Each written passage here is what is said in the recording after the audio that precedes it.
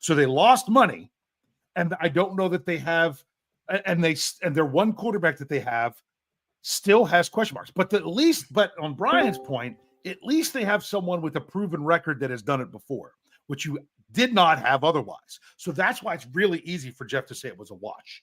But to me, getting back to Justin Fields, if you trade for Justin Fields, you are once again bringing in a player.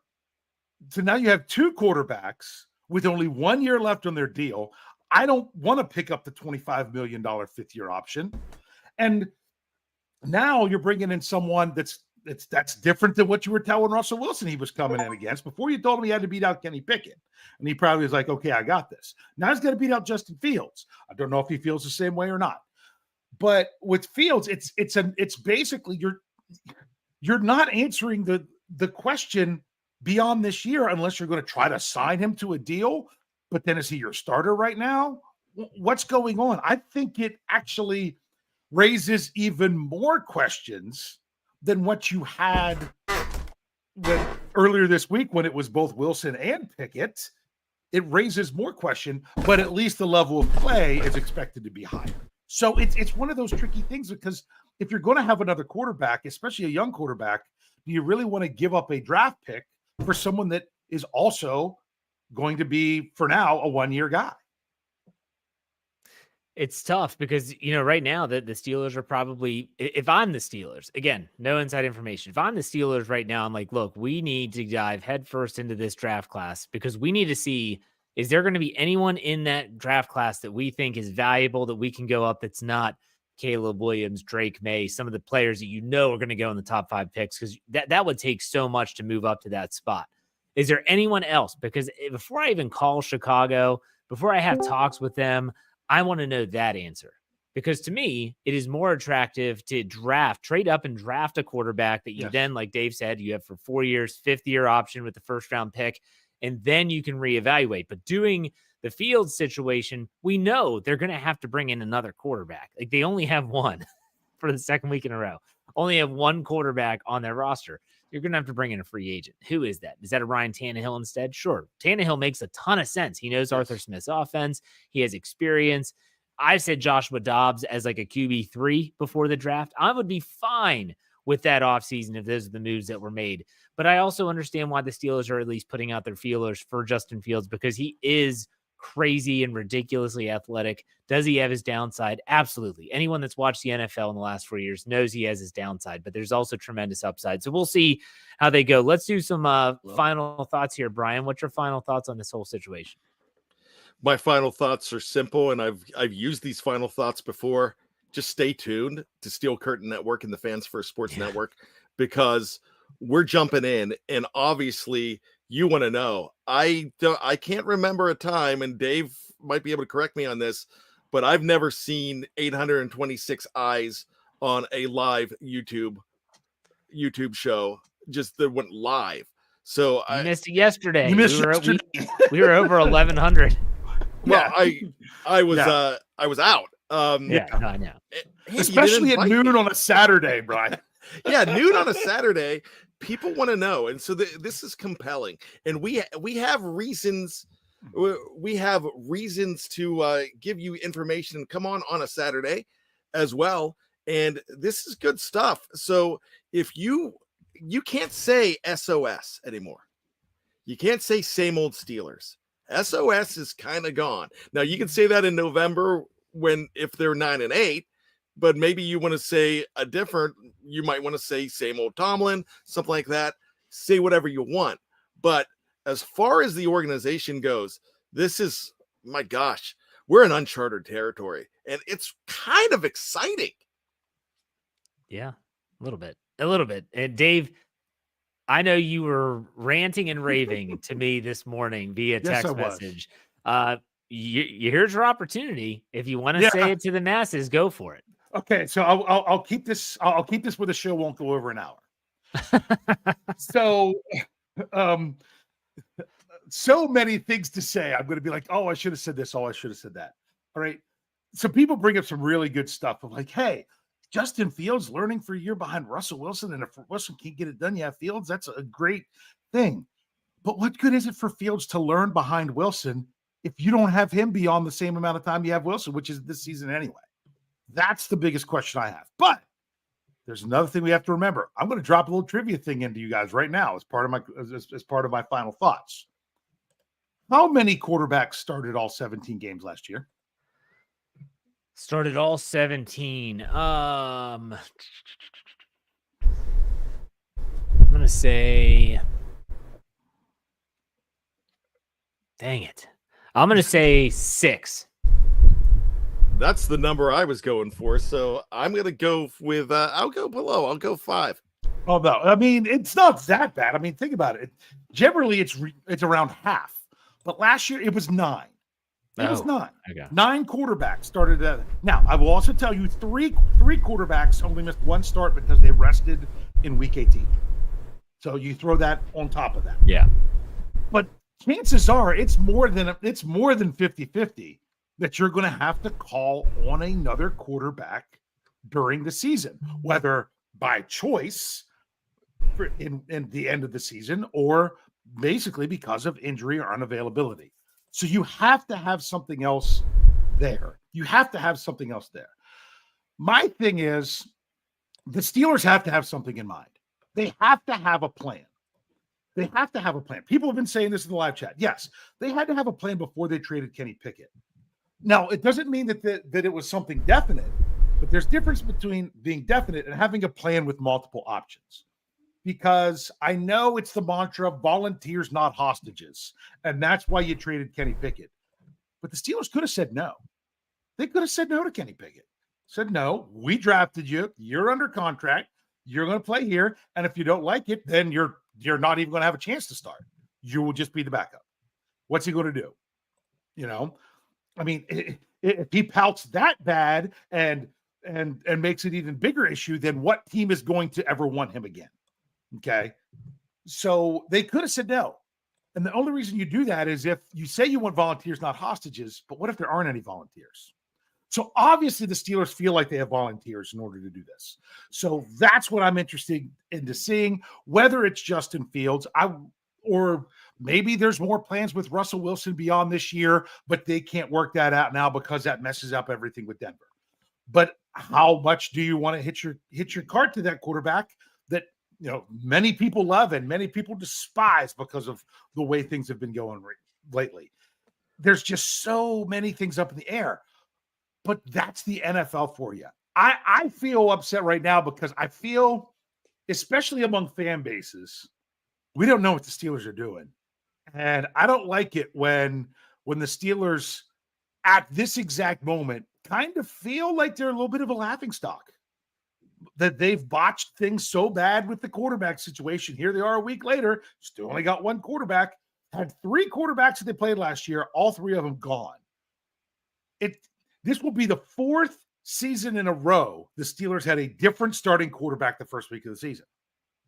This is starting to get into like Browns and Jets level stuff. And it's not that it's going to stay there, but we're in that no man's land. I want that answer so I can feel confident that this isn't what's going on. So for those of you out there that have to listen to fans of other teams being like, oh my goodness, the Steelers are screwing up their quarterback situation so bad. Ha ha ha. What are you doing? Okay. All I can do right now is just sit back and wait and say, come on, Steelers. You've always been that franchise that you seem to know what you're doing. Show me what it's going to be. And that's what I want to see. Whether it's if they choose to go Justin Fields, you know what? I can't wait to cheer for Justin Fields. If they choose to go in the draft, I can't wait to cheer for that draft pick. And if they choose to go another route, I can't wait to cheer for whoever it's going to be. I just want the Pittsburgh Steelers to be in the best situation that they can get into now. But now I just don't see which path they're going to take. So I'm in sit and wait and see mode. Yeah, I mean that's you said it well. And I think if anything has been proven about this past offseason is that you look at Deontay Johnson being traded, you look at Kenny Pickett being traded. I think that if you could sum it up, it's that the Steelers are not interested in your feelings. Yeah. They're not. And so if Russell Wilson, let's say they decide they want to go inside Justin Fields, and if they're going to be concerned about what Russell Wilson thinks or feels, well, then that would be kind of the antithesis of the moves they've already made this offseason Yes. as it pertains to Deontay Johnson and Kenny Pickett. They're not in the feels business. We're not interested in the way you feel about what we decide to do what's best for the organization. So we will see. Now, I don't want to end this without William Weathersby, who gave us 20 Canadian dollars, Canuck bucks, as we call them. He said, is Simmons out of play with Elliott signing offensive tackle in the first round?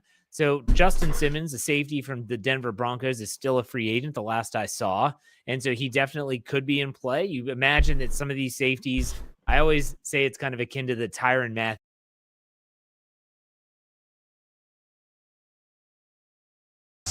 And they're getting caught out. A half clearance by Magnum. We're gonna win this game. And it does look like that at the moment. You see Sen are fired up. They believe that they have had the most difficult run. I mean, their run through kickoff, through the play-ins, their run here, fighting against Heretics, then fighting against Carmen Corp. Two big, heavy hitters coming up from EMEA. You got to think as well. I mean, you got two of those teams in the EMEA. It's only EMEA and Americans who are winning the titles. Yep. Two of the potential strongest teams at this event they've had to go up against early. And Kaplan clearly not happy in the interview at the arrival at having to be last out, first in, and not having that prep I time. saw him at breakfast. I don't think he got sleep. No, I mean, he's come in here, and I feel like the whole team has just got an aggression about them. Yeah, they do. They do. I mean, they're fired up. There's a certain rage about it with the way that they're carrying themselves in this one. They are determined. Doesn't matter how many obstacles you throw up in their face. Doesn't matter if you give them the #1 seed, the #2 seed of EMEA. They don't care. They're on a warpath right now, and their goal is the playoffs. Remember, this map tends to be attack-sided, so they need to be stacking up as many rounds as they possibly can. Carmen Cora, no slouches. Assuming that KC don't get mentally boomed here, they will still probably put up a good attack side themselves. So you can't let off the gas. What is this cooking? Okay. Fast play, paranoia. But Sen don't bite. They don't go for an aggressive reaction somewhere else around the map. They're playing it slowly. So many players from Sentinels are close to these ults coming online as well. The lockdown's one away, the pit too. Kills or orbs, random it. Of course, back end of the timeout, holding on to Mound. Paranoia only clearing the one side, Nade as well through. There's a couple of kills collected on either side, yet it's still Sentinels out on top of that one, whether the weaponry or otherwise, but they've got the protocols, they've got the aim, sharp as anything. The two players that were dominating the duels on Split, Tens and Zekken, just continue. Anytime you see them in a duel, obviously here it's against the Sheriff, but it just has tracked all series long. You see them taking a fight, you expect them to win it. The way they're swinging it, you know they expect to win it too. Yeah. It's been monstrous. There's none of that swinging into crouch spray, uncertainty with your aim, with your own abilities. It's just decisiveness. It's all been there. Yeah. But they expect to be winning every single fight. And look at it swarming the last two remnants here of Karma Court, 5-1. And I know we've already mentioned, listen, it's an attack side of map. Everything points towards it so far. All the data, doesn't matter what changes they made on Lotus, it still points into that direction. There are still chances, as much as that feels right now like there's nothing really going for Karmine Corp. The question is just how many rounds do they really need to get online on the defensive side? Quite.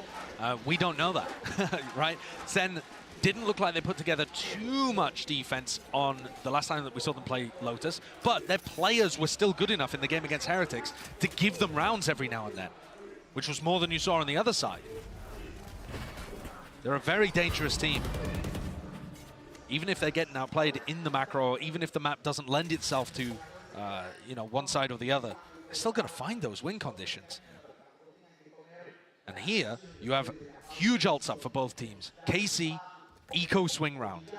They have to invest all of their ults to try to win this one. Time to play close here because he's got the showstopper. There it is. Beef on the movement? Acknowledge, yeah, beef on the movement. Massive one, in fact. He sees Tethered to the spot, rooted down. Won't be getting value with that. In fact, the second one to take a revive into this. That's wild. That is wild. The nade, unfortunate. And I said beef on the movement, but I think Zekken threw a blast pack to disrupt that, and the Seas came through afterwards as well. A little bit unlucky towards the end there. I think that nade was meant to be tucked into the corner. But I mean, amazing reaction instantly from Sen to Of stop that course. from finding any value. And they've neutralized the threat again, slowed the round down, denied information for KC, and now they can go wherever they like. Nightfall through the site. That's one trigger onto it. So they're going to know that at least there's one player there. That's Thomasy! Time to shine, son. Time to step all the way up, and he certainly has done so. Still in control of Tree. Here's the pivot being called. Door broken, Haunt forwards, rotations abound. Breaking it through now with the paranoia to really set that one up. Shin giving them this space. Locked down. Going to be committed. Close towards it with 15 seconds to spare. Is there any attempt by Karmine Do they want to be aggressive into it? Looks like they're going to give them that space, and now planning for a retake of their own. This pit could allow, John Cuty's going to commit pit here, and this can allow them to get back into the site and help them flood, Lockdown. stop the lockdown from really finding too much value. We'll see. Even Tense as well, holding the TP as well, making sure they can get straight back into the fight. He's forwards, into the corner, barely expecting it, but it's traded almost rapidly on the approach of counter pit. Online, layers it forwards, and Karmine have got the players, they've got the bodies, they just need to win, and they're going to get it. The round going their way, finally. Feels like it's been a bloody long time at that, but that second one is on the board for them. And they took a lot, don't get me wrong. A lot of ultimates had to be expended. Yeah. Sen made it extremely expensive, and I think that's the silver lining to KC winning the round there if you're looking at it from the perspective of Sentinels. But a lot of ults being drained on both sides. This play, though, it just wins the round. Oh, yeah. Right? They're hoping that Thomasy is going to be passive in this situation, is going to respect the Nightfall, worried about being pushed from one angle. No, he holds his ground, steps up when his team needs him, and puts one on the board. We'll see more of that. Show me a bit more fire, Karmine. Come on. Satchel through for Zekken. It's fast and double satchels, both being used to Ult, punish straight in. potentially. All from Tenzi's just taken out. Completely punished. Bullet to the dome is all it takes, and yeah, that's the punishment, a stick in that one. I suppose he thought it was clear. Door opened up, rotating now, calling. Pivot, getting a move on, out towards the C side. Now it is entirely open. Util still going to be used to clear it. There was a Seize and a Nana Swarm. It's going to be completely given up, in fact. Now the question is, what kind of post-plant aggression do we see here from Sen? I felt like on Split, their post-plant aggression was timed well. They played together. A little more sloppy for KC. Here, we see John with a bit of a timing. Bit of a timer, but he might just miss it here. There's a Nightfall as well. Boombot forwards, Nightfall. Now the sound cue is going to be missing from a few of these players. Elsis is in a one-and-done position. Blinded. Satchels. Martin barely grappling onto that one. A Satchel forge just in case. Cuts it up. And now everybody playing from Mount. A backwards position, but smoked off. Immaculate stuff from Shin. Almost going down to the spray. Down here. Damage done, but the bullets flying through. And true for Karmine Narrate. Able to stick this half. 1v2, 1v2, not sticking it out wide. And the patience played by Karmine will get the job done. That's more like it. That's what you got to see from KC when they were playing in EMEA. Coordinated on the retake. I was worried just for a moment when they lost track of where the final player was and one went to check Waterfall, the other Mound. But they got the play there. The punish onto Tens through a Snakebite Nanoswarm to stop the rest of the team coming in, isolate Tens, get the swing and punish. Very nice from KC, and they follow up. 2 rounds back-to-back now puts KC in a much better position. And the ults still nowhere near for Sentinels after that huge explosive round in round 7, where both teams utilized the entire war chest. Follow up from the Prowlers, just a handshake there, front section of B. No real aggressive map control other than Shin. He's holding close to Mount, refreshing the one way. He's going to be able to TP out of dodge if there is any danger. Now you can see pings here though. They're getting ready to put pressure B and actually crush this C setup. Shin has got to be so worried about this. That's why he's holding it, paranoia, but still, it's going to be coming from multiple angles in the end. Does have the TP forwards. What a call! That's Martin confident. just swinging right through. Narrate follows it up, and listen, there's no one else watching for it. That was the danger there if he ended up losing that fight, but they don't. It's exactly right, Josh, what you were calling for. That confidence is back, and it's boundless right now for Karmine. Opportunism, looking to take the timings, even if they're not playing together.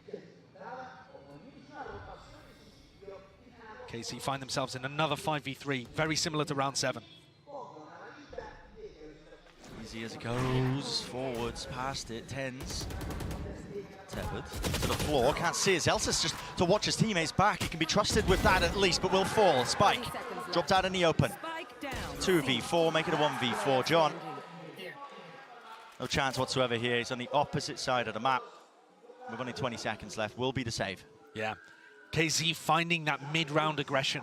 Sure, the previous was taken with that punish onto tens, but they found themselves the player advantage situations so many times in the last 3 rounds.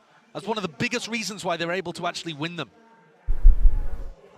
They're able to find a double kill that comes out from Tomashi, then they get the punish onto tens, and in this round, it was such a nice audible called by Martin there and Narrate, deciding to take the swing through, using Shin almost as bait over towards C. Pre-planned or called on the fly. Shin was completely alone on C. I mean, this team is big brain enough that they might have set that up as a bit of a fake there, like, oh, look, we're playing Mound, come and punish us. Either way, lovely setup by KC. And you were asking a question earlier, Bren, as we go into this Sentinels timeout. How many rounds does KC need on their defense side? Because this is generally an attack-sided map. And I think now that they've got 4, you're feeling relatively comfortable, even if Sen take all the rest. At minimum. A4 half, you can definitely come back from that on Lotus. You can over that. You need things to go right for you, obviously. You need, you know, either a pistol or to start rolling with the rifle rounds and get the ults online.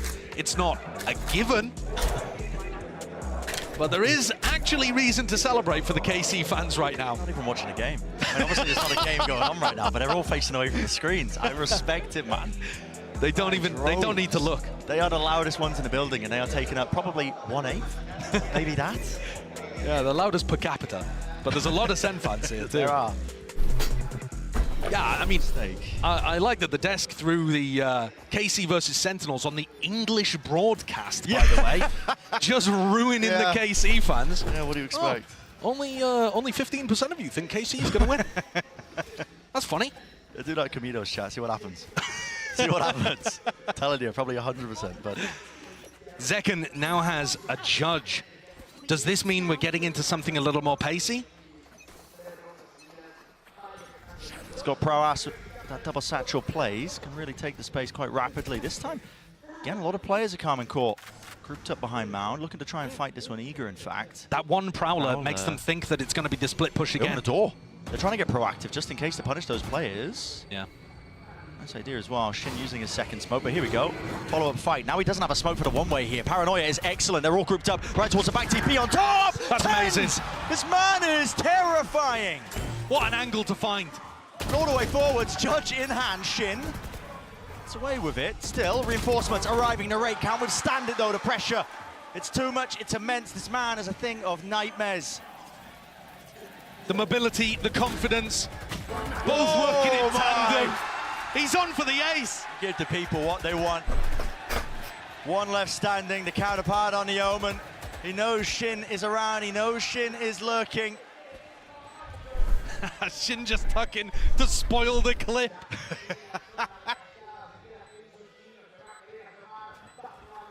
Ten and 4, what a demon. You saw that the counter paranoia there thrown from Shin pushed back the rest of Sentinels. Nobody else was able to get the punish in that kind of way. But then when Tens teleports up top, he's not been caught by it. Everybody else is blind. It is shooting fish in a barrel.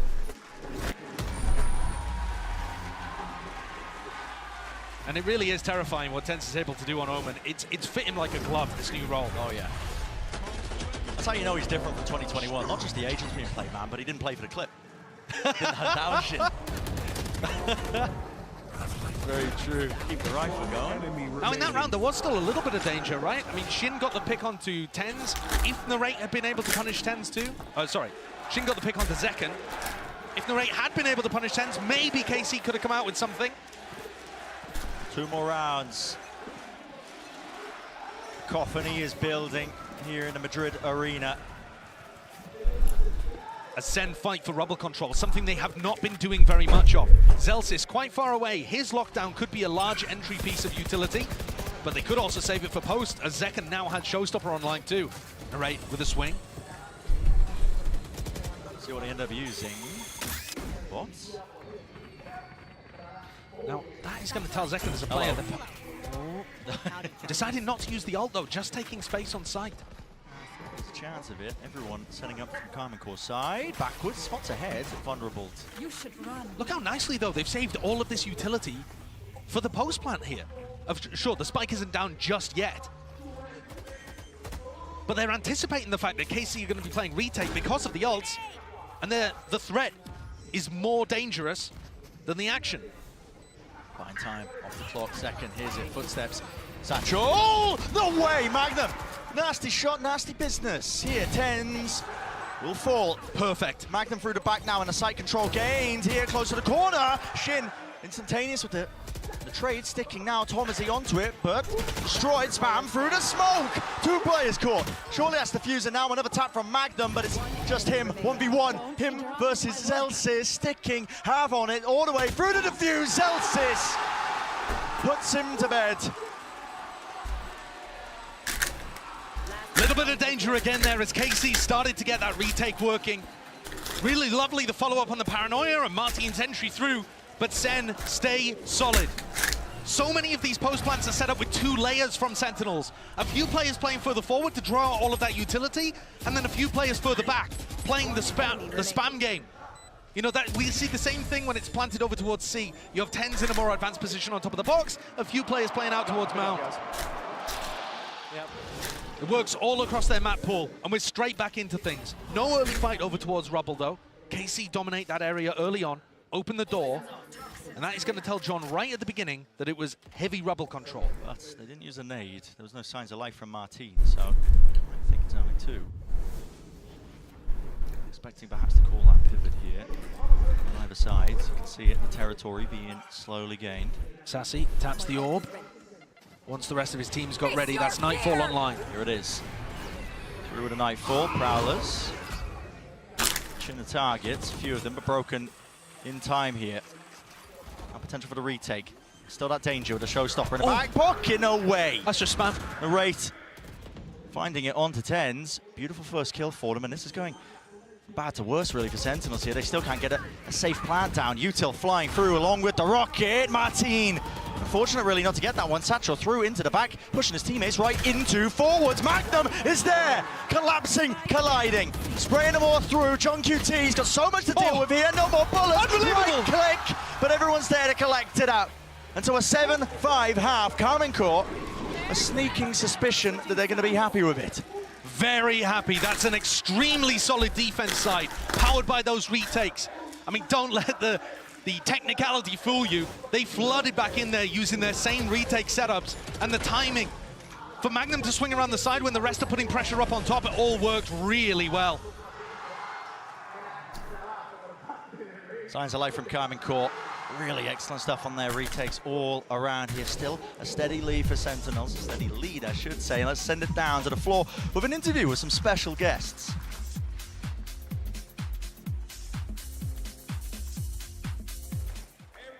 Down on the floor, and I'm joined by Mama Zekin and Mama TenZ. Give it up for the parents. Los madres. Mama Zekin, we saw you in Americas cheering on your son. Now you're here in Madrid cheering on your son. How does it feel to be able to travel the world and support your son as he pursues his dream? I feel like I'm the happiest mom in the world. Woo!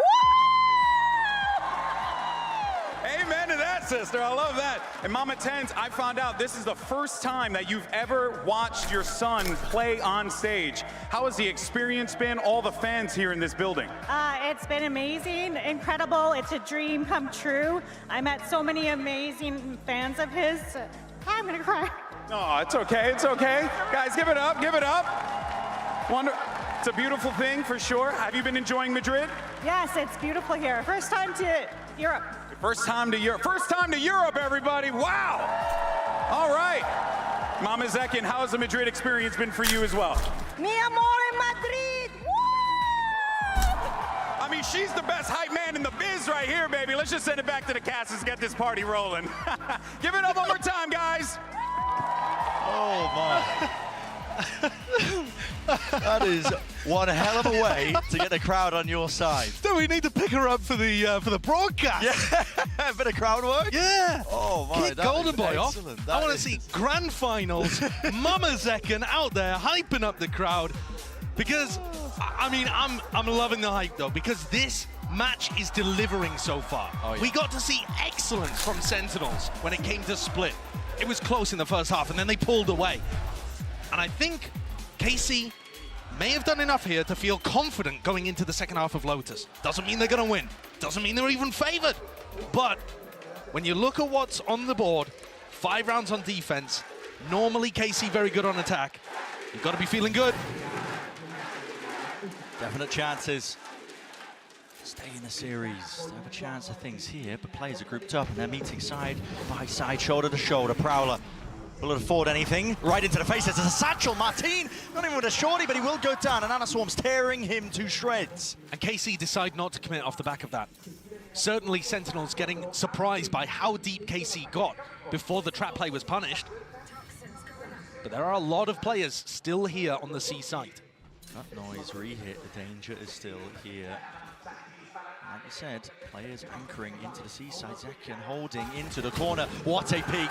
It's a Karmine classic, and they've just got it. Look at themselves. Dodging and weaving out of the woodwork is what it feels like. Really nice. All of that fundamental prowess that we saw from KC being demonstrated here. Certainly warming up into the tournament. Starting to showcase the strengths of what made them a team to be feared. This pistol round was a great call coming out from Magnum.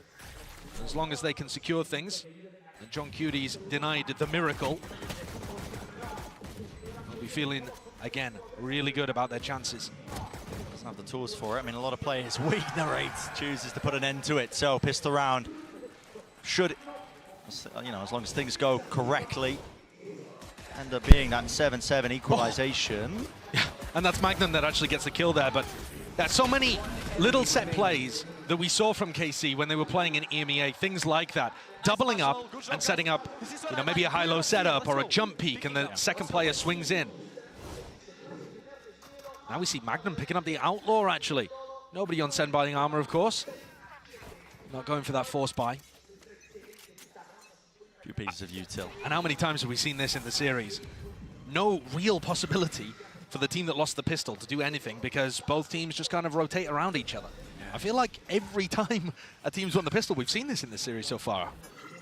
Dodging that variance. Roaming around the map like a pack of wild animals.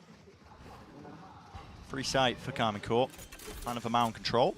Yeah, and a great plan. And now, once you get the plan down this easily, you have the mental bandwidth to start thinking about how do we optimize our ults. Right, so do we want to try to load them into Narrate because he's already halfway? Do we want to try to prioritize Martin, perhaps? These kind of things you can really start to ponder. But there is still pressure here onto Tomashi. In fact, Senna committing utility into this. Things they really did purchase and buy. They've squeezed the players out towards Mound. Time ticking away, running short. Clearance called by Karmine Corp. So right through the back there, and Sentinels realize that there's really no chance of this. They're making another call now, moving their way forwards. And I think just looking to try to die to Spike here. But Sassy is going to take a little bit of a time in. Players are caught out in the open. They're going to be able to die to the Spike. Yep, yeah. Okay. So really successful there, to be honest, from Sentinels. Not allowing KC to get close to any of the large ultimates. And that's very important. Lotus, I think, more than any map in the pool right now, is so ult cycle dependent, especially when with it being attack-sided and both orbs being accessible to the attackers too. It's a mixed bag of a buy, though, for KC. They've come into this bonus with some unusual weaponry. I'm interested to see if Magnum can get anything done with his Outlaw. He's the sole player holding back the A push, and Sen have committed 4 players to dominating that fight. Yeah. 4 players with light armor too. Lots. Yeah, that's a great point. Great point. 4 players that would die in 1 shot to Magnum. There's that extra danger. So you can see the decision making being used here by Karmine Corp. This smoke setup as well just allows them to hide, play not quite an anti-flash position, but at least hiding from the initial haunt. If there is a call from Sentinels to refight when the orb is tapped. Loading up the ult orbs onto Narrate, making sure that Nightfall gets online. You can see the pings over towards Rubble, pointing out the 3 main positions that somebody like TenZ would be playing if they got him posted up in an aggressive spot. So they're going to go through the motions there. making sure that they clear all of these angles. There is nobody home whatsoever on A. It's a weird one. Look at this. I mean, back and forth as the call's going for Karmine Corp. Looks like there's a lot of uncertainty. I mean, Sen are basically just playing rotate through spawn right now. They're not trying to, you know, anticipate this so much as just rotate. No way. Don't know what gave that one away. Still, it's a kill. All Sentinels. First kill going their way. Another They've smoke. anticipated Put this back pivot. Up. Yep, they're looking for it and expecting it. Out towards B. Smoke still up into heaven. What's the call going to be here? With only 15 seconds left, the chance really to try and fight them aggressively. Haunt broken, Boombot now, 11 seconds plan. Finally going down, but what is the fight? Yeah, right through. Sees, no connection. Second! Oh! The hopes and dreams torn away in this round. Shin wrapped and caught. Cheeky flank timing. Destroyed. Not getting away with that. That was a really bizarre round, though. Sen were rotating through spawn, off noise cues, off reads, and just trying to stack the correct position where KC would end. They're not worried about leaving holes because they're just trying to be hypermobile around the map. That can really bite you. If you're planning to play defense like that, sometimes if the attacking team just cuts noise, you're just running around having no idea where things are going to end. But the reads there from Sen were perfect. They got the right call on where KC were going every time. Let's go, boys. Good job. No damage on that bonus. Yep. Really good job, boys. No damage, but a healthy buy on either side. Vibes Merchant making sure everything is in order. Here we go, TP forwards, dash it across here, sees nade, everything being combined. Shin surely goes down, he gets a kill on second. How's that happened? How has he managed that? He was caught dead to rights inside the C's nade.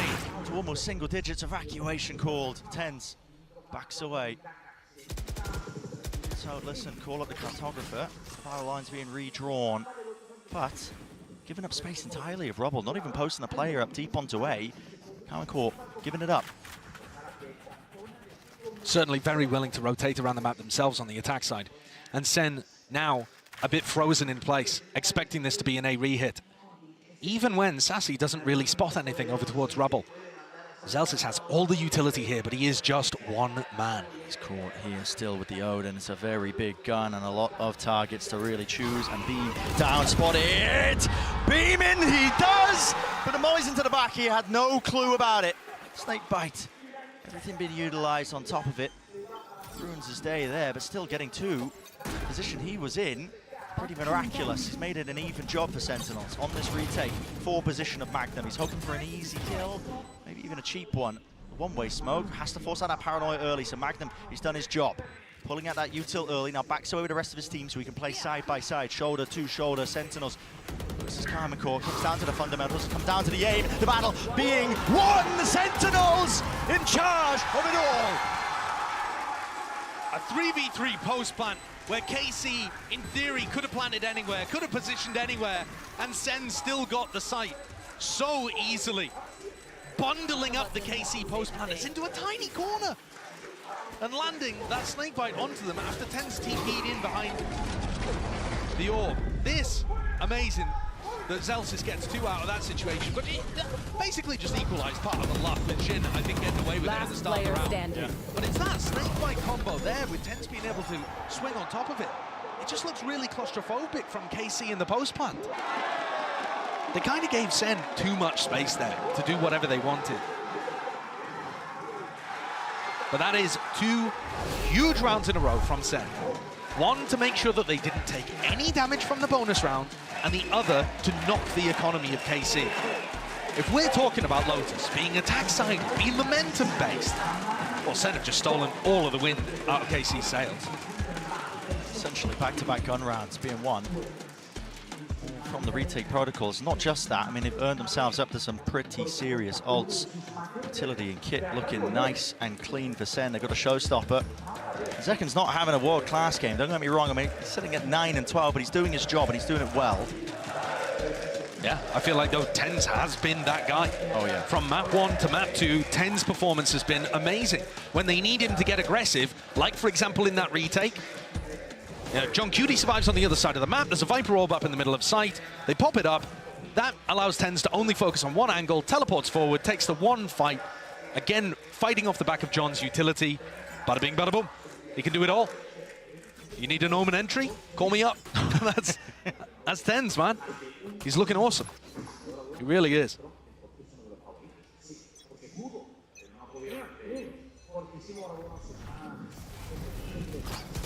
Fight over C early. Again, same smoke, but it is that weaker by Carmine Core. And you either need a really good set play to be able to push this one across the line, or you're looking to try and, do damage to the economy and draw out ultimates. Certainly B is the best site to fight with these more close-range weapons, like Magnum's Stinger and Martine's Judge. They haven't cleared Martine. Oh, way! Tens! Adjustment of a lifetime. Snappy and precise, a bit later towards the end, but I'll get the job done there. 10-7. I mean, that was wild. Martine was just stuck in the corner with a Judge there, but he got blinded up, and I don't think he realized that people were pushing through the door on him. Yeah. He probably had a couple freebies, but great adjustment from the Phantom Tens. They completely neutralized that round. This very reminiscent, actually, of one of the earlier rounds that we saw from KC, where Martine and Naray pushed out through B, trying to find that timing. And here, Sentinels on defense, being proactive, clearing out that area in the mid-round and catching KC before they could set up. Carmine Core aiming to win that fight out, but they don't actually have anything planned for the Hornets. Potential mistake there. Lots of pings to a variety of players. Carmine Core, though, not dissuaded. Now with a Nightfall. It's going to scatter, flow forwards here. Zelsis getting tagged. Same with John QT. They're not going to know how close these players potentially are with the alarm bot being broken. Sees into the back of the site. They really don't have a clue. Zelsis spraying away and praying. Just hoping that the reinforcements arrive, but he backs himself into a deeper position, tucked to the back, still danger, vulnerable, no way in hell. Second showstopper, but there's players right behind him. They don't have a clue. Shut down, close to the corner, is shittily surviving, keeping his team alive in this round. It could go in any direction. And Naray is still struggling to get the plant down. Some of these fights, the way it goes, I mean, flip a coin, you have a better chance of guessing. Still up onto the ropes, that's Shin. Forwards. Do Sen expect it? Do Sen expect it? Do they expect it? They do not, John. Brought down. Angles watched. Forwards now. Sassy keen to take the fight, keen to trade it out. Through the box though. Couple of straight bullets and Sassy's dropped down. Everybody watching, and eventually adjustments are there. Well, that one was dangerous for Carmine Core, but they come out on top. Magnum's position in pit ended up being so important. But there were moments all throughout that round where things could have flipped in either direction. So much of it coming down to timings that they find on one another. This, for example, not even a half clear from Zekken in that corner. Too many positions to try to guess at. Great aim from Magnum there. Big readjustment. Pulls KC back within 2. And they can start here to work some of their ults and start to build a bit of an economic cushion. Be the win con. One away, Martine builds it up. As the rocket. Prowler, Boombot. First wave of util to dissuade it with the Nanoswarms, both of them being deaded, and Celsius putting the Odin to good work. Look at that, spraying through into the angle. Timing. Both double swinging through, but they're vulnerable up now. The nade goes flying forwards. A connection. Celsius couldn't withstand it. And with the lockdown as well, you have to respect it. Sassy's overstaying his welcome, praying that somebody would open himself up into that sideline. The plant for Mound this time, instead of the more claustrophobic one on site, allows KC to play 2 layers of this, and they still have Martine's showstopper to work with. Surely they win it. Well, looks incredibly favoured, at least with the ults. Horns towards the back. Sentinels are already in. Showstopper, no one to break it. Couldn't let loose with the Prowler, the fuse burning away. Half into it, it's a gamble. John QT, he finds it, still 4 versus 4. What other util did he really have? They've got to play it side by side. Time working against them. Paranoia, Tens waiting for the timing. He flips the switch and now moves forward, but so do Carmine Core. So do Carmine Core in complete control of the front section of the site, and a decision is made for him. John QT hightailing it out of there. well played by KC. Adapting to what Tens was trying to go for. Sentinels, you could see, were expecting KC to have already fallen back to Mound. They thought that they had the site roughly for free as soon as Martine got picked off after using his showstopper. That was not the case. Both teams really messing with expectations. And it's Celsius, a headshot through the wall there that actually sets up the nade kill. A little unfortunate. But both of these teams are looking sharp. Mind games on mind games in these retake post-plant situations. But Zellsis once more has been left alone over towards C, and KC, like 5 hungry wolves, staring towards a snack on the C site. Just that, I mean, vacuuming up these orbs. Granted, and given the C mound area basically every single time. There's no plan in action for Sentinels. They did manage to take rubble over towards 8, so they've got 10s posted. And we haven't actually seen 10s in this position before. We know that KC have got protocols to clear this out. We just haven't seen the fight actually occur. Now, do they believe that 10s is not on top of rubble because they've seen Zeka? Not going to use a molly to clear it. One way. They do not like what they've seen. No. They're happy to return back over to Magnum. He knows that there hasn't been any re-aggression on C.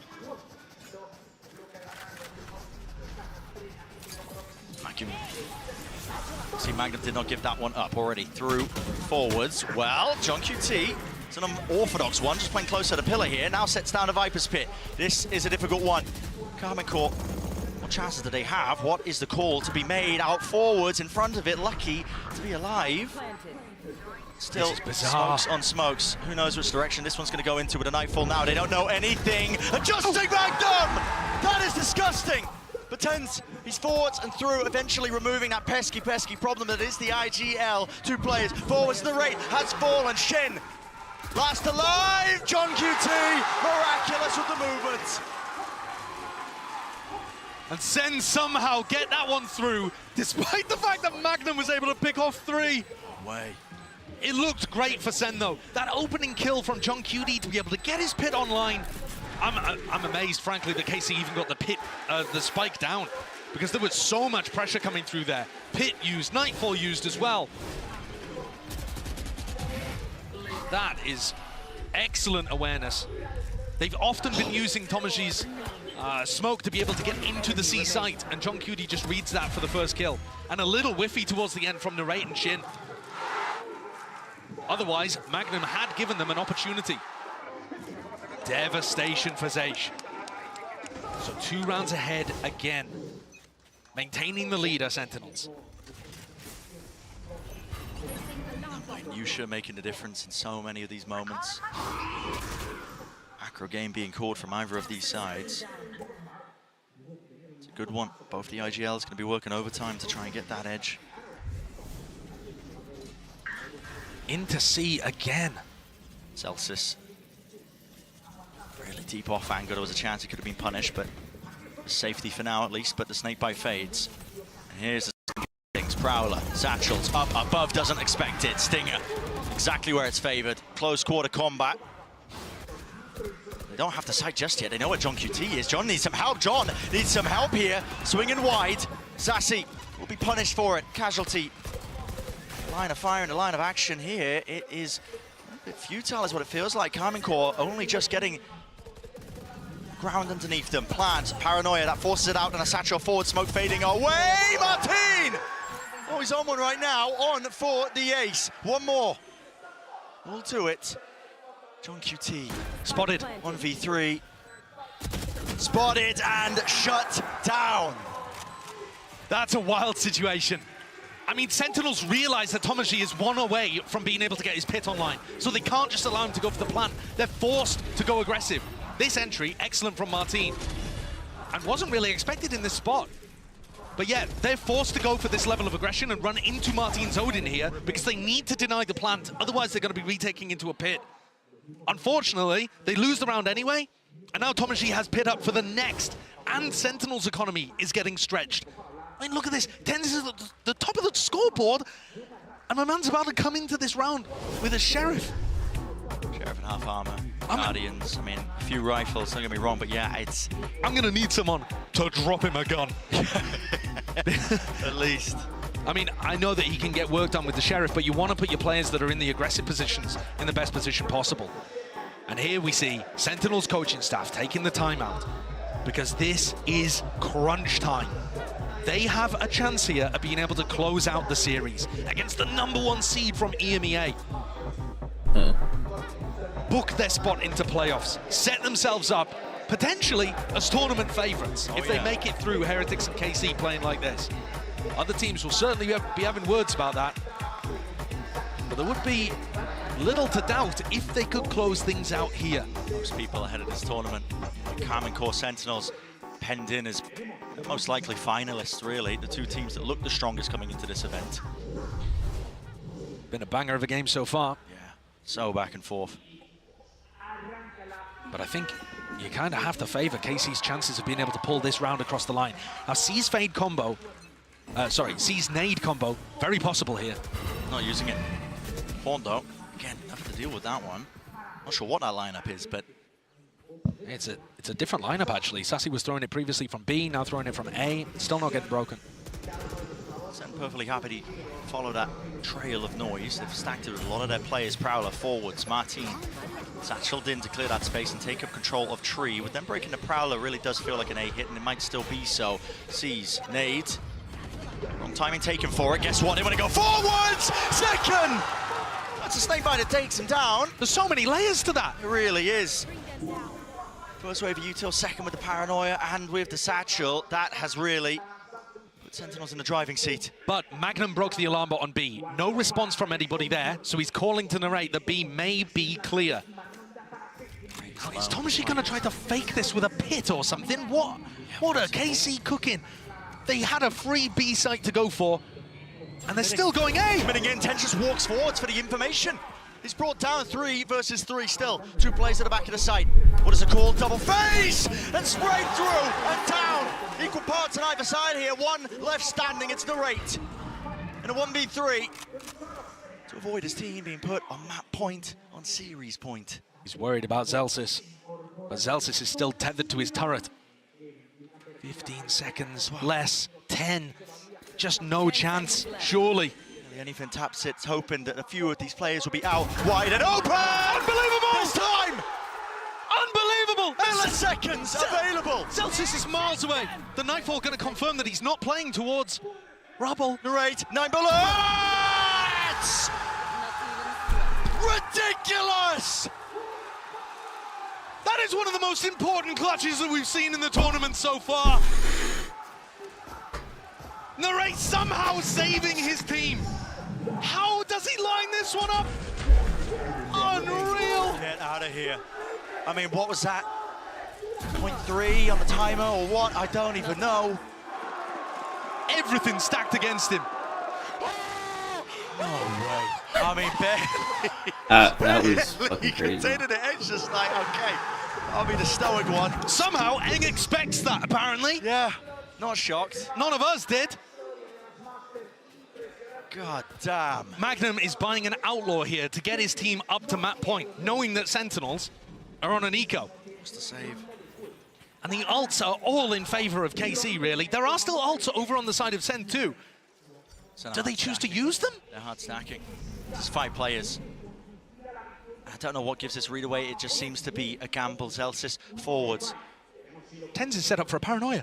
Are they going to try to clear this? Yes, they're going to be trying to fight this one. Paranoia, forwards, haunt, broken, tags it in the smoke, forward, Satchel's backwards, a boundless second, he let the rocket loose, and Sentinels, no way!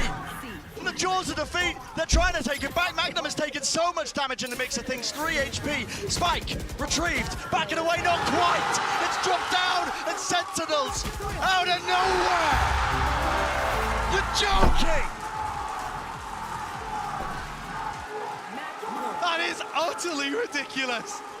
The 5-player gamble stack just at the perfect time. Crazy. And not just that, but finding the play of the Haunt being broken. I mean, look at the way the Martin is playing that. They find the exact moment that KC were about to commit.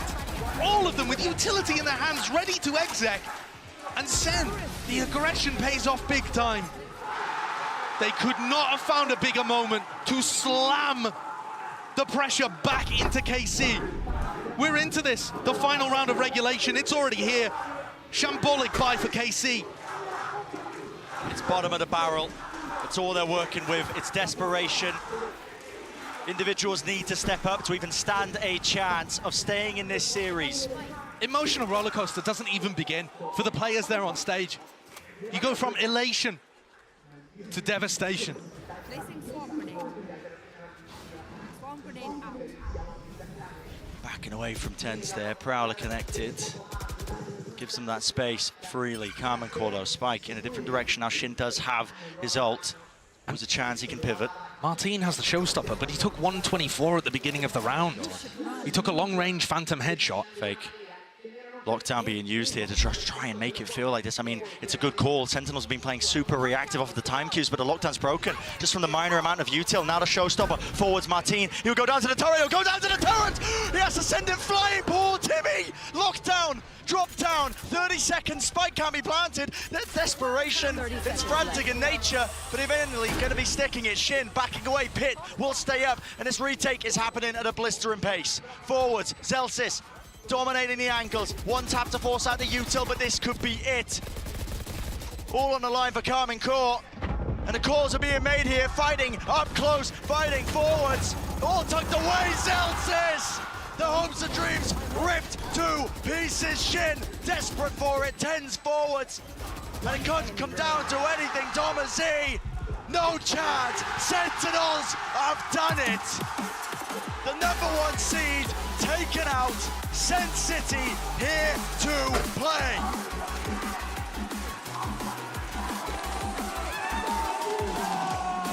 Well, despite it being a 2-0, this match delivered. Those final moments are just bonkers. Sen being able to take this map with a 5-player gamble stack over towards C that takes the win. It looked poised, it looked ready. It looked like it was going to bind.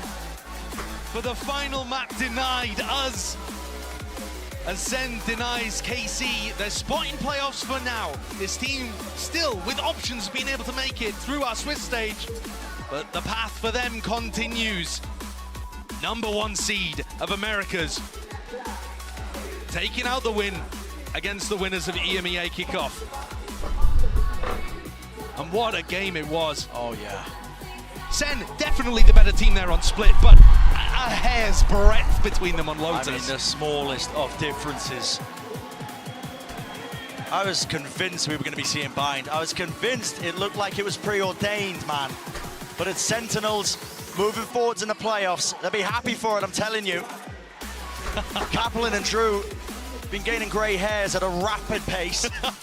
They haven't had a break, man. They haven't had a break, but finally, a bit of peace and quiet, time to prepare. Sentinels are first team in the playoffs. And you've got to be thinking, they're looking like one of the favorites to be able to take the entire thing. Yeah. Because chewing through, and listen, they had some close maps, some close games, but chewing through both of those EMEA teams who are looking so hot in their regional matches, Sen are looking excellent here. And with all of that time to be able to prep, certainly they're going to be looking at all of the other teams, seeing like who looks dangerous as they head forwards to playoffs. Potentially even more dangerous as well. I mean, of course, can't count out Karmine Corp. They're not out of the tournament just yet. It's the Swiss stage. Listen, they're going to get that chance of redemption, that chance of playoffs. But against still. who? Against who? Against who? Against who? I mean, there's too many unknowns, man. There's too many unknowns and too many other good teams. I mean, we're barely any way into this tournament, and we're just seeing such a high quality of play. It's just insane. It's insanity. It really is. It's also just incredible individual ability being brought to the big stage by these Sen players. Yeah. They've worked so hard to increase that fundamental stuff. The retakes, the discipline, the coordination between the team, the IGLing that John Cudy's brought in.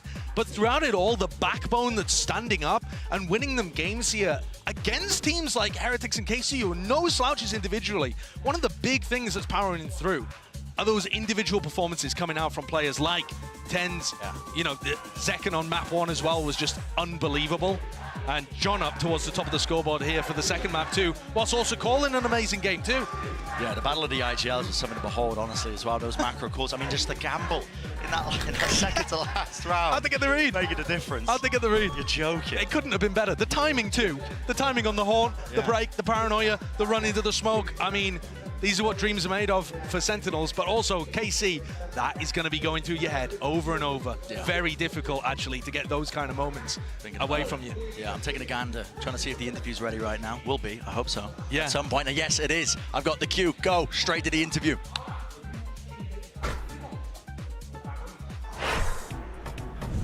What's up, everybody? Let's give it up for Sentinels one more time. Yes. I'm here joined by Join QT, and we're going to have a little bit of, we want to hear the feelings after this matchup. Estoy aquí con Join QT, vamos a hacerle unas cuantas preguntas sobre este partido. First of all, after failing to win Ascension, getting back to with your coach, getting here, making it to the big stage. Now you're on to playoffs. I assuming that you're feeling amazing and crazy, but how different is actually IGLing and preparing for Americas compared to this? It's not much different. We just have our process that we follow. We just trust our protocols. We're approaching the games the same as we approach them in Americas, pretty much. Just making sure we understand how the other teams play and how we want to play, and just trust ourselves, pretty much. Le he preguntado sobre, obviamente, se tiene que estar sintiendo encima de una nube por toda la trayectoria que ha tenido y estar ahora aquí, será además el primer equipo que se clasifica a los playoffs. Le he preguntado cómo es de diferente prepararse para América que prepararse para aquí. Y dicen que básicamente hay que confiar en sus protocolos, en lo que tienen preparado y que la diferencia realmente es mínima. Okay, you say that the difference is not really there, right? But coming into today's matchup, knowing that you barely had any time to rest, how was the preparation, if there was any, especially, you know, with the maps and everything that we saw? The preparation wasn't that long, to be honest, because we had no time. We just made sure to trust ourselves, discuss the veto, and the coaches watched the games. I also watched the game, and we pretty much just predicted the veto. I watched their Lotusens play. I was very aware of how they played, and they didn't change much, so it wasn't that hard. What was the hardest thing to adapt within the game for you? The hardest thing was just to make sure we're not nervous. I think yesterday we definitely played bad and we still won, but we were very shaky, making stupid mistakes, stuff that we're not used to do. So I just made sure that everyone stayed comfortable and played well. Le he preguntado que también cómo se ha preparado con tan poco tiempo, ¿no? Después de que ayer fueran el último partido y hoy el primero. Dice que tampoco ha habido mucha diferencia entre lo que Karmine Corp ha hecho en días anteriores y lo que han hecho hoy. Con lo que más dificultad han tenido, sí que ha dicho que es con mantener las energías y no cometer los mismos errores pequeños que cometieron en el día de ayer. Well, thank you very much, Join QT. Let's hear it one more time for Sentinels as they make it to playoffs. Nos vamos a ir a un cortito descanso, pero no os preocupéis porque tenemos más partidos. Don't go anywhere. We have another matchup coming up next. Gen G versus EDG.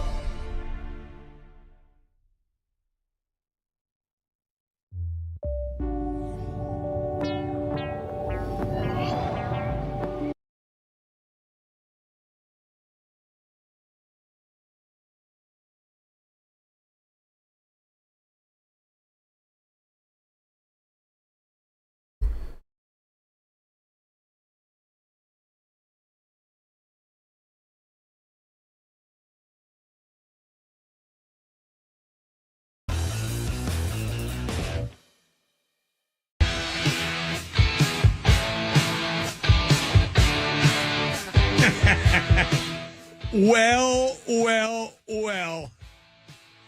Adam Schefter's reporting that the Pittsburgh Steelers have traded Kenny Pickett to Philadelphia. A pick swap. Details to follow. Because being the big baby that Kenny Pickett is, and always has been, Kenny Pickett wanted out. He was going to cause problems, so the Steelers ditched him. Small hands, big ego, no balls. And Kenny Pickett's going to be the backup in Philadelphia, too. Kenny Pickett just wanted to dodge the embarrassment of being benched in Pittsburgh, and he's going to go hide in Philadelphia. What a gutless stiff. I told you. I told you, I told you, I told you. I bet you all believe that Seattle story now, don't you? When he refused to dress as the backup? 100% true. Had to be number one on the depth chart when Rudolph was starting? Big effing baby. A wasted pick? A mediocre talent? Van Wilder? See you later.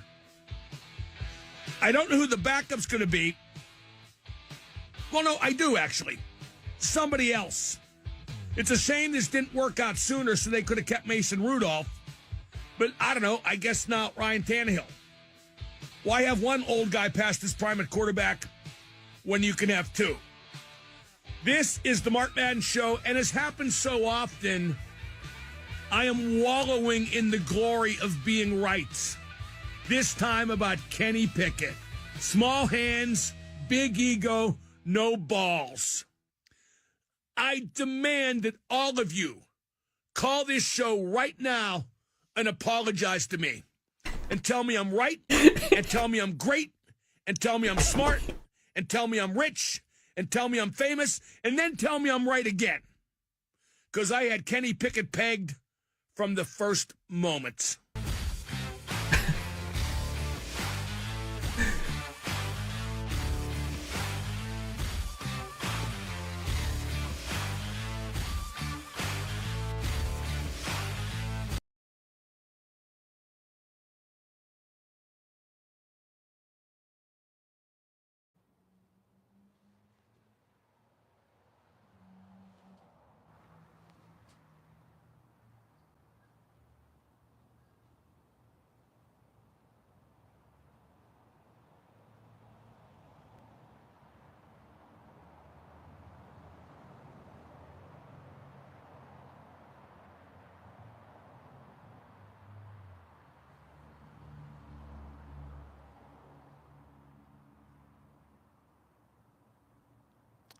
I hope nobody finds the clip where I said Kenny could be in the Hall of Fame someday.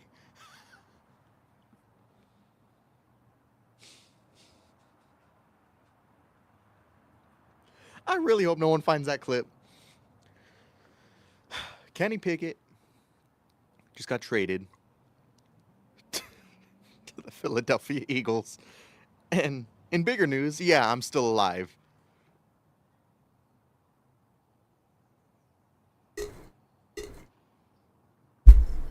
Huh.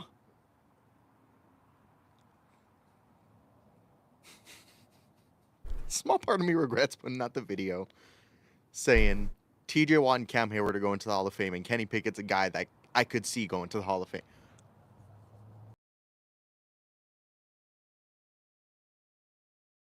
All right, YouTube, what is going on? It is Zaya here from Zaya and the Steelers, back with another video. And in today's video, we are going to be talking about the Kenny Pickett trade situation. Boy, this caught me off guard, and we are once again back with a 12 a.m. upload because I was at work. But if you are a Steelers fan or you enjoy NFL content in general, be sure to hit that like button, hit the subscribe button, ring the bell. We are pushing 500 subscribers. Thank you guys so much. Shout out to the people who have subscribed already, and shout out to the future subscribers, man. So, man, what happened, bro? Like, this is crazy, man. If you're like me and you own a Kenny Pickett Steelers jersey, hey, man, we got cooked, bro. It's over, man. If you were excited last season after the preseason, you know, like you had faith in Kenny Pickett, I did too. I'm sorry, bro. I don't know what happened, man. It never looked good. We know the situations with Matt Canada. We know the situation he was put into. But, you know, we got the Kenny Pickett jersey on and the Pitt helmet in the back. I'm sure you guys have heard enough from the people with the Kenny Pickett jersey on and the Pitt helmet in the back about how much we let Kenny Pickett down and how much the Steelers failed Kenny Pickett and all this and all that. I am here to tell you, with the Kenny Pickett jersey on and the Pitt helmet in the back, he is not without fault, man. He is not without fault. He did not play the best given the situation. He did not, you know, take the air out of the room or whatever with his play. He definitely underperformed. And it was a given, man. It was a given that we were going to bring somebody else in.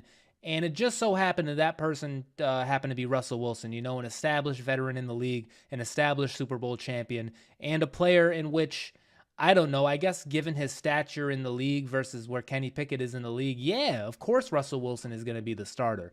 I have a video on this channel from about, I don't know, maybe 4 or 5 days ago of like, Steelers fans, can we be for real?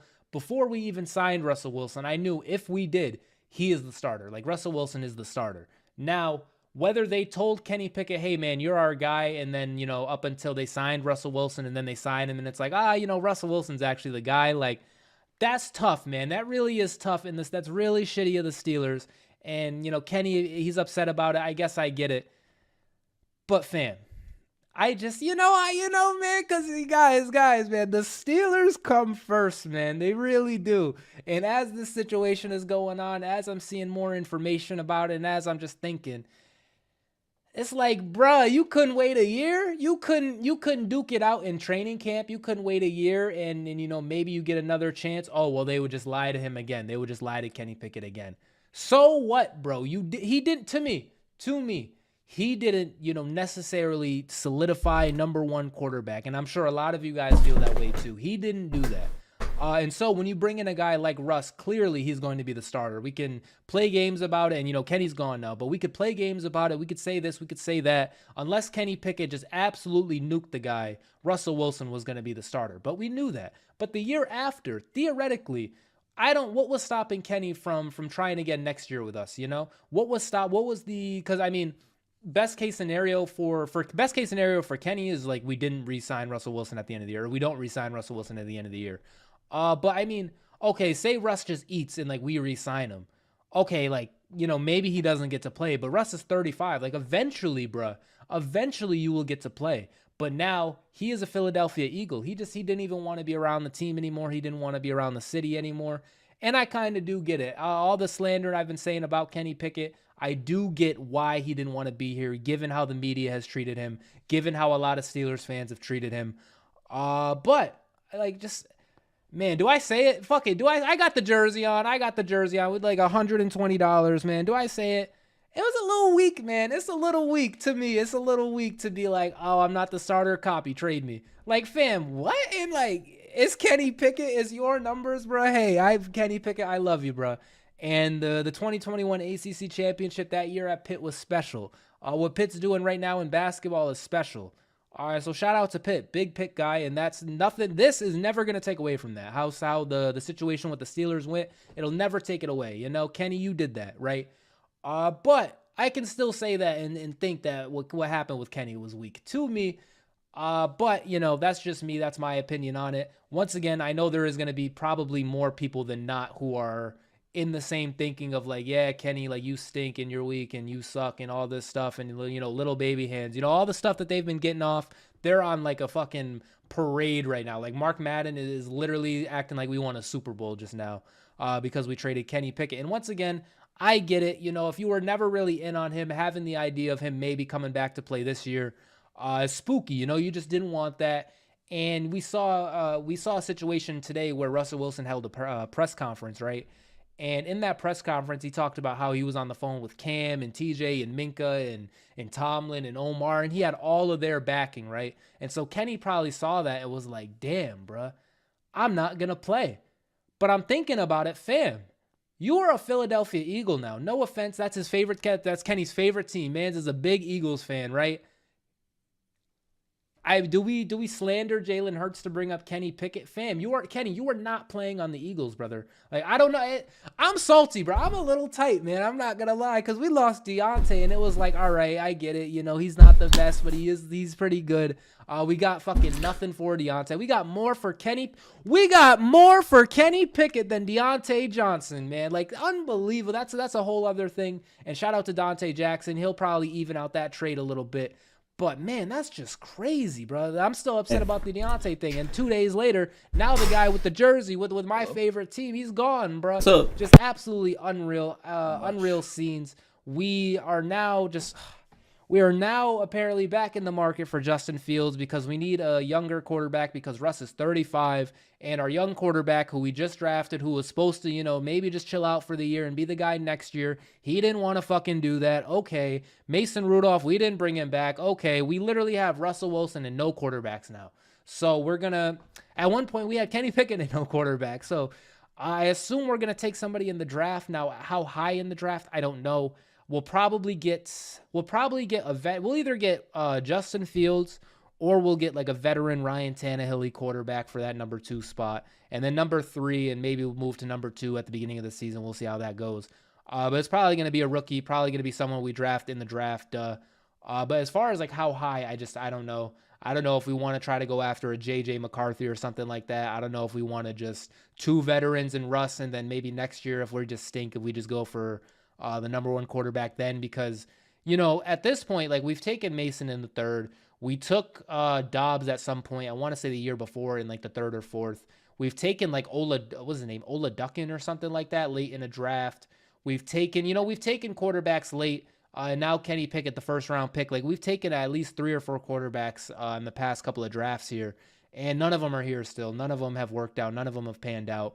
So I say, and, you know, I thought we were doing this with Kenny, but I say we just kind of hold firm until we have a real good look at a 1st round quarterback again.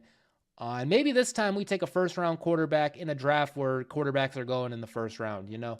But that's just me. Once again, man, I am pretty salty. I'm not going to lie. I feel like this video is just all over the place too, with like loving Kenny but hating Kenny at this moment. I don't hate Kenny for wanting to leave. I get it. And I'm actually, as a fan of Kenny, and now I can, do I root for the Eagles? Like if he plays, man, I'm going to hope Kenny wins. But I mean, if he's not playing, whatever. But just as a Kenny Pickett fan, him leaving this fan base, like to me is very positive for him. No offense, guys. I know we're all Steelers fans, but let's be honest. We're a little loud sometimes. We're a little disrespectful sometimes. We're a little rude sometimes. And so I just think it was just too much. You know, Kenny turns on his phone, and I'm sure like it's just nothing. You know, nothing positive there. The guy is eating pizza, you know, while on vacation with his wife, and people are taking the video and roasting him like, ha ha ha, look how small his hands are compared to the pizza. Ha ha ha ha ha. He has to stress eat now because Russell Wilson's taking his job. That's probably his 10th piece of pizza. Like, ha ha ha. Like, just unbelievable, bro. Just unbelievable the way we treated Kenny. Once again, I get it, man. The stats weren't there. And another thing too, you guys, a lot of people are Penn State fans, man, and they never really gave Kenny a chance anyway. So I get it. You know, he's not your guy, and Pitt and Penn State, they're rivals, and Penn State's afraid to play Pitt. I get it. You know, he's not your guy, whatever. But overall, though, I am more happy than I am sad, I think. Like, and no offense to Kenny Pickett, but 1, the situation's over, and 2, we can just move on. Like, we can just move on. To me, I talked about how theoretically next year Kenny could play. Right, if Russell Wilson, if he like gets a big deal and leaves or just retires or something else, if Russ isn't here with us next year, there was nothing holding back Kenny from at least competing for that 1st round spot, just like, or for that QB1 spot, just like there was nothing stopping him from competing for that 1st quarterback spot this year besides politics. Once again, we know Russ is going to start, but you can't even like just chill out and then, you know, in the preseason ball out and maybe somebody gets hurt and then you ask for the trade. It's oh, I'm out of here now. Like, I got no chance to beat Russ. Like, I have another tweet here too, maybe given his kind of side of it all, but it's to me just a little crazy. And so now if we look at Tom Pelissero, the reason why I'm pulling up this tweet, it's not showing like up here, but like I swear to God, if you guys go to Kenny Pickett's Twitter, Kenny liked this tweet, okay? Like Kenny like hit the heart button on this tweet. We've talked about George Pickens a bunch. How many times have we come on here and slander George Pickens because he was on Instagram liking bad pictures about Kenny? Kenny now using the like button. Let's see what this has to say. How did this go sideways? Mike Tomlin had promised Kenny Pickett he'd get a chance to compete. Pickett learned about the Russell Wilson signing on social media Sunday night. When they spoke the next morning, Tomlin told Pickett that Wilson was in pole position and would get the first reps. So Pickett asked for a trade. Now he's an Eagle. So Kenny feels lied to, bro. Kenny feels lied to because Mike Tomlin said, oh, and I'm sorry, you guys can't even see this, but Big Trez, like that's what it says. I can read, guys. Look at my webcam. We're just all over the place. But so Mike Tomlin told Kenny, hey, like you're our guy, like you're gonna get a chance to compete. He like, look at this. Mike Tomlin had promised Kenny Pickett he'd get a chance to compete. Pickett learned about the Russell Wilson signing on social media Sunday night. When they spoke the next morning, Tomlin told Pickett that Wilson was in pole position and would get the first reps. Hey man, like, how deep do we want to go, man? How deep do we want to go? Fam. And at this point, is Kenny better than Russ? Kenny Pickett fans, you tell me. But everybody else, no. Kenny Pickett is not better than Russell Wilson at this point. everything that Mike Tomlin told you, Kenny, was predicated on the fact that we didn't get a quarterback like Russell Wilson. If we got a quarterback like Justin Fields, if we got a quarterback like Ryan Tannehill, quarterbacks like Mitchell Trubisky, Mason Rudolph, who you felt comfortable with because you know what? You are better than those guys. But when we bring in some real competition, all of a sudden it's like, I want to trade. Hey, man, that's what I'm saying. I'm sorry for the mic, but that's what I'm saying, man. It's just a little crazy. Because, fam, I get like, okay, so who are we going to get? Okay, he wanted us to get Ryan Tannehill, right? So Kenny Pickett could play. That's what he wanted. He wanted us to get a quarterback who wouldn't push the needle, who wouldn't move the needle. That's what he wanted, and I get it. You know, that's his job to lose. He's the #1 quarterback. He wants to do it. He wants to play. This is the same guy who got benched late in the season because he got hurt, right? He got hurt, and then he felt healthy enough to play. But unfortunately, Mason Rudolph was taking us places, and he had the hot hand, and so, Kenny, you had to sit the bench, bro. There was the conversation about maybe he told the Steelers he wouldn't suit up versus, like, the plan all week was for him not suit up, that situation, right? That happened. A little spooky. Now that this happens, man, I'm starting to think, bro, did he tell Tomlin I'm not playing unless I'm playing, bro? Did he tell him that? I don't know. I don't want to spread this nonsense. I got the Pickett jersey on. I got the Pitt helmet in the back. Kenny Pickett, I will always be a fan of you, and I wish you luck in your next endeavors. But the Steelers fan in me is coming out. Russell Wilson's been a guy for a little bit, man. He's been a quarterback for a while, and I get at this point, he's not exactly, bona fide, top 5 quarterback anymore. But this is a guy with consistent work. This is a guy who last year played pretty good. This is a guy who last year quintupled your touchdowns probably. And the fact that, it's just crazy. You learn Russell Wilson was there, and it's like, oh, I'm out. And I get he didn't get a choice to like pick which team he was traded to. But once again, brother, if you wouldn't start over Russell Wilson at this point in life, maybe Russ is better than Jalen Hurts, but I don't think so. Like, there is no way Kenny is going to play over Jalen Hurts, man. That's just so sad, bro, because I keep honing back. He theoretically, next year, the year after this season, he could have played, bro, and if he's really him, if Kenny Pickett is really him, bro, he could have just beat Russ out, bro. I get it wouldn't have actually happened, but he could have tried. He could have tried at least. But, I just think he wanted to get out of here, man. I'm just perplexed, bro, at this point. Like, I don't even know what I'm saying at this point. I just can't believe it, man. This jersey, once again, I'll still rock it, but it's just not the same, man. It's not the same. Man's is an Eagle. Is he even going to wear 8? Is 8 taken for the Eagles? Like, what number is he going to be? Just shambles, bro. Just absolute shambles. I wanted so bad for Kenny to be good for the Steelers. I always felt that, he wasn't exactly going to take the top off. Once I said take the air out earlier. I always said that, but I thought he could play good enough to be a game manager. Like people talk about Brock Purdy. I thought he could play a little worse than what Brock Purdy plays like right now, And I thought, at the same time, too, I thought our offense would be good enough to sustain that. I forgot about Matt Canada. Matt Canada and Kenny Pickett both gone, by the way. We debated whose fault it was between both of them, and they're both gone. Omar Khan, man, once again, he's not fucking around, bro. Like, he's really not fucking around. You will get traded. And Kenny Pickett, bro, he asked for the trade. It is what it is. I wish you luck in your future endeavors once again. But overall feelings about this, I can't lie. It does feel a little weak. But who am I to call Kenny Pickett weak, man? Let me know. But yeah, I think that is going to do it for me. Once again, just overall points, pretty sad, pretty caught off guard. I thought, I thought he'd be able to handle a year off. And then, and granted, this is Russell Wilson. I get he's him now. And in order to be him, you got to have this unreal sense of confidence. You got to have this, like, I don't know, demeanor. But Kenny Pickett, bruh, you watch Russell Wilson too. Like, you've seen Russell Wilson play. Like, that's why he asked, because he knew that there was no chance. But I feel like this is a guy who maybe you could learn under, Russell Wilson. Now you're going to go to Philly, and no offense to Jalen Hurts, he's been to a Super Bowl, but he's like younger than Kenny, I think, or if not, like maybe only a year older. There's just not the best situation. I think this situation for Kenny would have been better than him being on the Eagles, but that's just me, and that's also forgetting the fact that, all of our fans hate him, and they just roast him on social media all day, and we make fun of his small hands. So, once again, with that said, Kenny, I see why you wanted to leave too, but just a little weak, man. That's it. Just a little weak. But anyways, as I mentioned, I think I am going to get out of here. Thank you guys for watching. If you enjoyed this video, be sure to hit that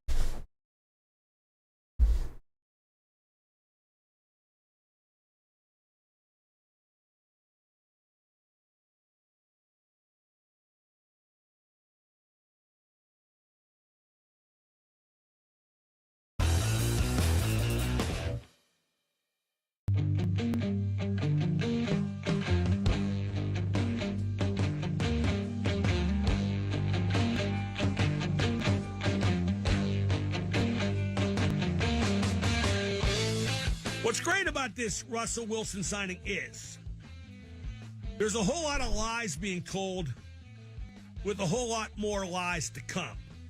That's in the grand Steeler tradition. The tradition of LeGarrette Blount being lied to. James Harrison being lied to. Mitch Trubisky being lied to. Bruce Arians being lied about.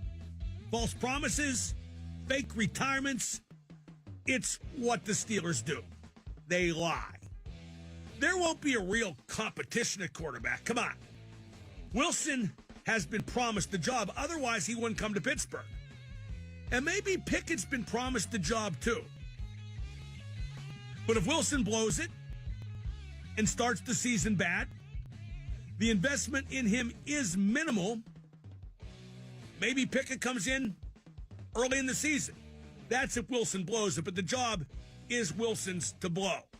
And he won't be able to do that in the preseason. We might see Wilson throw a tantrum at some point. We might see Pickett throw a tantrum at some point. Heck, we might even see them both throw a tantrum. It's the Daily Double. This might go real good, which would be bad for Pickett. This might go real bad, which would be good for me. But lies are being told and will continue to be told. I can tell because Mike Tomlin's lips will be moving. One thing ain't no lie. Kenny Pickett's career is in trouble.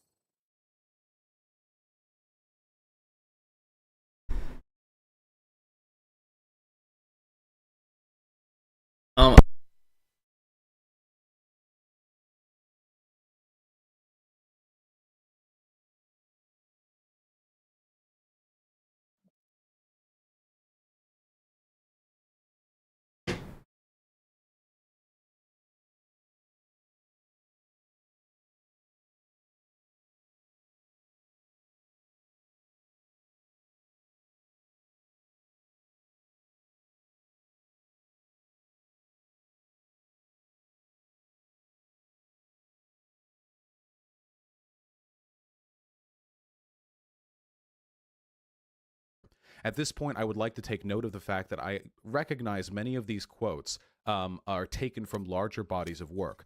I read those larger bodies of work. None of the quotes that I am presenting to you right now are taken out of context or selectively released. None of the speeches that I write out to you have ellipses between them to remove sentences that are inconvenient to me. All of these are descriptive of the positions of these theorists at the time they wrote them. Hi there. Vaush recently made a video claiming that Marx, Lenin, and co. would support Biden in the upcoming US election. He claims to have shown this by quoting them himself. Let's take a look at what he says, then. Firstly, clarifying my own position, it's essentially the same as Lenin's. Strategic participation in electoralism for revolutionary parties in order to show the utility of electoralism with a prime focus on actual organizing activity.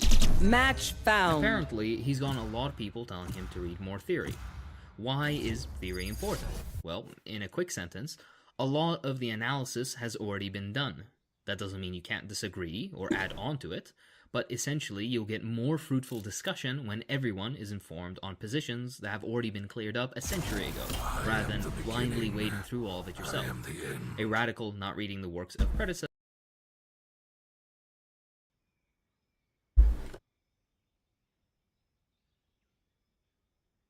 Alright guys.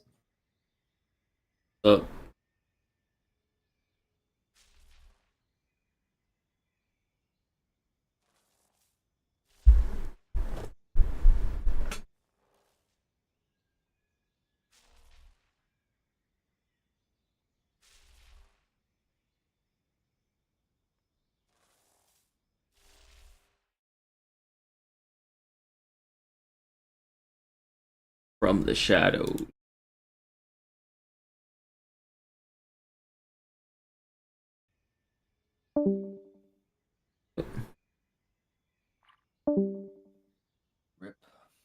Oh, you there, John? Yeah. What's up? What's up? Not much. What are you playing?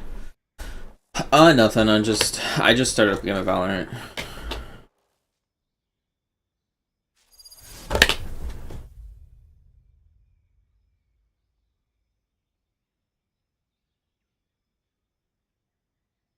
I feel like I gotta get my like food production up so I can go on like the caravans with you guys in RimWorld.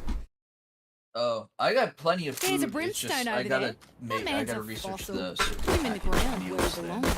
Reloading. Oh, okay. I have like 3,000 corn or something like that. And I just sold some off. I had even more. I feel like the food is so expensive to make, like the meals though. Like, how are you supposed to get that much food? You're having trouble with having enough food? Well, it's just like I want to make like the higher tier meals, and it requires so much food. It's like 10 meats and vegetables, and it's like For the highest tier one? Yeah, the highest tier one is you need to be in a really good position to Okay. So I shouldn't be doing that. Okay. Yeah, not yet. Okay. Fine. So the way it works is it's 10 of any kind of food for simple meals, and then it's 5 going out animal products. For the fine meals. So fine meals aren't too bad if you have a good source of meat or milk or something. They don't actually require milk. But lavish meals double. Stealing sight. Spike planted. Last player standing. A great way to get one enemy remaining. Food is actually hydroponics because it causes your crops to Any grow info? faster, but it's very expensive because every 4 plants you want to plant, you have to pay like 100 component or something like that. Okay. I have a hydroponics farm on my, I think on my solo one, but I didn't like it. It was It's very expensive. Okay. It's usually it's usually not that worth it unless you're running out of like areas. And on the maps that we play on, we have a lot of soil. Like you don't have to use just the rich soil. It's just better if you use all your rich soil before you start looking at the shit. Gun here. Okay. Does it like? Can we eventually make multiple bases? Like, could I have like another house place like next door to it or something? Or is it only like one tile? You can do it. It slows down the game like crazy. Oh, okay. Oh, because it's gonna be simming both at the same time. Exactly. Oh, okay. And we already have 3 maps, so I wouldn't super recommend it. Okay, yeah, that might not be a great idea.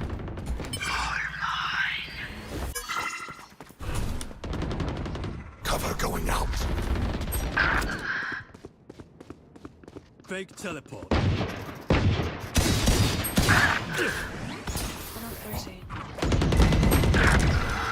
Shadows traveling. Last player standing.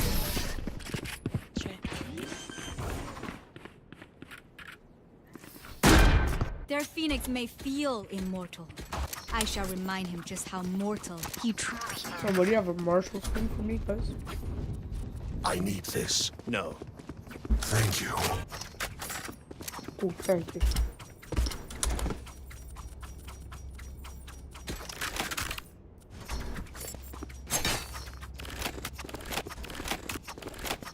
We can't stumble now.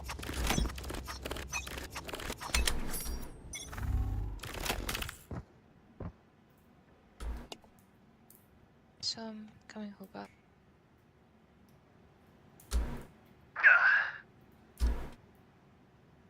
Stab beat. Yeah. Multiple enemy spraying. Cover going out.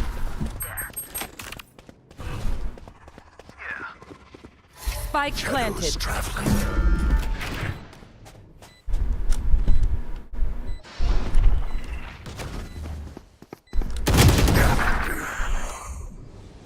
Last player standing.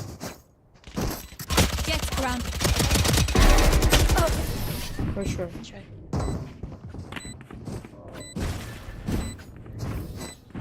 Don't sit down. We're not done yet.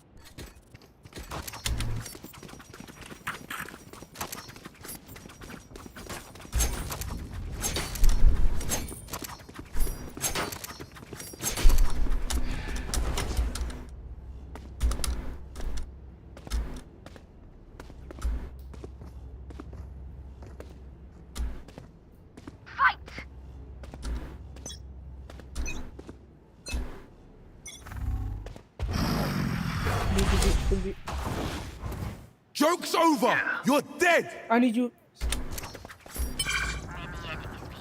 My ultimate is ready. Cover going out.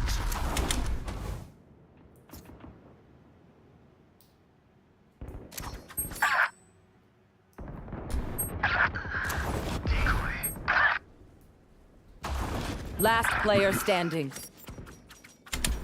Spike planted.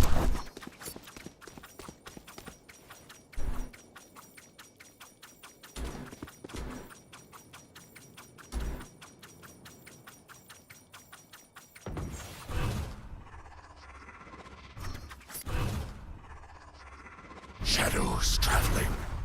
Oh, what are you doing? Shadows traveling. Bro, it's fucking. You got one. What am I supposed to do? I have a judge. You guys got one. What am I supposed to do?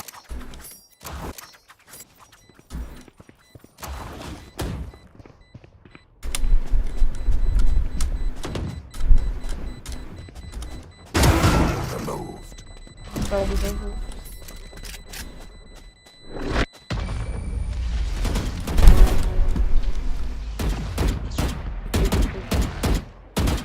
Just some good old hard yakka. Standing in between us and victory. Need a drug.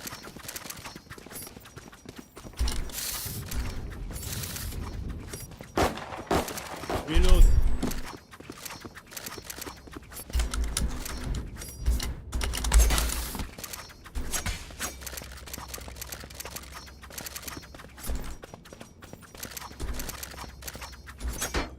Here.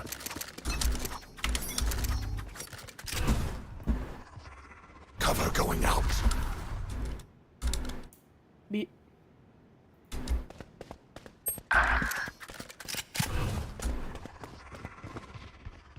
Shadows traveling.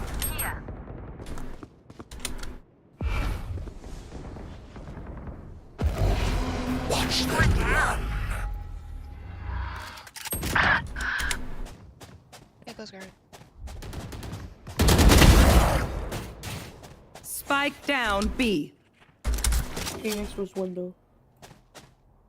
One enemy remaining. Cover going out.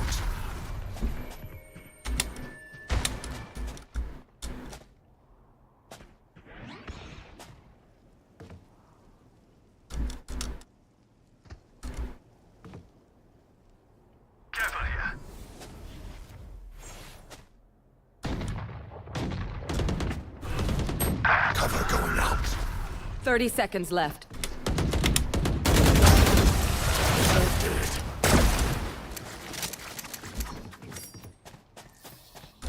Pick something nice to kill them with.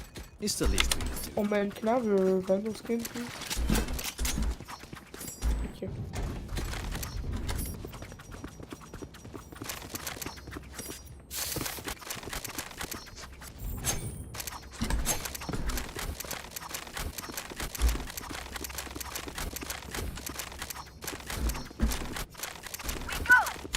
Are you flashing? Or dead? Shadows traveling. Here.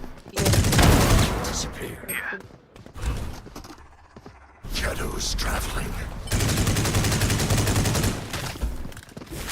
You will not kill my ally!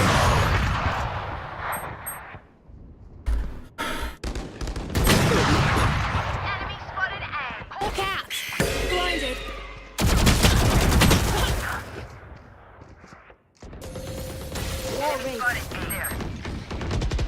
You know, guys. Last player standing. Oh my god.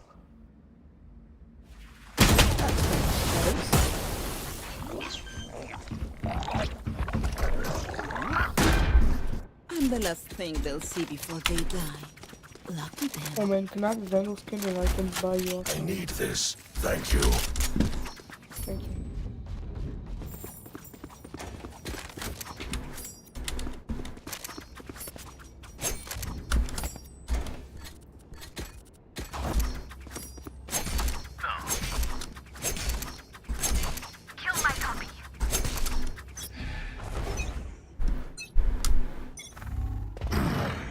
Joke's over! You're dead! Cover going out. My ult's ready.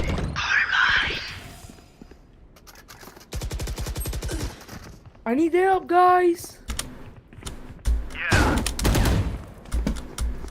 Oh yeah! Monster on the loose!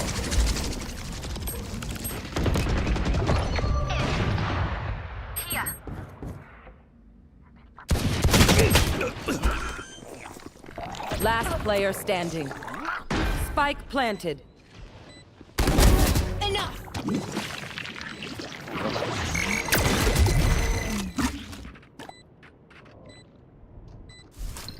Hawk out!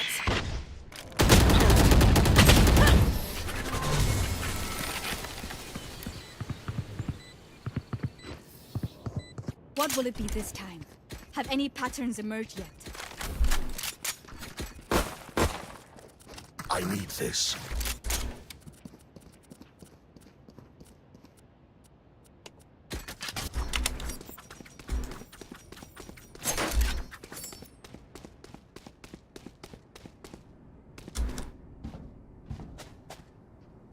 I am not just a shadow.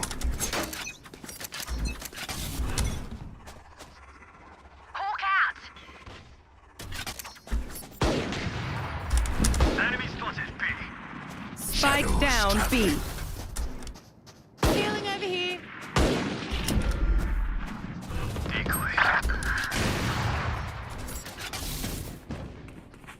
Who are flippers? Careful here. Phoenix, what? Enemy spotted B. Shadows traveling. Here.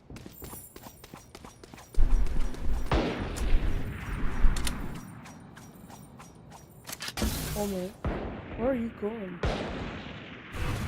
Enemy spotted B. Jet grounded. Cover going out here. Here. Oh, we rotate, we rotate, we rotate.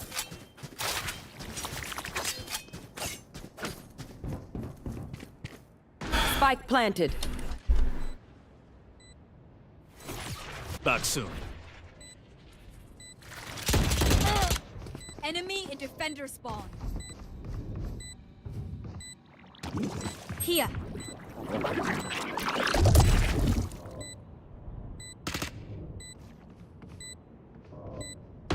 Last player standing.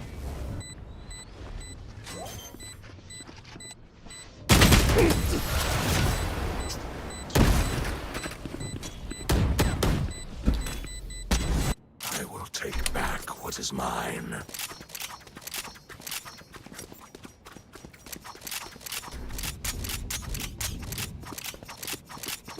Oh man, can I have your marker?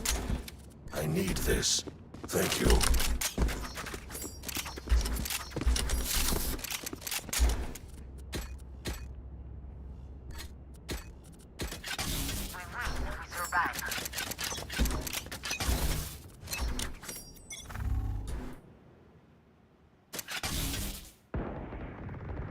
Enemy spotted B.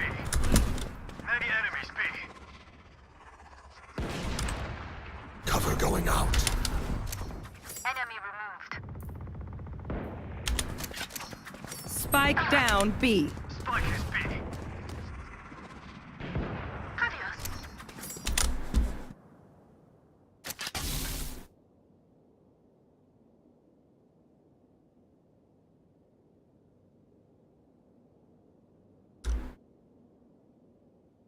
One's guard.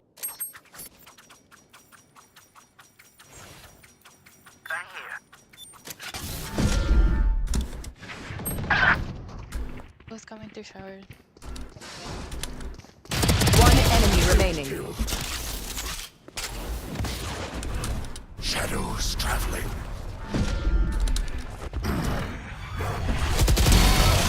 It is changed. Not bad. Gun here. Strike at their weak points.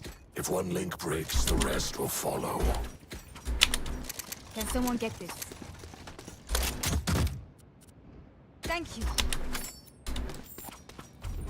Thank you.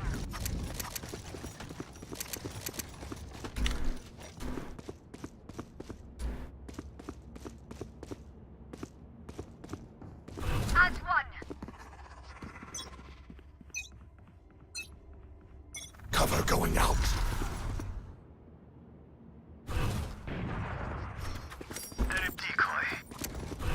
Joke's over! You're dead! Cover going out. Here.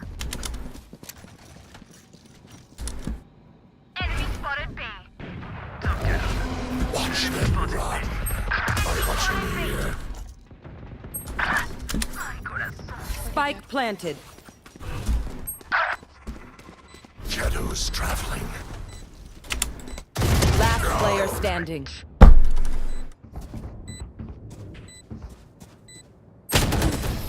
Guys, I can't do all the job. I need somebody to kill someone, please. Look your aim in the eye. It helps with accuracy.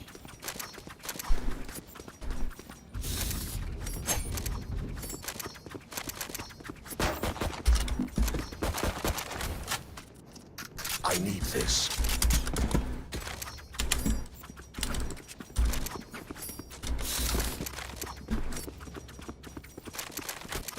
Claw through them.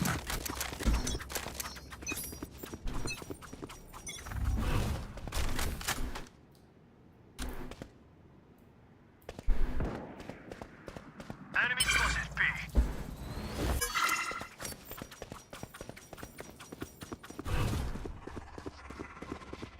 Cover going out.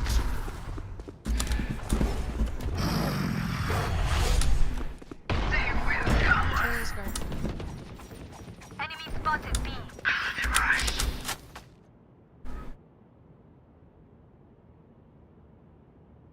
You will not kill my allies.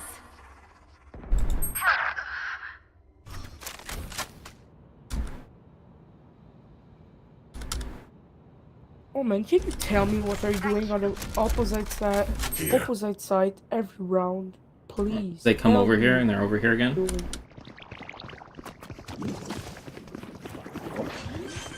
Just use your mic and call it. Cover going out. Spike planted. One enemy remaining. Oh yeah! Monster on the loose! Oh my god, stupid. The spike is diffused. Reloading. Last round before the switch. Spend everything. We keep nothing.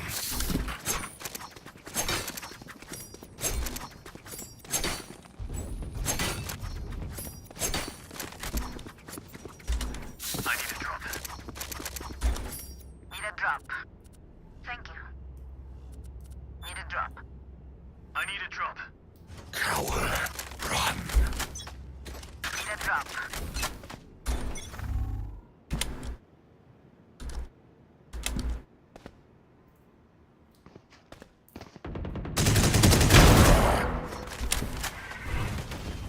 Shadows traveling.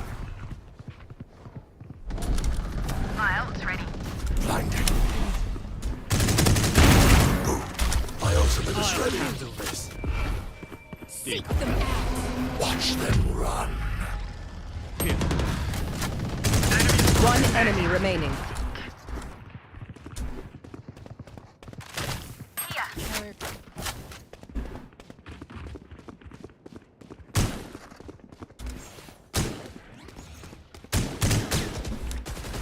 Long. Well, they suck. Switching sides. Spike's here. Might as well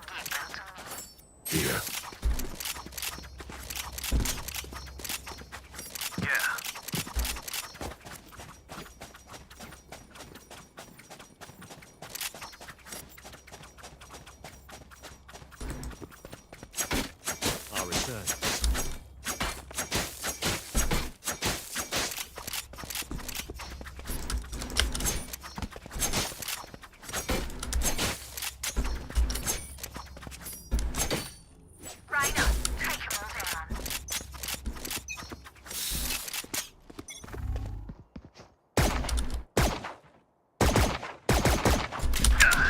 Enemy spotted. A. Shadows traveling. Just land. Cover going out. Reloading. Reloading. You're done. Reloading.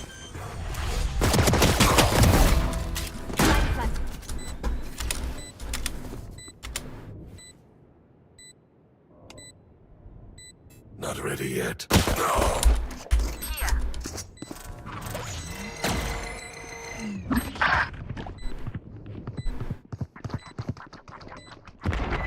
Push, push, push, push, push. One enemy remaining. Push.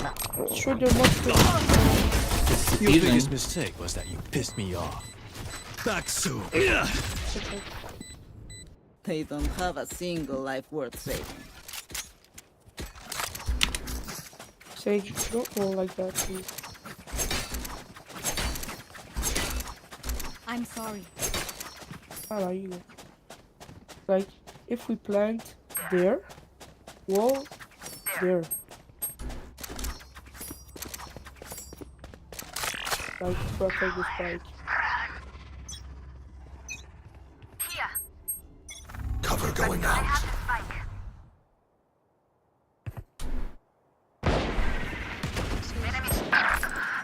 I'm slow.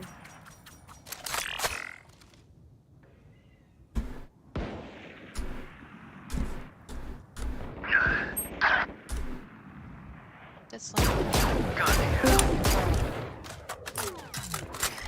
Evan, what are you doing? That's a real question. Why are you there? Just play with the team on the same side of us. Die. Shadows traveling. Look.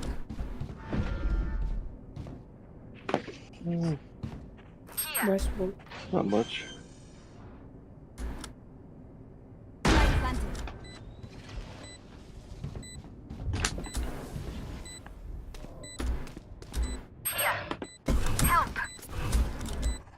Shadows traveling. One enemy remaining. What's your? I think I They were too not much last good Can you time. grab the Marshall for me? Sage, thank you. Reloading. Another fight? Clean slate. How much Let's you drank leave last whatever night? happened in the past. Oh! Just about an entire bottle of rum. Nice. I stayed up till almost 9 in the morning.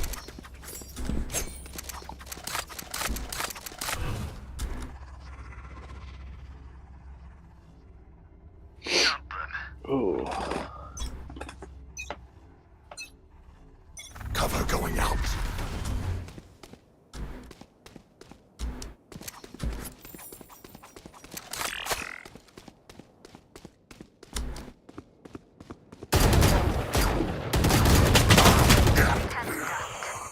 There's 3 on A. Hawk out. Cutting through. Blinded. Plant a spike. Cutting through. Wall raised. Plant a spike. Planted. My Somebody ultimate else is is ready. over there. I have it. Don't peek too much, guys.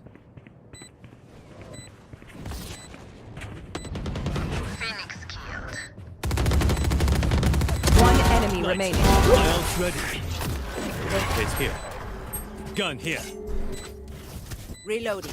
Portal closed. Wait until I blind them to strike. Nice skin, Sky, by the way. I can buy from you. What do you want?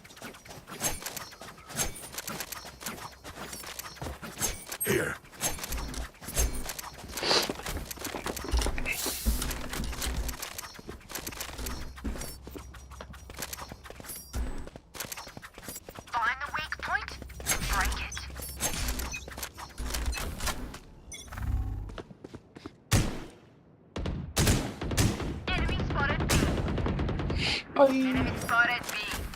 Sage, can I go here? Thank you. Ooh, don't peek too much, guys.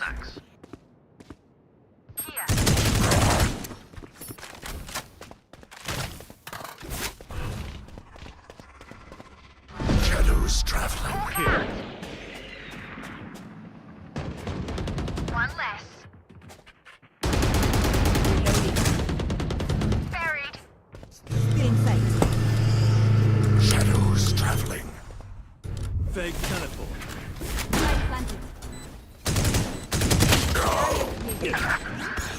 Joke's over! You're dead!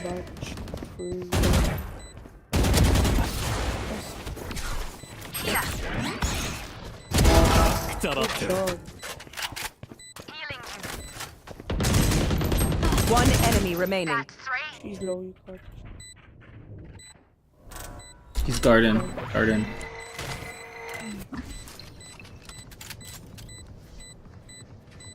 Last player standing. Good job. We're done here. Don't stop fighting. You must keep going, even if you're the only one. Spike's here. Come on. Come on, man. Get your level, please.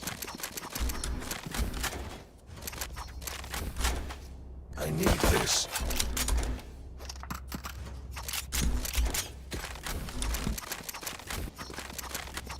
No, you're the only one of these. Yeah.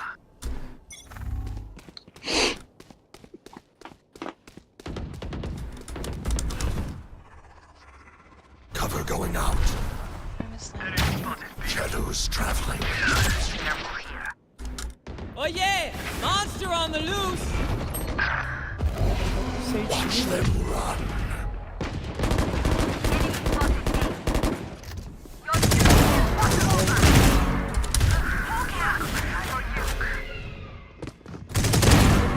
Three killed. Guys, you wall there. There. Here. Do whatever you want. Enemy spotted A. One enemy remaining. Shadows traveling. Last enemy taken out. Still in sight. Cutting their vision. Zucker better watch their backs.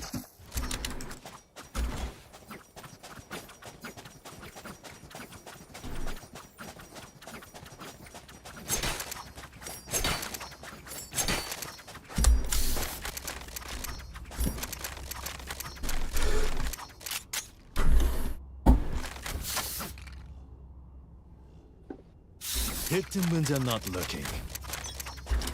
No.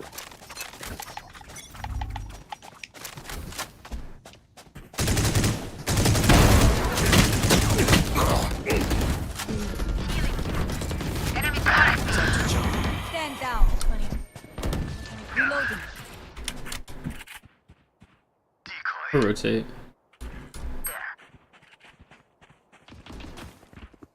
One enemy remaining.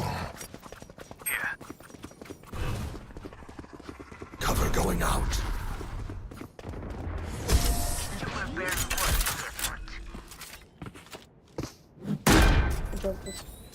Prepare yourselves. We fight once again.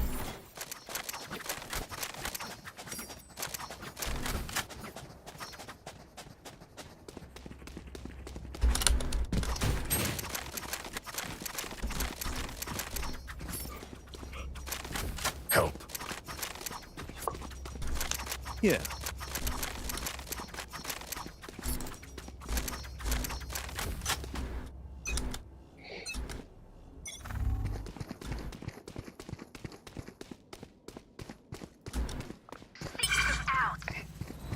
My ultimate is ready. Cover going out. Oh, we're talking about you. Shadows traveling. Watch them run. Here. Enemy defender spotted. Enemy spotted. Brimstone's dead. Enemy defender. What'd they say about you? One enemy remaining. Not ready yet. I don't know. What do you want to say about me? Somebody said something. Shadows traveling.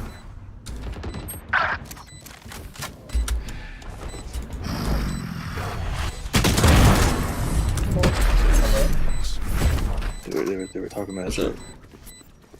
Have I been muted this whole time? Match point. Yeah, I think so. I haven't heard you talk. Yeah, I haven't heard you since before Jared joined. God damn it. Yeah, my teammates didn't like me because I was like lurking on their side of the map. When we were, especially when we were on defense, they were constantly like, "What are you doing over there?" Because they would just 4-stack one site because they'd rotate so fast. I was like, they're gonna rotate back.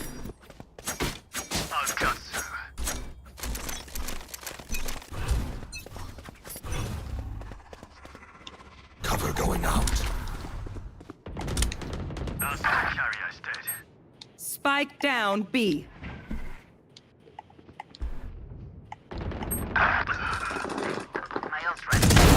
Gone. I got the spike.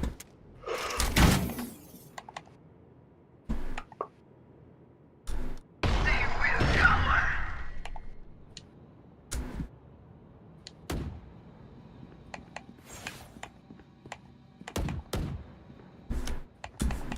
You will not kill my allies.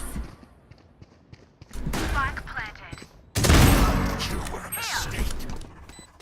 Cover going out.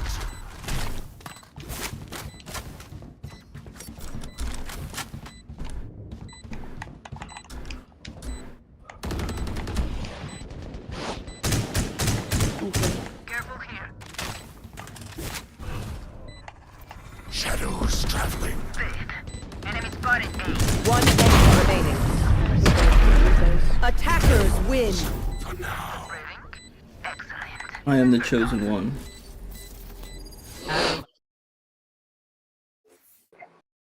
Like that.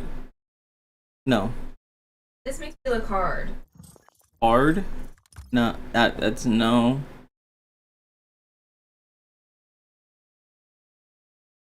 That's the straight jacket look, man. That is not.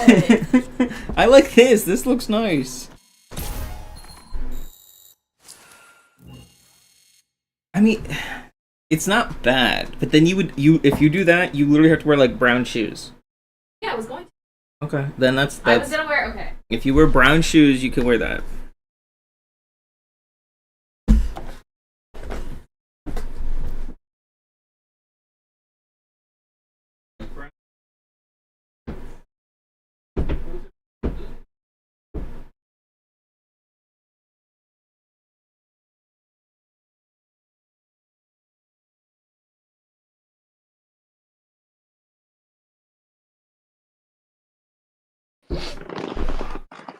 Here it goes.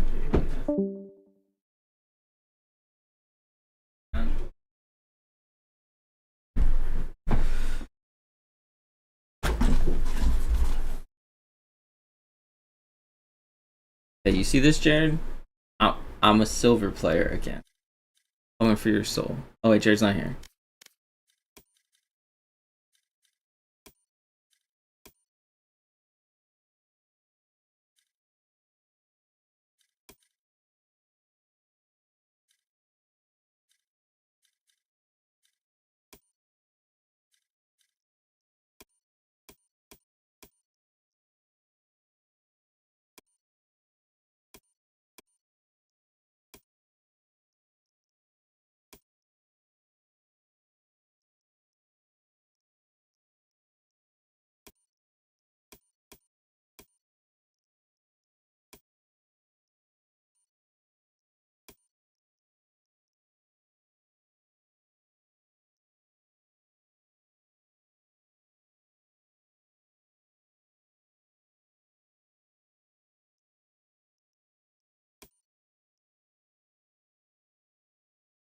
Clown? Yeah.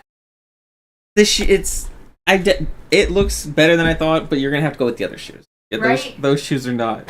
That is a little clowny. It's giving me clown. It's just because the shoes are rounded. They do And look they're like big. yeah. Big They just stick out a little too much and look like clown shoes. Yeah, I think it'll look better with the other. Yeah, but we think this with those. Yeah, that's fine. Corduroy.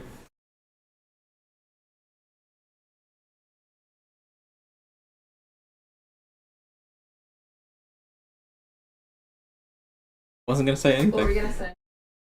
All I was going to say was that that's a look for fall. That's not really a spring look. Yeah, no. Okay. Fall. You think it's a fall day today? It's cold, yeah. No, it's not chilly at all. It's really Yesterday. nice. Okay, that's fair. That's fair. A little chilly.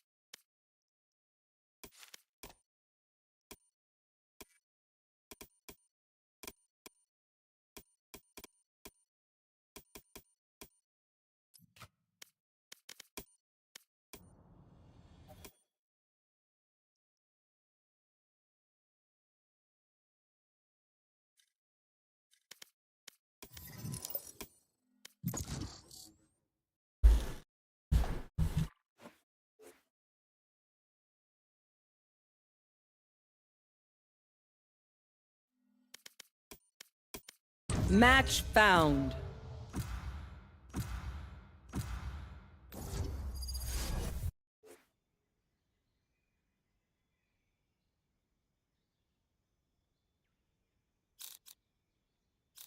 I am the beginning. I am the end.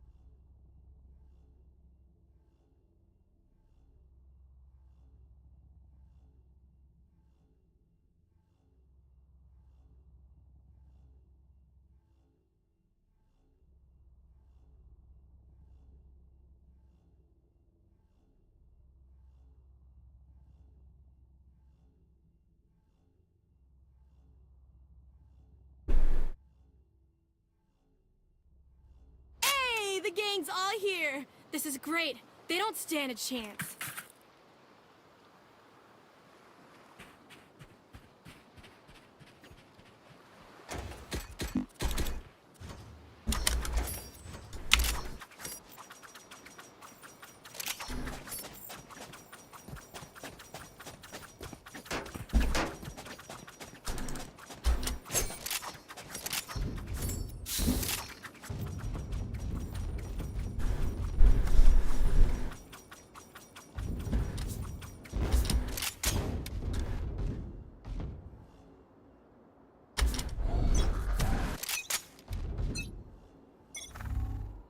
Here.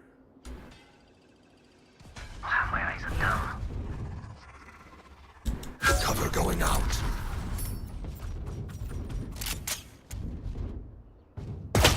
No. Target down.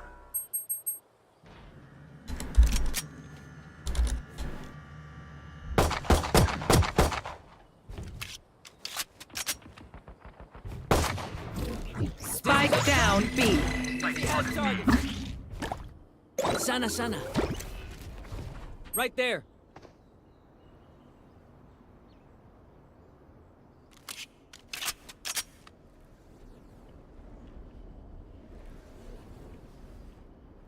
Enemy down. Window.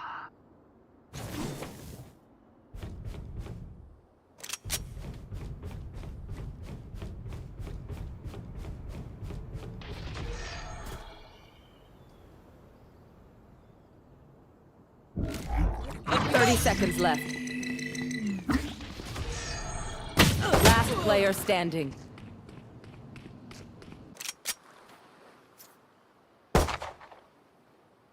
Spike planted.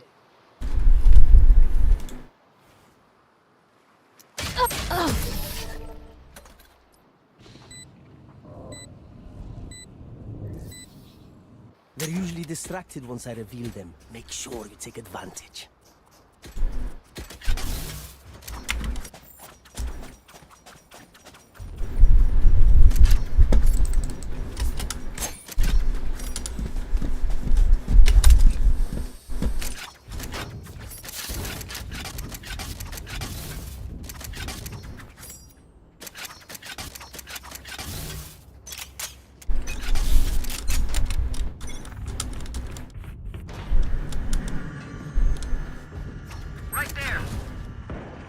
Shadows traveling. Cover going out.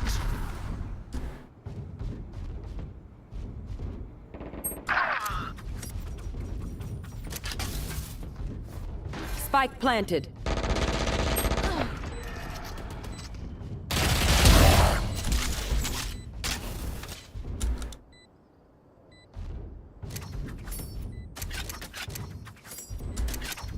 Not ready yet. Shadows traveling. No more. No distraction. Blinding. Last player standing. Not that.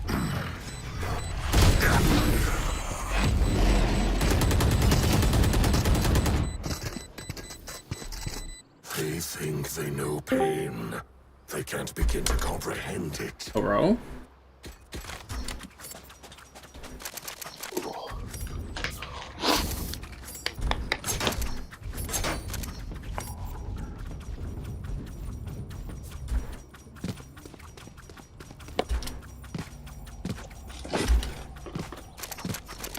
I'll show you scary.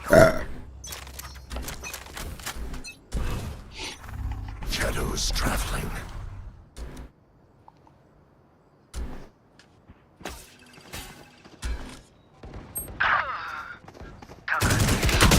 My ultimate is ready. Cover going out. Next. Over there. Show me a target. The hunt begins.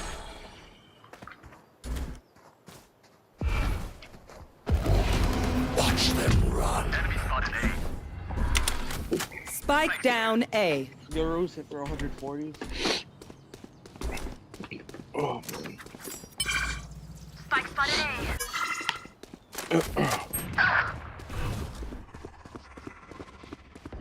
Cover going out. Last player standing.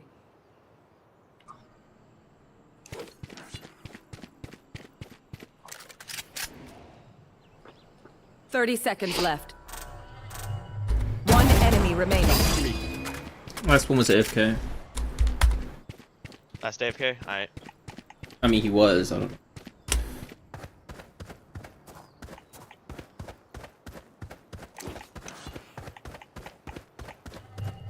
Ten seconds left. Clutch. Kenna. Now that was a fight. Last round in the half. Spend everything. We keep nothing.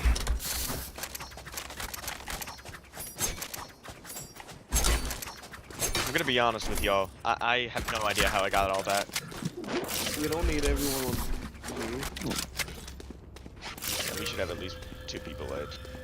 To be entirely honest over here. I'll move over there. Let's see how it goes.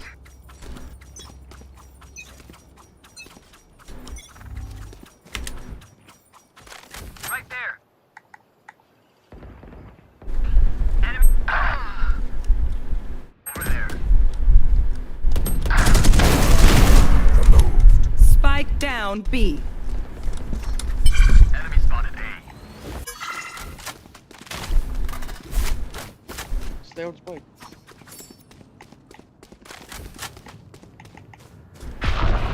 Scatter. One enemy remaining. Rest. It is done. Switching sides.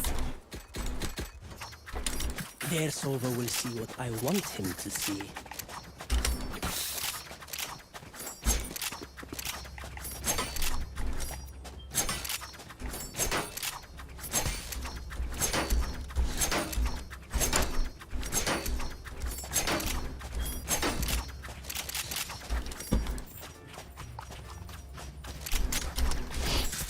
I need this.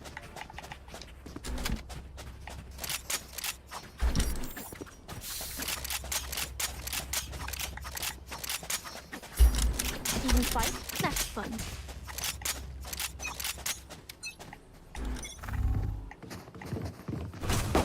Reloading.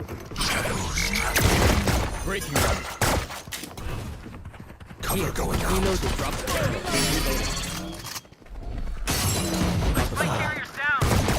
Spike down A. Right there.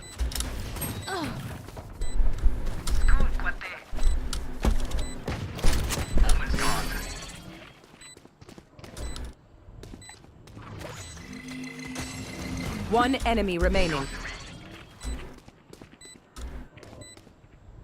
Main. Cover going out.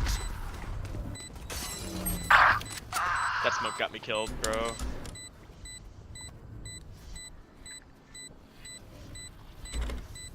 Blow him up, Mosh.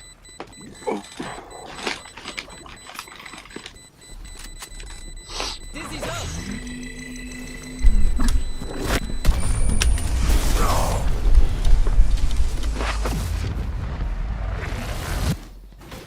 Their backs will be towards at least one of us.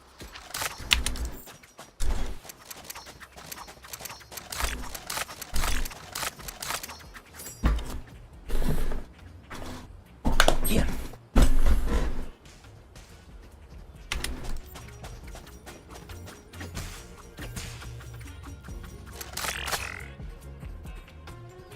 I am everywhere.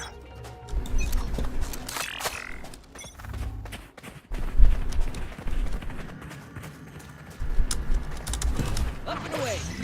Shadows traveling. Focusing. Here. Shadows traveling. Right there. Breaking them. You're finished. Spike planted.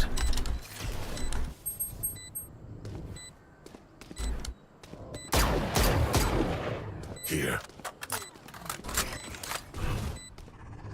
Cover going out.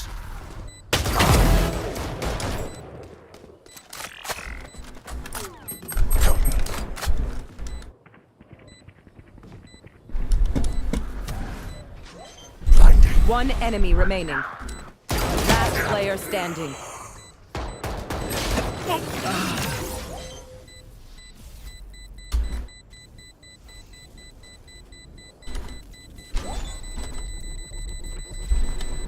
Clutch.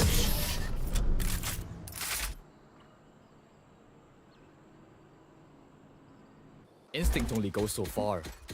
Skill covers the rest.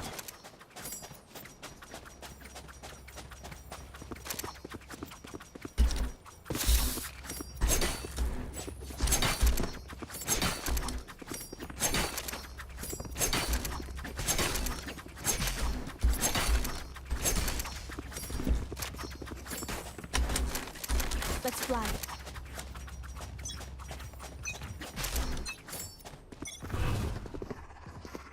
Show me a target.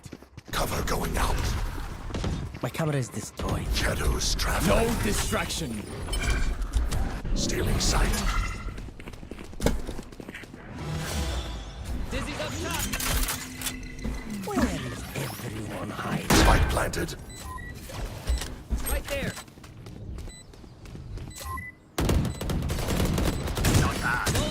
Reloading. Reloading.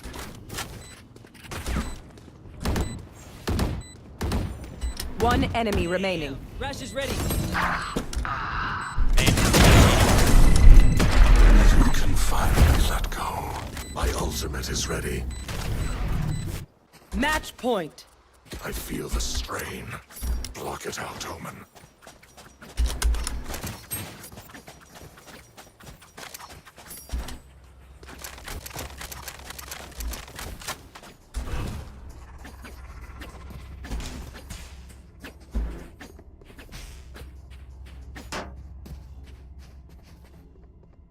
I will rip the light from them.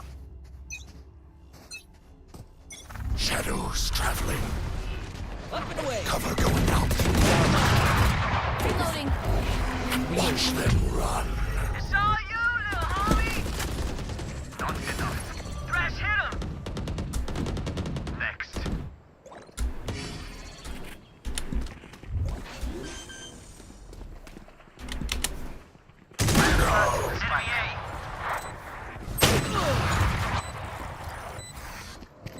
One enemy remaining. Alright, have a good day, y'all. Attackers win. Nah, I did this to make you proud. Yeah, you know what? That's what you originally thought. That is pretty good. I'm a little.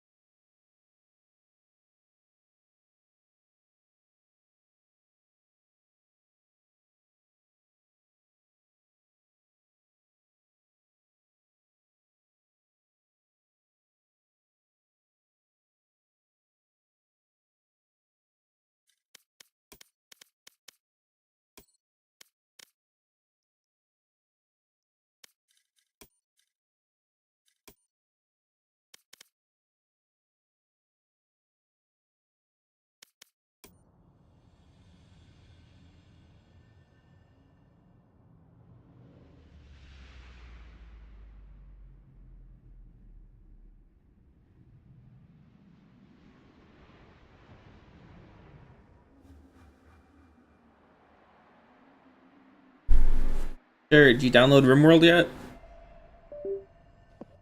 Oh yeah, it's downloading. Oh, okay, good. It'll be done just as soon as your Destiny download's done. Oh, but it might take a while. Yeah.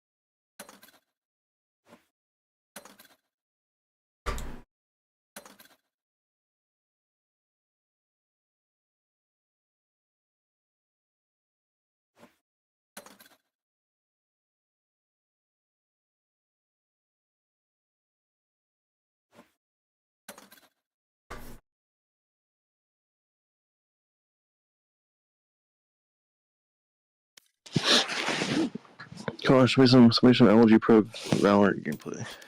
You've been watching it. Watching a silver player. Oh, you finally got silver? Finally, bro. Been here. Wow.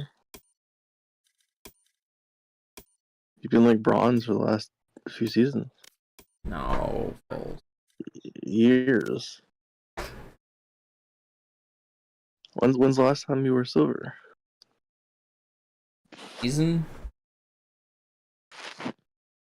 I think you're lying.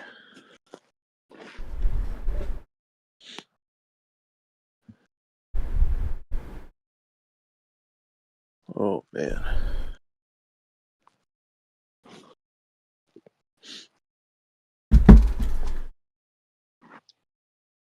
I'm a little hungover. What a rookie. Wait. Whew.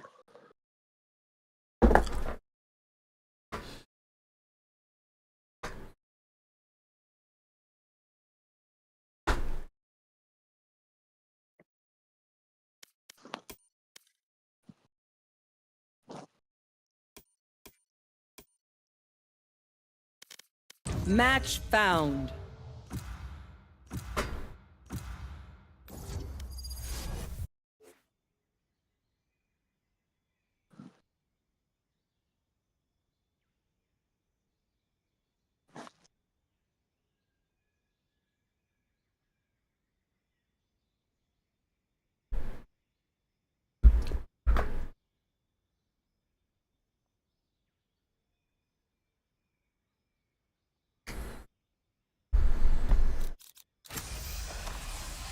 No one can hold their breath forever.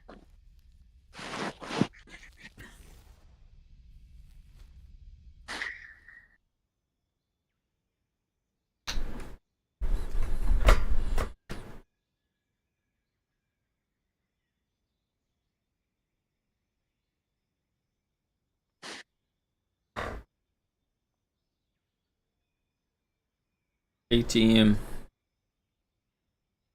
What's up?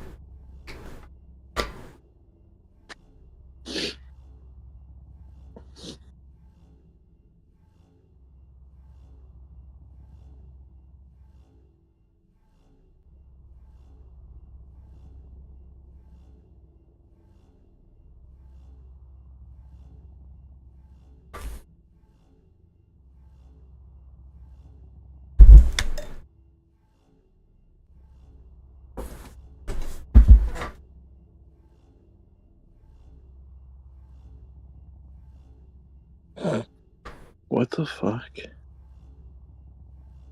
Falling asleep on us?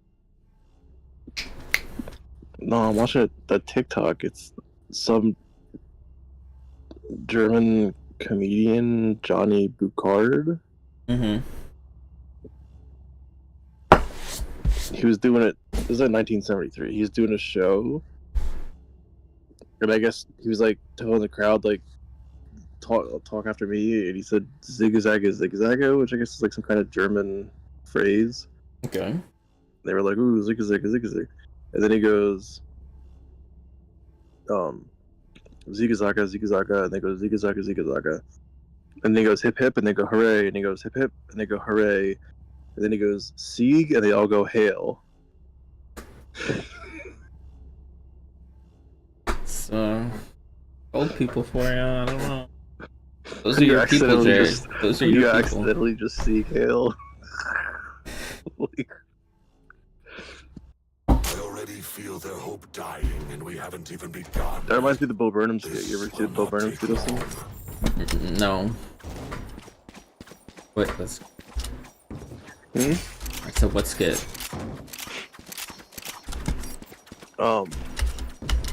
He does it's like a comedy special. He does.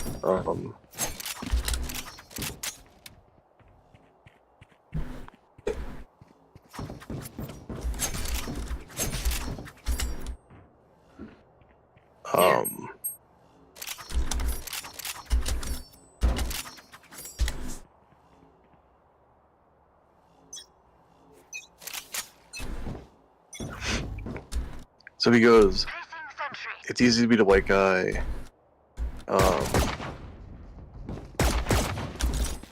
White people are a little uncomfortable. He goes, we'll do a racial joke about white people so you don't feel comfortable. White people, we like the same foods, right? So then he goes, you gotta follow after me, right? So follow after me, Dustin. He goes, our favorite sandwich is peanut butter and... Reyna was on B last time. Jelly. Yes. Macaroni and... Cheese. Our favorite chips are salt and vi. Spike planted. Toxins going up. And then he goes, got him. Last player standing. And then the spotlights come on, he goes, got him. He goes, Oh my he goes, look at all the white people in the audience that said it and follow them after the show. Drive them crazy, Raze. You're good at that. Reminds me of that one. It's kind of funny.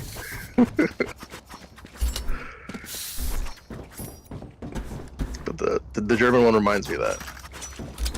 I need this. So I don't know how you say hail.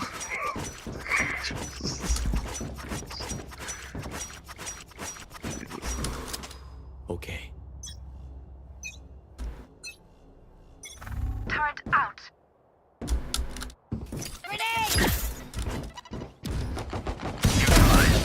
Nice. 1 through 2 bottom. B. Enemy spotted mid. Chicago becomes the largest U.S. state or city to Watch behind you. Call for a ceasefire in Gaza, and One during enemy Gaza call remaining. for a ceasefire. He was kitchen. That's pretty good.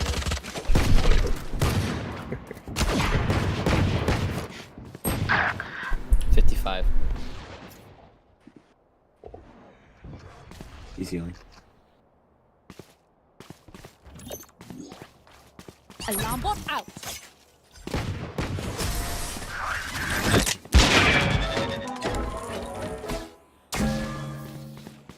Their stale tactics would only work for so long.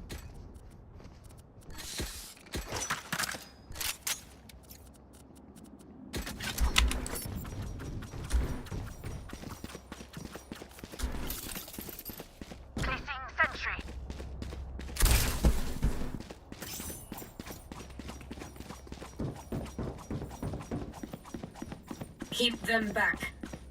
I gotta need to chill, bro. Fuck. This guy's like. Multiple enemies A. Enemy Toxins going up. dropped.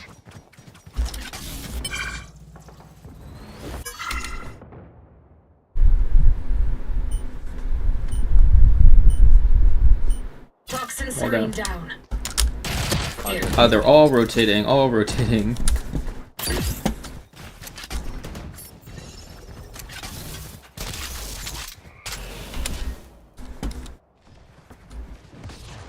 There. Poison orb emitted. Nice. Poison's off.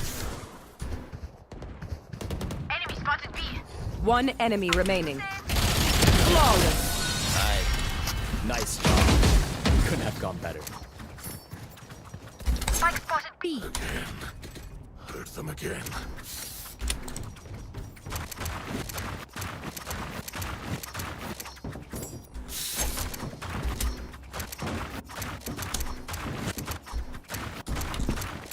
Turret out. I might be able to get silver after this game, so I gotta try. Nice. What? Let's go, Viper.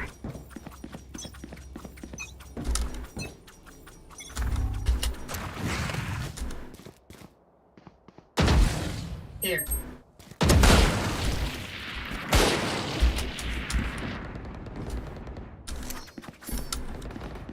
Joke's over! You're dead! Toxins going up. Some mid.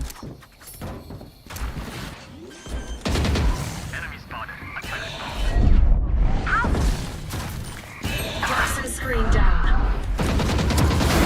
Rain is gone. Spike planted. Toxins going up.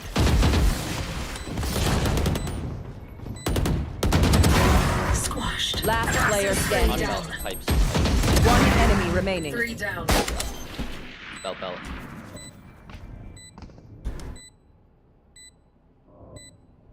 Toxins going up. Ultimate is ready. Nice. Toxin screen down. Now, where was I? Clutch. You only thought that was close. Viper, I'm speechless. And I always have something to say.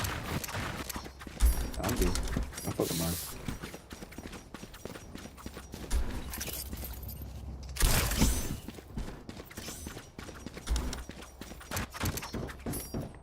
Placing sentry.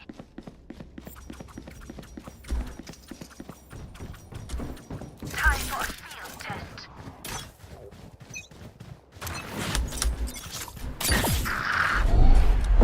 No distraction.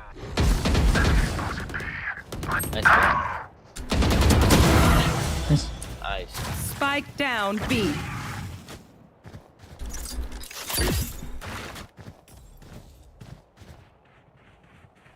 Satchel up.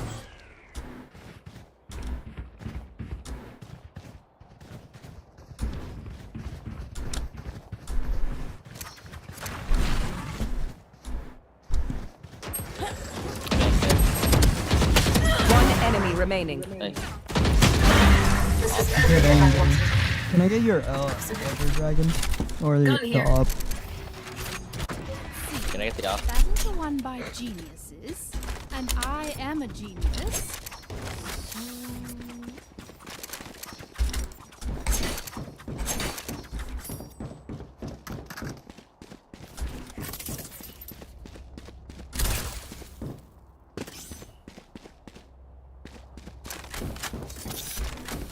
Placing sentry. These attacks are very professional, huh?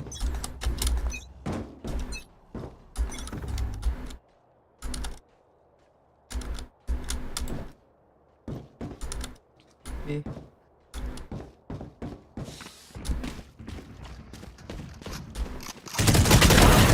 Nice kill. Spike planted. Perfect accurate. Focusing. Destabilizing. Poison orb emitting. One enemy remaining. Last yellow. Poison's off. Reloading. Here. Thanks.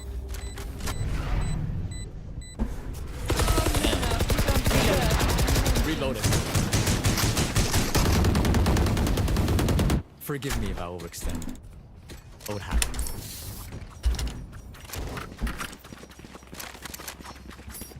I got money. Need something?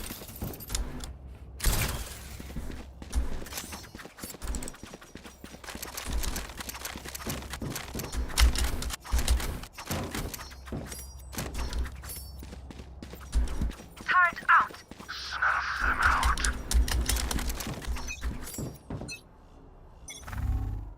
Is Justin excited? It's you and for me. Mike Tyson versus Jake Paul?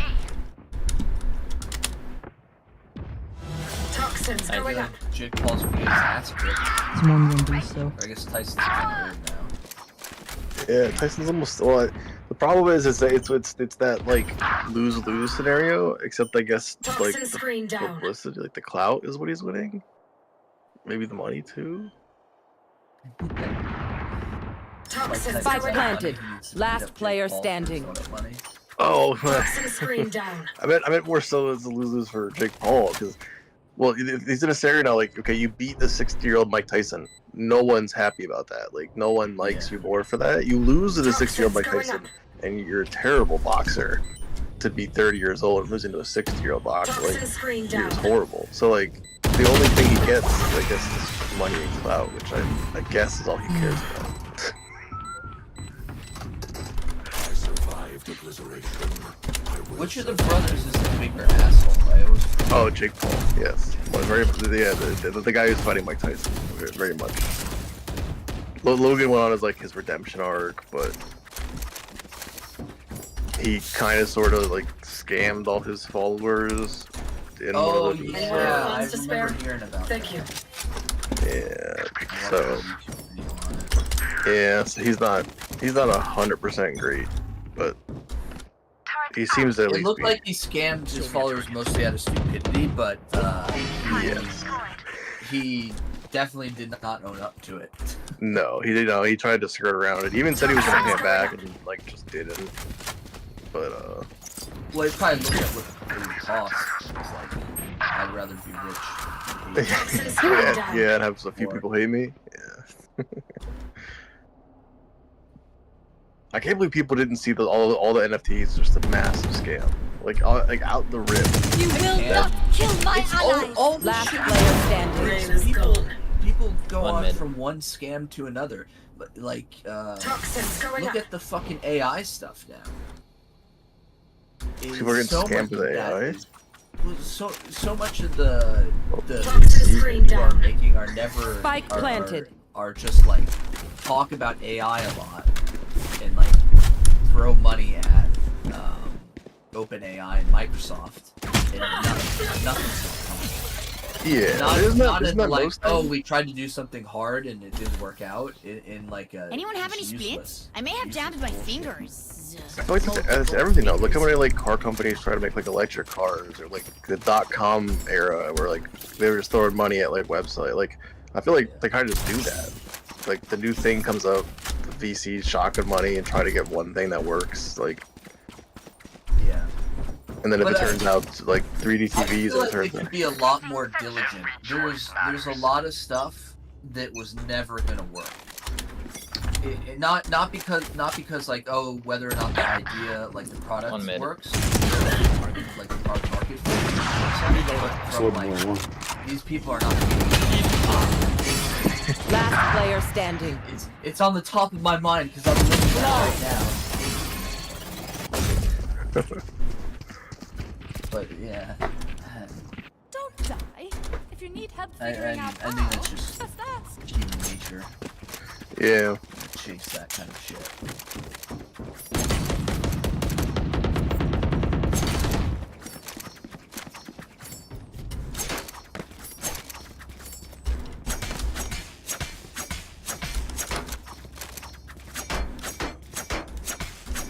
Don't overthink it. That's my job.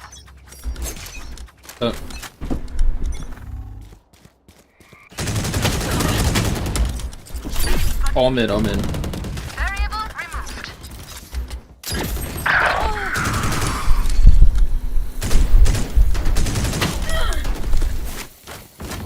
Spike down mid. Toxins going up. Oh, I got them all. Toxin screen down. One enemy remaining. Nice. Good job. None of my stuff has malfunctioned yet. Here we Dude, 20 years ago. Oh, okay, that's cool. Boy. I love my boy T.O. Team Obliterator. I don't think.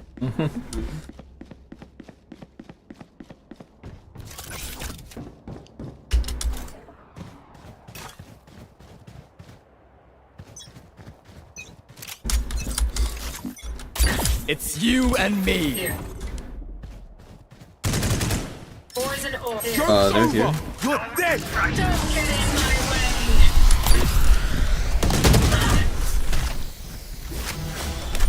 Nice. Poison's off.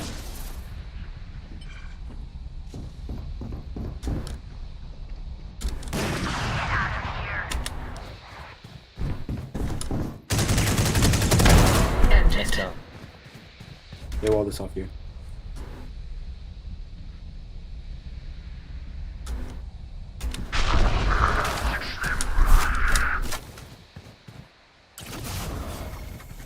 Spike planted. One enemy remaining. Nice. Good job, guys.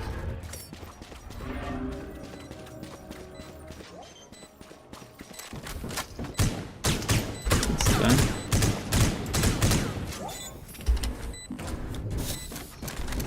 Got it. We're clear. Here. Reloading. Last round Worth before the it. switch. Last round to use our creds and abilities. Don't waste your firepower. What? For fuck's pucks? sake. I mean, something.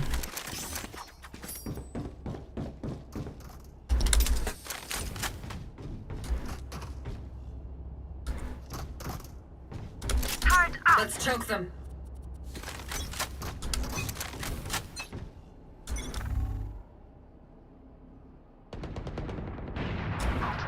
Nice go. Sage 106.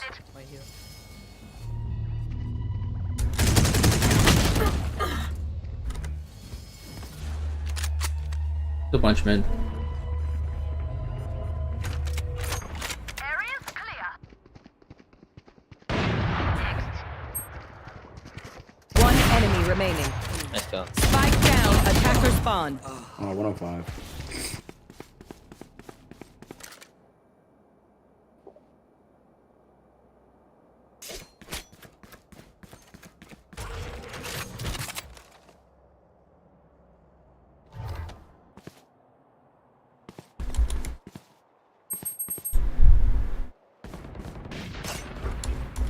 Enemy spotted B.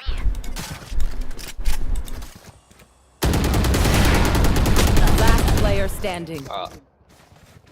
Joke's over! You're dead! 30 seconds left. Alta from back.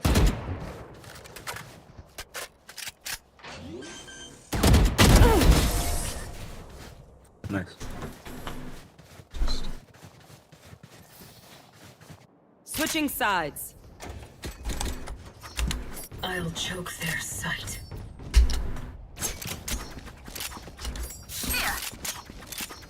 Gun here.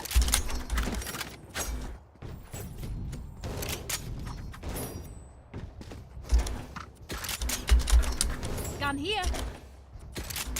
Gun here. Gun here.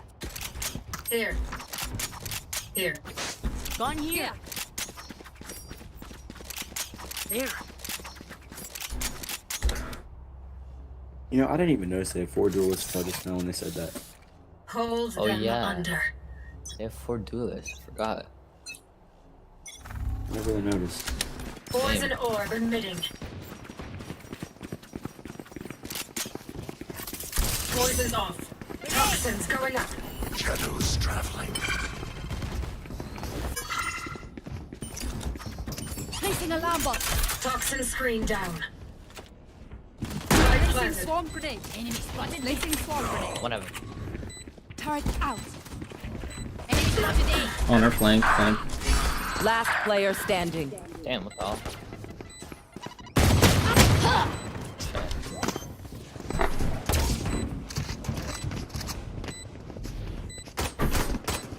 Flawless.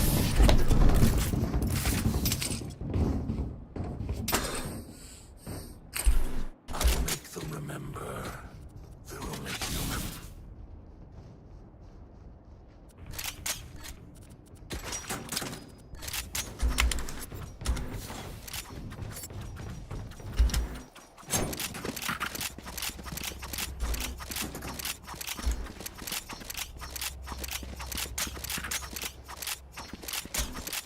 Isolate them and kill them.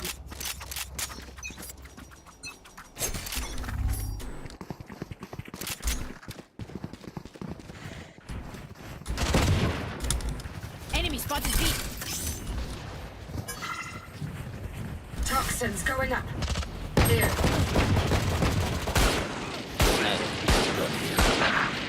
Bro, there's no way I just got spammed through a fucking wall with a sniper. I've dropped the spike. Toxin screen down.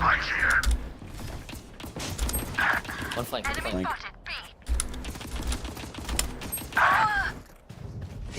Last player standing.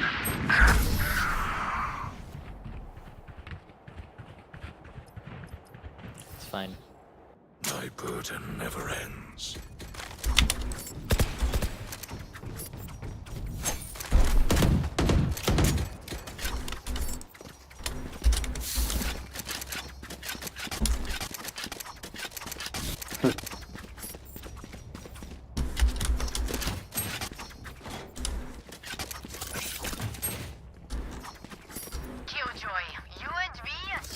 I'm gonna go A with sniper.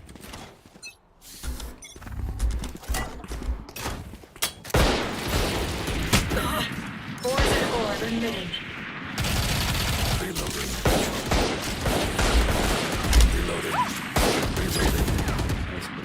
Poison's off. Reloading.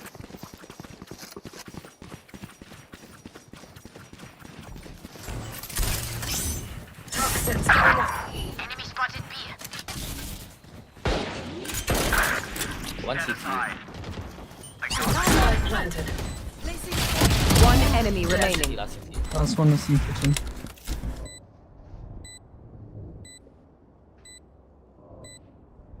No, no, flank. He's like snowman-ish. Or kitchen. Toxins going up. I will not be stopped. Gunner. Toxin screen down. Ash got a 2K with a I classic. can hold an area pretty well myself. Make sure to cover the angles I can't.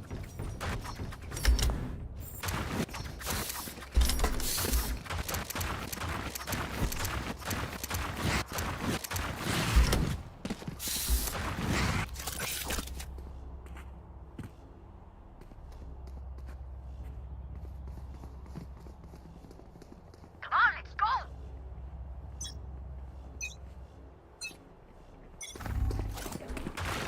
Poison orb emitting.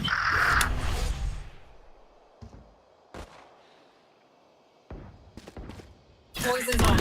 Multiple enemies B.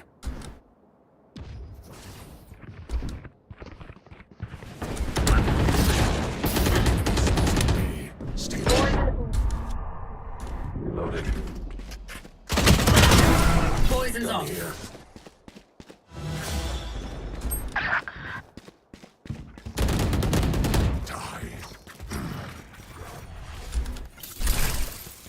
Toxins going up. One enemy remaining. Spike planted. My toxin screen down.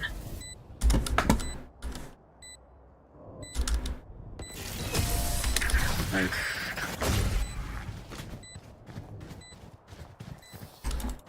Okay, I only have like 78 grenades left. Can I get a drop? Thanks. Can I get a drop? Thanks.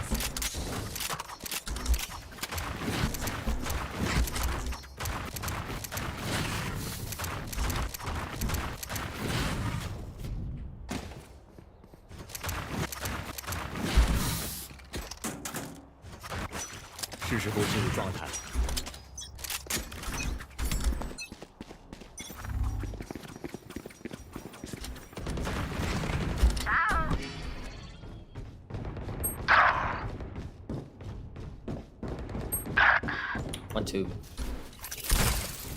Toxins going up. Don't get in my way.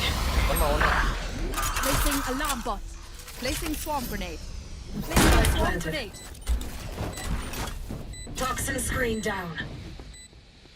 Don't get out of your thing, just stay in there. Last player standing. Toxins going up. Nice try.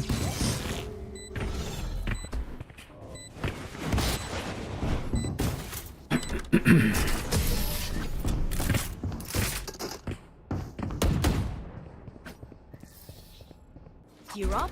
Stay safe. We're going back in. Let's go B.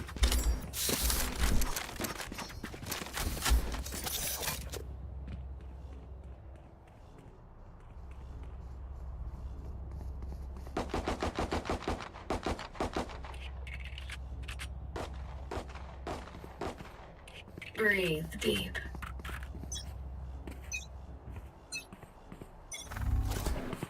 Poison orb emitting. Joke's over! You're dead!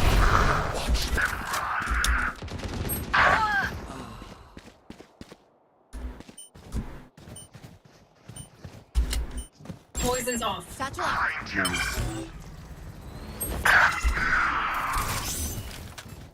Toxins going up. Good. Toxins going Last up. player You and standing. me! Spike down B.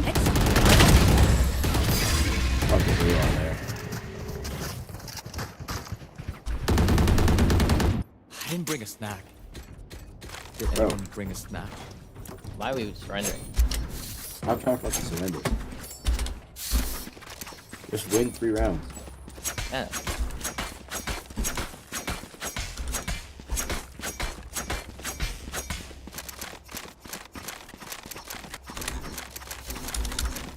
Yeah, guys, let's not do a triple split. Let's all stick together. Yeah, okay.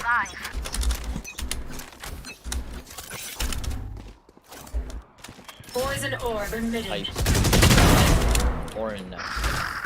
Okay. Spike carrier killed. Spike down A.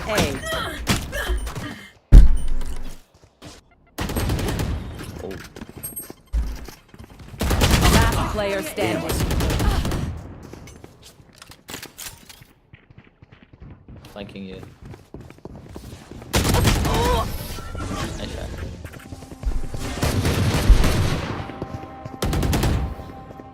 Oh, surrounded by minha familia.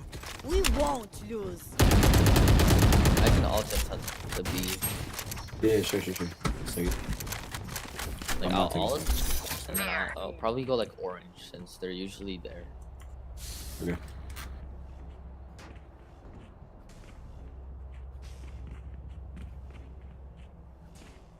I'll take everything from them. Fire in the hole! Poison orb emitting. That's it. There's one yellow. Poison's off. I'm blind. Here comes it! Toxins going up. 142 ISO. There's 2 there. Show me a target. Toxin screamed at. Last player standing. Spike down B. Nice try.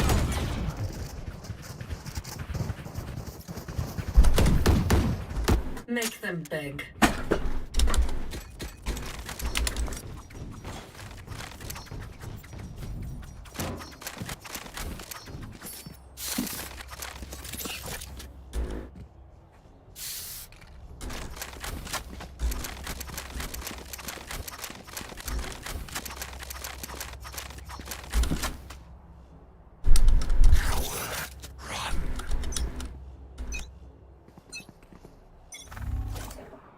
Poison orb emitting.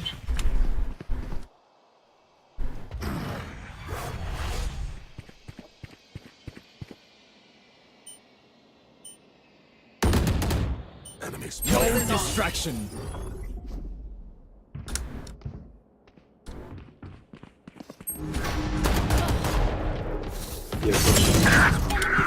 My ultimate is ready. One our spawn. Spike carrier's down. Spike down B. Got 3! Go get him. Both on me, both on me. I have the spike. To left. Go away then. Last player standing.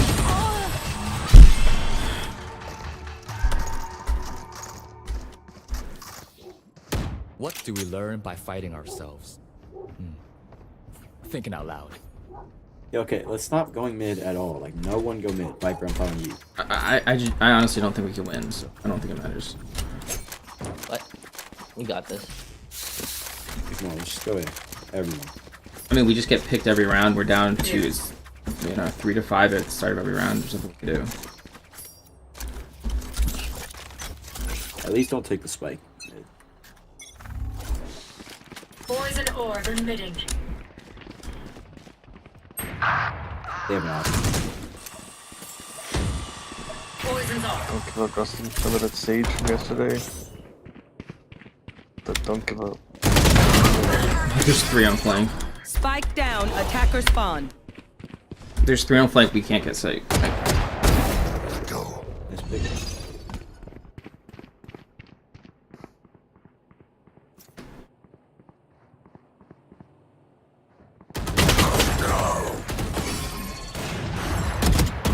One enemy remaining. Good pick. I have the spike. Last player standing. Joke's over! You're dead!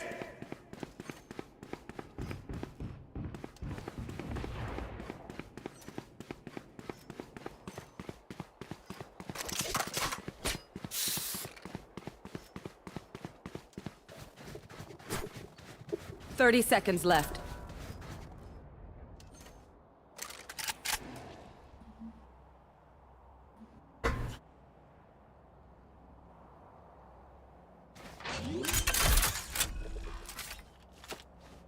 Spike planted.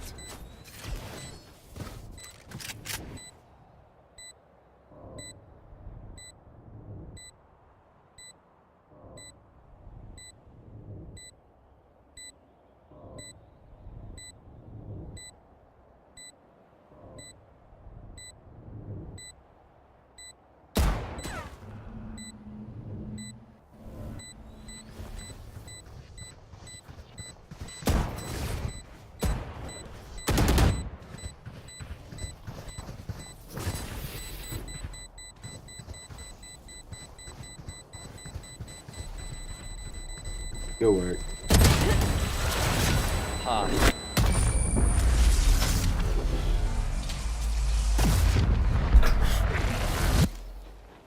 We're here because we're the best. Don't any of you forget that. Let's go A.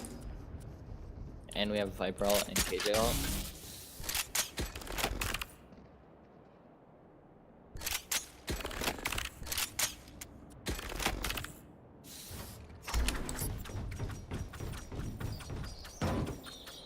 Let's flush them out.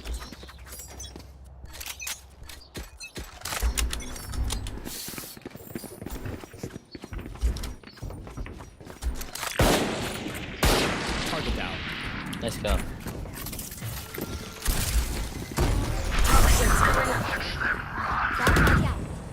Enemy spotted. Hey. Don't get in my way.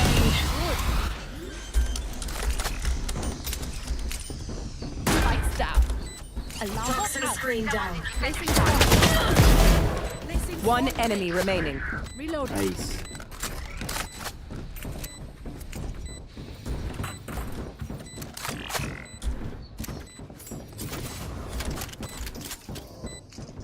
Toxins going Nobody up. saving. I'm 80. Toxin screen down. Why'd you put the ult down? Match point. Party's over. Let's show them out. Oh guys, 1 minute, let's go.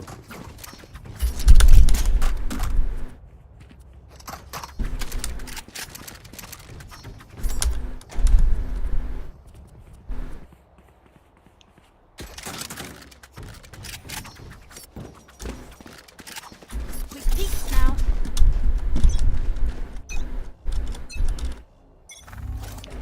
It's you and me! Oh, alright. You can protect the spawn. Enemy spotted B. Poison's off. The hunt begins! I've dropped a spike. Enemy spotted B. I have the spike. Last player standing. Wow. Toxins going up. Yellow, yellow. Nice shot.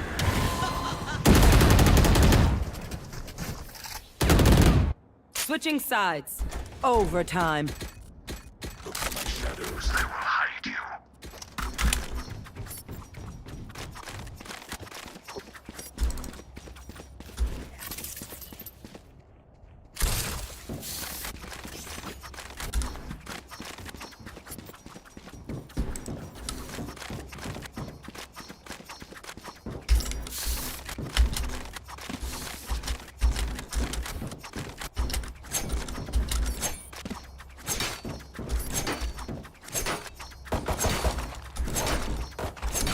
Reloading. Time for a field test.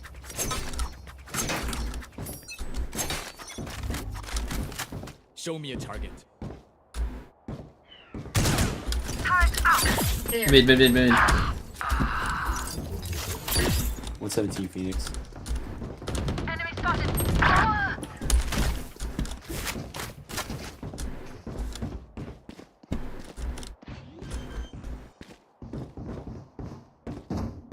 Spike planted.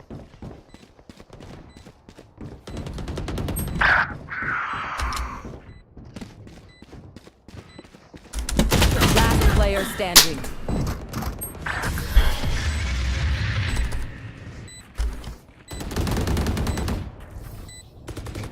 Switching sides. Match point. If I may, I'll go in first. Viper, can I get your Elder Flame? It's not mine.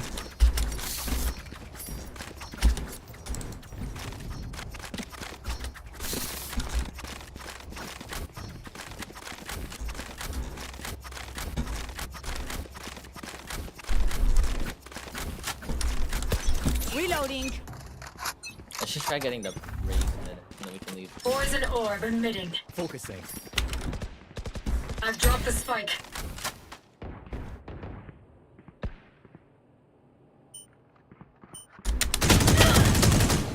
Poison's off. I have the spike. Here. There's one mid. It's Phoenix. On top of 2. Toxins going up. One's on top of 2, one mid. Toxin screen down. Enemy down. Where's Spike planted. Nice. Raze is still on top of 2. Last player standing. Oh. Yeah, not bad. Yeah, I mean, it's what it is.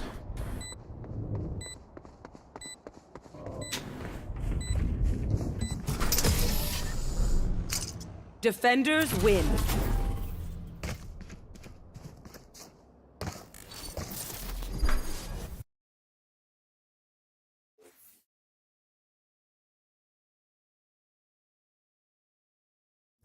Disgusting.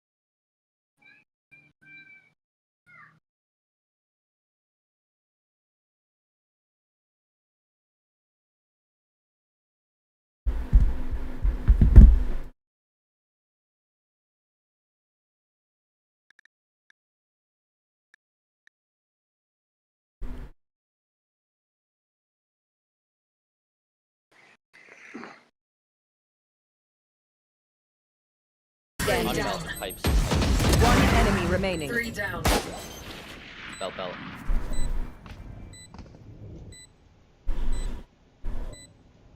Toxins going up. Transmitter ready. Toxin screen down. Now, where was...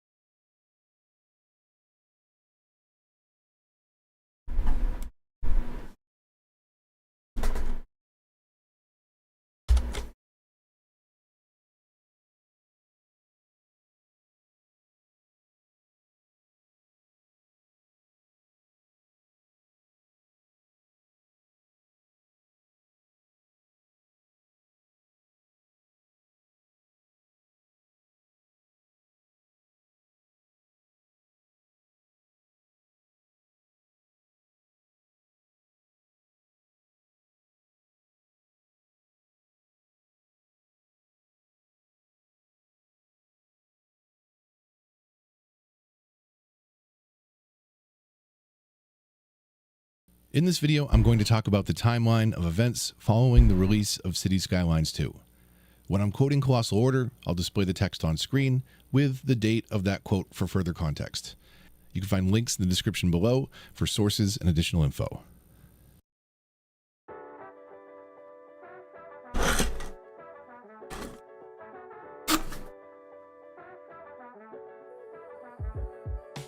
On November 1st, 2023, just 1 week after the release of Cities Skylines 2, Marina Hallikanen, the CEO of Colossal Order, took to the Paradox forums to talk about what the dev team was doing and what we could expect from Cities 2 as a result. Quote, "The mission remains the same. We want to bring you the best city builder ever made. And as I have grown older, I am no longer afraid of the marketing department, so no holding back." Now, they may not be afraid of the marketing department, but they are most certainly afraid of Paradox if they were willing to put their name on this unfinished game and call it a full release. Also, maybe holding back is a good idea sometimes.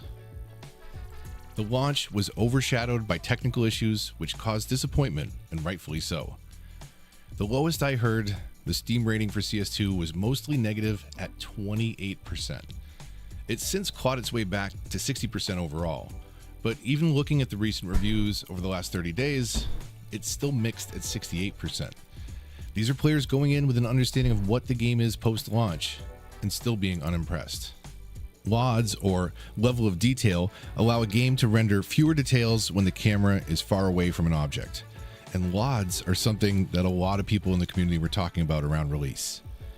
Finding optimal LOD levels is a balancing act between visual fidelity and performance, and we'll be addressing this in future patches.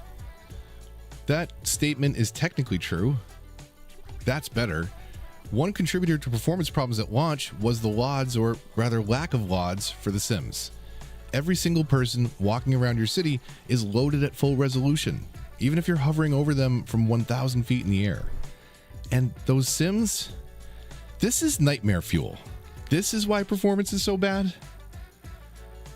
The performance improvements and bug fixes take top priority until we've reached a level we are satisfied with.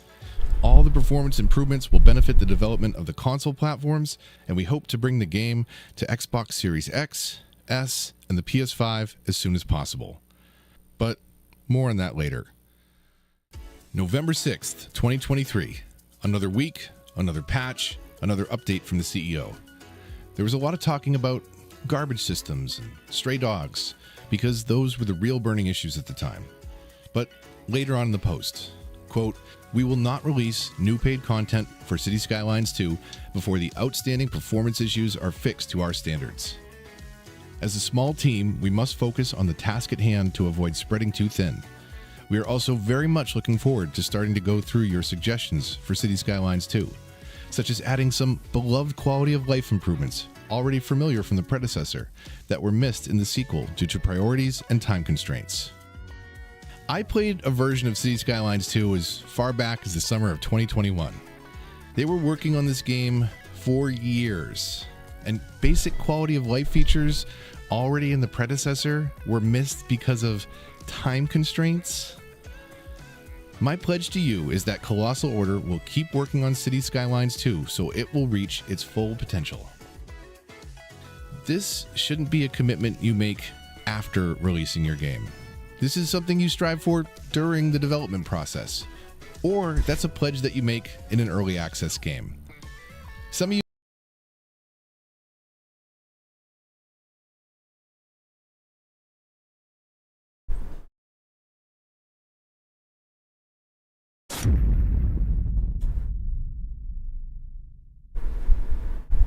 After 18 seasons, Ben Roethlisberger announced his retirement. The two-time Super Bowl champ and six-time Pro Bowler posted a video on social media earlier today thanking Steelers Nation. So, guys, where do the Steelers go from here?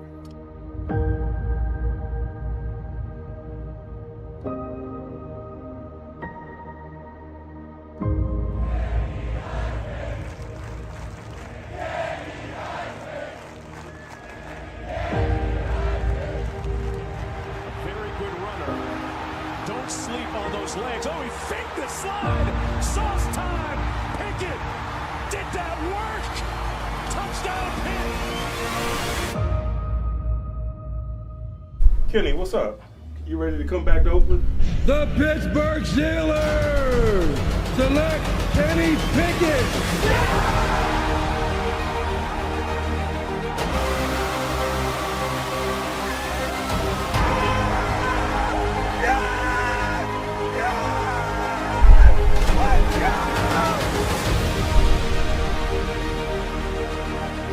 Pickett trying to sneak it, trying to get there.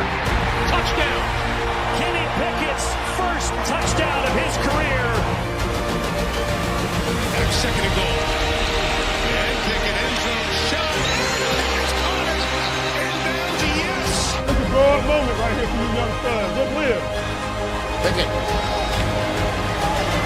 Trying to find somebody or something. That's Fryermuth open. Season on the line. Pickett to his right for Fryermuth. Late down 10-6. Pickett in the middle to Najee Harris. Makes a move, does get a first down and more. Najee Harris. Pickett over the middle. Touchdown. George Pickens with 46 seconds to go.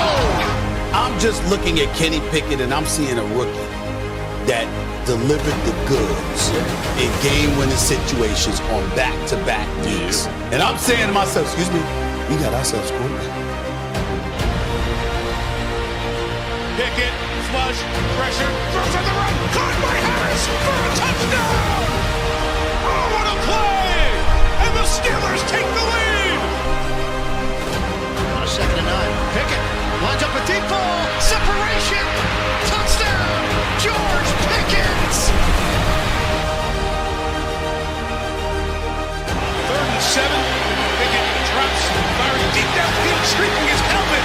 Austin who's got it, and he's got it all. Touchdown, Pittsburgh.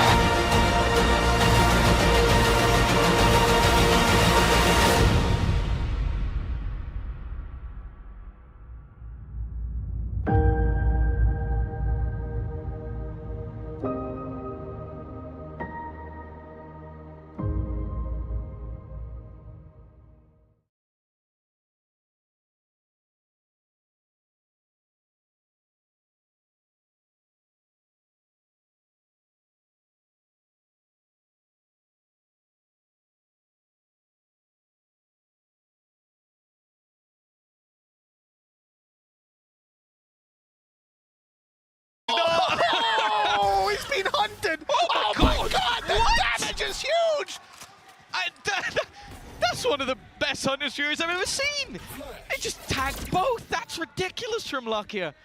After a first map to forget, he has been fantastic ever since. Back with a vengeance. And look who it is they kill, Tom. That's your Viper's Pit, down and out of the round. No way back through for them now. Spike planted. Well, nobody's going to try. He's got some support, but again, there's a smoke to deny them. A Meteor in an aggressive position. Just doesn't seem to be missing a beat. Stolen away by Karen in the end, but 9-1. Whether you predicted the first and the second map, I think you're a bit crazy if you did. But if you thought this is how map number 3 was going to go, props to you. And how is it living in Korea? This is just so disgusting. Was there... Am I mistaken in saying that there was nothing to give away that player's position? That was a blind fire to Hunter's Fury, right? He's pulled back the bow. They're both doing it. They're both doing it. 3 pulls of the bow, and every single one hit their mark. Bullseye after bullseye. 9-1. Gen G are absolutely stealing this series away. They got dominated on their map pick, and then they showed up. They've only given 6 rounds on the last map in this one. Explain that one. Fake time. Either way. The drone's going to give a little bit of info. It really is a bleak reality for EDG right now. We saw on the player cams real frustration for Concom, because it is rare, no matter who you are, that you shut this man out completely. But that has been the story thus far. Even being played with by an opponent. You can see just trying to make this awkward, try and make this confusing, and there's Texture. Even still though, Kankan has managed to take him down. A trade, which I'll be honest, so far has been unusual. A deep mid position from nobody, but looks away. Just as they make the cross, the entire team comes out, and then Kankan peeks into the lot of them. He has had a cursed game so far. Finally, we see there's a Cypher. He got a tag, Tom! He got a tag! It's because they're finally going B. That doesn't happen very often. It doesn't matter, though. They're still losing every single fight ahead of them. Chichu probably gobsmacked that they've actually entered into the B site. I don't know where he's hoping to go here. They're so ready for it. He does at least manage to drop the player planting, but it's after they've already planted. And while just as every other round goes, it is 10-1. Ridiculous. I don't even remember what round EDG won, to be honest. This has been the most... It was the round where Smoggy got, I think it was 3 kills on the back of the site. You're right. Yeah, it was the pyramid play. I remember Flash it up because top. it's the only thing that's It's the only thing that's happened. Like, you could study this. You could watch this back again and again. Icebox. Oh, look at what they're buying. Look at what they're buying. Stop it. Look at what they're buying. It's the last round of the half. Look at what they've got backup weapons. Look at what they're doing. They've got backup weapons for days and 3 This is the Concom waiting angle. What? Where does he peek? Does he peek A main? Does he peek into middle? That's where Concom is. They're waiting for it. This is so disgusting. They know it's coming as well. Oh no, they know where Texture is. What a disaster. Blade Storm used as well. Upshot fires out. It was Munchkin letting loose on that shot, swapping the weapon over for a Phantom, and they're still keeping the 3. It's just juggled around. Now it's Lakia who's going to be your opper. I don't know how they're running this. You know, you take 1 shot, then you juggle it over, right? That's your chance gone. Now it's someone else's turn. Already gone. They're already dropping them. Oh, no. Poor form, but they do have to make a play eventually. 50 seconds left on the clock. It's time to push forward. Hey, 2 ops on attack. It's still pretty good. Still pretty unique. Oh, Meteor taking space. There hasn't been a battle or a brawl in this round. EDG have played a little bit more passive. It doesn't make a damn difference. They're being battered. Concon again tries to be the hero, but this time and every time he has been shut down. Haodong, Chichu. Well, there's nothing they could do. A nice shot at least. He'll know where they are.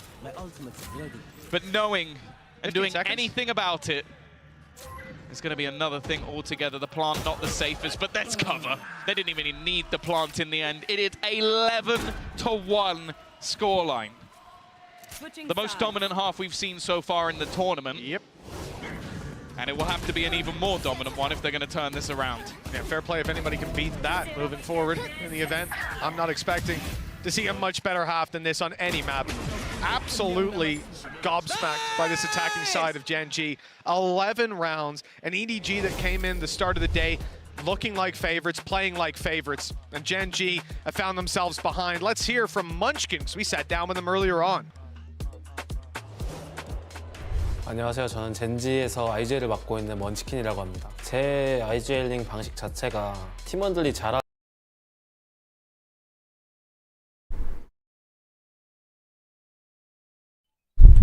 Hello.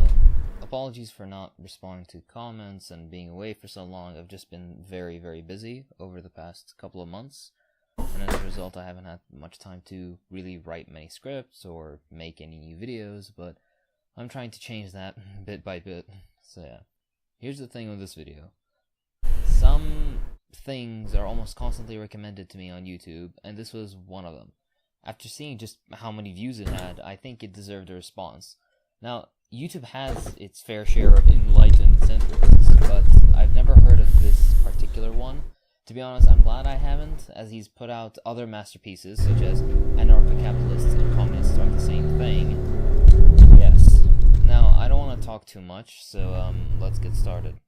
I realized midway through making this video that maybe didn't really deserve a response, because it's very lazily put together, but like the script is written, so I hope you enjoy this. If you're not a millennial and you're looking at this generation, there might be one thought that is particularly prevalent in your head. What's with all the communism? Right off the bat, that's a strange thing to say. Every generation has had loads of Marxists, many of which got into politics at much younger ages too, particularly in the global south. Assuming that you're referring to their presence on the internet, however, well, that just has to do with the fact that young people are more tech savvy. And you'd probably be right to ask that. There are an awful lot of unironic communists in this generation. Thank God. And it might look a little weird from an outside perspective, a little difficult to understand, but I, as a millennial myself, do have a little bit of insight into why my fellow youngsters of this day and age are dusting off the old hammer and sickle. You'll see a lot of this throughout his long video. A lot of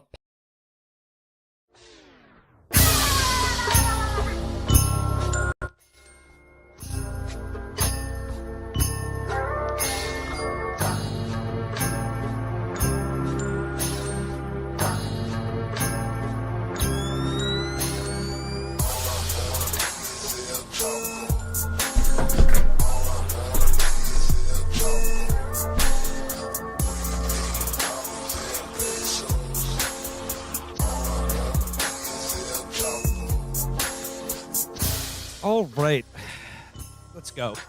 Okay, greetings, friends. It's Thursday, March 14th, and joining Felix and I on today's show are our good friends Alex and Jeremy from the podcast Korra Raiders. And a little bit they've curated some Korra questions for us that we're going to be giving our fullest consideration.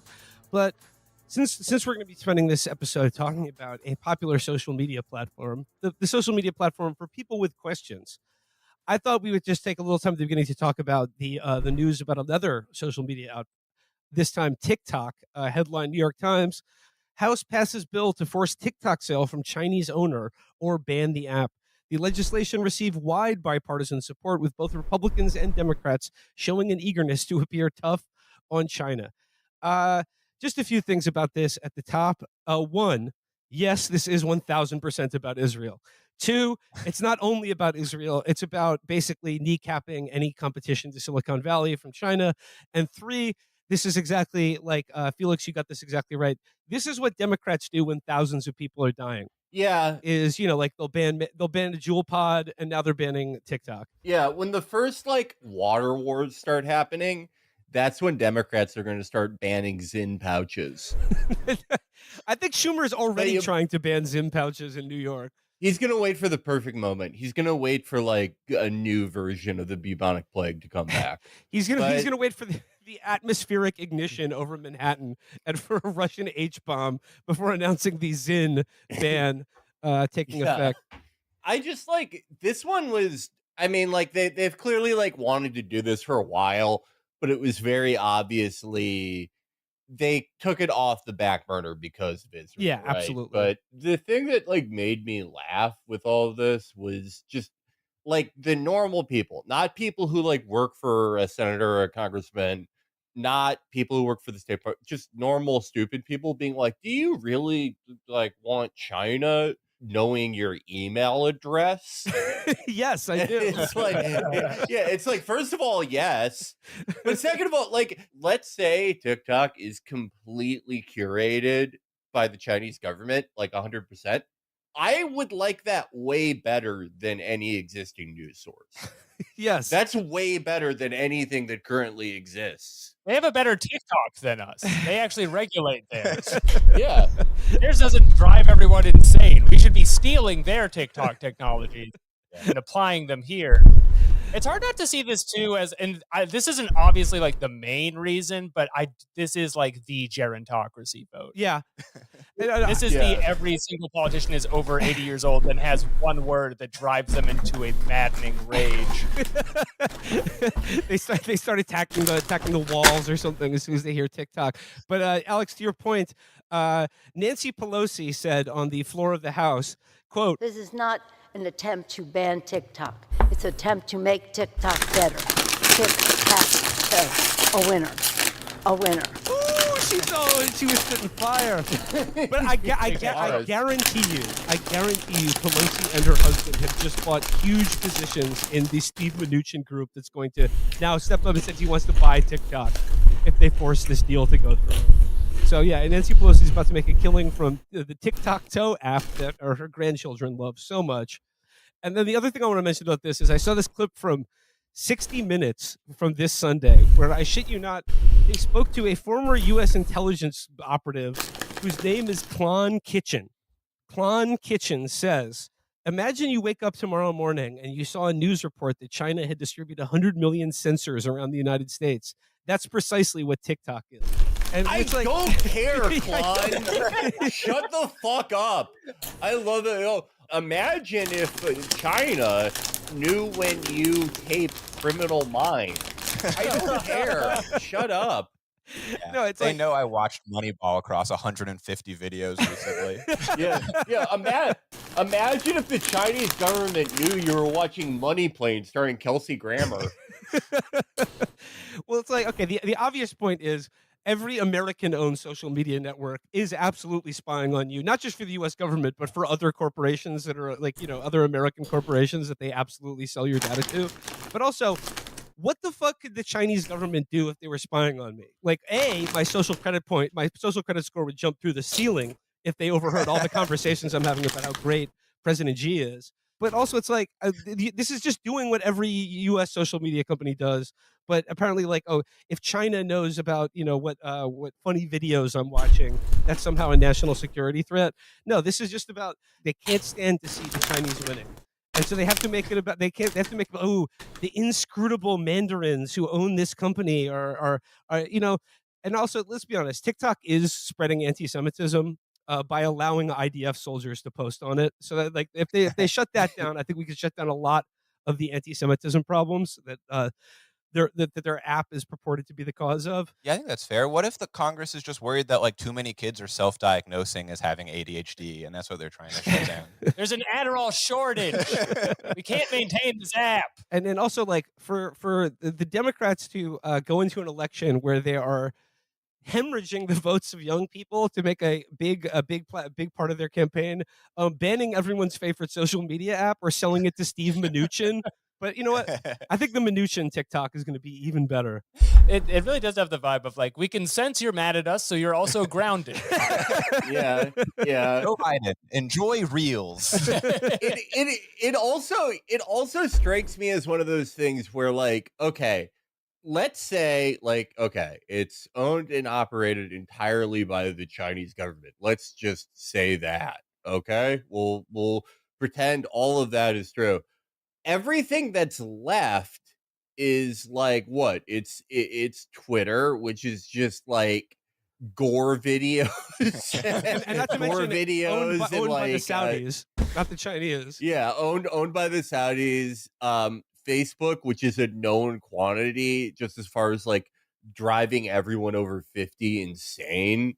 And it like, doesn't this strike you as the type of thing that like, if it really gets banned and they get rid of it 5 years from now, the culture will be even worse because those are the only ones left for Americans. And they'll be like, huh, who could have predicted? It'll be very similar, but we won't know how to dance anymore. Yeah. And also, as other people have pointed out, like the language of this law, basically like establishes that the government can just like, I don't know, like censor any media corporation owned by a quote foreign adversary. Okay, who counts as a foreign adversary? We'll determine that later. But I can't imagine, for instance, Donald Trump doing anything. And by the way, Donald Trump is supporting TikTok. You know, and I saw the Democrats being like, no, actually, it was actually what's her name, Nikki Haley, saying Joe Biden is the only one who's getting tough on China. And you know, let's see if we can get 0 people under the age of 40 to vote for Joe Biden this election. Maybe Trump will join TikTok. That'll be an interesting development. That could from be this. a big boon for Yeah. all of us. I would love that. The last thing I need. You know, like how Francesca Scorsese puts her dad on TikTok all the time, like at the Oscars. Like, I want to see little behind the scenes glimpses of Donald Trump at the golf course, Sure. at the buffet, at the, you know. Aaron asking Trump, like, which of the senators give him the ick. Did you see what Fetterman said about this? No. he pretty funny. He said it's a no-brainer to ban TikTok. Which you know, I wouldn't use that term if I were him, but yeah. You should just leave the word brain out of his vocabulary. Yeah. Just for safety. Let's leave his brain out of his skull as well. Shit, I lost my train of thought. You think about John Fetterman getting head. That's where I was. Yeah. He's getting brain. It was very distracting for me. I shouldn't have tweeted that. I'm gonna get my stuff. When I get my stuff sucked. Sorry, sucked. When I get my stuff sucked, it helps with my pression. My pression gets better when you sunk. You shouldn't have done it on when that you roof. sunk on my shit. Braddock has one basketball hoop. Braddock. Well, moving on from TikTok to the reason we're here today, talking to the Quora Raiders podcast. Let's talk about a much more socially wholesome social media app, Quora. Now, Alex and Jeremy, you do a podcast that essentially like you investigate sort of the depths of Quora to find questions and you attempt to answer them. But like the entertainment of Quora is the insane things that are on people's minds. So for our listeners who maybe aren't familiar with Quora or Quora Raiders, like how would you describe Quora as a social media site? So Quora is interesting. We learn a little bit more about it every week. I think if you were like an alien and I had to explain it to you, I would say it's like it's the social media website people are forced to use when they are like removed from the normal ones. They've been too strange on Facebook, and so they end up in this other place that's like between a Facebook and a Reddit. But the only way to interact with it is to ask questions. So every page you can go to is like, I have been cursed. Is this okay? Should I be concerned? We put up one a few weeks ago that was just like, did Hitler meditate? If so, did it help a little? Hitler episode so far. There's so much Hitler content on A lot of the website is mostly about Hitler. That's the other thing. We haven't done this one yet, but there was one recently we found that was like, I'm trying to start my own Nazi party in Pakistan to make it even better. Like, what should I do? I was about to say, do you think that like the just the preponderance of Hitler content on Quora is due to its popularity on a certain subcontinent? That is probably, it's mostly that. There's a lot of like, the age dynamic's really interesting. The original, like, we've been trying to theme our Quoras because we did like around a year of just random Quoras, and it does drive you a little too close to the void for my comfort. So we were looking for ones that could like predict the American election, maybe, when we were looking for these ones. And it is you get like people who are like 15 and are just like, I'm on the internet, this is the website, I'm using it. And then people who are like 85, more than any other place. So there are like geriatric Americans in addition to all the Indians. And they fetishes too. Those are really the big groups there. Yeah, and on-duty police officers as well. That's what the computer in cop cars is for. It only goes to Quora. Yeah, let you know the location of the people you want to go. Especially people asking like, how to kill an unarmed ghost if it's already killed. The cop who The other big thing about it is cop Quora is immediately tied to Ghost Quora in a way that. I'm just imagining a cop who pulls you over on the highway is doing Quora. Why did I pull this person over as you are being Quora yourself? Do you know why I pulled you over? Is speeding bad? But Alex and What do you- Jeremy, why? the other thing I Why do really you like say about that? Quora, like for instance, You're all the a sick Hitler questions. It's never like, what could have Hitler done to have Absolute won the terror. Battle of Stalingrad? It's just like, I bought these new pants. You think Hitler would like them? It's like, what I love about Quora is like that they're questions that cannot actually be answered. They're like they're questions that have no answers, but that are being crowdsourced by But like whatever by you the do, mentally don't call ill it to stream the fun. mentally ill. Stay So away. Yeah. it's a rich vein. The dynamic's weird though, because the people who hang out on there all the time, like there are people who like Quora is their main website, and they've internalized the dynamic. So like they go on the question like, is eating bad? And then they just like make fun of the guy asking it. It's like, what are any of you getting out of this? Yeah, there's a few people who will pop up over and over again. We try to follow them on our show. Like we found out the store Papa's Mountain, that's like a blade shop in Denver. We've been trying to get Orson Scott Card on the podcast because he like uses it every day. Every day. Author of Ender's Game, like LDS sci-fi Yes. writer, author of Ender's Game and other classic Ender's science fiction Game, novels. Ender's Shadow, Sure. Xenocide. That makes Household titles. That makes a lot of sense to me because I could see him having like an early internet dust up. Like in 2004, he declares that like Wikipedia is too anti-Mormon, and he's like, I know what the real font of all human knowledge is going to be. For Didn't he think in 2008 that like if Obama won, there would be like gangs of black teens like traveling the country and killing everyone? I believe I remember something like that. Yeah, I remember Orson had some spicy opinions, like in the early political internet, and people were like, "A sci-fi author is some sort of racist fascist? What? How could this possibly be the case?" I feel weird about trying to actually talk to him because I have actually read like 5 of me his too. books, and it's like I don't want to just elder abuse this like man I've read 100 pages of, but he is also like evil, I guess. So is it okay? Well, in a lot of ways, the Core Raiders podcast, I mean, you both find yourself in sort of an Ender type situation that you've been recruited into kind of a galactic war against question askers. We're mostly wrestling with each other nude in the bathroom to assert dominance. All right. Gonna win one of these days. All right, so Alex and Jeremy, you've curated some Quora questions for Felix and I that are sort of like a little bit more political. They deal with the election. They deal with some hot button topics. So let's dive into what's on the minds of people on Quora. All right, Yeah. here we go. Okay, so just like to set your mindset for this, a lot of these are going to be directly about politics, and then some of them are just kind of leading questions that let you know what like the average median voter has on their mind. Okay, excellent. This question is, if ex-presidents still have the Secret Service guarding them, what happens if Obama fought Trump? Do they both have Secret Service teams that would fight each other? That's a great That is question. that is a great That is question. I've actually never thought about it too. It's like it really expands your mind. Yeah, that is I think that's the X factor for what makes Quora great. Not only are so many of the questions that literally cannot be answered, they are the first time that this question has ever been asked in human history. Like they're all originals, like this one. All right.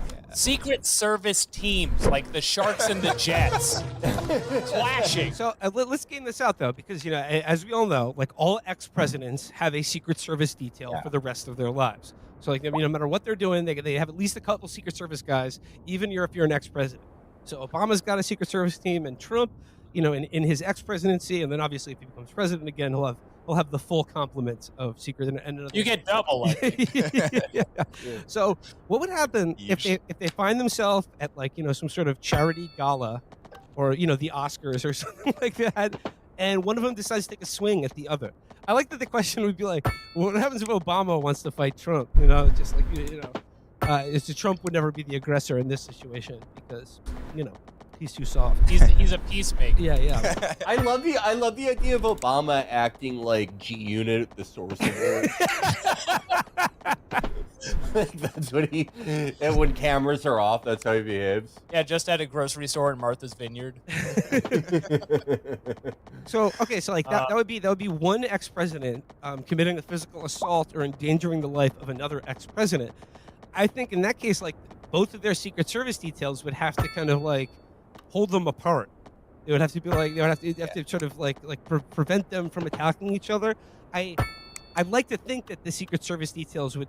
I'd like in the mind of this question and this questioner, I think they think that like the Secret Service is like a Praetorian guard that swears a blood loyalty to protect you. Like, so it's just like they would have to fight to the death Trump's Secret Service detail, even if it like included their friends or something, because they've sworn to protect their president, who they've been assigned to. Like, and it's not just security; it's to kill the president's enemies. Yeah. That's really what it is. They have a big book where they write down everything that happened. Today I was attacked by a dog. It's a besmirching of honor for sure. Yeah. Okay, so assume they actually get into the tussle. Okay. I do think it's like middle school rules. They get pulled apart. Yeah, I think they have to meet after the political or charity or sort of entertainment gala. They have to meet outside and have sort of a rumble. But because the Secret Service has to protect the lives of the ex-president, I think it should be tightly regulated, such as like you can use bike chains, you cannot use flick knives or zip guns. Or perhaps the two Secret Service details. They're like, okay, our ex-presidents, they want to have a Donnybrook. They want to have a fight with each other. Which detail, like, you know, who's going to step aside and allow this to take place? Then I think in that case, the two Secret Service details should have some sort of like softball match against each other to determine who will let their ex-president get their ass kicked. Right, it's like the original Olympics. There's like 10 events. Yeah. To make up. Yeah. I did get like. Was there a question about the Secret Service and Barron Trump though? That's another good one. There was, yes. Right. Yeah. We weren't sure if that was too similar to this one, but there's like, if you put the word fight into Quora, you can really expand into a lot of the universes. That one was, what would the Secret Service do if President Trump's 12-year-old son Barron challenged another boy of his age to a fist fight? Now, this could be hard. Okay. It's very hard to find out who wrote it. This is a good question because I think this one does have an answer. And like, you know, this very scenario was depicted in the Sinbad documentary First Kid, in which he portrays a Secret Service agent tasked with the protection of the first child of the President of the United States. And let's just say some pretty funny hijinks ensued. Those bullies thought that they could do a spitball at him in class. Wrong. He's got Secret Service protection. So in this case, I would say that the Secret Service agents would be honor-bound, duty-bound, and like really pledge their lives to Barron, so they would have to beat the shit out of a 12-year-old for Barron. Good. That makes me happy. There is a comment here from this guy named John McMillan, who is an immigration consultant at government, who says they would kick that kid's ass. That's the other aspect of this site, is that like they have so much personal info. Like, we just dox people on our podcast pretty much every week. They say where they went to school, usually the town they live in a lot, and their actual legal name. Yeah, they will include like an office phone number on Quora. That is something I love. Like, you will see like the most ridiculous question, right? Like, has there ever been a blowjob where the woman bites the guy's dick off? and the highest rated answer will be from a guy where it's like, you know, IRS, Corporate Enforcement Division. Yeah, the horny ones too share too much information. They're like, if you would like to answer my Quora, take my mobile number. I'd like to speak with you at your earliest convenience. But like in both of these questions, like this is sort of like similar to the idea of what happens if Trump gets convicted of a felony and is elected president. Does he serve a jail time in some sort of like? Do they have to send Secret Service agents to prison with him? Do they have to like? Does the Secret Service have to be sort of blooded into a gang to get protection in prison? Will Donald Trump have an office in Sing Sing or something like that? But you know, like these are the fun questions about like what does the Secret Service actually have to do for the president? Yeah. And the answer is die for them at any given moment. So Yeah, it's like being a mummy. If your president dies, you have to get buried with them. I taught us more about the Secret Service in like civics class. You know, why do none of us know what they do? Well, actually, the majority of what they do is actually preserve the sanctity of the U.S. dollar because they are the law enforcement arm of the Treasury Department. As I learned from the Clint Eastwood film In the Line of Fire, their main remit is preventing fucking counterfeiting. That's so lame. Like, we're not on like the silver standard anymore. Like you can just go into a computer and be like, okay, the money's worth this. Yeah, they should be gladiators. Yeah. I mean, like they're the ones that have to keep putting like new watermarks onto the hundreds and 20s and things like that to prevent, it being copied. But what would happen? Here's a question: what would happen if Barron Trump becomes a counterfeiter? What would the Secret Service do in that situation? Oh yeah, help him counterfeit money and devalue U.S. currency, or had a risk killing him to prevent his crimes? They would be so good at it because they'd know what to look for. If you can help, you're connected. You could ask like the Secretary of the Treasury how to do it. Okay, is Barron a counterfeiter?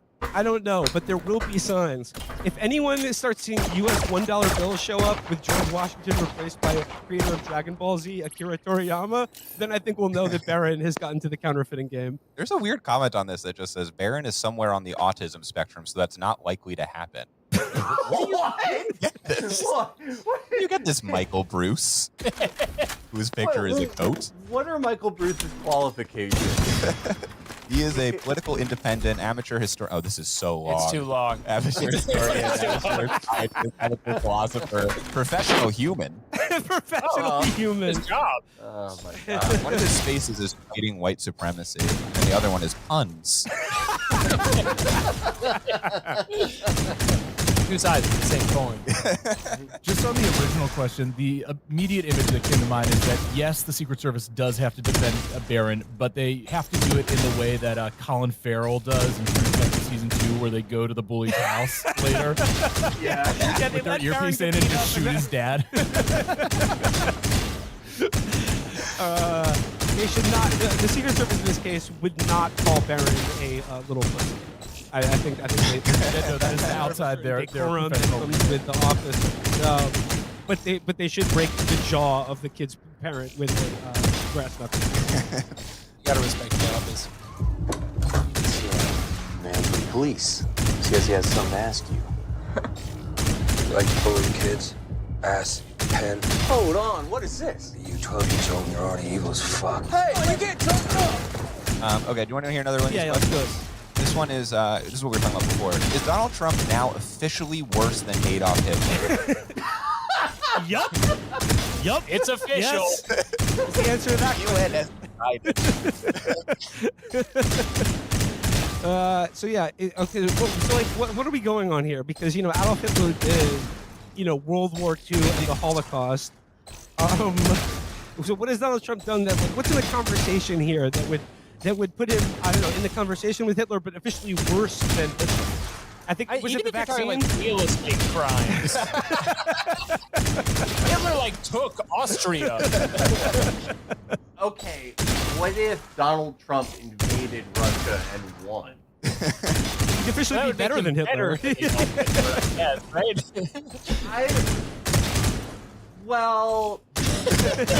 I guess by some metrics, yeah, that would make him better. Okay.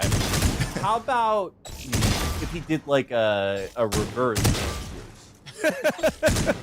Start giving America away. So he gave away Austria?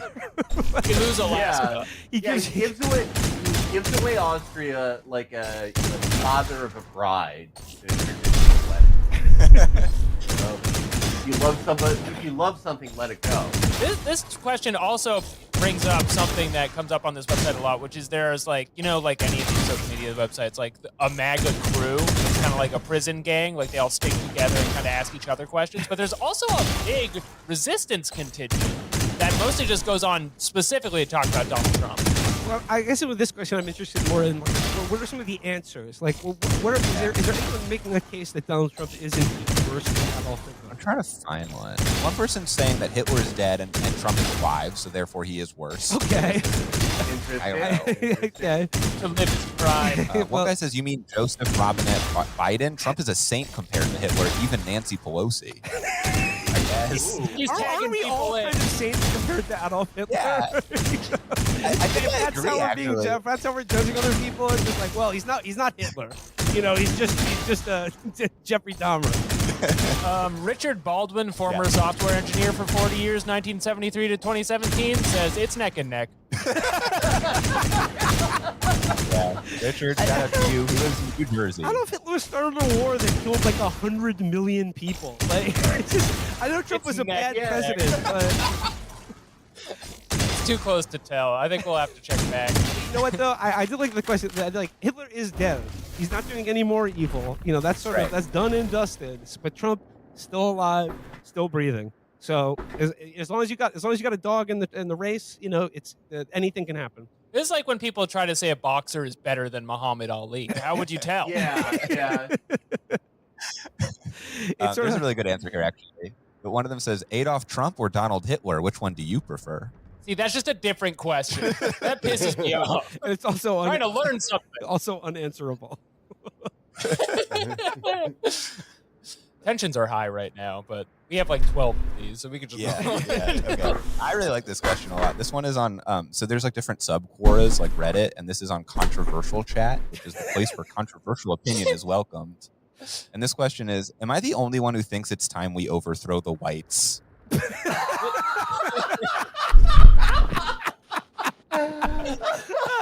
Okay.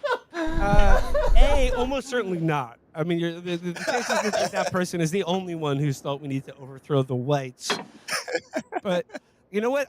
Credit to Cora for actually having a controversial, like, because most things that advertise themselves as like controversial, dangerous opinions are like, I think charter schools are good. Woo! And this is like, should we do white genocide, or should we quote overthrow the whites? Yeah. Am I the only one looking around? Anybody else? It can't just be me, right? That would be crazy. I love the way that's phrased too. Like, overthrow the whites.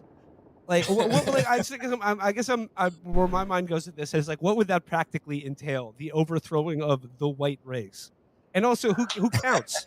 This is a very important question. Who's getting overthrown? Who's getting sort of like docked? Maybe like their paycheck gets sort of attached at the end of every month. If you're, I don't know, like one of the kind of gray areas. If you're a white Latino, I don't know. Does that count? You get paycheck This is an issue where, like, as a Jew, like, I guess I want like right-wing people who don't think I'm white to be doing this, right? 'Cause people on the left are gonna be like, "No, you're white," and I'm like, "Fuck." No, you have to drink the hot sauce.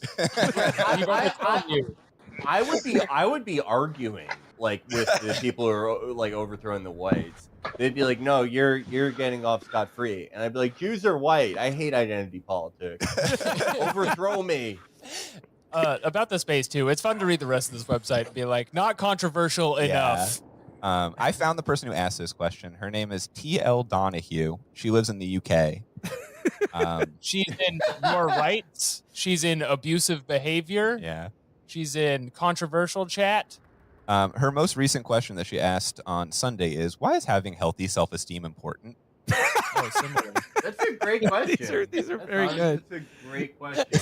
But the question, should we overthrow the whites? It becomes like, it becomes more practical to me when I realize she's in the UK.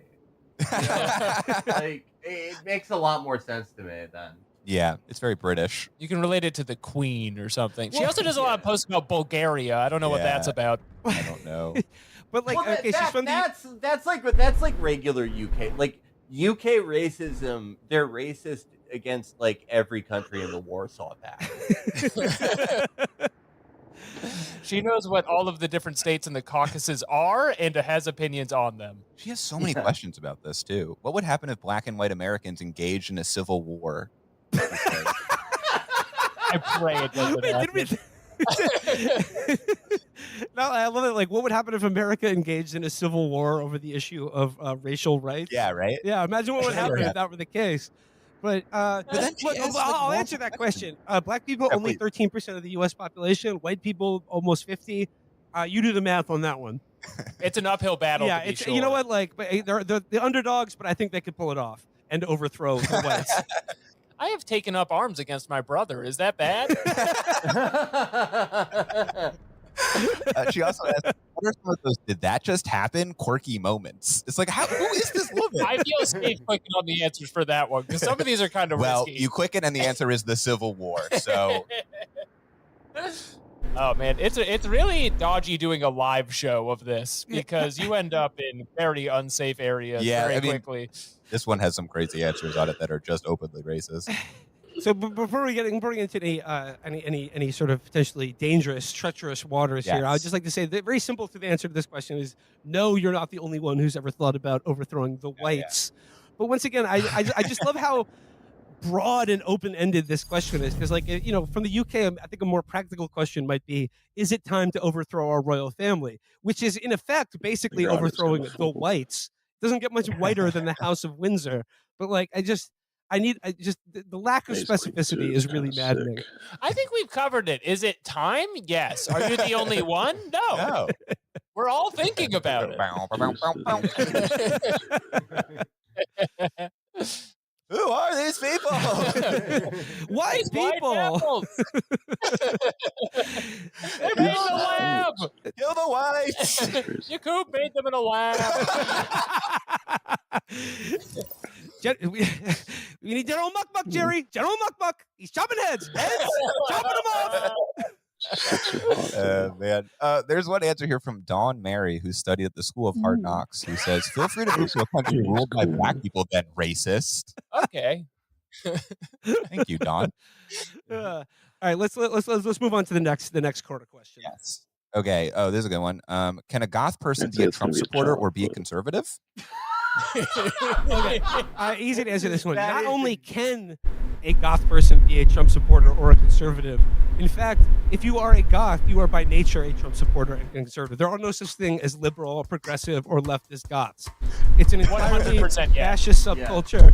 You will find yourself embraced in the warm bosom of MAGA America as soon as you put on black eyeliner and lipstick and like sort of studded bracelets and sort of like, you know, as soon as you start dressing like Winona Ryder from Beetlejuice, you will find yourself in the warm embrace of Donald Trump and his supporters. Yeah, every time I've talked to a goth in my life, they've told me about Donald Trump receiving an award from Rosa Parks. Like, they won't Jeremy sent an amazing picture of a goth for Trump. It's just a woman who's like fully decked out in black clothes and has a sign with a bat that says "Goths for Trump." You know, it's tough for a goth Trump supporter because of those red hats. You know, it's kind of like it really breaks the whole aesthetic look that you sort of just like that one bright red cap on the top of all of the dour gothic attire. Really, I do think you're pushed to the edge of the coalition. That's real. You know what I mean? Talk about junior partners in the coalition. I don't think they make any gestures to you. Like, I don't think they get like kiss involved at any point. There's an answer here that says, ask yourself this question. Is it possible for a child to dress up on Halloween as a zombie/monster, but actually simply be a human child? What does that even fucking mean? Yes, of course it's possible. Is this one of the questions they asked Ryan Gosling in Blade Runner? The fuck? That's a comment for the goth question. That's very strange. You come across a goth in the road. He's voting for Trump. You come across a fat goth on his back. He's struggling to get up. He can't. Will he vote for Trump? His backpack is too big and spiked. He's too fat to build the wall. Everyone's just saying yes, you can on this. Yeah, resounding yes. People are very positive on this. You can be a punk Donald Trump supporter. You can be a rockabilly Donald Trump supporter. You can be, in fact, like all these things I'm just saying are exclusively Donald Trump supporters. Any sort of weird subculture, they're all Donald Trump now. Yeah. Backpack rapper. And any subculture that existed for Gen X is now entirely for Donald Trump. Yeah. Grunge people. If you still listen to Pearl Jam, you're a Trump supporter. Sorry. That's right. It's correct. I just feel compelled for all my Mission Hill heads out there to point out that the goth conservative was a bit on Mission Hill, Bill Oakley's cartoon. Lord knows I'm taxed enough already. I thought that was you. How you doing? Oh, hey, it's Jerry, right? Yeah, but my friends call me the Republican vampire. Are you GOP, Andy? I'm not. I don't. The Repubs are cool, man. Let me tell you my philosophy vis-a-vis our conservative friends. I follow Marilyn Manson, but I obey Rush Limbaugh. I hear him on the radio and I just go. Dance with me, Andy. This is not the Gotham. This is a new question. Recently, when the VP Kamala Harris was sworn in, I came across talk of her being in 2 gay marriages. Is there any truth in such? Whoa, I have not heard it. This is news to me, but 2 gay marriages. What's important about this question is they write the word 2, and then to be clear, in parentheses, put the number 2. So no one is confused. Well, I mean, look, we know Kamala at one point dated Montel Williams. We know that her current husband was essentially furnished for her so that she could run for office. He was bought out of a catalog. He was bought out of a sort of California gentleman catalog. He's a California king-size husband for our vice presidential candidate. Yeah. Can I just say, I love Doug for that. Like, no one has believed in the Democratic Party more than Doug. Like, they were like, Doug, we need you to get married to this woman, and you need to instruct all your kids to call her mom so Kamala can appear normal. And it's probably not even going to work. No one's going to think she's normal, but you have to try, Doug. And he's You're like, the best we got. absolutely. Dude, he's doing his best. I love him. I feel like this 2 gay marriages. I feel like this question fell out of a coconut tree because it lacks a lot of context that I need here. I mean, like, I think as you know, AG of California, she probably presided over a number of gay marriages as, like, you know, an officer of the court. But if Kamala Harris had been gay married twice already, or perhaps is in some sort of bigamous gay relationship ongoing, I think we probably would have heard about that by now. See, this is the thing, too, is you always have a follow-up question of, like, why do you think she's in 2 gay marriages? Yeah. You'll never know. There's no way to find out. This woman asked one question ever, and that's the only one. It's her one question. What if a lot of people believe this? What if this is a common thing on CNN or something? I don't know. Not 1, but 2. We're back on Gay Marriage Watch. That is something like that I wish Quora had. That, like, people had to cite the sources for their questions, kind of. Like, what led you to ask this question? Yeah. Because for this, it's like, I feel like I can figure this one out. This person probably saw, like, one of those really wordy conservative memes that's the equivalent of the overly wordy lefty memes, where it's like a picture of Kamala and like 3 paragraphs of writing being like, did you know Kamala Harris was married to Mary Jane Pufnstuf, and then blah, blah, blah. Like, and this is why she's disqualified from the office of vice president. But with the other ones, it's like, I need to know your media diet. Yeah, it does seem like you just like heard something and then adopted a full story around it that has since come up here. There's another one of these in here that's also kind of a confusing, like, maybe you must have misheard something, or I'm just like way out of the news, which does happen sometimes. Which one, Alex? This is the Joe Mencha Oh, one. yes. This one is, why has Joe Mencha and his administration allowed over 18,000 Chinese into the U.S. over the Mexican border? Is he getting paid by the head? Wait, how do they describe Joe Biden or Joe Manchin? Joe Mencha. Joe As in Mencha. dementia, Oh, okay. no. Joe Mencha. Well, okay. I mean, inventing new slang. I guess like my first reaction to this is like assuming it is true and he's getting paid per Chinese person he smuggles across the border. 18,000 Chinese people doesn't seem like that much. I mean, I would. There's so many of them. Should be getting those numbers way up. Hey, look, it costs a lot of money to run for president. You know. I like the idea that he's accepting bribes from like a foreign government, and it's like, okay, like we have to do like offshore through crypto, like no one can find out about this. I could get executed, but could you pay me like how they pay a carnival employee? Just until I prove I'm good at it. He's just counting them each as they walk in. If Joe Biden could count to 18,000, amazing. No more conversations about his competency. Joe Biden walking into the Chinese embassy in DC with like a handful of tickets, like Dave and Buster, being like, I want the stuffed animal, Jack. You said I get a prize for all these Chinamen.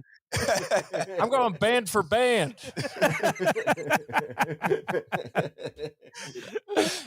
This one you can tell like somebody saw a Fox News headline and just started rapping on it. So this one makes more sense to me than the two gay marriages, but also I'm learning while I'm reading, and that's what this is all about. Yeah, most of the answers just say probably. Oh damn! It's probably probably. I don't know. I feel like it is. Sounds right. This is a big conservative rumor right now, which is that most of illegal immigration is to get Democrat voters in here as like an extreme long game. That's a lot. I mean, like they should. Well, if that is their long game, they should start importing Chinese Communist Party members, because I don't know if you looked at the polling recently on Latinos, but they're fucking. It is not looking good, all that great for the Democrats. So I love this idea that like just by importing people from who speak Spanish, that like that's automatically going to be a liberal voting bloc. It's just like not in this fucking country. Give it like 10 years and they'll be voting for Trump. They still have to go through Mexico for some reason. All right, I'll read another one of these questions. This one's more of a vibes politics question. How would a gun owner react if I threatened to stomp on his dog unless he turned in his gun? I love it. It's just like, is this guy just psyching himself up to do that? And then crowdsourcing whether it's a good idea to attack the dog of a gun owner.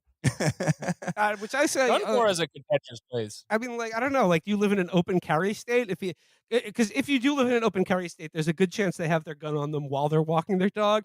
But if you live in New York or something and just think that they have the gun in their house or something, then by all means, just drop kick that mutt. Yeah. Just stomp that shit. We out all of know that the little- first rule. We all know the first rule of dog stomping, which is you don't talk about that shit. Start stomping. I love the moral high ground of like, I hate guns, but I'll kill a dog. I don't know about that. I'm still evil. I love questions like these because like one of my favorite Cora questions that you guys have done on your show is the questions from Christians to atheists about like, would you believe in God if a baby's life depended on, or like if you were fishing and there was a baby, you caught a baby on your hook and the baby was going to die unless you believed in God, would you believe in God? Or if you, what was the other one? If you jump out of an airplane with a baby and like you could give it a parachute, but you know it's a Christian baby, would you save it? To which I say, fuck Yeah, no. There was one parachute. Yeah. It's all baby related for Yeah. some reason. People like come up with these. There's one that was like, if you get teleported to a place where there's killer bees and there's a baby there, like what will you do? And it's just like, well, who is this baby? I never should have gotten that teleporter. As with all baby-related questions, like if I faced a situation in which I saw an infant in mortal peril, my actions would, of course, be dependent on knowing the religious faith of that infant.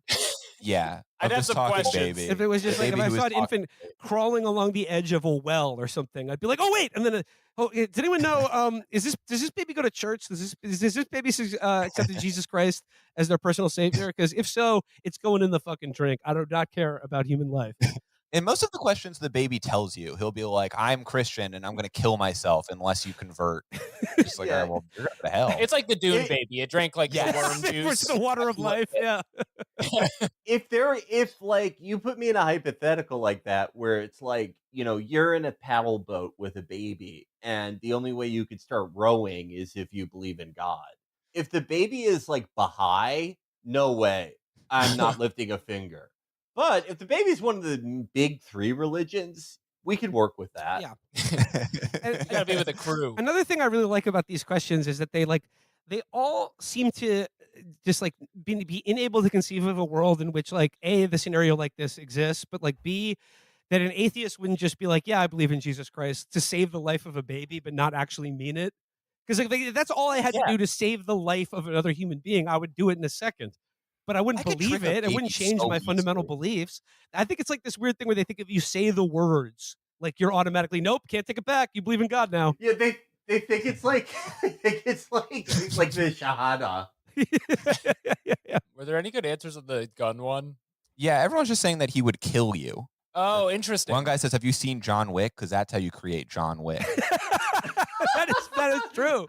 That is very true. I love the idea that in John Wick that they weren't coming to his house to kill him for disrespect. They were just like, let's beat up this chud gun owner. They were Antifa. Yeah. Theon Greyjoy was busting in that house being like, we're doing praxis to this asshole's dog. He's probably a Trump voter. Yeah. He wears a lot of black. He was a goth. He was a goth Trump supporter. Yeah. So sad about his dead wife. Ooh. She probably fucking deserved it because she was a Christian. Oh, this is a good answer. Which one? I'll shoot you in your feet. Yosemite Sam. Dance, varmint. And then the rest is a threat. Okay. This other one, he says, "I actually had someone do that to me, unprovoked. He assaulted my K-Dye with a pipe and stomped on him repeatedly. I shot him until he stopped, flipped him over, and put shiny bracelets on him. Then a rendered aid to my dog. That doesn't make sense. Until help arrived. It took a long time for EMTs to arrive. When they did arrive, we rushed my canine to the emergency room, vet hospital. My dog survived. Triage is a bitch."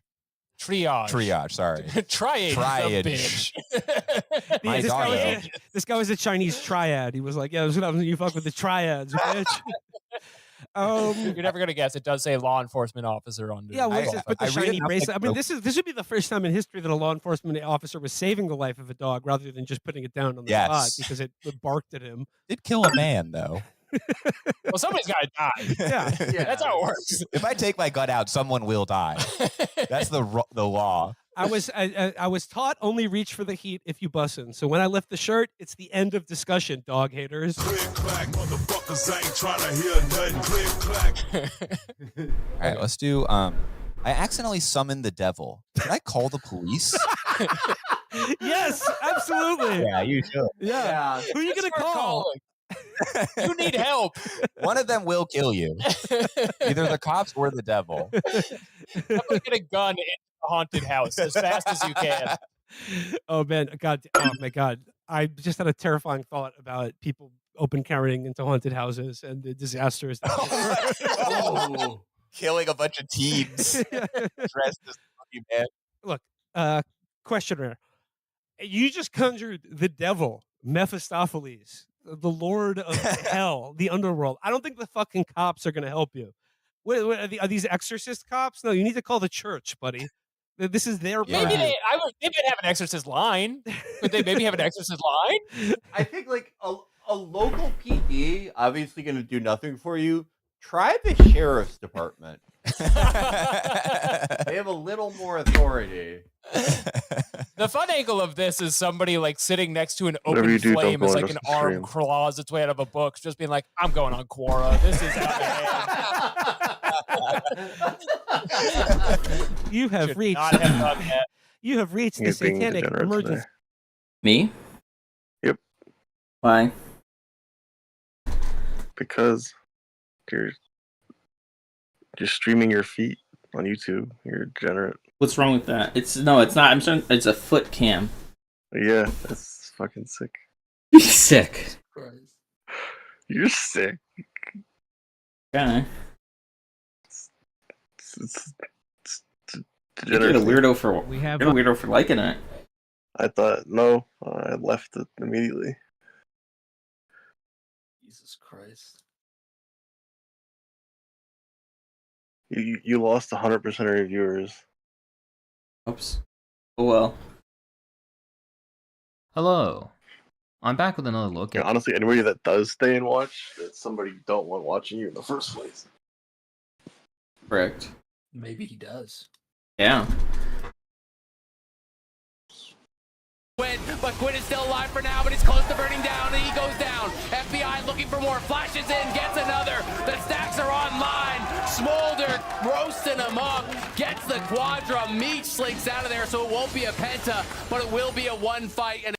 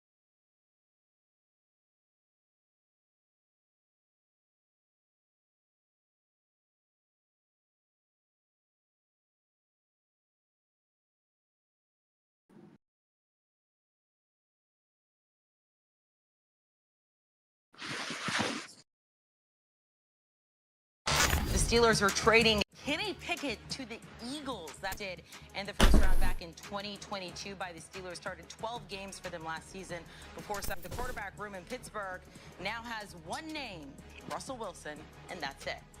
I think we've at least double uploaded, if not triple uploaded, each and every single day of NFL free agency so far. And it just got crazier because we have another trade that involved a starting QB last year. So before we get to the content, make sure you drop a like, subscribe, and turn on our notifications to help the channel grow. Now that we get all that out of the way,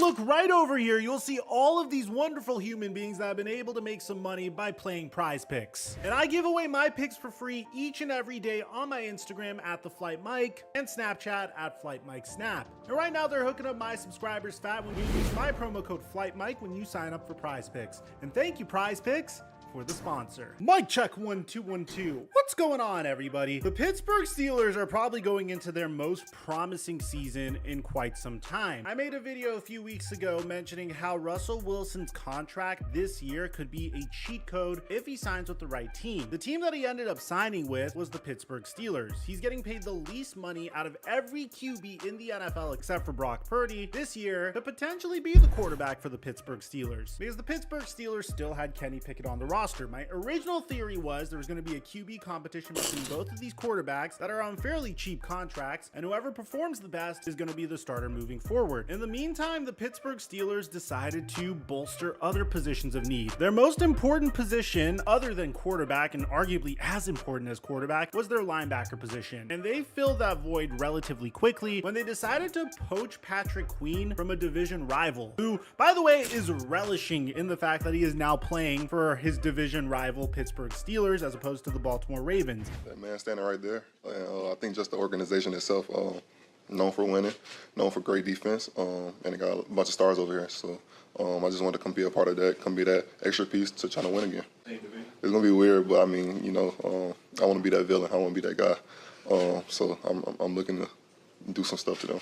But the Steelers weren't done there. There were questions as to how the rest of this team is going to look. Well, the next decision that they decided to make was to banish Diontae Johnson to the Carolina Panthers. I mean, this really looked like a punishment. Diontae Johnson was getting this reputation of having a horrible attitude with the Steelers, just being a really poor example for George Pickens, and ultimately it made sense to move on from Diontae Johnson, which means George Pickens was probably going to be the wide receiver 1 this year for either Kenny Pickett or Russell Wilson. I honestly am a huge fan of the way the Steelers went about their free agency period so far, but they still have some needs. Like, what are they going to do at wide receiver 2? Well, some people are anticipating that they might reach out to Tyler Boyd to fill in the wide receiver 2 role. They have mutual interest, and Tyler Boyd is from Pittsburgh originally. Nothing is imminent, but there is more than just smoke to it. The Steelers need a wide receiver with Diontae Johnson traded, and Pickens being the only experienced receiver on the roster. You guys know, whenever it comes to free agency, I'm a huge fan of not overspending and making intelligent decisions to fill in key spots of your team, but not completely overhauling your roster in free agency. And I feel like that's what the Pittsburgh Steelers were doing so far. But the question still remained, who was going to be the starting QB for the Pittsburgh Steelers moving into this next year? Because there's no question about it. Mike Tomlin has been overachieving with this roster ever since the final year of the Antonio Brown, Le'Veon Bell, and Ben Roethlisberger era. If you could get him a quarterback that is at least above average and are able to plug in the rest of the holes in the defense, which there aren't that many, you have a very promising looking team. Jaylen Warren and Najee Harris might be able to get some damage done if you're able to address the offensive line in the offseason. Pat Freiermuth is one of the most solid tight ends in the NFL, even with subpar quarterback play. Cameron Hayward has been aging like wine. The defensive back unit of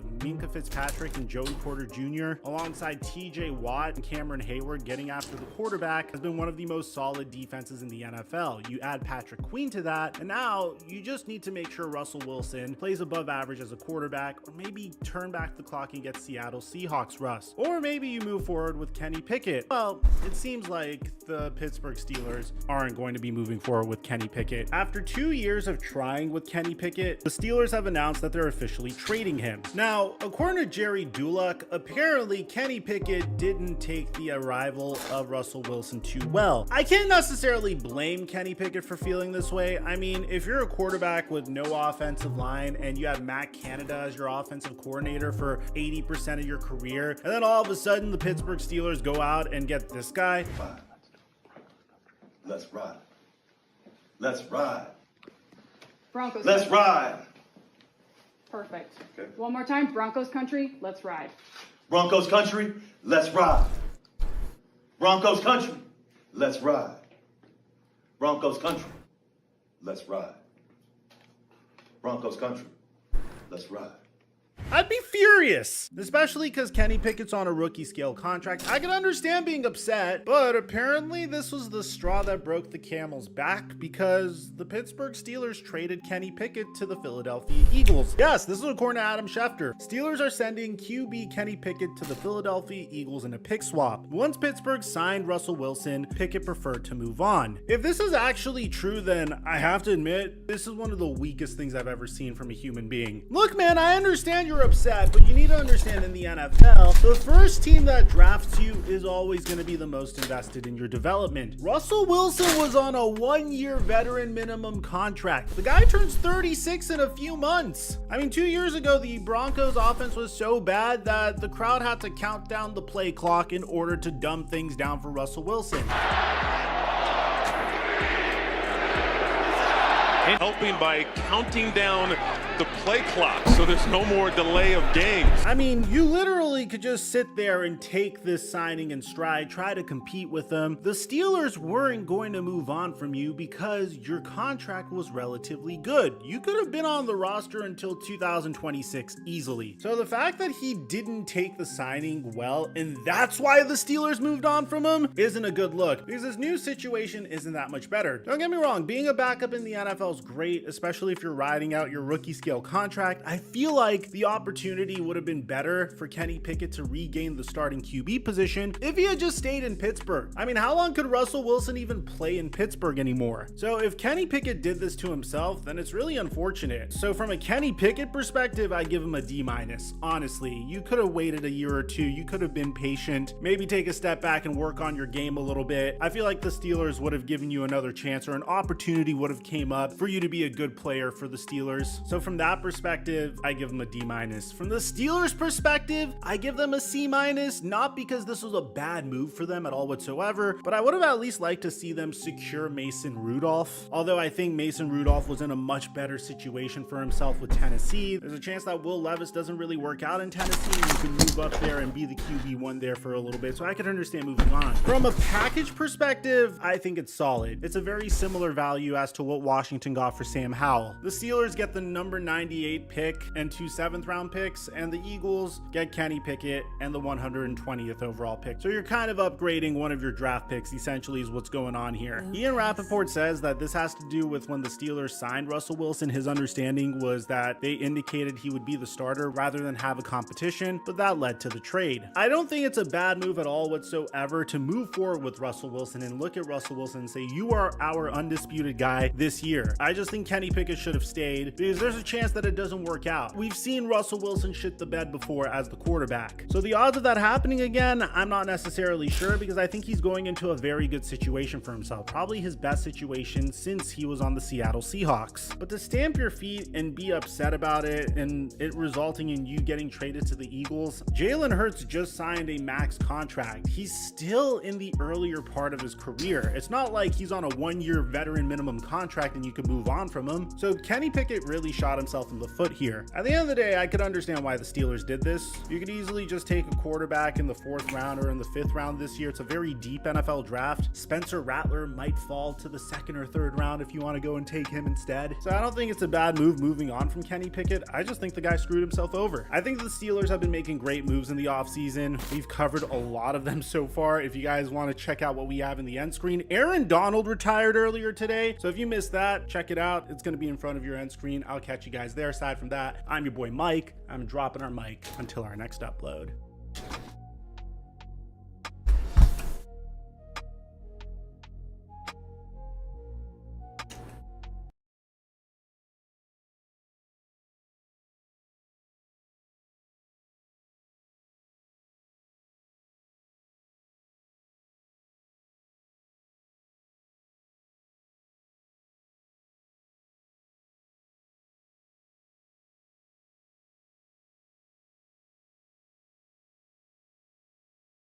Now, before we get started, we want to give a quick thank you to our sponsor, Babbel. One of the big example, I have receiving no response, the housekeeper, and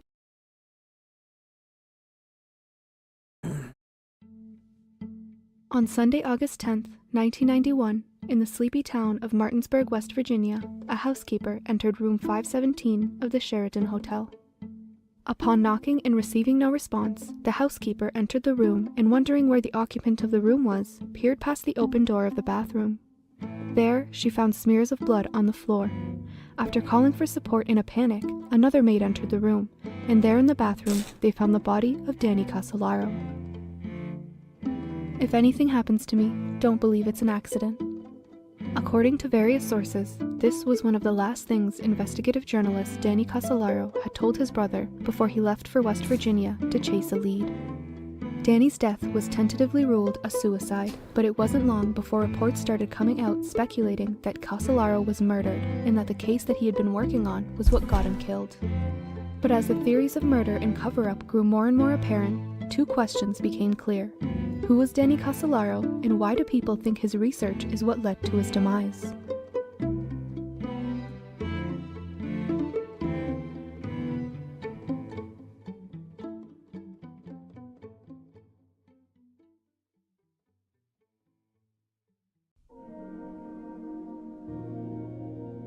Born in 1947 as the second of 6 children to an Italian family, Daniel, or Danny Casolaro, was known by his friends and family as the ultimate nice guy with few serious worries. His father, Joe, was well off, being a successful physician and having provided what was seen as a very good life in their hometown of McLean, Virginia. Danny was said to have admired his father, but didn't want to follow in his footsteps. He never took an interest in medicine or medical studies like his father, and to an extent could be called the black sheep of the family, although none of his relatives say that they saw him that way. Throughout childhood, Danny had mixed results in school, sometimes doing good and sometimes bad, but he managed to get by in high school and go to college. By the late 1960s, Danny was attending Providence College and spending most of his time with his soon-to-be wife, Terrell Pace, a fellow student. His friends all remember him favorably. They recall that he was sweet and trusting, the latter maybe too much for his own good. He worked hard at staying fit, but certainly drank and pursued women more than he needed to. By all accounts, Casolaro was living well.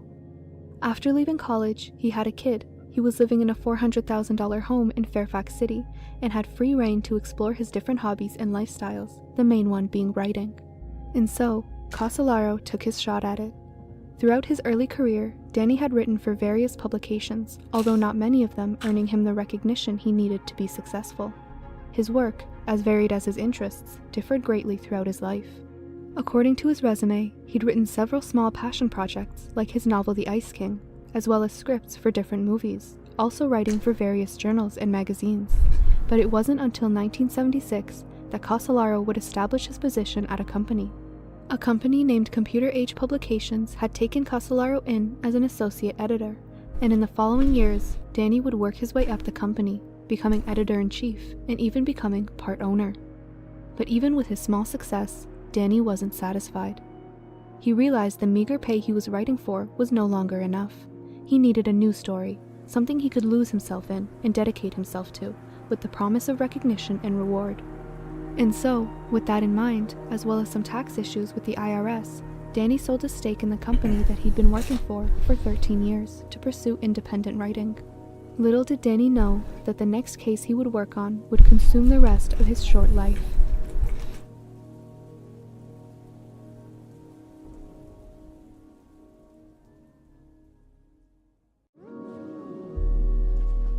While searching for a new gig and asking around for leads, a friend of Danny's pointed him in the direction of a new but growing scandal in the offices of the company INSLAW, or the Institute for Law and Social Research. And so, Danny decided to talk to the founder of the company, William Hamilton, to see what the story was all about. And over the course of a few talks, William Hamilton told Danny the following story.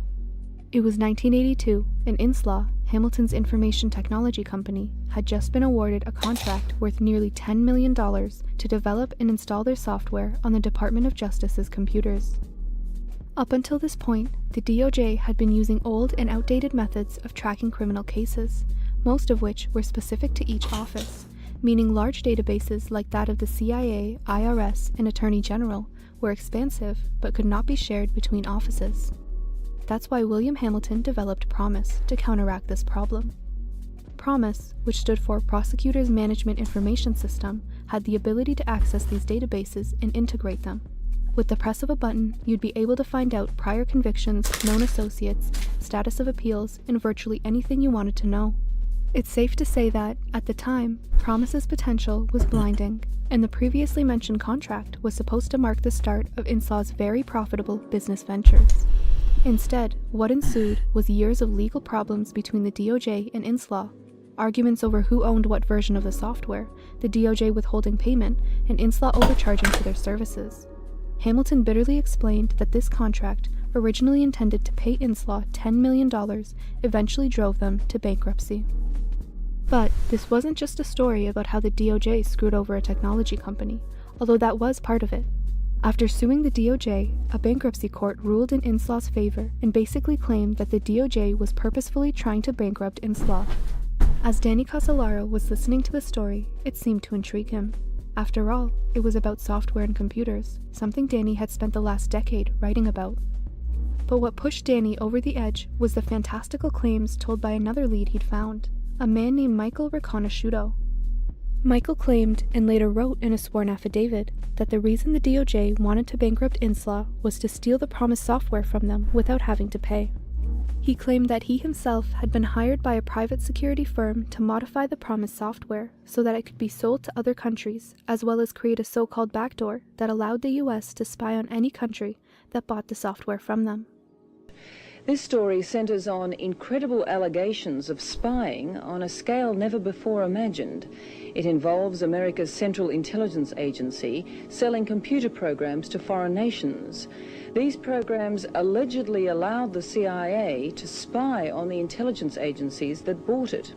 And one of the purchasers was Australia. We've been able to track down 2 key witnesses to those dealings, witnesses who are now in fear of their lives.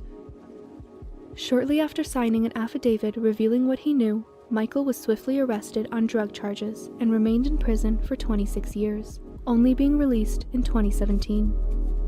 Although Michael's lists of stories and accusations seemed unreal, and Danny, frankly, didn't believe in many of them, it did supply Danny with an endless list of leads that he could follow.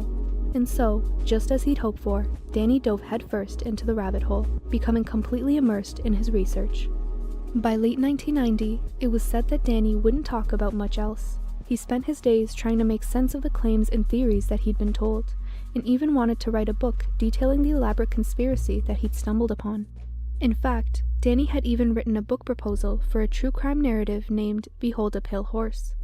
In his notes, he says it's supposed to be a series of articles and a book, all detailing the web of thugs and thieves who roam the earth. Now, he later changed the name to the octopus, symbolizing the many interconnected tentacles or aspects of the conspiracy, but more importantly, he started focusing on a much wider picture of what he was researching. In a rough draft of the book, he writes, "This is the story of 8 men whose real-life impossible mission intrigues have dominated key events that span the globe for nearly half a century. They are the men who make up the octopus." But what exactly was the octopus? The big conspiracy that Danny had been researching for months, and that the previously mentioned INSLAW affair was only part of. Well, according to Danny's notes, the Octopus was a small group of powerful men, mostly CIA operatives, that had banded together just after World War II. In his draft of the book, Danny had mentioned 8 men in particular, but it's unclear exactly which 8 men he meant. Danny theorized that the Octopus was created as an anti-communist response to one of their own spies defecting to the Soviet Union, and ever since, the small team had been working for their own personal gain, through assassinations, arms sales, coups, international drug trafficking, and much more. Danny believed that, in the late 1970s, when Jimmy Carter and Ronald Reagan were campaigning to be the next president, and Iran had taken American diplomats hostage at the US Embassy, that people in the Octopus had struck a deal with Iran to delay the release of the hostages until after Reagan had been elected, so that Jimmy Carter couldn't take any credit for their release. In return, the US would covertly break the arms embargo against Iran. And so, only minutes after Reagan had concluded his inaugural speech, the American hostages were sent home. The American Congress, of course, denies this theory, but several high-ranking individuals, including the Iranian president at the time, as well as a naval officer and US National Security Council member, maintain the accusation. Danny also believed that, a few years later, while the war in Nicaragua between the anti-communist Contras and the pro-socialist Sandinistas was raging on, the US had illegally funded the Contras in various ways.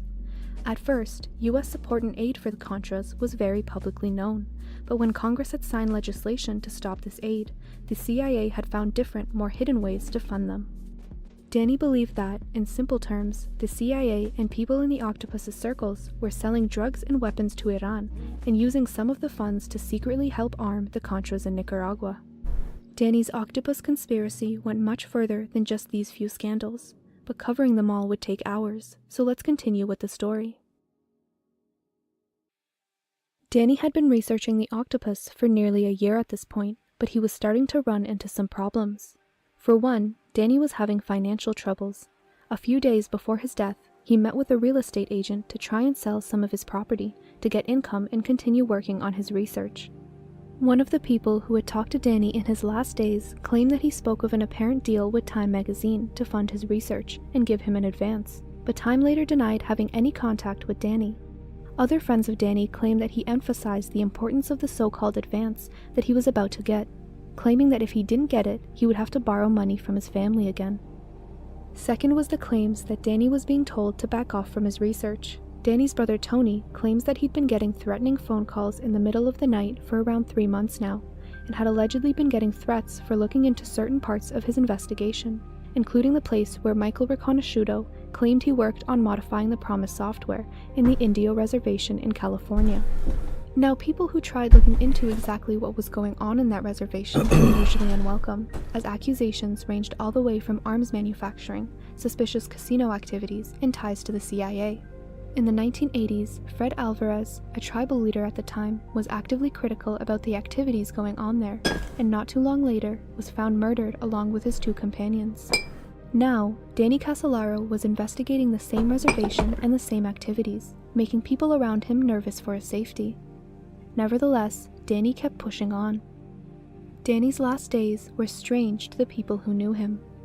On August 5th, 1991, 5 days before he would be found dead, Danny called one of his friends, a retired officer, and told him about the apparent Time magazine collaboration. This day was also when Danny had told his brother about the threatening phone calls that he was getting in the middle of the night, and peculiarly, Danny had also met with an MSNBC reporter and told her, quote, "I just broke the Inslaw case and you can have it." The next day, according to one of his friends, Danny seemed enthusiastic and in very good spirits because of a source he had obtained in West Virginia. He had been digging into stuff for months and getting nowhere. Then suddenly, he said he had this big breakthrough, some source he had. He left for Martinsburg, West Virginia to meet with his source that day. August 7th, Danny had shown his friend an outline for his book and said that he was getting frustrated with the current agent he had, as he hadn't been able to sell it for the past year. August 8th, Danny went to pay the insurance policy on his house. He also checked into room 517 at the Sheridan Hotel in Martinsburg, West Virginia. Later that night, Danny told the man staying next door to his that he was waiting for an important source, someone that would give him groundbreaking information for his case. But, as the time came and went, nobody showed up, and Danny ended up staying in the bar for the rest of the night. The next day, Danny met with an informant in the parking lot of the hotel, assuming his room was bugged. The informant, Bill Turner, later said that he seemed happy and was smiling. Later that day, Danny went to the Stone Crab Inn and paid with a credit card. The bartender remembers thinking Danny looked lonely or introspective. After leaving the inn, Danny made a phone call to his mother's house, saying that he would probably be late for dinner and not to wait for him. This wasn't unlike Danny's usual behavior, as he was sort of known to always be late or not show up to places. The last time anyone saw Danny Casolaro alive was that night at 10 p.m., walking back to his hotel with a cup of coffee he'd gotten from a nearby convenience store. The same day, back in Fairfax, Danny's housekeeper Olga claimed to have picked up 5 calls at Danny's house. The first at about 9 a.m., she claims to have heard a man on the phone say, "I will cut his body and throw it to the sharks." Around half an hour later, another one saying, "Drop dead." The rest of the calls that day, Olga remembers as either only radio music or silence. For the past few days, William Hamilton, the founder of Inslaw that met with Danny at the start of the video, had been trying to contact him and was starting to get worried.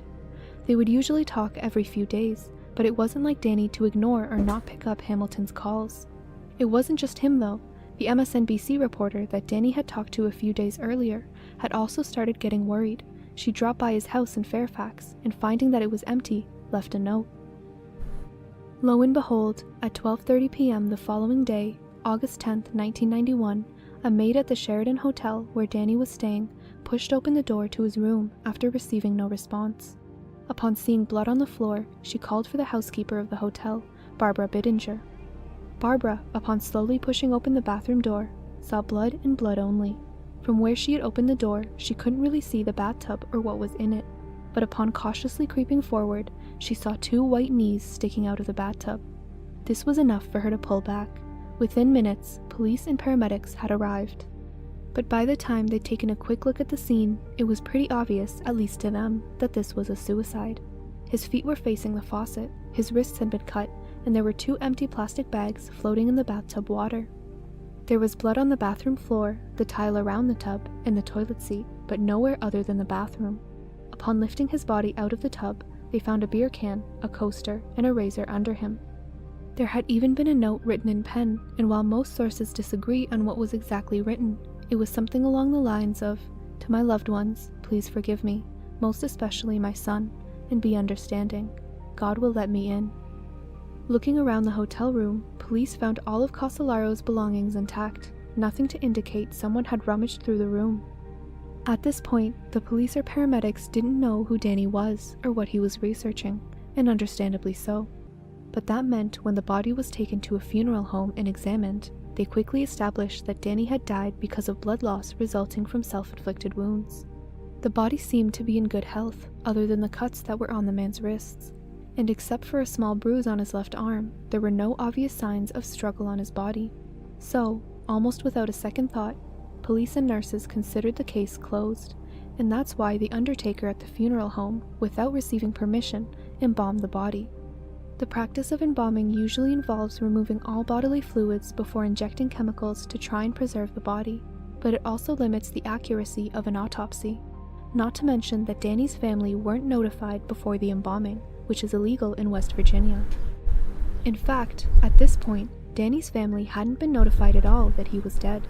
It was only the following Monday, 2 days later, that Danny's brother Tony was informed of the loss. Apparently, the Martinsburg police had called the Fairfax police to notify the family, but for some reason, they just didn't.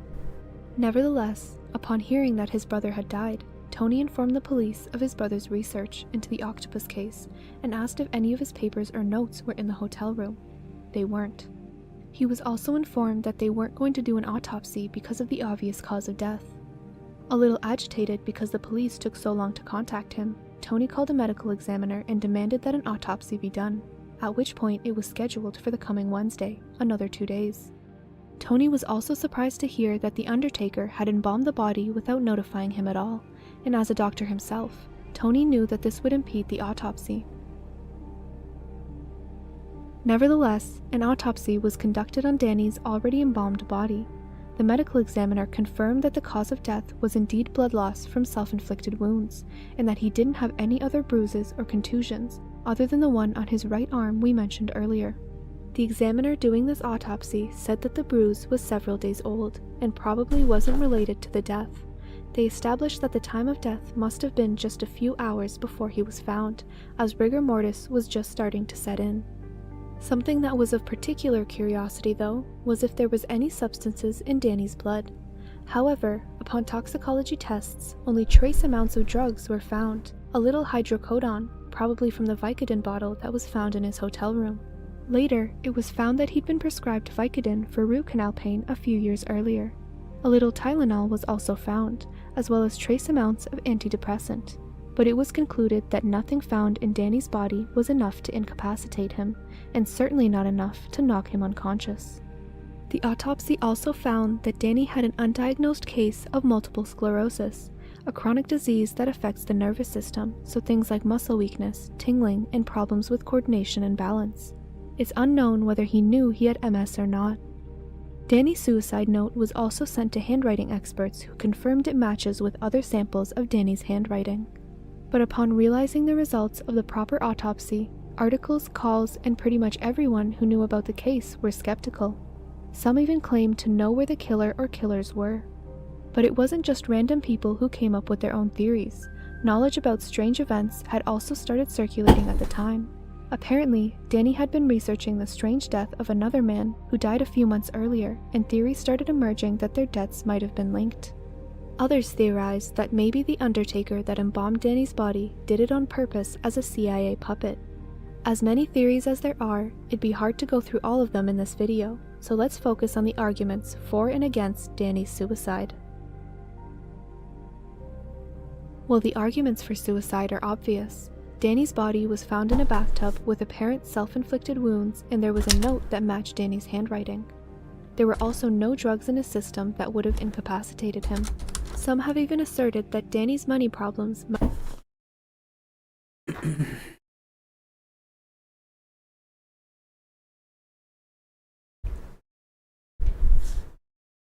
Criminal justice reform does not mean letting people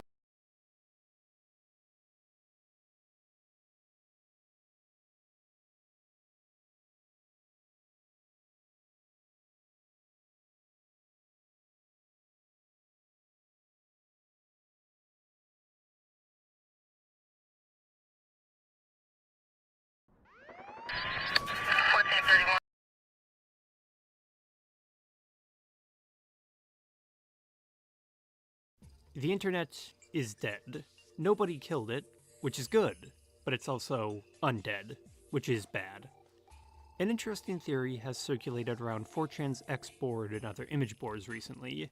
It's a fascinating, if extreme, idea. The dead internet theory.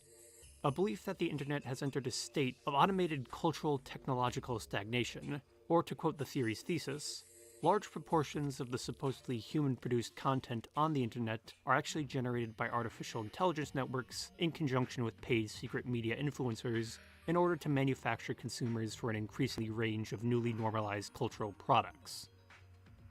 A little theoretical, but the idea makes sense.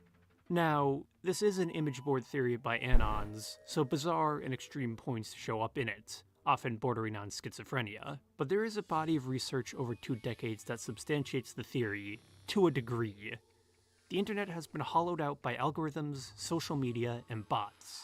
Maybe calling it dead is an exaggeration, but the title is hyperbole. Compared to 10 years ago, the internet feels empty. Hollow like a balloon filled with air. The surface appears massive, but there's nothing in there. A sea that is a mile wide.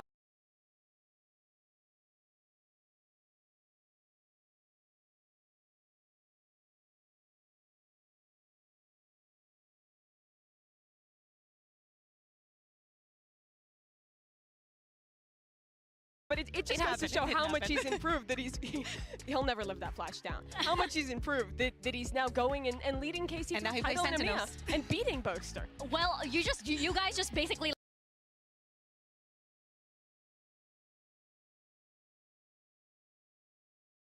A couple adopted a congenitally blind tiger and showered it with love and care every day. The little one became very reliant on its owners, sticking by their side constantly. As it grew into adulthood, it became strikingly handsome and cooperated obediently with its weekly treatments. It never got angry no matter how it was touched, and at home, they massaged it daily and applied medication and therapy punctually. Gradually, signs of improvement appeared, and now it can recognize directions. The tiger, feeling the love, is especially gentle towards them, always snuggling close. This unique tenderness is reserved solely for its benefactors. A couple adopted a congenitally blind tiger. Imagine you, like, take your girlfriend out for breakfast, right? And then later on in the evening, she's like, you know, I really like that breakfast place today. Then you tell her, what breakfast place? And then she's like, what do you mean? The place you took me to. And then tell her, I didn't take you anywhere. Where'd you go this morning? And then she'll be like, come on, like, you're not serious. Be like, who'd you go to see this morning that you're going to a breakfast place? What the are you doing? And then she'll be like, no, but I mean, like, you took me. And then you'd start raising your voice, be like, I didn't take you anywhere. I've really been sitting home all day. And then start, like, hyperventilating. Be like, I always knew you'd do something like this. And then when she starts freaking out and crying, just explode into laughter, give her a kiss on the forehead and say you love her. Imagine you, like, fell for the "you must study STEM" meme. Have dinner with the family. All my cousins are studying different meme degrees. They all get compliments for being really talented, especially ones that's an athlete and studying music. Uncle can't stop talking about how good he sings and such. Meanwhile, I'm the only one in engineering. Computer engineering, actually. Nobody gives a f nor knows what a computer engineer does. All they can come up is jokes about how I must know how to activate Windows. Nobody has the slightest interest in it because it sounds boring or complicated. Nobody compliments my muscles because I'm a gym cell, and I don't have any medals nor competitions people can look up to. Fell for the couples? What unromantic event actually proved your love more than it seems? I have Dads of Reddit, how did you find out that your daughter was a slut in high school? I was picking my 16-year-old daughter up from her dance practice, and I start talking to see how she is doing in school. She says that this semester was her best yet, and that she got a 2.5 GPA. My daughter is really stupid, so I see this as a win. Anyways, when we get home, I see bruises all over her foot, and I ask her what happened today. She said nothing really, and she proceeds to get on with her day. A few minutes later, she says, Dad, we need to go to the doctor's office. I have bumps on my private area. I am curious and say, wow, this is serious. We need to go tomorrow. So I drive her to the doctor and get the report back that she is positive for about every STD imaginable. The doctor also adds that her coochie has been stretched to the maximum, and that he believes the number of partners she has slept with is in the triple digits. I ask how this is even possible, as I didn't even think that was remotely possible. Anyways, I found out that she has her own business in the bathroom stalls, that for $100 she will bang you for 10 minutes. As a father, I was extremely frustrated and took away her ice cream privileges for a week, and she now has to help me mow the lawn. Dads of Reddit, how did Totally mess gameplay. Your duty is not over. You and me. 不是你打得过吗？打得过吗？好 nice 啊！可以。啊！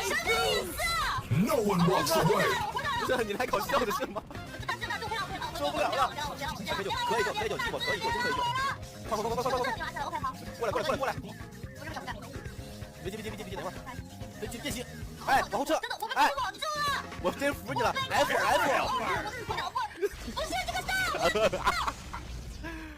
我操！随便吧，你真牛逼啊！看你打吧。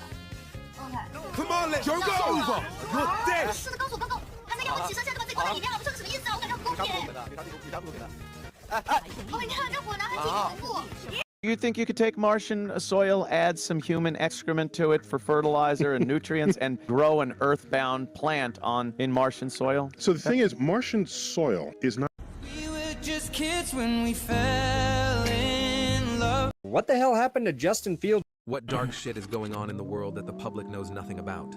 When I was 4, my mother sold me into human trafficking. I was enslaved at Lake Volta, being forced to work under the water until I nearly drowned every day. I barely knew how to swim, yet I was thrown into cold water and forced to dive under, untangling rusty steel nets until my numb hands bled. Sometimes I'd come back up above water gasping for air, waiting for my friends, only to find their bodies bobbing up next to me. It was hell on earth for the thousands of kids enslaved there. Most of us either drowned, starved, or were beaten to death. Exhaustion took lives too, as our 18-hour workdays started at 3 a.m. Sometimes boys like me were taken away by strange men on boats and never seen again. My slave master always told me to never go with these men, as they harvest the organs of us children. One night, these exact men showed up. They took me upon their boat and we set sail. I strangely felt safe with these men, but then it hit me. Aren't they the ones that harvest our organs? Why did I blindly agree to go with them? I prayed for my life for the rest of the way. What dark shit is going on in the world that the— You guys know how a lot of these like Instagram influencers and stuff like that go to Dubai? Like, you know, like how you said posts like, oh my god, I'm in Dubai. Like, look at all that shit. Yeah. Well, a lot of the time, the reason why they go to Dubai is because they're legit doing like sexual favors for like the Dubai oil princes that fly them out. But when I tell you sexual favors, right, I don't mean a blow.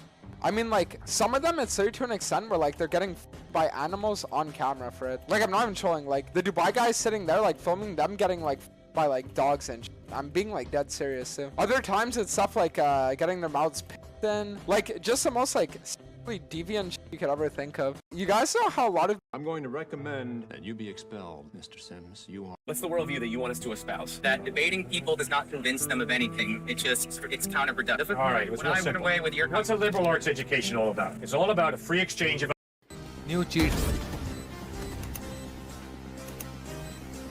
This rock climber surprised these Marines during a pull-up challenge because at this school the woman's record was only 5, and she was about to do way more than anyone predicted. Come on, Maisie. Come on, Maisie.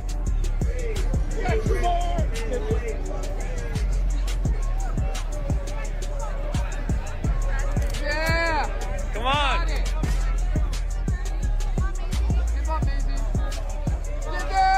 Come on! Come on! Come on, Maisie! One more! One more! Come on, come on! Come on, Maisie!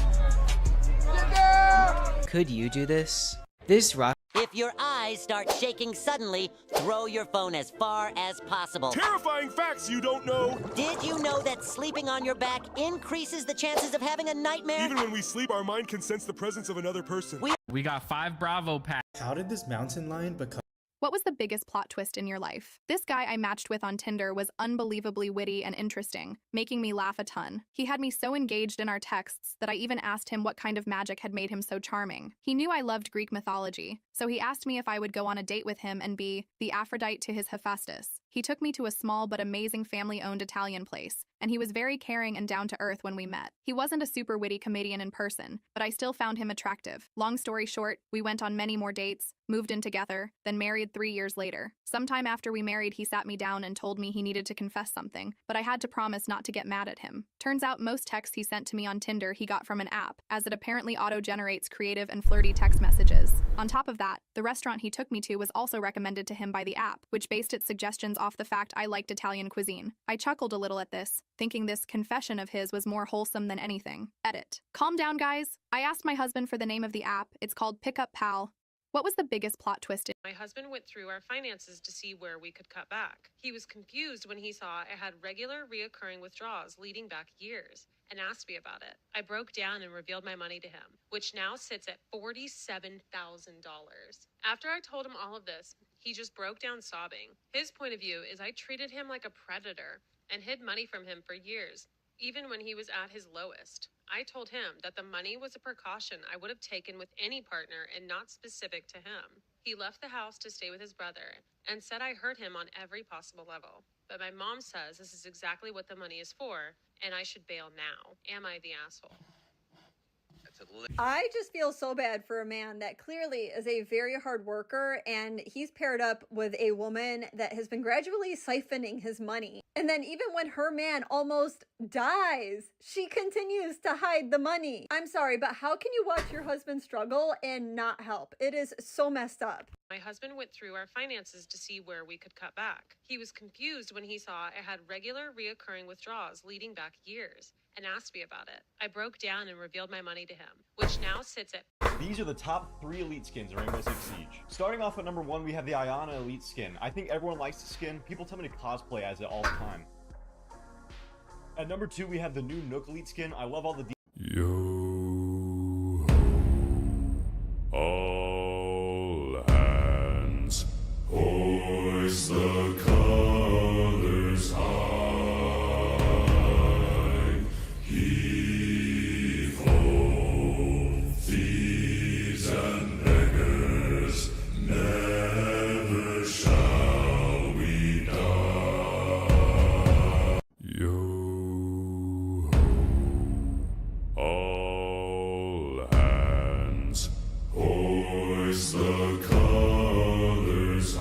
is how to master Reina in 69 seconds. Stop flashing like this. It's really easy to break and they won't have to make any adjustments. Instead, flash high and behind you so they have to make a big flick and ruin their crosshair placement while you can just get an easy frag. Or if you think they're at a close angle, you can throw it at the floor to make your flash pop faster for easy frags. Reina's Dismiss can also be used to dodge a Killjoy ultimate, a Neon Stun, a Cypher Trip, and even Deadlock's ultimate. And you can also heal and dismiss at the same time, so you are invulnerable while you are healing. But be mindful that if you break the line of sight with your heal, it will stop, and your healing will also stop if you take even 1 damage point while healing.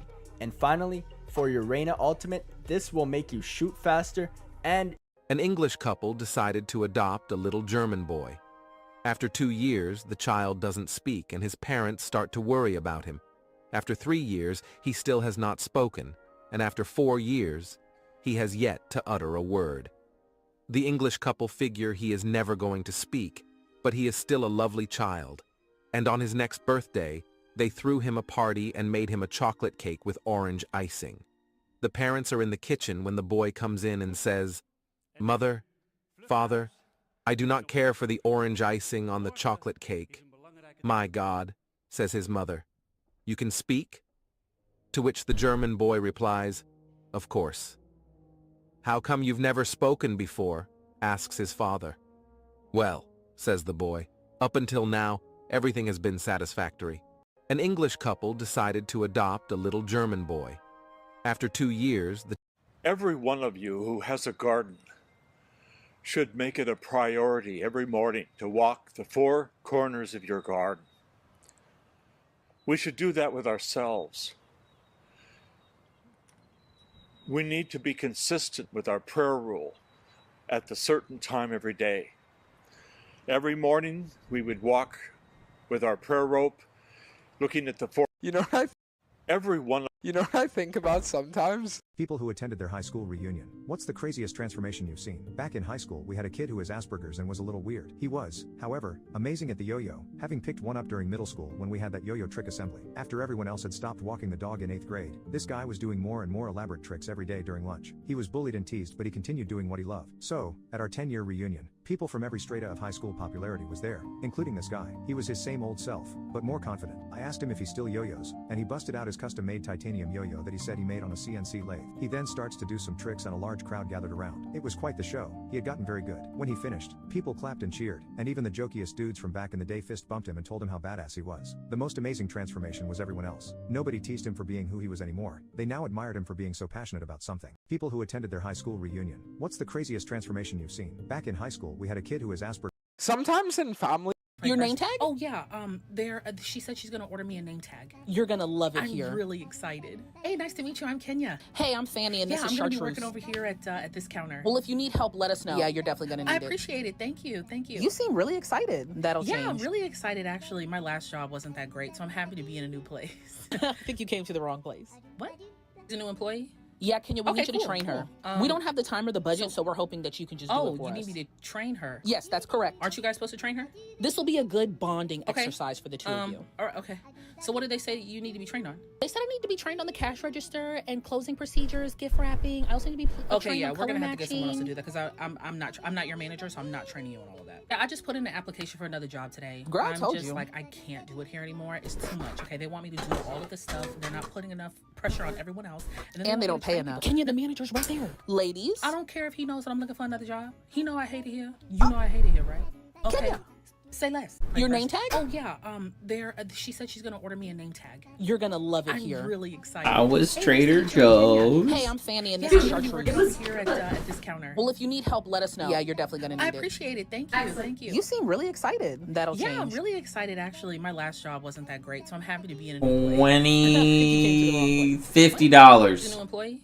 Yeah, Kenya, we need you to train her. Yeah. We don't have the time or the budget, so we're hoping that you can just do it for us. Oh, you need me to train her? Yes, that's correct. Aren't you guys supposed to train her?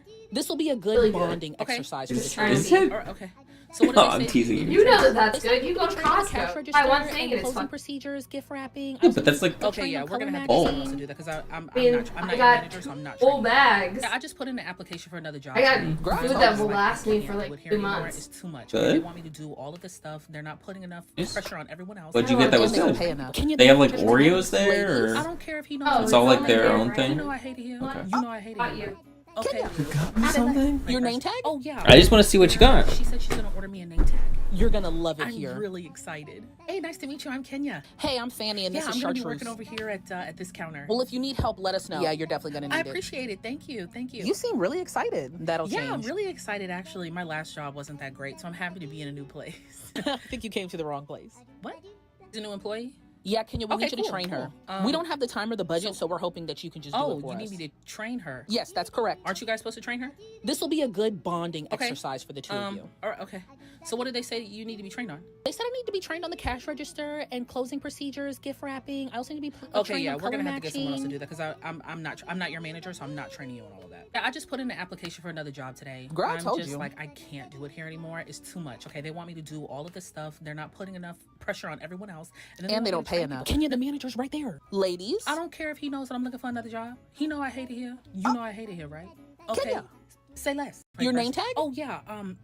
She said she's gonna order me a name tag. You're gonna love it I'm here. really excited. Hey, nice to meet you. I'm Kenya. Hey, I'm Fanny, and this Yeah, is I'm gonna be Chartreuse. working over here at this counter. Well, if you need help, let us know. Yeah, you're definitely gonna need I it. appreciate it. Thank you. Thank you. You seem really excited. That'll Yeah, change. I'm really excited actually. My last job wasn't that great, so I'm happy to be in a new place.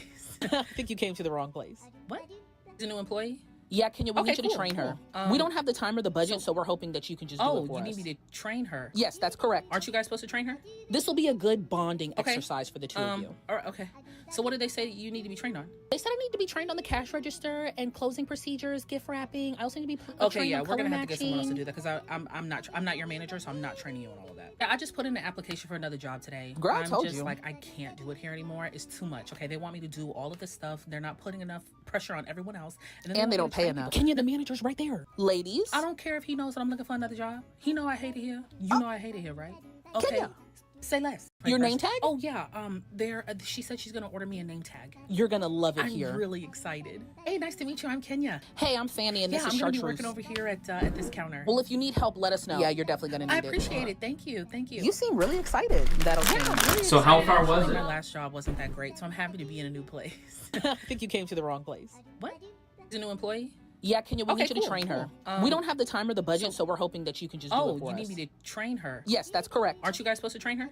This will be a good bonding Okay. exercise for the two of you. Okay.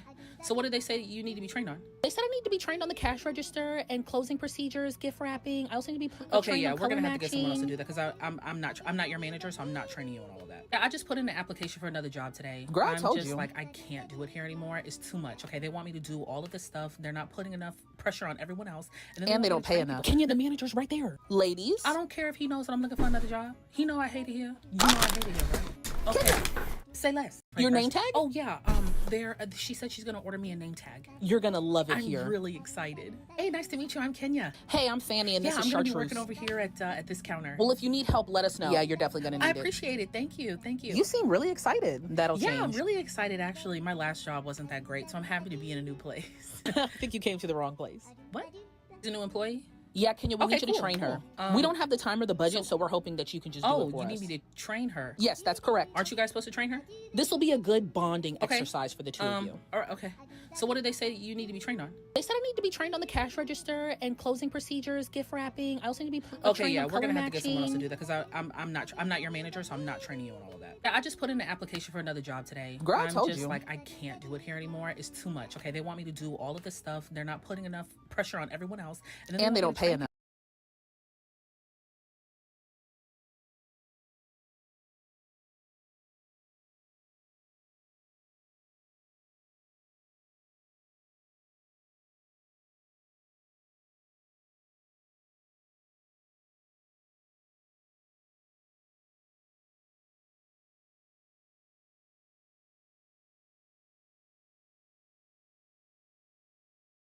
that very much links with the way I view astrology, that in the universe we have pure potential, pure potentiality in the form of crystalline plasma. And that then steps down to a level of probability determined by your astrological archetypes in your own birth chart. And we then, as individuals, weave that tapestry of our lives, our reality, around that astrological probability for ourselves. It's the modeling clay that's not yet formed. So to me, it is a map of your individual consciousness. And the more we can start to see astrology as potential consciousness moving forwards and a language of love, then we're on a roll to reconnecting with our galactic family.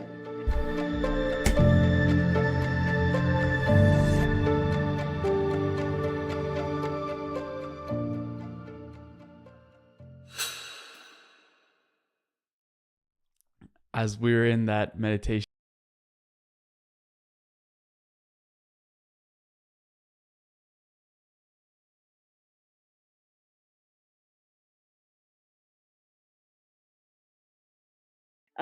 that very much links with the way I view astrology, that in the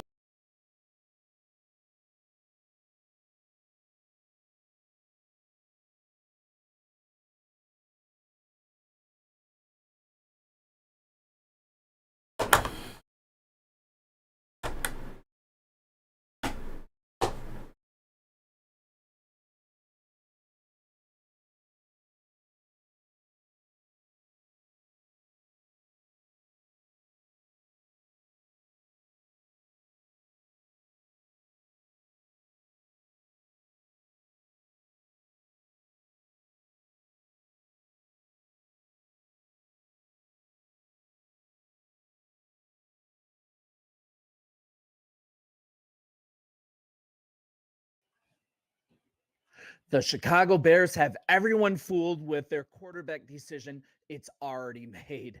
There's a false narrative going through the media right now. What's up? I'm Sean. This is Sports Talk Bears. We have such a great community built here. If you get a second, like and subscribe. Would love for you to join us. So let's look at this false narrative. Justin Fields, he has zero trade value. Teams aren't willing to give up assets for him. The Bears, they haven't been able to trade him. All the spots for him are all dried up. Oh no, what do? The best yet, analyzing a trade for Sam Darnold. That's right, Sam Darnold as a way to measure the worth of Justin Fields. It's just silly. You know what? You know what I think? A decision has already been made. And we're just left to spin our wheels, chase fake scenarios, and I'm going to talk about what is really going on here. With us not taking the big swings in free agency that a lot of us would like to see, right? We haven't covered a starting guard or a tackle for the offensive line, but we have done a great job building depth. Poles has done a good job in this free agency, but also no swing on a defensive tackle. The need for a third receiver is going unaddressed. No big defensive end signing, right? On top of that, we've traded our 4th and 5th rounders. It's being telegraphed here. It's being telegraphed that we'll be filling these needs in the draft, but guess what? We only have 4 picks to do so. Poles, he won't allow that to happen. He says over and over and over again, we're going to build via the draft. He's telegraphing something. We need the picks to fill these spots. He's traded 2 picks away as well to make it more difficult. We only have 4 picks. Poles has already telegraphed that he's trading this number 1 pick, and it's so obvious a deal has already been made. He's not going to take a wait and see approach on something so important. He's not a fly by the seat of your pants kind of guy. There is evidence of that. Nope. Now, when the scenarios we're chasing dry up, right, there's panic in the fan base as quarterbacks are signed out of free agency, like Cousins going to Atlanta. As signal callers are traded for, the narrative is then changed to something different. Oh no, there goes another landing spot. Poles, he's being outsmarted. What do we do now? Another reaction, and this is my favorite. I quote, even insert name here is worth more than Justin Fields. Every single time a deal is made, an option is closed. We're now limited as a team by what other teams have done. I'm tired of hearing it because you know what the truth is? Many of these signings at the quarterback spot, they're for backup roles. Justin Fields, at the very least, he's one of the elite athletes in the NFL, and it's absolute nonsense that he doesn't have value, that he doesn't have a market. So now reports are coming out that Poles, he hasn't even shopped Justin Fields, and this makes sense. He hasn't even offered him to anyone. I think it might just... There isn't a market because the Bears aren't allowed. The Bears, they're not allowing a market. He isn't for sale, and the plan has always been to keep him. We can have our opinions about what they should do, but we have to look at everything and see that everything points to what the Bears are going to do, what their plan actually is. And this is it. There's an excellent article on beargoggleson.com. They just do such fantastic work. I always want to give credit. So you guys check out this article that they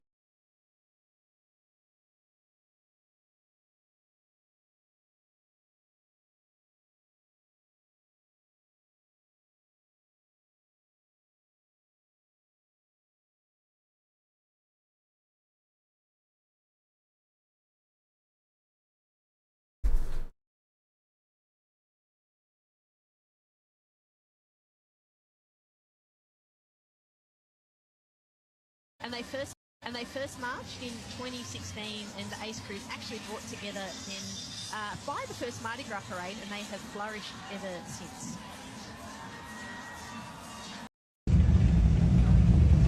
You're parking? Yeah. $100. What?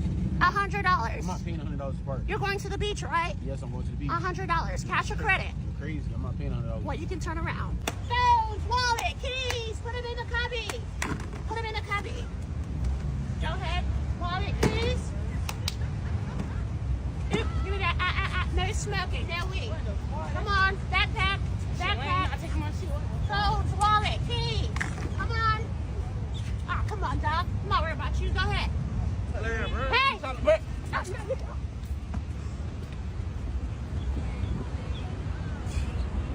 Alright, it's time to leave. Leave the premises. Bro, it's 6:20. Yeah, it's 6:20. You guys have a curfew now. Bro, it's 6:20. Yeah, it's 6:20. And that's the new curfew. This is not last year or the year before. You guys will not be tolerated this year. So get the fuck out.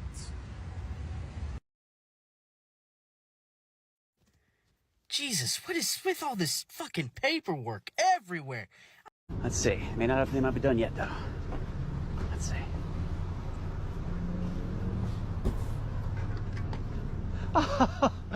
Not only a full spot blockage, but they pit maneuvered this Toyota. That's Carsco right there. Come on, buddy. Come on, big dog. Oh man. Yeah. You better get that off my fucking truck right now. Look what you did to this car. I don't care. I didn't touch that car. Get it off my fucking truck. You blocked the car in with your cart. Bro? Madam? That's it. What's it? I'm just gonna have the cops come. What are you gonna tell the cops? That you're throwing shit in my fucking truck, you idiot! Guess what else you can't do? Put your car in front of I can put my car wherever the fuck I want. Get it off my truck! I will as soon as you take your cart back where you know it belongs. Bro? Oh, madam. What's a good thing? Not bro, but thank you so much for doing it, by the way. Oh, you're not doing it? Well, I've got backup magnets for such an occasion. Don't put shit on my truck. Touch my truck again, I'm calling the cops. Is it your truck or his truck? Get away from my truck. Are you going to tell the cops that you're causing a problem? You're going to say, hey, I'm too lazy to take my cart back? No, now it's out of principle. Get in the truck. This has always been about principle. The principle of picking up after yourself. Good. Why do you keep walking at me like that? You need to get away from my truck. Quit putting shit on my truck, bro. Is it your truck or her truck? It's both of our trucks. Okay, and is your truck or your cart or her cart? The store's cart. But you borrowed it and then you left it out like a lazy bones. Exactly. Do you say that when you use a tray at a restaurant, you just toss it on the table? Or you put it back where it belongs? Well, why are you such a lazy bones? You better fucking run. Why? I don't think I'll have to run, quite frankly. No offense to your speed abilities. Oh, you think so? I think I'm probably faster walking backwards, as I just proved. My magnet! I got several backups, thank goodness. Quit throwing shit on people's car, bro. I will as soon as you take your cart back. Bro. Brosif? Broheim? Brominion? What are you going to tell the cops? I'll talk to the cops too if you want me to. I'll say we got the lazy bones out here. I don't give a fuck what you say I am. Don't touch people's stuff. Don't you see the principle though? I absolutely do. That you're touching other people's property. No, let's take a step back. This cart could hurt this person's property. Really? Yes. Is it near it? It's pretty. Can I hit that person's property? But no, it's on an angle and it's loose. No, but you chose to touch my truck. And after what? After you chose to leave your cart like, why do they have the cart returns, do you think? I am not about principle any longer. You touched my property. Is that Do you understand that? I think I did it intentionally. I was fully aware of what I did. The principle is pick up after yourself and don't be lazy. We're going to affect other people. Really? Because I pay people to do this. Okay, they pay people inside to clean the bathrooms. Guess who works here? My daughter and my son-in-law. You shouldn't have said that. I'm well aware. They pay people to clean up the bathrooms. Do you take a dump on the seats? Because they pay people to eventually clean up after you. Don't touch my truck again. Why aren't you addressing my analogy, which is a great analogy, by the way? We don't care about your analogy, Because had you come If you at care me about the different, fucking cart, grab the cart. Then you just do it again next time. I can't follow you around to be your little babysitter. I don't need a babysitter. Obviously, you do. Why don't you watch all the other fucking people out in the goddamn I do. That's what I do. I didn't just pick you guys out. Carts? Yes, what does it say on my chest? Cart narcs. The fucking other people out here fucking looting and doing shit, bro. Are there looters out here right now? Is there any looters? If there were looters, I would bust them. But why did I do that? I didn't do that out of nowhere. I did it for a reason. That doesn't give you the fucking right. Yeah, it does. I'm a cart narc. That is my job, to bust people who are being lazy and causing problems. This person now, they cannot drive out of this spot without moving your cart. Okay, here we go. Look at this motherfucker. Ah. Right there. That's not where it belongs. It's not my... Okay, but is that hurting anybody's property? No, but you choose to throw something... Now you got rocks and crap to get up in the wheels, and there'll be people like you who complain, oh, the wheels are stuck. Worry about the fucking car, bro. I did, and I am, and I'm trying to... You throw something else in my truck, so help me God. You said I had to run last time, but then I didn't have to run. All right, I'm gonna put one, can I put it on gently? How about I won't throw it, I'll gently place. How about I do a rear, we'll do a fake out. That was actually, I didn't do the fake out, I did the actual toss. Which they will find when they get home, unless they stop and get out. We'll see. So you want to get some Burger King, perhaps? That'd be very, let's see. I don't think they know they got hit.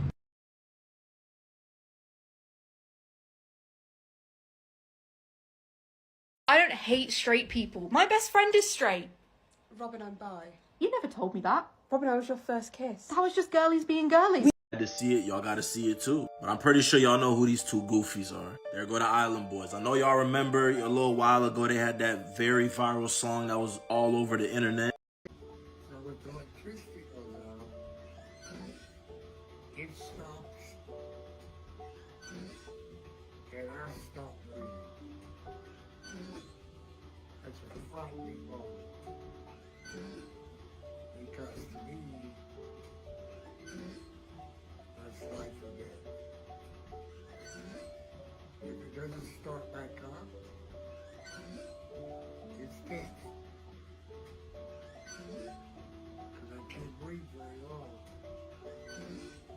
On my own without the other. I've had like 10 years before. In the middle of the night.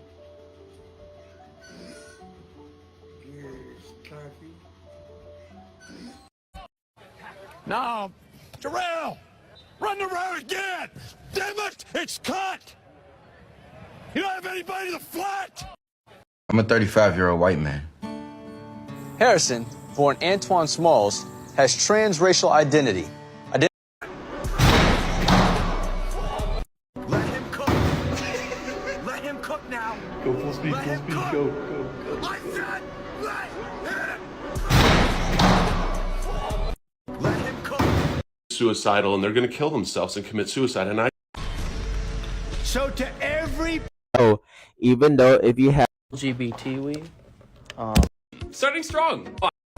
Now, this brother-in-law called 911 while in the car, and I have to warn you, what you're about to hear is horrific. 911 emergency, what are you reporting? I'm sorry? We're going 120, Mission Gorge.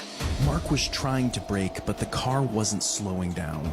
We're in trouble. There's no brake. Okay. Freeway half mile. The freeway was ending, and they were approaching an intersection with stopped vehicles. We're approaching the intersection. Okay. We're approaching the intersection. Hold on. Pray. Okay. Oh, shoot. Oh. Okay. Hello? To avoid hitting other vehicles, Mark drove the car off into a ravine. All 4 passengers were instantly killed. The recording of the 911 call went viral, and everyone, especially the relatives of the family, blamed Toyota. The 911 call lasted just 17 seconds. The mounting troubles at Toyota. Toyota has a problem. And pretty soon, more and more reports came in.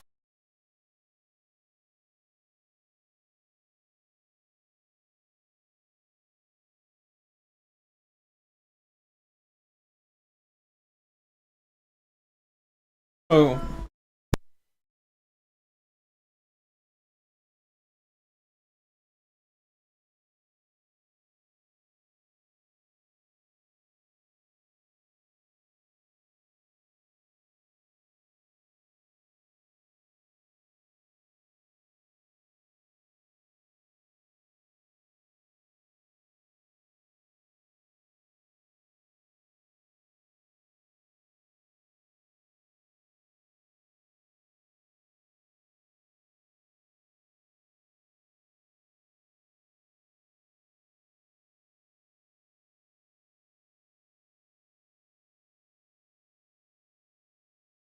Hello?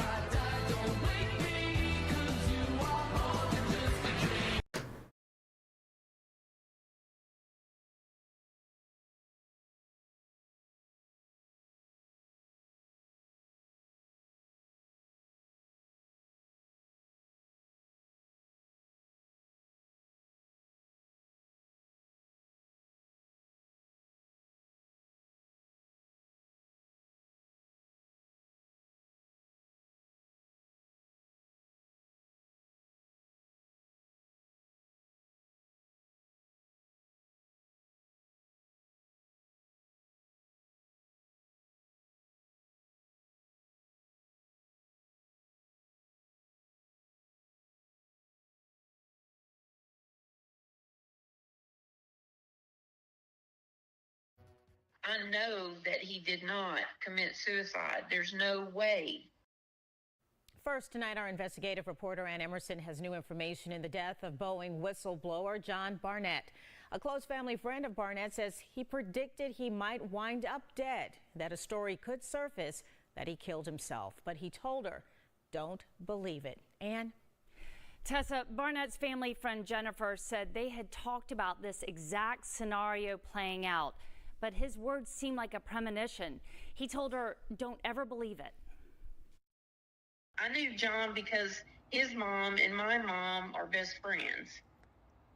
And so over the years, get-togethers, birthdays, celebrations, and, whatnot, we've all got together and talked, and, that's how we really know each other. And when Jennifer needed help one day, Barnett came by to see her. They talked about his upcoming depositions in Charleston.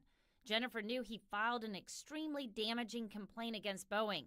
He says the aerospace giant retaliated against him when he blew the whistle on unsafe practices. For more than 30 years, Barnett was a quality manager. He'd recently retired and moved back to look after his mom in Louisiana. He wasn't concerned about safety because I asked him, I said, aren't you scared? And he said, and his voice and the way he would talk, no, I ain't scared. He said, but if anything happens to me, it's not suicide. I know that he did not commit suicide. There's no way. He loved life too much. He loved his family too much. He loved his brothers too much to put them through what they're going through right now. And he basically told you not to believe it. Yeah, basically, yeah. Not true. He's got too much to do, likes breathing. And he did. He had a lot of plans of things that he wanted to do. What do you think happened? I think somebody got in there and made, money can buy anything nowadays, it seems like. And there's a lot of evil in this world. I think somebody didn't like what he had to say and wanted to shut him up and didn't want it to come back on anyone, so that's why they made it look like a suicide. The last time she saw Barnett, it was at her father's funeral in late February. He was one of the pallbearers. Sometimes family and friends referred to him by his middle name, Mitch. I think everybody is in disbelief and can't believe it. And I told everybody that I don't care what they say, I know that Mitch didn't do that. And just because John Mitch Barnett is dead doesn't mean this case won't move forward. His attorneys say they're still prepared to go to trial in June. Working for you, Ann Emerson.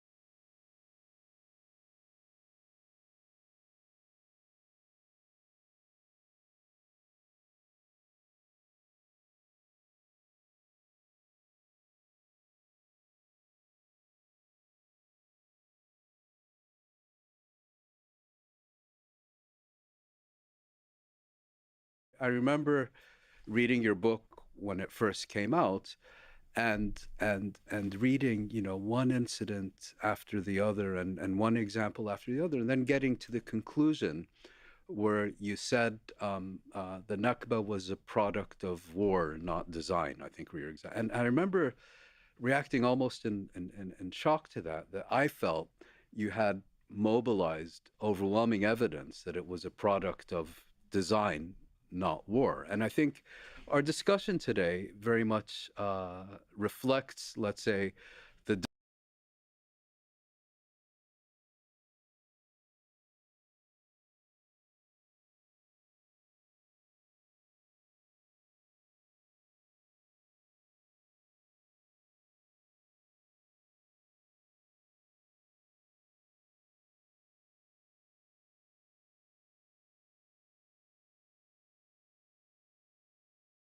It's been more than 10 years since Europa Universalis 4 has changed the way we look at maps. In fact, I'm sure a lot of you guys watching this know your history and your world geography a lot better because of the help that Europa Universalis has provided, be it the vanilla or the modded versions. Well, this game has had a long history and now it's time for it to have a successor. That is why today I'm going to be talking a little bit about Europa Universalis 5, what we know about it so far, what Johan has said, the leaks that we have on the Paradox forum. That's right, we'll be discussing Project Caesar, which is the code name for Europa Universalis 5. I'm also going to give you guys my opinion why Project Caesar is Europa Universalis 5, even though it's not officially declared so by Paradox yet. And I know some of you are probably aware about Project Caesar from the forums, but even the ones that have seen the Tinto talks, I think you're going to find some of the things that I say in today's video very interesting. Most importantly, as of yesterday, we have the very first screenshots or in-game images from the very early alpha of Europa Universalis 5. So I want to discuss today what we know about it so far, what timeline we're going to be expecting EU5 to be in, because Johan made a mistake in one of the screenshots that he posted yesterday. He didn't think about the fact that some of us will do a little bit of putting together 2 and 2, which is exactly what I did. And I think I figured out the date in which EU5 is going to be starting. And a little bit of spoilers, my previous video about EU5 was spot on with everything we know so far about EU5. Now on the 28th of February, I was DM'd by one of my friends and I was told that there's going to be a very secret post made in a few minutes on the Paradox forums that will be extremely interesting to me as an EU4 creator, and that I should pay close attention to it. After I was informed about that, I saw the forum post, and guess what? It's made by Johan, the developer for EU4, and it's entitled Tinto Talks 1, because calling it a dev diary for EU5 is cliche, I guess, at this point, because it's not yet announced, right? The point of this particular Tinto Talk number 1 was to establish with the player base that there is a game being developed, a second game being developed by the Tinto Paradox branch, the one that right now is making all the DLCs for EU4. You got to remember that the Tinto branch has been around for a couple of years now, and it has quite a few members, and despite being a large team, only a few of them are working on the next DLC for EU4. So if a handful of people are working on the DLC, the other 30 plus people, what are they doing? What was I saying in my previous video about EU5?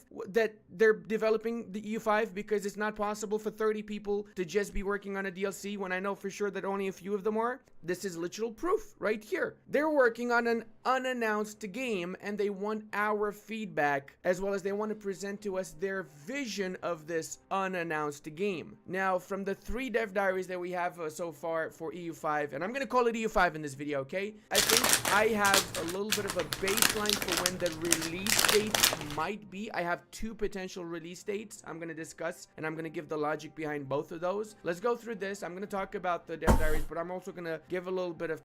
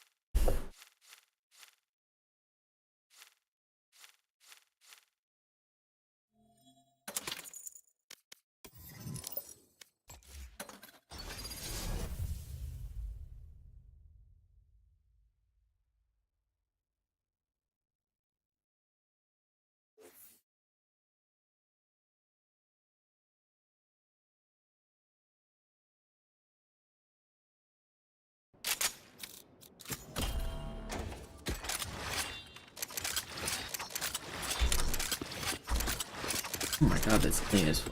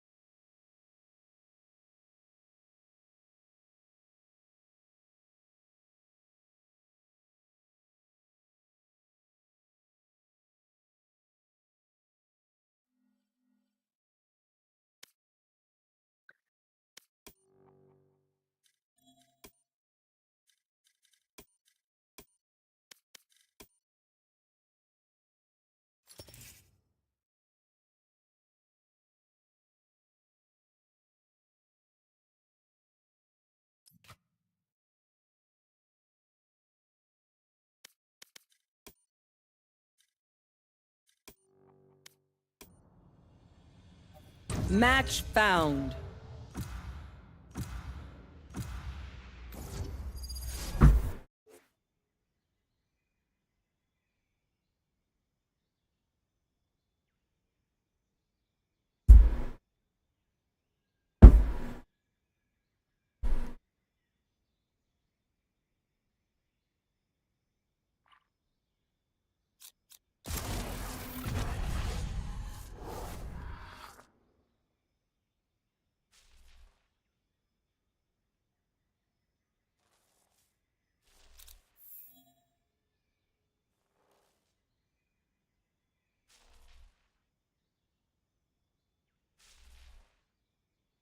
I am the beginning.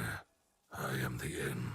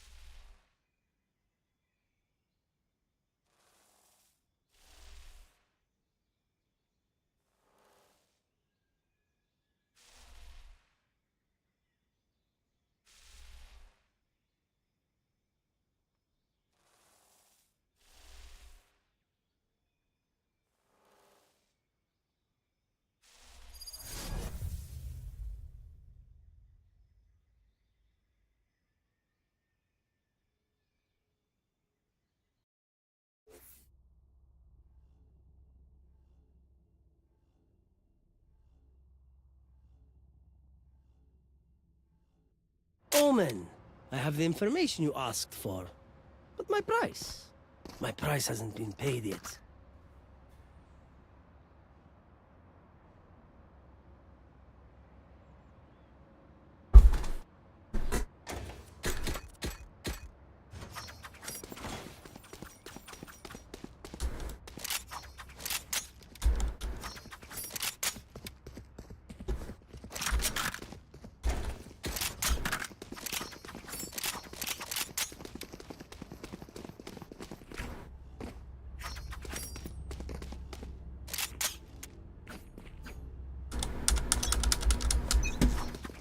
Hurrah! Reloading. Carrier is killed. Spike down My B. eyes are down.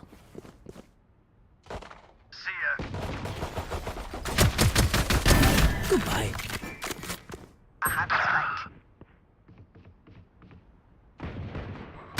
Last player standing.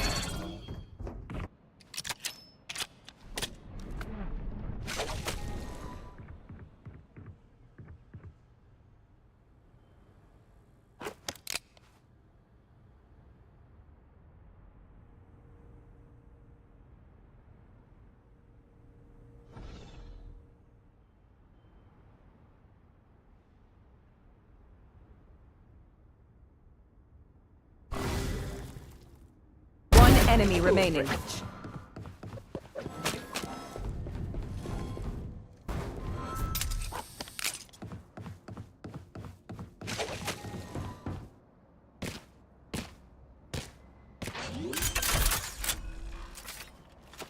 Thirty seconds left. Planted.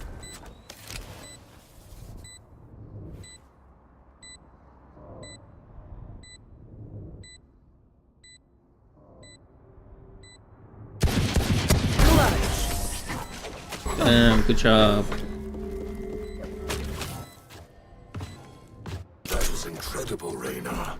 And they call me the monster.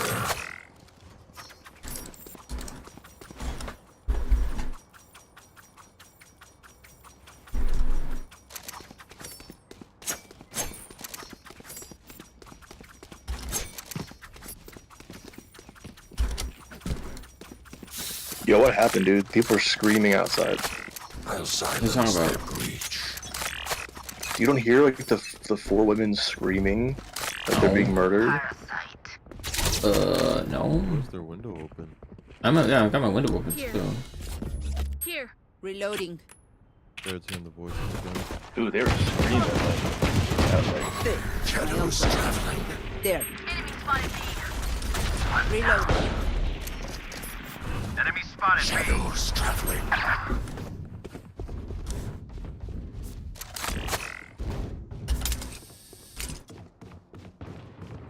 One enemy remaining. Last one down.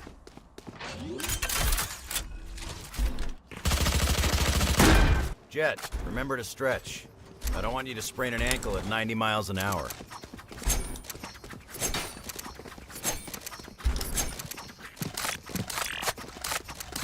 You mind if you stretch on me, Jet? Oh, my bad, yo.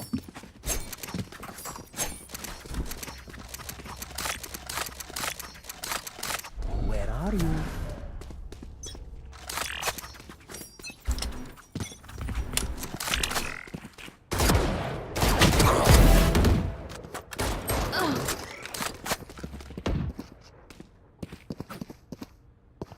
Reloading.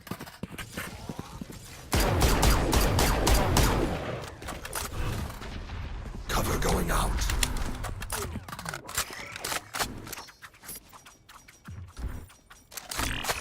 Here. Here. Cover going out. Ay, corazón. Not ready yet. Blinding. Reloading.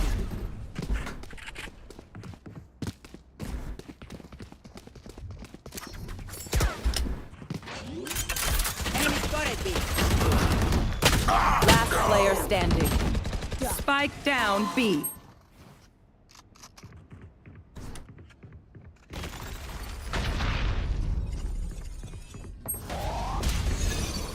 One enemy remaining.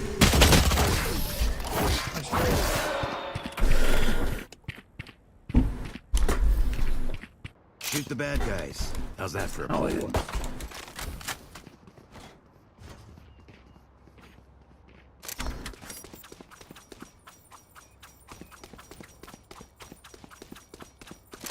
What's Seth up to? I don't know. You gotta play RimWorld. Can I join halfway through, or is that not a thing in the mod? I think it's totally a thing. Yeah, I think you can. Shadows traveling. We'll just raid. That's fine. I'll place my place somewhere near Big Brother. That I'll become subject to.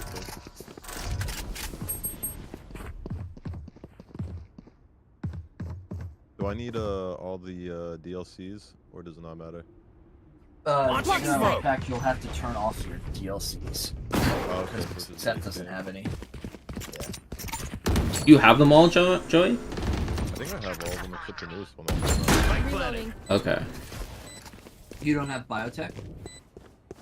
I can say it might be worth it to bully Seth into buying it. One enemy remaining.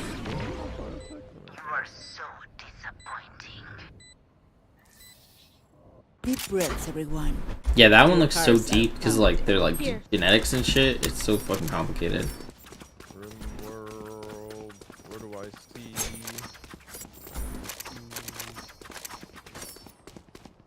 The right hand Yeah, side. I have biotech. I just don't have anomaly. Anomaly didn't come out yet, so. Yeah, I have biotech, loyalty, ideology. Ideology is just such an important one to have now. Like, ideology just like helps shape your run, I think. Yeah. I think biotech has the biggest impact, though. Yeah. Like, most stuff. There's one on A. Enemy down. Cutting their vision. One was flanking from garage. Blocking sight. One enemy remaining. Give me a corpse. Where is everyone hiding? My planet. My ult's ready.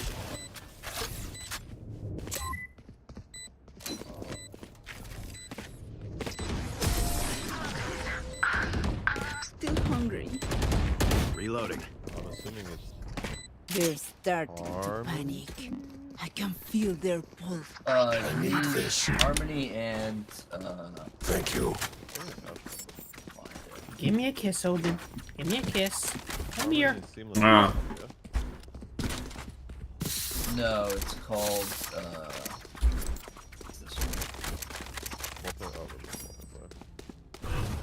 Did you just turn down a kiss from Brinley with the stimmy? That's crazy. Cover going out. So one of those things that when I boot up from Road, I have to like turn off everything such as those two. Molly! Yes. Harmony, you have to turn off all the DLC. Reload. Cover going out. Adios.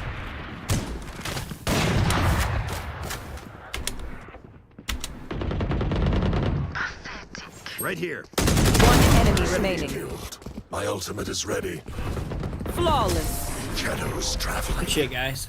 Good shit, Reyna. They died underneath our boots. I will take back what is mine.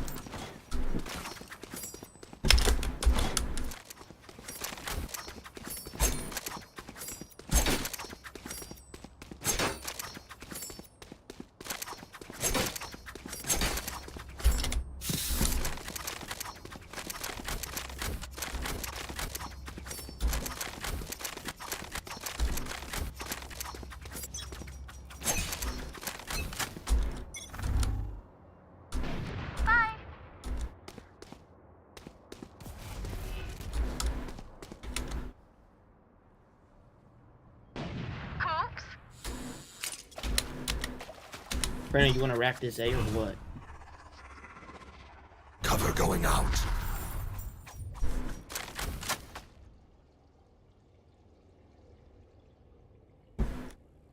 I'll go up first, Omen. You can bait.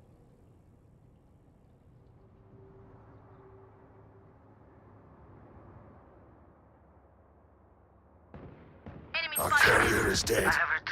Spike down B. Our carrier's down. Watch them run. Teleport stop here. Cover going out. Here. Spike planted. Here.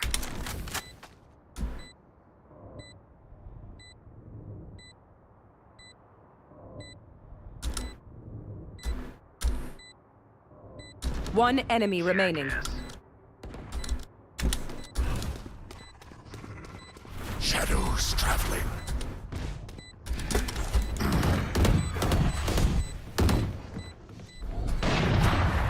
Reloading. Stealing sight.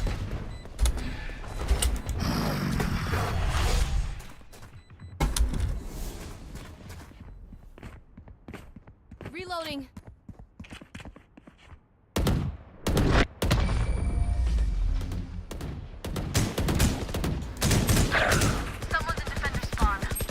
I'll make them remember.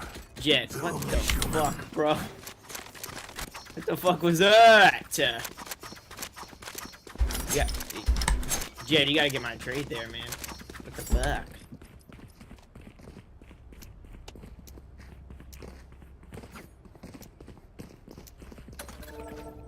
It's alright though, Jet. I know you're the best player. This is gonna be fun.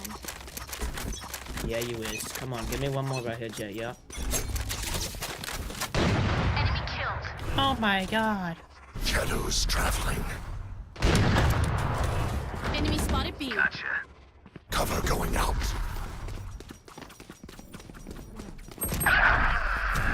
Stealing sight. Open up the sky.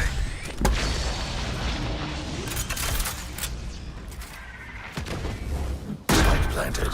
Scatter. Off your feet! It's you and me. Last player standing.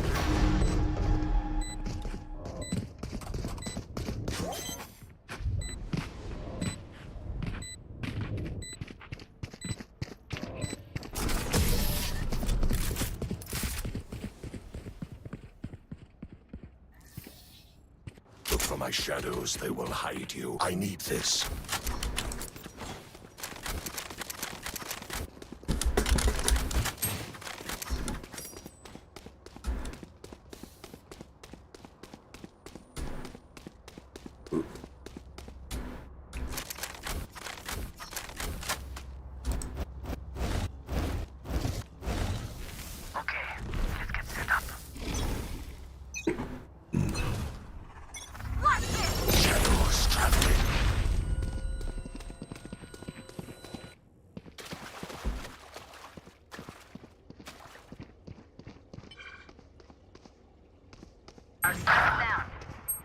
Spike down B.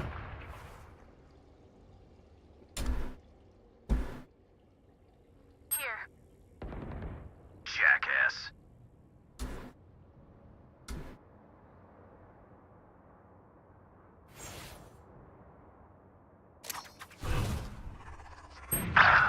Enemy spotted. 40 only B. Oh.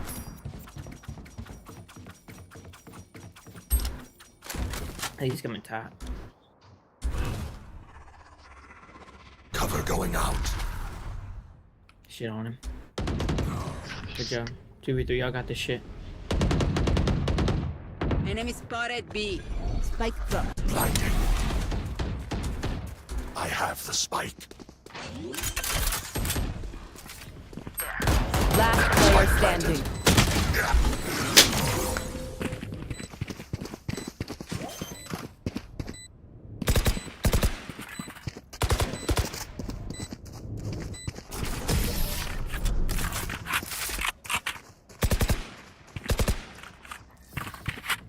Race into the spike site.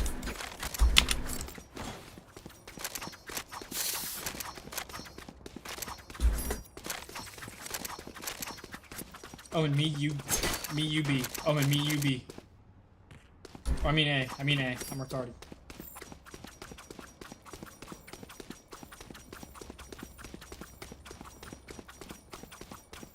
I will be their nightmare.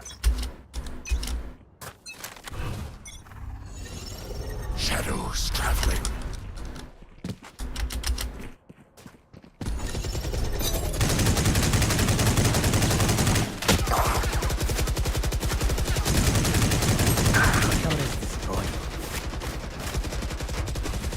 Cover going out.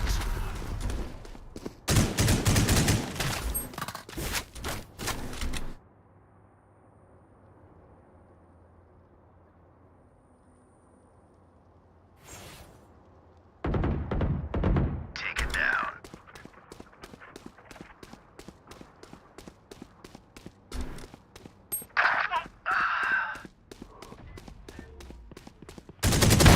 To dust. Spike down B. I have the spike.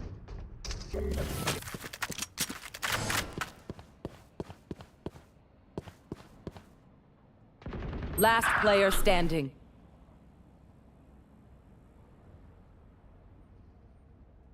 I think they're both there, mid. 30 seconds left.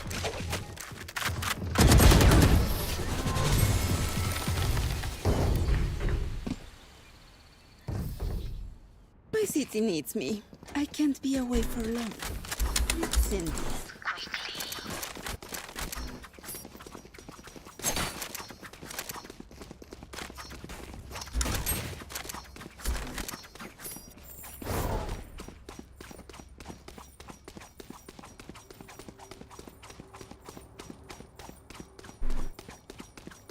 Safety's off.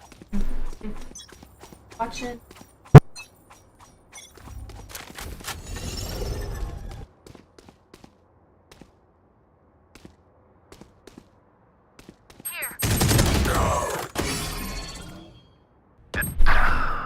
I hit him 34, Jet.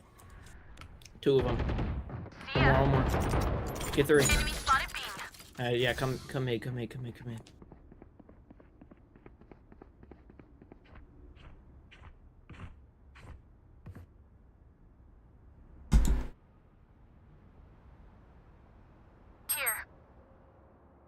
You will not kill my allies. I'm on B. The hunt begins.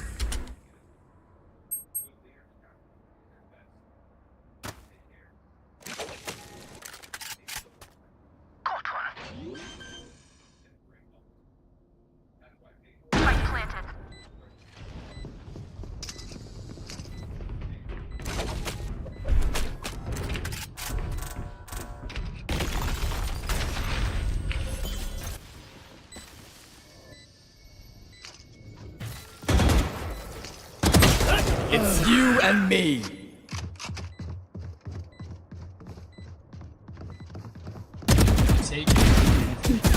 Last player standing. Click on it. Just play for the kills, man.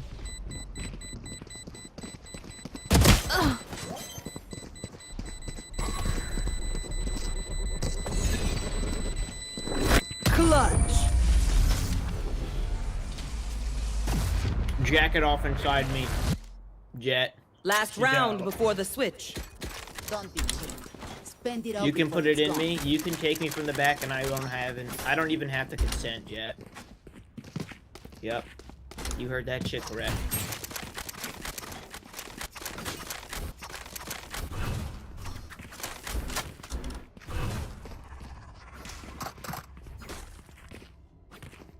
I will find you. Shadows traveling. You're nothing. Shadows traveling. Watch them run. You're done. Where is everyone hiding?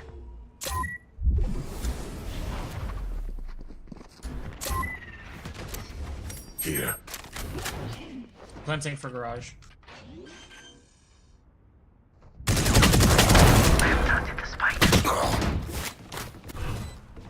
Cover going out.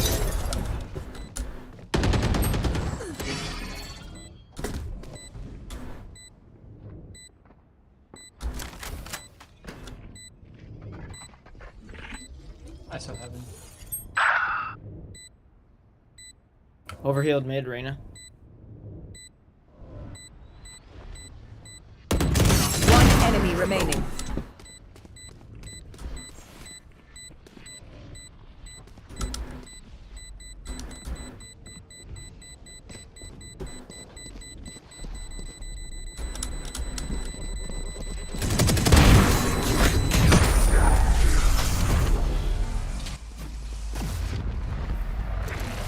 Switching sides.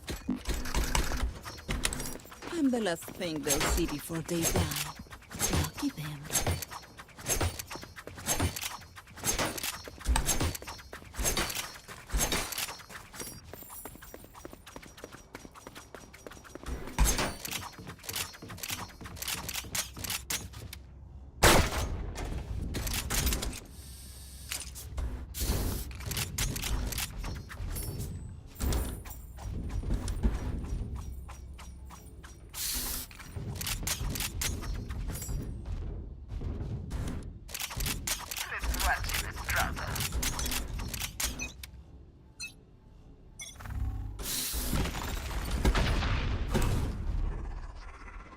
Shadows traveling.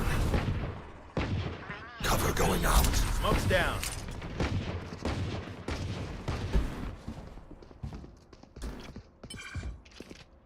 Right here. Ramp. Stealing sight. Reloading. Multiple enemies A.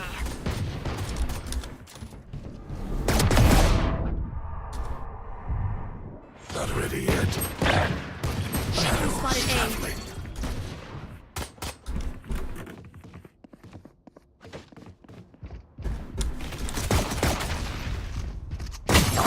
One enemy remaining.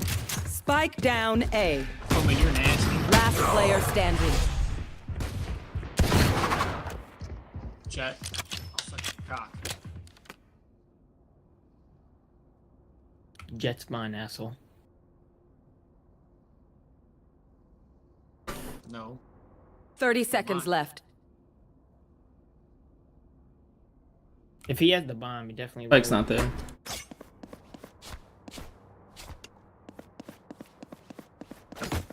1v1 situation.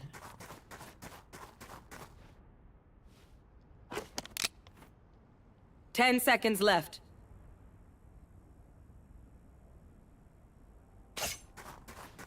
Spike planted.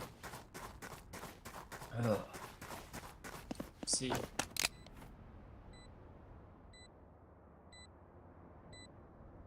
Brim gives you false hope.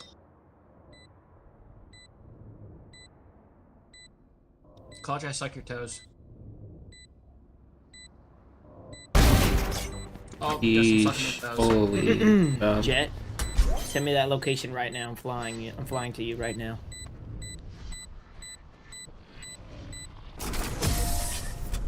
Write it on the wall with your knife. Why? I hate to say it, but probably best to play as a team. You have a mic, just use it. What's the plan?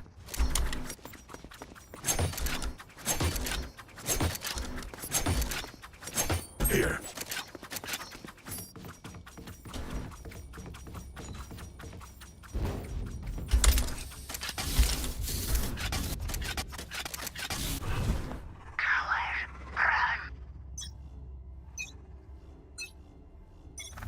Shadows traveling.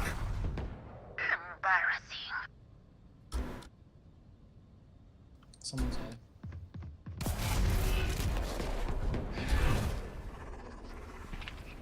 Cover going out. Stand. Not ready yet.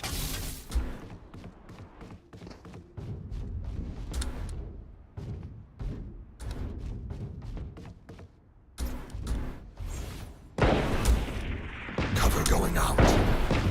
Blinded. One enemy remaining.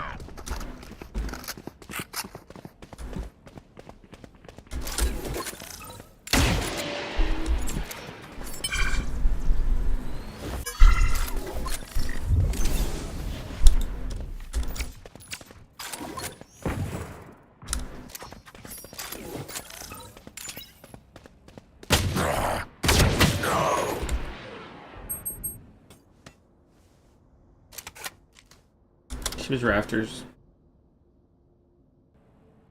30 seconds left. You? Outrun me? I'll teach them to respect their elders.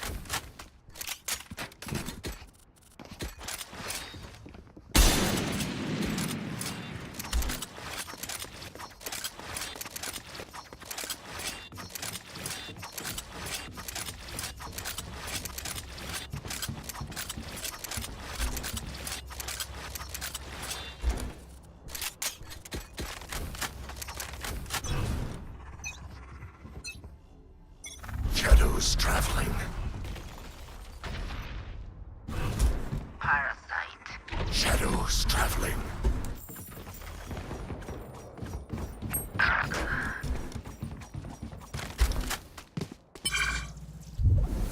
My ultimate is ready.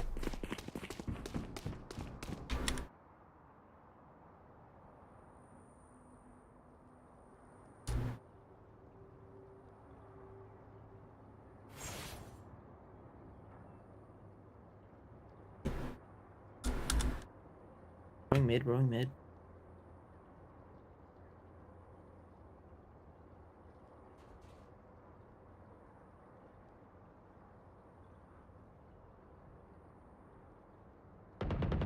Jackass.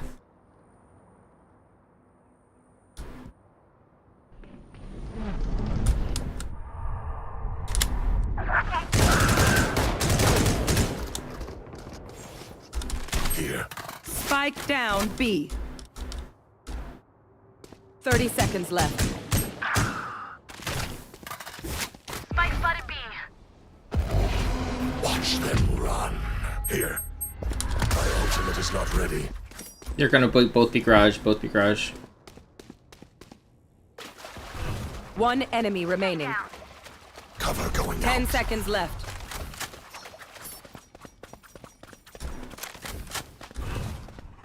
Shadows traveling. Stealing sight.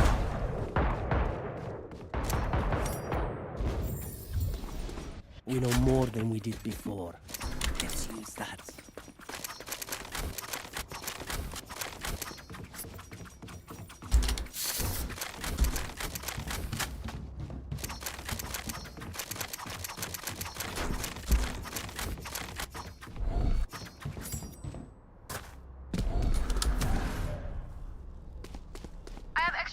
I will find you, Omen.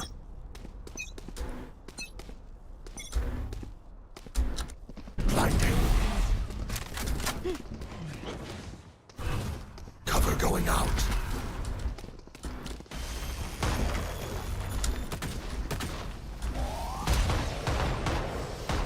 Enemy spotted. Down and out.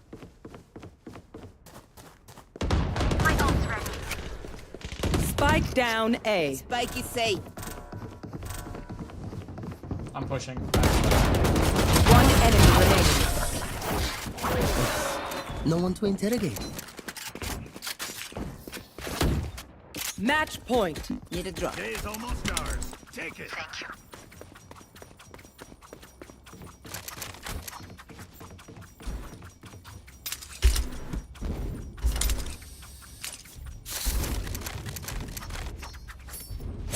Yeah, Rebuild, are you a Omen main? A what? Are you an Omen main? I can't hear you. Hold on, my music's too loud. What? Are you an Omen main? Sometimes I play Omen and Viper. Alright. I was asking. I think they're A. For, Yo, Rebuild, you wanna join us afterwards or what? Yeah, I'll join you. I'll play a couple. Bet, alright, bet. Cover going out. Jetarana, you wanna join? The hunt begins. Spike planted. Shut that shit, Jet. Run at him. Oh yeah. Shadows traveling.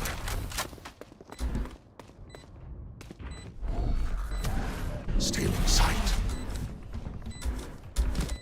It's one enemy remaining. Yes, Jet. Go on. Jet, you wanna join us? Not the. Was that important? Defenders win. Man, what the fuck, Jet? Fake for real.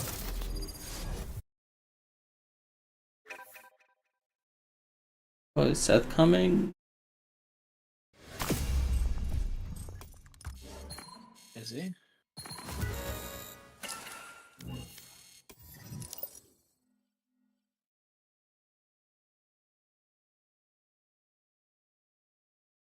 We got the progressive of ranks.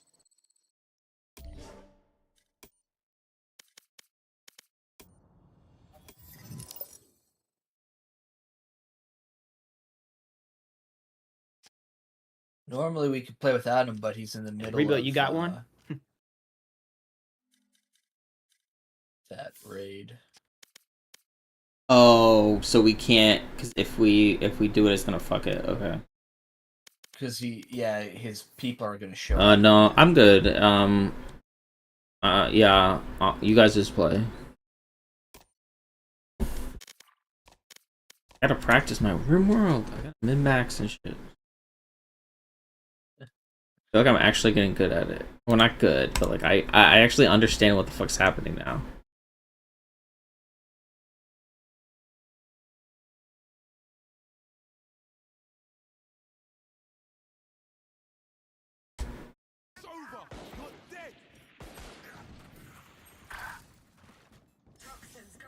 Some mid.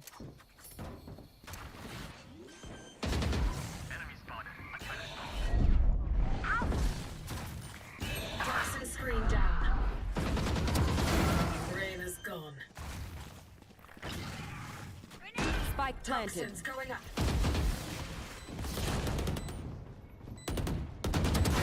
Squashed. Last player standing down. One enemy remaining. 3 down. Belt.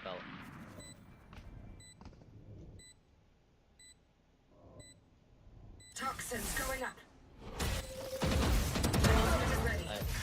Toxic screen down. Now, where was I? Clutch.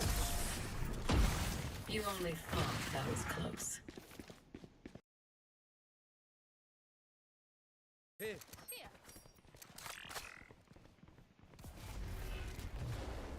Careful now.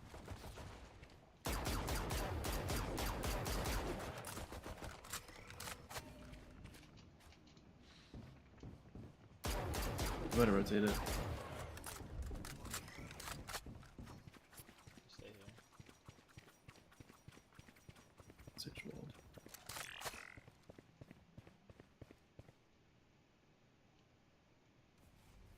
Right here. Here. Going up. Reloading. Here. Right here. No charges left. Flash.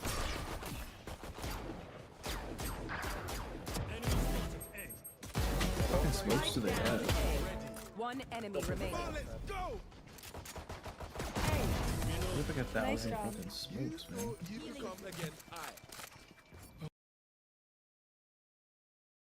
In this video, I'm going to be breaking down how I carry Radiance while playing Omen. Nice, Omen. 120 jump. In this video, I'm going to be breaking down how I carry Radiance while playing Omen. Nice, Omen. 120 jump. 120 raise. 120 raise. What the hell? This is a game where I go 25, 15, and 10 on Omen with a tracker score of 925. I also end up putting a not so fun to play with Toxic Duo in my backpack. Bro, I'm so glad the smoke is on time and I don't have cancer. Win. When it comes to defense in my pistol buy in Omen, I mostly always rock the classic with an extra smoke, a flash, and half armor. Want me to flash or now? No. We're not fighting. So starting off, since Omen has a really important flash, which on this map can be crucial for taking control of A main, I try to make sure I can get on the same page as my teammates. If they want to fight, I'm down. But they say no, so I'm moving to do my own thing. The enemy team is rushing towards A, so I break the door and flash to try to help out my teammates, but I'm a little bit too late. I get one pick and I instantly get traded, and unfortunately we go down 1-0.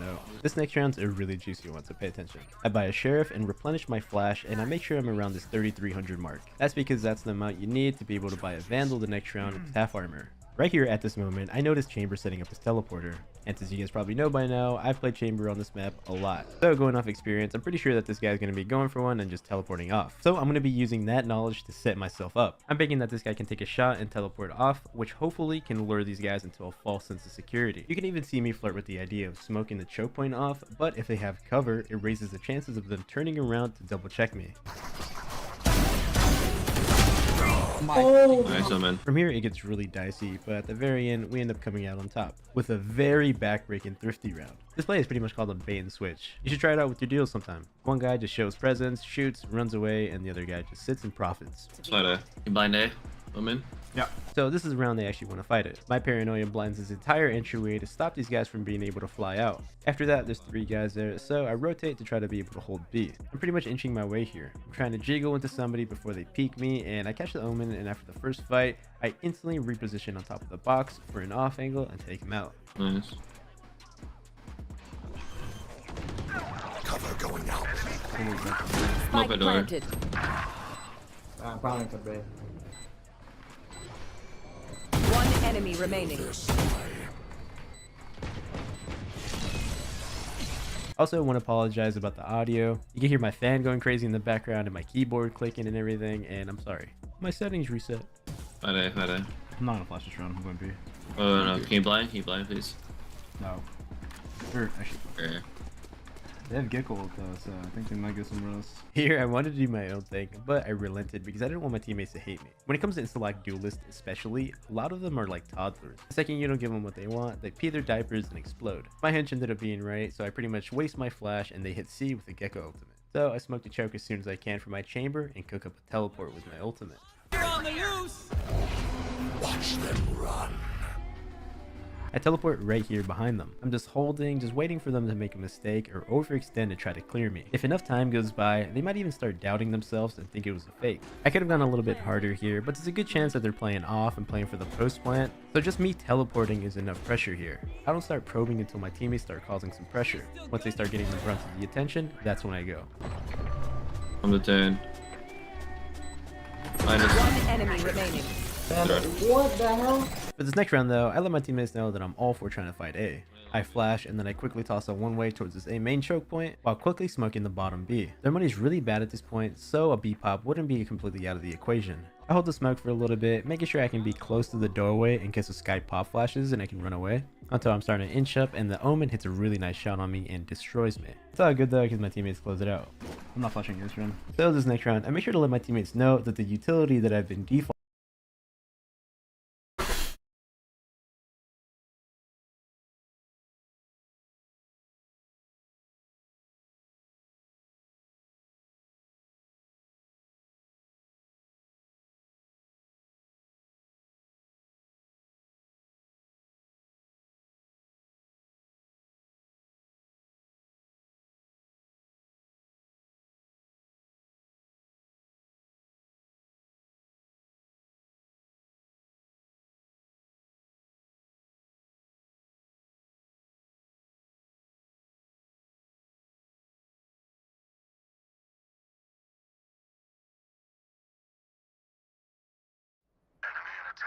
Oh, look at your mini map. But she's pulling back. She's pulling back now. She's holding the angle. Reconnected. Commander in front of you. Why are you not waiting for my? Oh, he's going for a clip, bro. Look at this guy. He's not hitting this.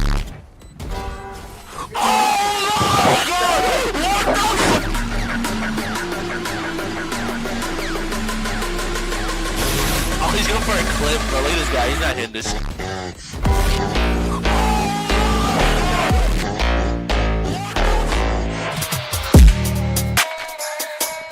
Well, my editor told me to tell you that you are very hard to subtitle. Really? Do you want me to enunciate my words better? Guys, can we go A? Or should I be like, okay. I hate to You say talking about? it, but I run these streets for a long time. play as a team. Come on, bro. With me. Alright, can we go A? Going on, Twit. Can I get a fucking bye, bro? That was a good round, bro. Okay. Again, I don't even want to buy no more. You don't want to spin my block for real?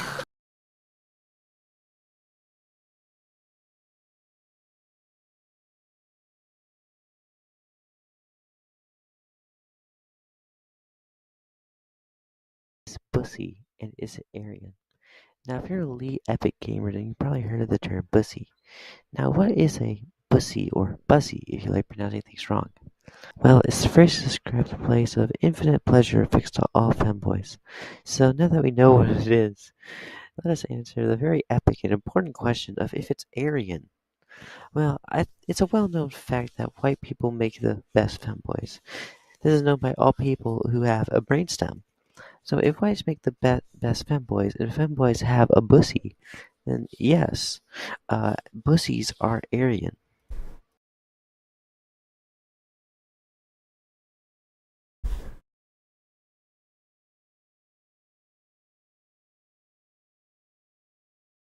Bluetooth speaker, and the reason. Dog, please, God, no.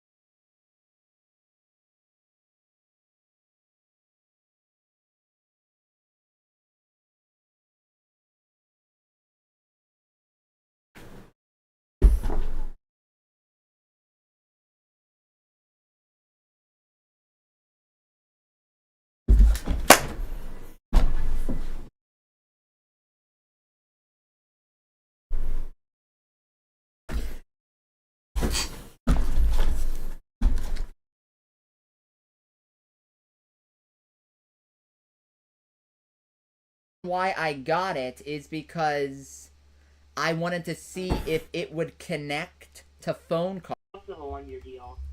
What are the odds that Russell Wilson is going to get hurt and not work out, and Justin Fields is going to get hurt?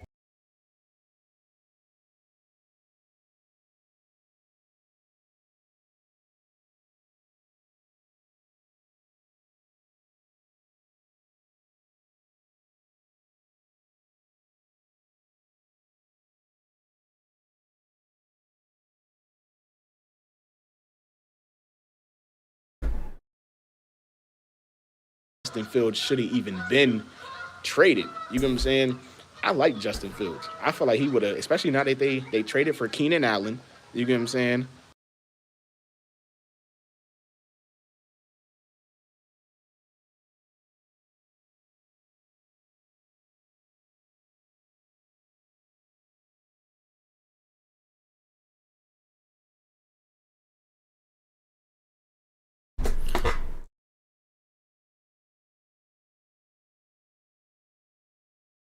Article that they've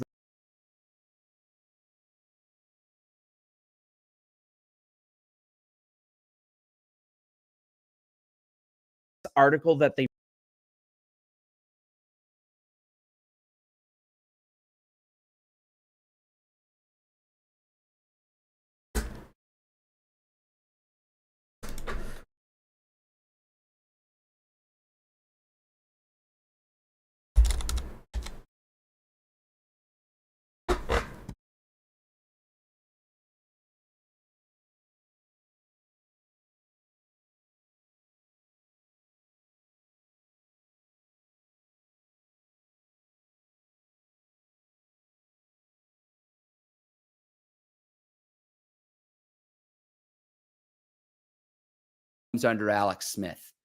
I could go on and on. Ben Roethlisberger to start his career in Pittsburgh.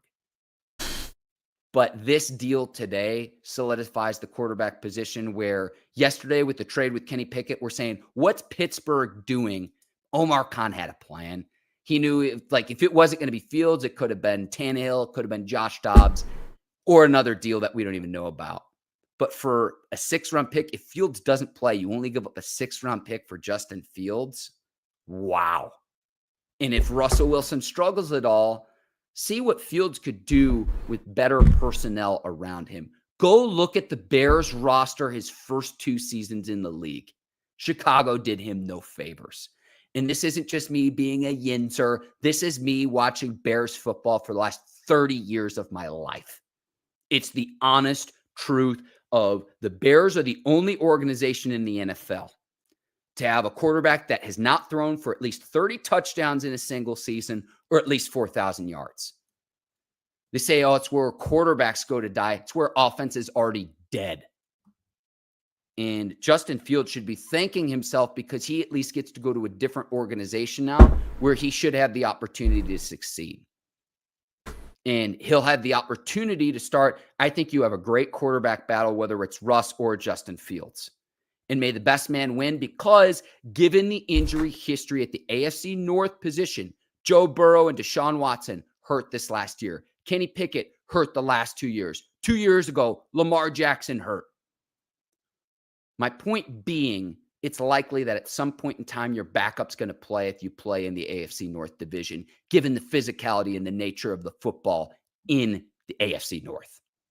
And that's why when Kenny Pickett goes complaining to the front office, it doesn't make any sense to me because, yeah, even if Russell Wilson's the starter, the odds are that Pickett would have played at some point in time with a new OC in Arthur Smith, someone who's going to be more competent and more put together than Matt Canada, period. So these are my thoughts about Justin Fields going and getting traded to the Pittsburgh Steelers. And it is just absolutely incredible news for Pittsburgh in this trade. A 6th-round pick. And I go back to, I can't believe the Bears made this deal given the Chase Claypool news. When Claypool got traded for the pick that ended up becoming Joey Porter Jr., Claypool barely lasted in Chicago. They flipped that pick to Miami for like a 6th or 7th rounder for Claypool. It didn't work. I don't fault Chicago for making that try to work to get someone for Fields. Who is Justin Fields' best receiver other than DJ Moore? Could you even name a receiver outside of Darnell Mooney? I can't. Off the top of my head, I can't. So that's who he was surrounded with in Chicago when he gets drafted, and they've got nothing around him. You can't throw the ball to yourself as a quarterback. Period. You can't throw the ball to yourself. So yes, there's durability issues. There's turnover issues. What can you do with better personnel and better coaching in Pittsburgh? What can you do to learn from Russell Wilson, who's a future Hall of Fame quarterback, by the way? Yes, Russell Wilson's turning 36 this year in November. I understand that.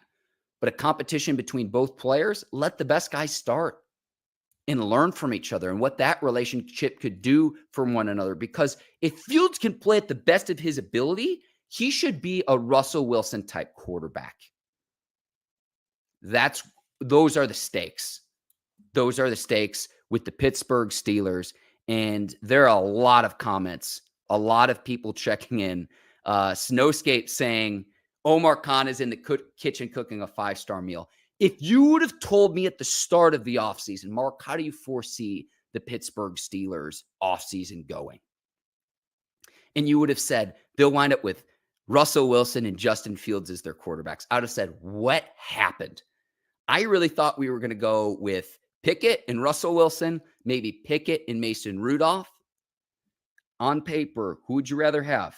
Fields and Wilson or Pickett and Rudolph? I'd rather go Fields and Wilson. I would. I'm very curious to see if Pittsburgh picks up the 5th-year option.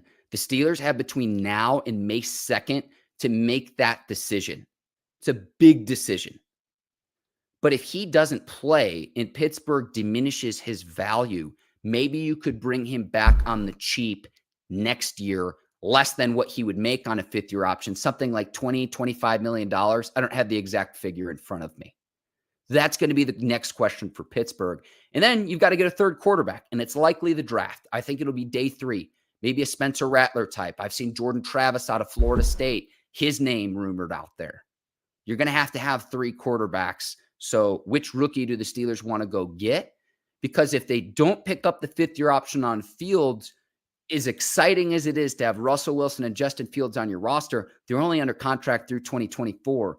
And if one of them plays really well, look, Russell Wilson's going to make heck of a lot more money next year from whether it's from Pittsburgh or elsewhere. Yeah, he's making between 37 and 38 mil from the Broncos, but the $1.2 million, the league minimum that the Steelers are paying him, he will make more than $1.2 million as long as he's breathing.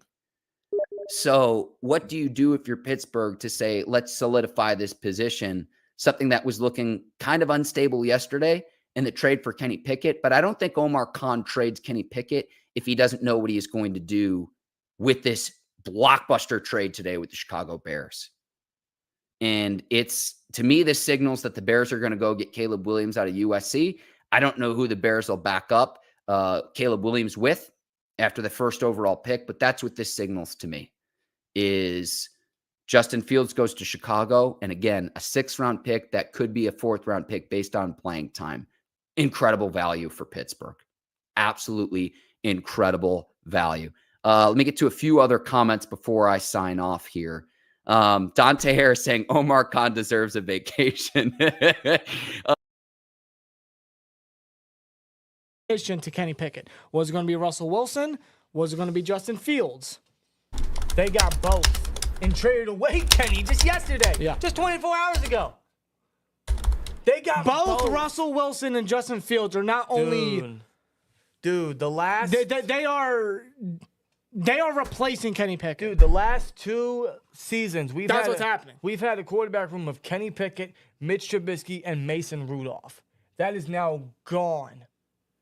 And we have revamped it with Russell Wilson and now officially Justin Fields with another one to come. Who that is, that's to be determined. 3rd round or a day 3 pick maybe, a 3rd-round quarterback, who knows? Might be a rookie quarterback. I don't know. Because as of now, they do not have any quarterbacks under the roster for 2025.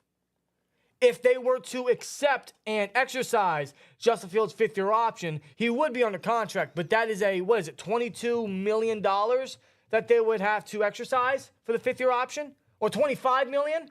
Yeah. 25. I think it's right. $25 million. Right. That is an expensive fifth-year option for someone's going to play backup this year. Omar Khan has a long-term plan here.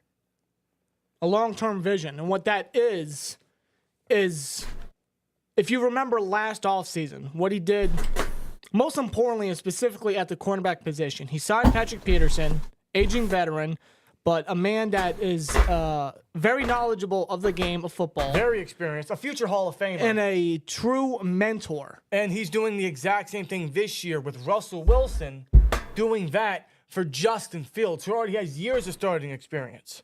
His production is a little concerning in Chicago. Granted, Chicago's a dumpster fire, but that still, I don't think, is a massive reason or a massive, sweep under the rug for Justin Fields. His turnovers are still an issue. The way he processes the field is still an issue. And his production in Chicago is a little concerning. Yeah. But that's why he's the backup this year. Yeah, although he started 3 years in Chicago, the man could still learn a few things. He's still a student of the game. How old is he? Like 25, 24 years old? He's young. I he know might that. be younger than Kenny. I think He's is. 20. He turned 25 11 days ago. Talk about a very late birthday present. And this move, with what the Steelers gave up, this just goes to show Chicago just wanted to cut their losses with Fields. They didn't give, they willingly took they had no next value. year's 6th-round pick. They willingly took next year's 6th-round pick. If they wanted to, they could have taken half of a Permane Brothers sandwich. As long as Fields was no longer there because they had their eyes set on Caleb Williams. I got to open that one. But that's now, cheers right there. But now, with what Omar Khan is planning, yes, this is, in our opinion, this is what we're thinking. And this is what we said in yesterday's stream, and this is exactly what we entertained when we thought, well, they traded Kenny, who's the backup? Maybe they trade for Fields. This is the exact idea that we entertained, and we think that this is what Omar Khan's long-term plan is.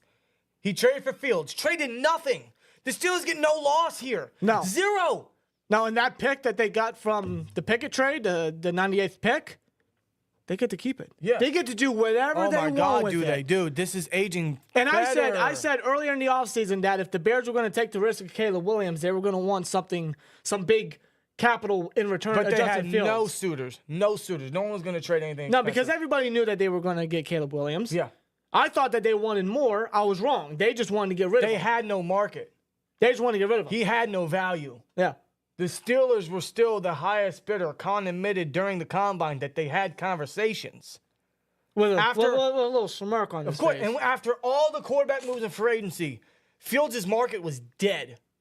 The only other suitable guy that was there, or the other team that was there, the only team I would say that was still in talks was the Steelers because they need a backup. They trade a 6th-round pick, a 4th if he plays 51% of the snaps, which I don't think he will, bearing, Wilson don't get hurt. Knock on wood. But a 6th-round pick, we lose nothing in this. The Steelers lose nothing in this. Nothing.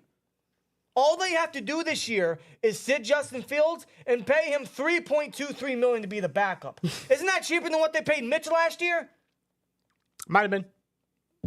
My God. Most definitely, actually. And I don't think they're going to exercise his 5th-year option because it's $25.6 million to be exact. Yeah. That's expensive. I don't think they're going to exercise it. What they're going to do is they're going to decline it, and then next offseason, or maybe they don't even wait till next offseason. Maybe they don't even wait till next offseason. Maybe they extend Rudolph. Maybe they extend Fields after they decline his 5th-year option. And then he's under contract next year. Otherwise, if they don't do that, they can resign him cheap next year to be part of a quarterback competition between Fields and I would imagine a rookie. This is genius. Genius. Yeah. And yes, I do believe that Justin Fields is going to be under contract with the Steelers in 2025 regardless, because who's going to want him next year in free agency if they decline his 5th-year option? Yeah. Nobody.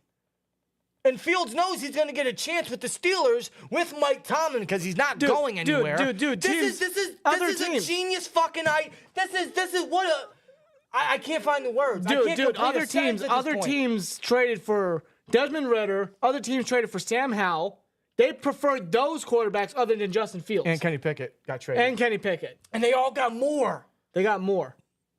Yo, you remember when Trey Lance got traded to Dallas? We got a third for Kenny. Yeah. The Bears got a 6th next year. But the Cowboys trade away a 4th rounder for Trey Lance. We just gave up next year's 6. This is incredible. This is incredible. And this is a lot more welcoming than if they were to ride with Kenny and then trade for Fields, because that still comes with some concern, because that's still not a legitimate quarterback battle or a legitimate quarterback room. This is a lot more welcoming now, knowing we got Russell Wilson as the starter and Fields is going to sit as the backup for a year and learn under a future Hall of Famer. And he will be part of a competition next year. They're going to ride with him, and I would imagine a rookie. That is Khan's long-term plan. I have no doubt in my mind that happens. And we got an upgrade at backup quarterback. A cheap one at that, major too. upgrade. Someone with 3 years of starting experience. He's cheap. He's in my opinion, he's a reliable quarterback, or he's a reliable backup. Much more reliable than our backups previously outside of Rudolph. Yeah, I've always considered Fields as a semi-established quarterback. Very flashy, but inconsistent. But it's where, with this trade, the Steelers have something in mind. Dude, it's what Omar Khan has something in mind. Fields is going to be learning from Russell Wilson, who just oozes leadership, mentorship, and is just a big part of the game. Fields is going to learn from that. Fields had nobody to learn from that in Chicago. Yeah.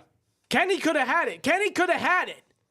Kenny could have had it. Yeah, because Kenny could have had what Fields is going to get, but Kenny this could be was Kenny. butthurt because he's not QB1.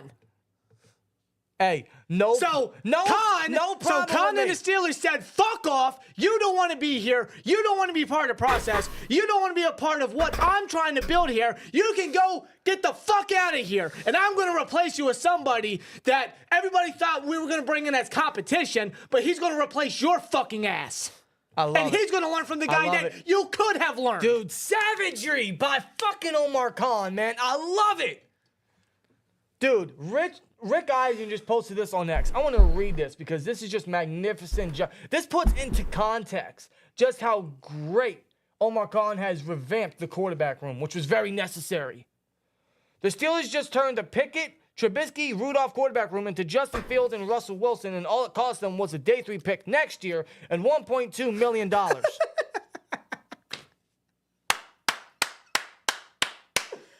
Omar Khan, man! Literally the con man Wow. of the NFL. This guy doesn't stop. He just doesn't stop. And here's the thing. The worst of this, like the floor of this, is he's going to be backup. The floor of this is he's just a very good backup in the future. That's it. All these moves, the quarterback situation right now, Russ and Fields, it costs nothing. It costs couch pennies. And half of a Permane Brothers sandwich. That's it. That's it. That's it. The floor of this is he's going to be a great backup. The ceiling of this is he could be the starter. You got to look at it that way, man. It's very, very, very good to look at, man. What a turnaround at this quarterback room. Just wow. This is major. This is major. Dude, I'm sure And this is still all in week 1 of free agency. We have not hit the end of the week yet. The end of the weekend yet. Yeah, I thought we would. I didn't think we'd go live today, man. I thought he'd take the weekend off. This man don't take a break. He don't take a lunch. Khan is either on or off. He don't take breaks in between. No, he don't. This man is constantly working because he stated it when he traded up for Broderick. I don't know about being aggressive, but I'm just trying to win a Super Bowl. Yeah.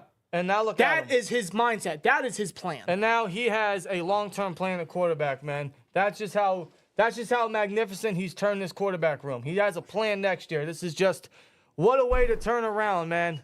Rare Stat with a 9.99 says, I just shitted myself. Oh my God. Oh my God, man. Wow. Bro. 610 Steel 412 with a $2 says hashtag Khan artist. Let's go. Wow. Dude, Khan was just snapping his fingers like Thanos like that. Eddie T with a 499 says these moves are possible because the Big Ben cloud is officially gone and the Steelers are finally getting rid of crybabies from the team. That's a great way to look at it. Khan is getting rid of all the drama, the egos in the locker room, the crybabies. He got rid of Deontay. He got rid of Pickett now because he was salty because he thought 6 touchdowns was enough to be worth a starting quarterback when it's not. Wow. Autumn with a 499 says, hey guys, I actually like Justin. He's really athletic and has a cannon of an arm. He does. And he's shown that. He has shown the potential. He has shown the capabilities of being a very decent starting quarterback, a very good starting quarterback. We were always open to trading for Justin Fields because it's worth a shot as long as they don't trade a lot for him. As long as it was for the right price. And this was, dude, this was cheaper than I thought they'd give up. And now I know that, and now that it's not Kenny and Fields and it's Wilson and Fields, this makes us a lot better knowing he's going to be the backup. He's going to sit for a year. And no, they're not going to accept his 5th-year option. $25.6 million is too rich. Decline it, extend him, and then he'll be in the competition next year. Fields will want to come back because he knows he's going to be in that competition. Yeah. And why would he want to leave the Steelers? Why? Why would he want to leave a guy like Mike Tomlin? That might just be what Justin Fields needs. And Tomlin absolutely adored him at the Ohio State Pro Day. You know who we're here to see. You know who we came to see. Yeah. Everyone knew Mike Tomlin loved Justin Fields, but, dude. And again, there was so much speculation about these two individuals being the competition to Pickett. But now they are replacing. They are Kenny legitimately Pickett. the quarterback room now. Yeah, they are. They are the 1 and 2. Wilson and Fields. For this year and next year. It's crazy. The next 2 years at Dude, least. This is crazy. The past week, really, but especially the past 2 days, has been very crazy because at the start of the offseason, a lot of us, us included, feared that they would just commit to Kenny and bring in very, very, very mediocre competition. Like a Ryan Tannehill or a Gardner Minshew. Yeah, which would have been terrible.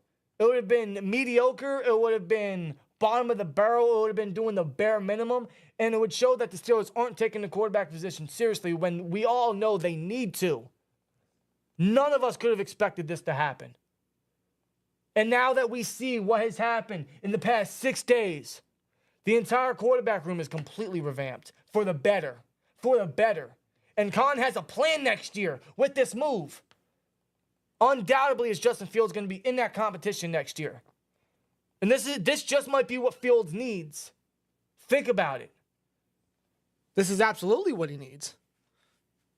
To take his career potentially to that next level. A new lease on life. A breath of fresh air. He's out of Chicago.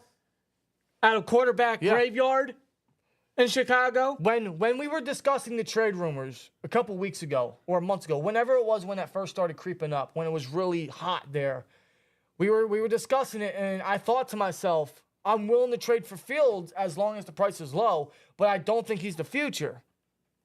I still don't think he is, but that might change because now he's going to sit and learn and adapt. Yeah. That change has that tone has changed just a little bit because if Kenny was still in the quarterback room and Russell Wilson never existed with the Pittsburgh Steelers, we know that Justin Fields would have beaten out Kenny, and Justin Fields not sitting for a year would have never happened. Yeah. And that might have hurt his development. Now his development is going to be drastically improved. And the Steelers are taking a risk at Fields sitting and learning under Russell Wilson. But it's a low risk. Low risk, potentially high reward. Yeah. The floor here is he's going to be a very good backup. The ceiling is he could be the starter.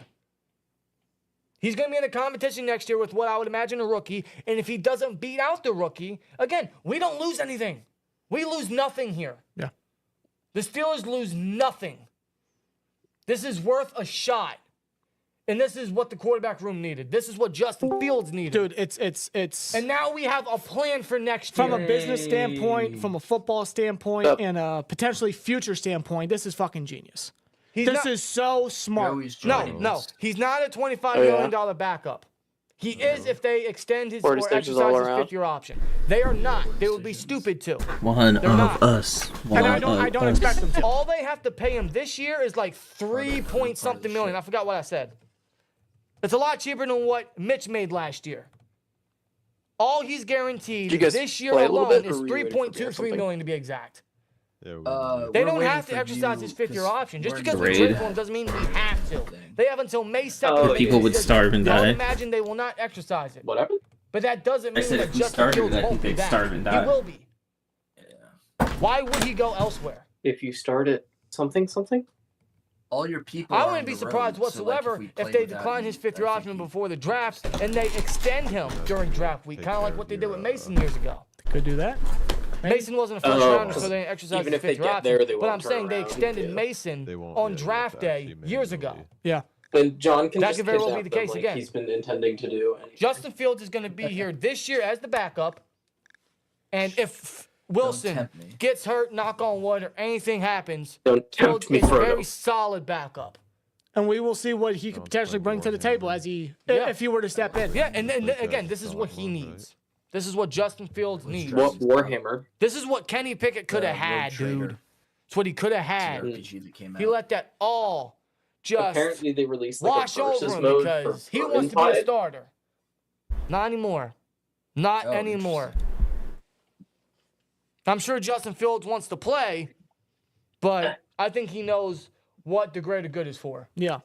Kenny obviously didn't. No. He didn't. clearly didn't. Man. This is wild. They got both Wilson and Fields. Like, holy shit. Yes, they did. And we got over 15, almost 1,600 watching. As we were only 20 minutes into the 1,000 people stream. in I here. don't even know how long we're going to be streaming. But That's amazing. we're only 20 minutes in. Dude. This is breaking news. Dude, cheers to you guys. Thank you so much. Absolutely. That might be a hot, Absolutely. that might be a record for us. You guys are incredible, Well, man. did Justin finally turn off It's his crazy. feed cam? No, I This think is it's just too insane. dark. I don't think you. Dude, I was The Steelers are shocking the system. Yeah. I don't know if I you was have walking, I was walking the Chest, dog, stomach. and then Rob comes out. Degeneracy. He's like, Dan, check your phone. I check my phone. I see the tweet from Jordan Schultz. I look at him, and we both just share like a laugh. Like, what the fuck is going on? a hysterical, like crazy laugh of excitement and an exciting laugh that we both shared outside. Wow. Wow. Because I seen, because I have Ian Rappaport notifications on from X, and I seen Justin Fields traded. I'm like, to who? So I opened it, and I seen Pittsburgh Steelers. I gotta get to Dan. I gotta tell him. I check promise the you, when he goddamn put the feed phone. cam on, he lost all of his viewers. And it just blew our minds. And yes, Justin Fields based is off a better who's quarterback been than in Kenny Justin's Pickett. chat, I would think they would like. Fields isn't someone. Who isn't? I'm trying to. No, it was only me, But and I say can that confirm. That did not. yeah, I know. Saying that anyone is a better Just saying that you- quarterback than Kenny isn't really the highest honor to have. Bro, Tommy, But I say- No, yeah, it was on. Tommy DeVito. I know, but I say It just that got too with, dark, I guess. with good intentions. Because yes, Fields isn't consistent. He has his issues. He has his fumbling. He Pookie, show me has, some more of them feet. you know, those problems scanning the field, accuracy, right? Mm-hmm. But that's exactly what the Steelers are going to work on, man. That's exactly what he's going to sit behind Wilson for. That is their plan. Do that. With They're going to transition. work all on that. He's only 25 I don't years think old. anybody would mistake He'll be his feet 26 for- next season. You know what's funny? Not this upcoming season, but next season. You know what's Put on funny? those furry What's wolf funny? slippers. that Justin we know Fields, you own. he's been in the league longer than Kenny Pickett. Yeah. He started 3 straight years for Chicago. He's younger than Kenny Pickett. Kenny Pickett is what, 26? And Kenny has only been in the league 2 years. And Justin Fields has All right, much more switching- professionalism Yeah. in him than a older or soon to be older Kenny Pickett. Dude, DJ Moore on Twitter just put business is business. Wait, I joined. You guys are gonna leave me? It is. Wow. Just unbelievable. Unbelievable. The Steelers lose nothing in this. I know I've said it 1,000 times already, but they literally lose nothing. It's true. in this. They don't. They don't lose a fucking thing. If all he is, There's no harm in this. If all he is going to be a backup for 2 years, then so be it. A Yeah, I six-round thought we were gonna pick for a backup for 2 or so try years. to match up together and hunt and So get what? KD farm. That's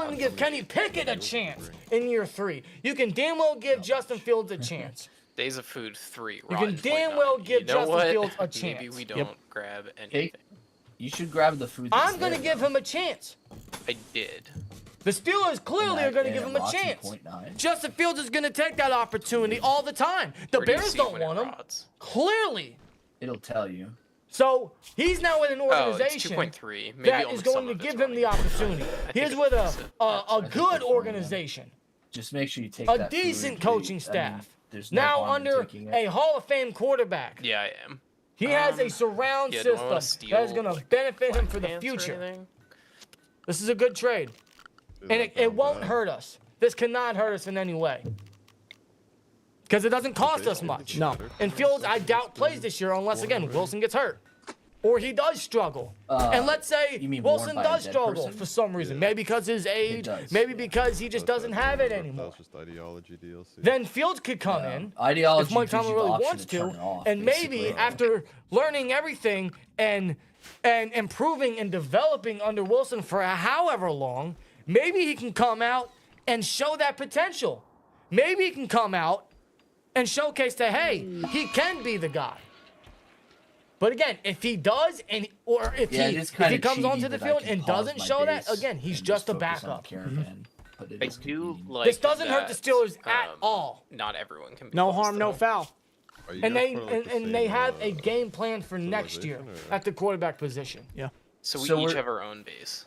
Yeah, we have our own base. Worth this a shot. This is worth a shot. Genius. And what a move. This is genius work by Omar Khan. Genius work. You would never see this under the previous regime. The previous general manager. You would never see this under Kevin Colbert. Nowhere near. Dude, we made I don't know, John. I think you want to go three rescue trades this week. Person on your way home. Yeah, Deontay, Kenny. Nope. Our last three streams have been trade. With the resting. Trade. Have they actually been? I believe you're right. I believe you're right. Yeah. We made 3 trades this week. Make a bedroll, no problem. We did it. What was it? Thursday? This is the Steeler way.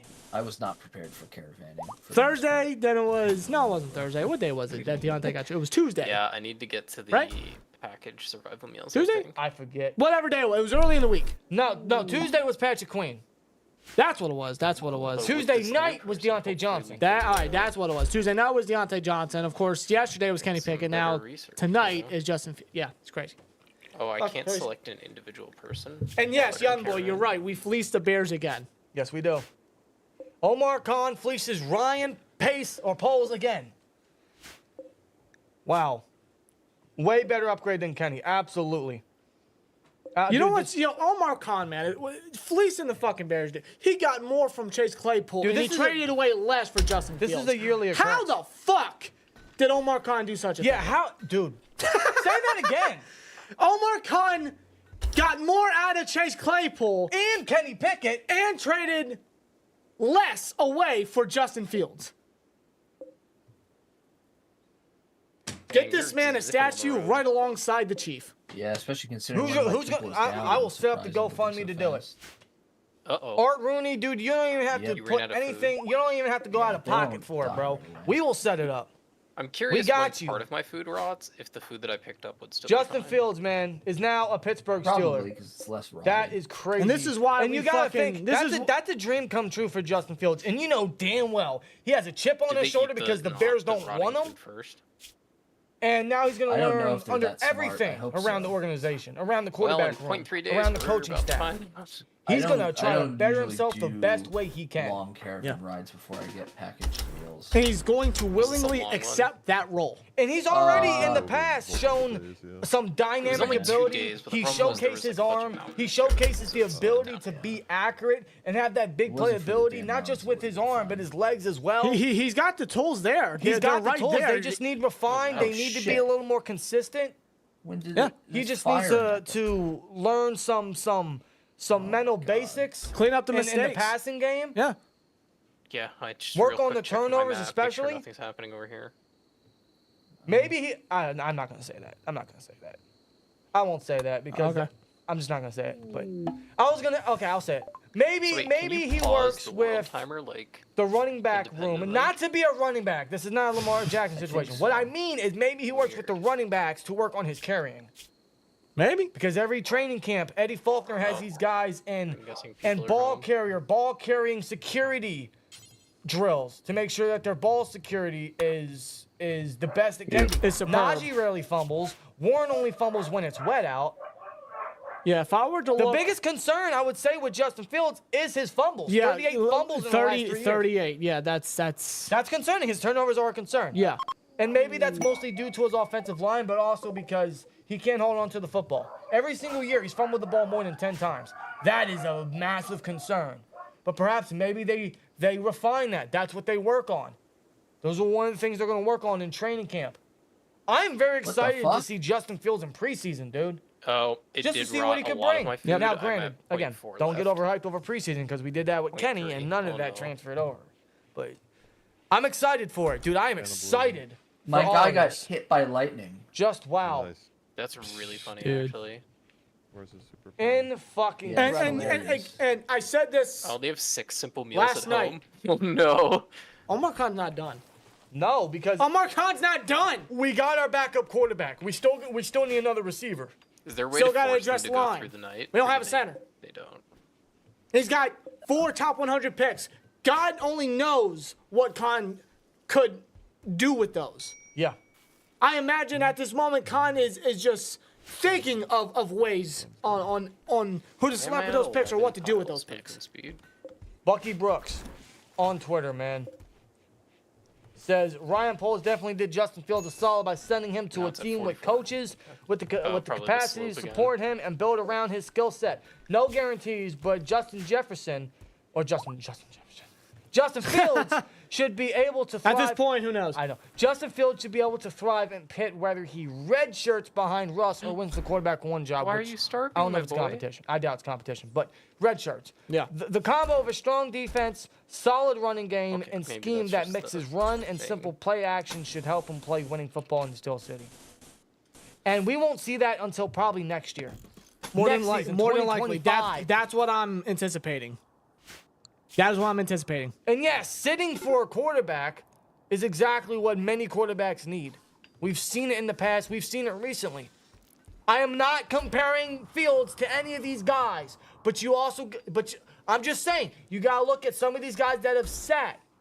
Pat Mahomes sat 1 year. Jordan Love sat, 3 years? Mason Rudolph sat how many years and was the best quarterback since Ben? Yeah. He got better. Sitting once is a McCarron blessing in gets back, disguise for a quarterback, especially a guy like Fields. Big time. This is big. This is very good for the Steelers, man. And I love what Omar Khan's doing. I love his game plan. I love it. He is trying But it to don't tell you fix. that All we need you is only a have to 3. do That's 2 all we need. Yeah, months, and he really. is trying to fix the Yeah, quarterback to go situation because stable like the Steelers, Kevin Colbert, Mike Tomlin, and crew, they did not have a plan and set on who they had to replace Enable. Big Ben. Oh wait. They had apparently no I idea what already- to fucking do. None. They had Alright, no so I have to plan disable whatsoever. all of these, yeah? And Colbert Yeah, went and all the out and DLCs. got what he thought was the best options out there. Keep core. Clearly, they were not. Yeah. And now Enable. Khan is harmony. trying to clean up that mess Yes, he is. Player. because he has a plan and set. He has a vision. He has a dream. And he's trying to make it a reality. All it takes is a little bit of patience. That's all it takes is a little bit of patience. Wait, why is my harmony? And I'm here for it. Dude, I am here for it. dude, it's so crazy because Oh. we keep all our picks this year. We traded a third for Kenny and Well, didn't have thank to goodness trade there's an that auto for swap this. mods button. We keep all our picks this year. That's incredible. While having a backup quarterback. While also only paying him $3.23 million. They don't have to exercise his 5th-year option. It's not a requirement. It's not like the One Bears person already is did it and starting. we have to pay it. Otherwise, no one would trade for Fields. No one. 2 people. This is crazy. Make that 3, baby. So And I don't want to give We're I don't want to getting give Omar Khan the full credit. They're so I think close to home. another guy that isn't really being talked about enough when it comes to these moves is Andy Weidel. Andy Weil, also Mike Tomlin. Like all Okay. 3 of those are big parts of what they're trying to do here, of this big mega week that the Steelers have pretty much just taken over. Yeah. Just put their stamp on Yeah. in the NFL and in free agency and the start of a new league year. Khan, Weidel, and Tomlin. Big props to them. Yeah. On a major, a crazy, a wild week 1. And again, they may not even be done. I highly doubt they are done. No, I doubt as well. It's insane, man. It's really insane. Alright, so what do I do? Do I do multiplayer? Dude, this is worth a shot. This is This is big. worth a shot. This is We big. have our and then backup there's a next Steam year, tab, and we you have should a be able to competition join plan me. next year. Wow, that's It very costs easy. us nothing. Yep. We lose. They lose nothing. It's so smart. It's so smart. And if it doesn't work out, all well. 6th round pick, whoopee shit. 1.2 mil. Whatever. No. If it does What do you work mean, I out, can't there see you Rich go. Horn, man? Then what an God. absolute. Oh my God. Please. Connection Let's time just down. be patient and see how this Try ultimately again. turns out. But as Yeah, we you stand see, right that's now, this is exactly a the good wrong trade in my time. book because we have an upgrade at backup quarterback and we now have a plan for next year. I'm downloading. Dude, that's like 2 birds with 1 stone. Yeah. Two I get birds the with feeling one that everybody stone. Joining at the same time is Yep. maybe My gonna goodness, cause this a- really, this is really, that's why I really, paused it. really smart by Con, man. Just wow. Just wow. Okay, so I And this have is going to to- benefit Fields so much. At least that's Do what you we see hope. this Yeah. thing, Oh, Joey? there's And a- again, once Pickett was traded, they Yeah. could not wait to What get is this that? guy. No, Those 3 no, are no. us. Con knew. Okay, Once, and you're all once separate factions. Howie Roseman and Con got off the Understood. phone and they had their discussions When you and doing that? they came to a conclusion. It's one of the Once most Con put Crap, that I have phone to on the remember all the whatchamacallit, keybinds. his first thought was, what's Ryan Post's number again? Vibes, Yeah. Jesus. I don't Well, what's his even know. number No, again? no, no. Once Okay, Pickett I'm told gonna Tom go and I get want to be some traded, food. Con was like, Everybody's okay. back. I'm dealing with Okay, starvation as fast as I you're can. just giving your spot away. Okay, fine. And I'm You think I have a problem with that? I didn't want you anyway. Yeah. You weren't the guy I wanted anyway. You're not the guy. You could have been. You could have learned. Now, but you Con- know what? now, you Con- know I what? have to resync. Now Con, You ain't saying that. now Con has a guy that he wants, Yeah. but Con's not stupid. Okay, He's so not we're all just a supposed to live cap near each wizard. other? He's a scout. Yeah, I mean, And he's a otherwise damn it's good gonna one at be that. Yes, he is. like we can't. He has an eye He's for a damn. talent. Look at the draft he did last Oh year. my Are you kidding me? fucking God, Guess man. I'm- Some of the best. He's a You know, scout. what Some of the interactions best we've had players is from I last gave season were Justin his a draft gift class. early So on. now he's a scout. So he knows what How Fields do you ping needs again to so I improve can at. get back And to that's where you guys exactly are what right he's away? giving Fields the ability to do. Without having to start, without having to play. Gotcha, thank you. And we'll see how it plays out. We'll see how it all transpires. Dude, we gotta how go you to do Pittsburgh that. I tomorrow. don't have We that gotta option. break into the front office, The and we gotta extra- give that's like Omar mouse Khan button lunch or for- something. We're Oh. taking you to Strip District, man. You got a Kenny Pickett jersey? You want to trade in for a $25 gift card? Go for it. On the house.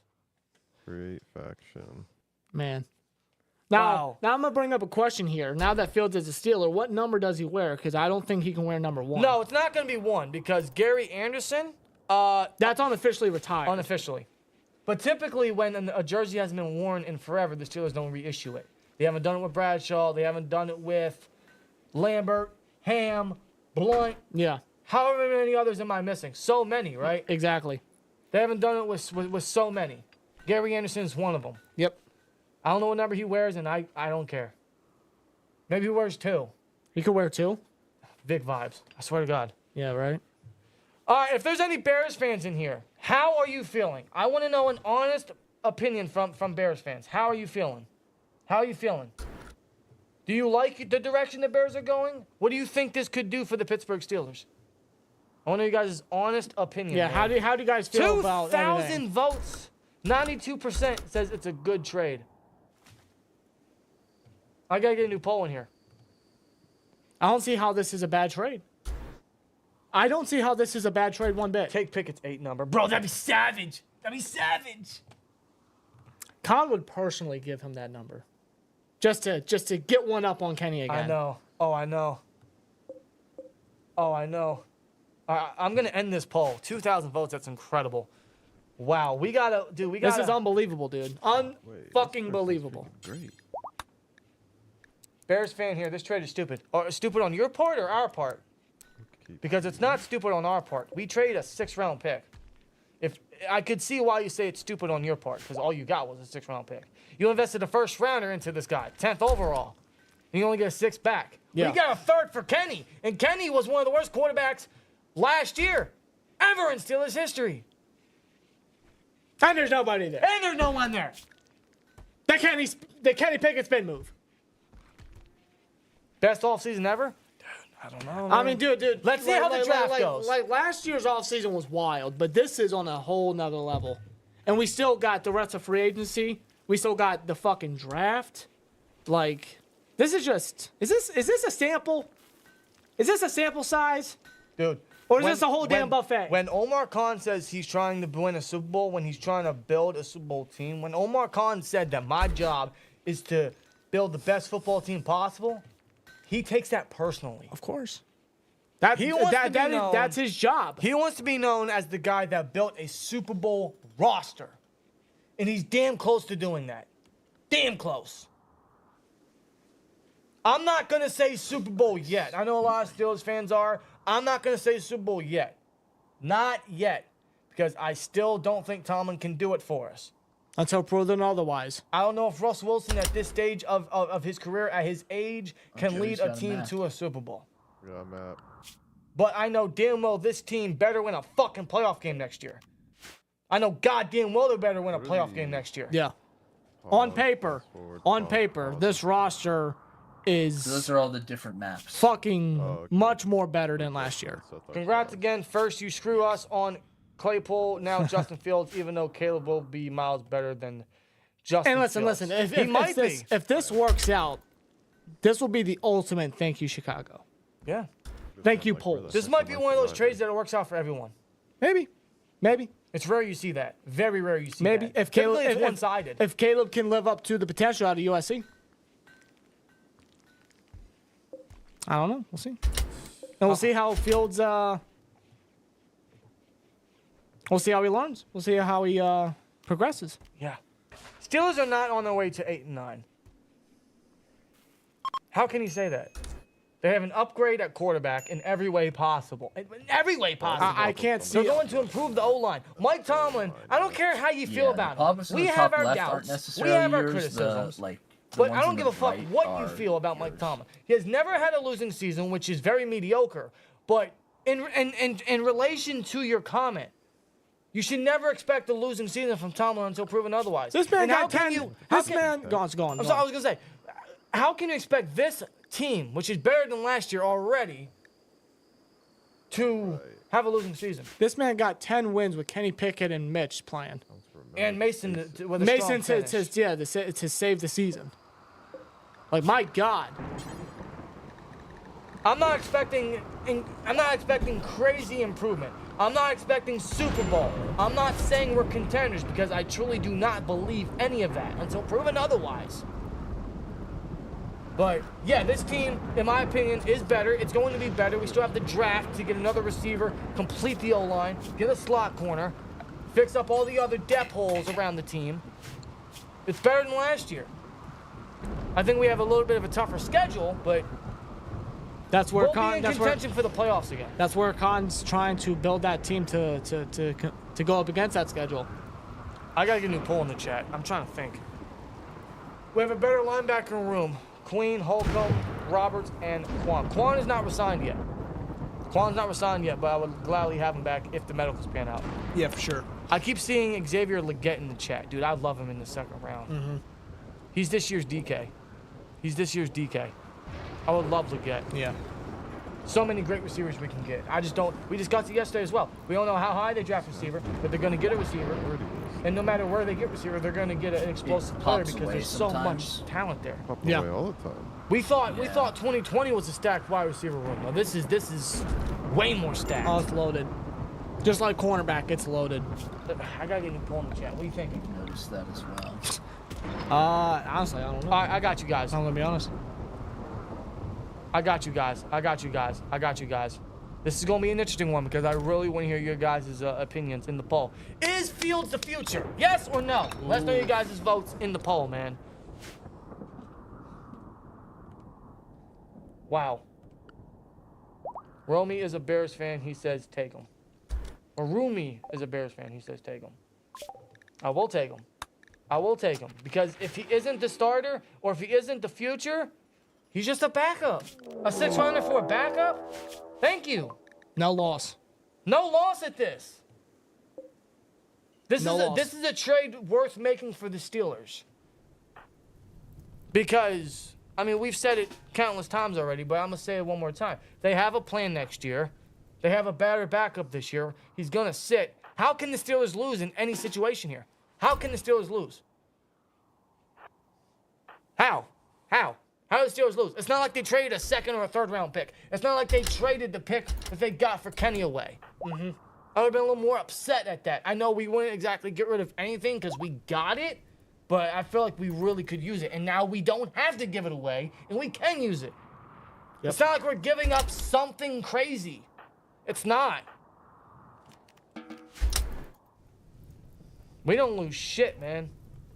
Swear, Joe, I know. We're going to put another 5 in here. Yeah, believe us. We're going to put another 5 in here. Don't worry. We got to put 5 in for yesterday. Man. Let's get to some of these extra super chats. Omar fucking Khan, the Khan father, Khan the conqueror, the great Khan, the con artist, says Isaac with a 499. Khan's a beast, man. He's a man of many things, dude. Secret Underdog, the con artist, still a nation. Richard Hunt with a 199. Unload the clip. Go get Justin Jefferson. With Khan, dude, anything's possible. Jay's Life says, this is Gio. Love the trade, guys. Gio, good to see you still in the chat, man. Hope you're doing well. Hope you and your brother are doing well, man. For sure. Always good to see you in the chat. Oh my God, I can't even make. Shout out to Gio, man.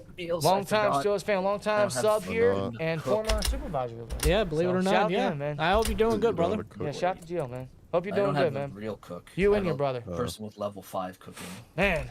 And no passion. 77% say yes, Fields is the future. How do you feel about Dejan? Dejan's great. I don't know if he's going to be there at 20. And I don't know if the Steelers take corner. Now, granted, he could play safety, but again, they signed a safety. I don't know if they take corner in the first round unless someone really good drops, like a Dejan. If Dejan drops that far, like a Mitchell. I think that'd be hard to pass up. But, and Mitchell, oh my God. But center and tackle are so much higher. I know. Because they've signed nobody. And they can't sign anyone because whoever they sign is not the starter. At the moment. Connor Williams, maybe, but we won't know. He might not play week 1. Again, the red flags really got to... The medicals really got to pan out. The sign says it all. Draft. This is not going anywhere. Got one. This has been up since we released Mason Call. This isn't going anywhere. Yep. Wow. Dude, and again, just to feed off from yesterday, Khan is changing all of Colbert's eras. All of them. Claypool, every gone. bit. Mason Cole, gone. Who else? Mitch. Mitch, gone. Kenny, gone. Deontay, wasn't a blunder, but gone. Mm-hmm. Who else am I missing? He's gotten rid of a lot that Colbert brought in. Yeah. And he's improving these positions. Quarterback this year is much like linebacker last year. Last year, he completely changed the linebacker room. Yeah. We went from like Bush and Robert Spillane, and I don't even know who else. To they were just bad. I know. To Quan, to Holcomb, to Roberts, and now you got Patrick Queen in there. He changed the linebacker room, and now he went from Mitch, Kenny, and Mason to Wilson and Fields. Mind blown. Snap his fingers just like that. And like Rich Eisen said, all it cost was a 6th-round pick next year and $1.2 million. Cheap. The cheapest you could ever do. This will make cheapskate. Justin, have you looked into the shelves yet? Jealous. No. Incredible shit, dude. Dude, Bigger shelves.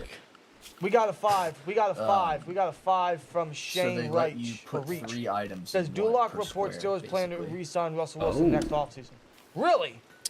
Yeah, let me see if it's on I Twitter. wouldn't sign him yet until you see how he does. Let me see if I can get it quick. Hold on. Hold on. Patrick Queen tweeted. Patrick Queen's been crazy. Before you get there, Go it's right here. Russell Wilson signed a 1-year contract with the Steelers for the vet minimum because the Broncos were paying him $39 million in 2024. But Wilson and the Steelers intend to do a longer deal at the end of the season, per sources. Okay, at the end of the season, I would hold off until we see how Wilson truly does. See, that's their intention at the moment. I think it really all depends on how Wilson plays at quarterback for the Steelers. Yeah. It's the intention, but we'll see how everything pans out. That's just what I get from that report. Right. Anyway, Patrick Queen. What the hell? What happened? Everything good? Patrick Queen said, honestly, bro, y'all can shut the fuck up now. It's not even that deep for us players until game week. And y'all can't understand the fact it wasn't up to me. I gave y'all everything I had. Now when it's time for me to do what I need, y'all hurt about everything I say. Go touch some grass and fill the void in y'all lives. So one's still showing love, even with the switch. This is not to y'all. He's talking about Ravens fans who are upset that he went to the enemy. Oof. And listen, us Steelers fans, we felt that way with James Harrison when he went to the Bengals and the Patriots. Yeah. Obviously, that is all forgiven. That is all forgiven. Listen, at the end of the day, you know, when it comes to our favorite players on the team and when they go to a team that we don't like, specifically a division rival, at the end of the day, it's nothing but business. Yeah.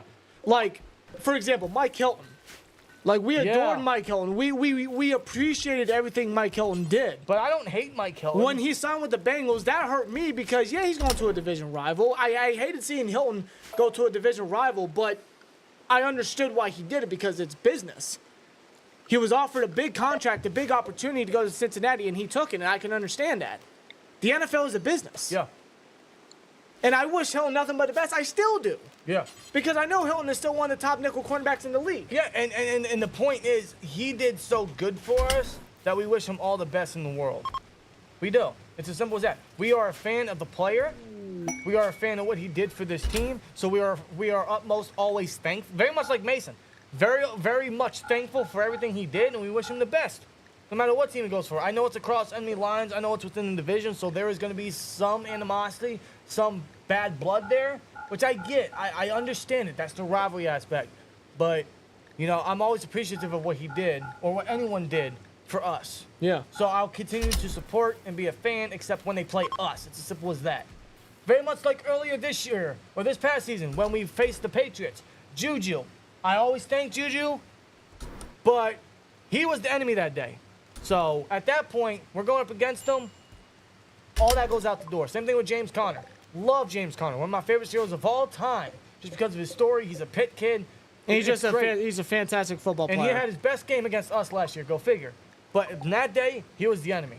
All that goes out the door. It's as simple as that. Yeah. It's as simple as that. So I don't get why Ravens fans are all mad and upset and in their feelings about Patrick Queen. The NFL's a business. You can be appreciative of what the guy did for your team and still wish him the best, even if you go to your most hated rival, your biggest rival. Yeah. But when it comes to game day against that team, yeah, all bets are off. Simple as that. Just for that one day, that one game. Now, but you can still wish him the best. Now, unless you're Devin Bush and signs with the Browns, then yeah, go fuck yourself. And I can't wait to see you. And I hope you play because I would love to see Jalen Warren and Najee run you over. They're going to have a field day with that motherfucker, dude. Browns fans, all I got to say is hope to God that the Joker or whoever you have a linebacker doesn't get hurt. I don't care if you got Mike Vrabel as an assistant or whatever he is over there. Hey, you better pray that he doesn't play because if he does, I'm telling you right now, man, he's going to be on the highlight reel and not for good reason. Hey, Russ, just target the middle of the field. That's all you got to do. Yeah. What are you know, there's a little somebody over there that, you know, just ain't good. Yeah. Oh, duh. But he's still in the NFL, so it's all good. It's all right. Man. I'm sorry. When I heard the news, I could do nothing but laugh. I just find that funny. No, Rob said I just find that funny. I was like, wow. I find that funny. No, but that's all. That's all in the past now, man. That's out of our troubles. That's out of our troubles, man. Yeah. We got Justin Fields, guys. The crowd, the Steeler Nation's going crazy. The chat's going crazy. 76% of the 573 votes say that they think that Fields is the future. So, we'll see what happens. We won't know. We won't know till next year. That's not a bad thing, man. That's not a bad thing whatsoever. No. That just might be what he needs, dude. It is what he needs. Sitting for a quarterback in today's league or in any era is a very positive thing. Very positive thing. Wilson has always been such a smart quarterback. He's always been a mentally strong quarterback. He knows the game so well. That's going to sponge right into Justin Fields, man. I mean, come on. And he's always willingly trying to help people. Yeah. Teach these guys a few things here and there about the sport. He's a leader. About football. He's a leader, man. You gotta And love that's it. what he told Kenny. Like when we go out there, you know, let's just be the best version of ourselves. Let's just try to better the team. That's what he told Pickett. That's the type of guy that Wilson is. Yeah. And I expect the same style, same mentality to Fields. Wow. But yeah, like you said, man, Khan's not done. We all know Khan is not done, man. What we need next now is a receiver. We thought maybe they get Tannehill. Maybe they bring back my boy Josh Dobbs. I've always been a fan of Dobbs. That still might be a possibility, or they might draft a guy. I don't know. Time will tell.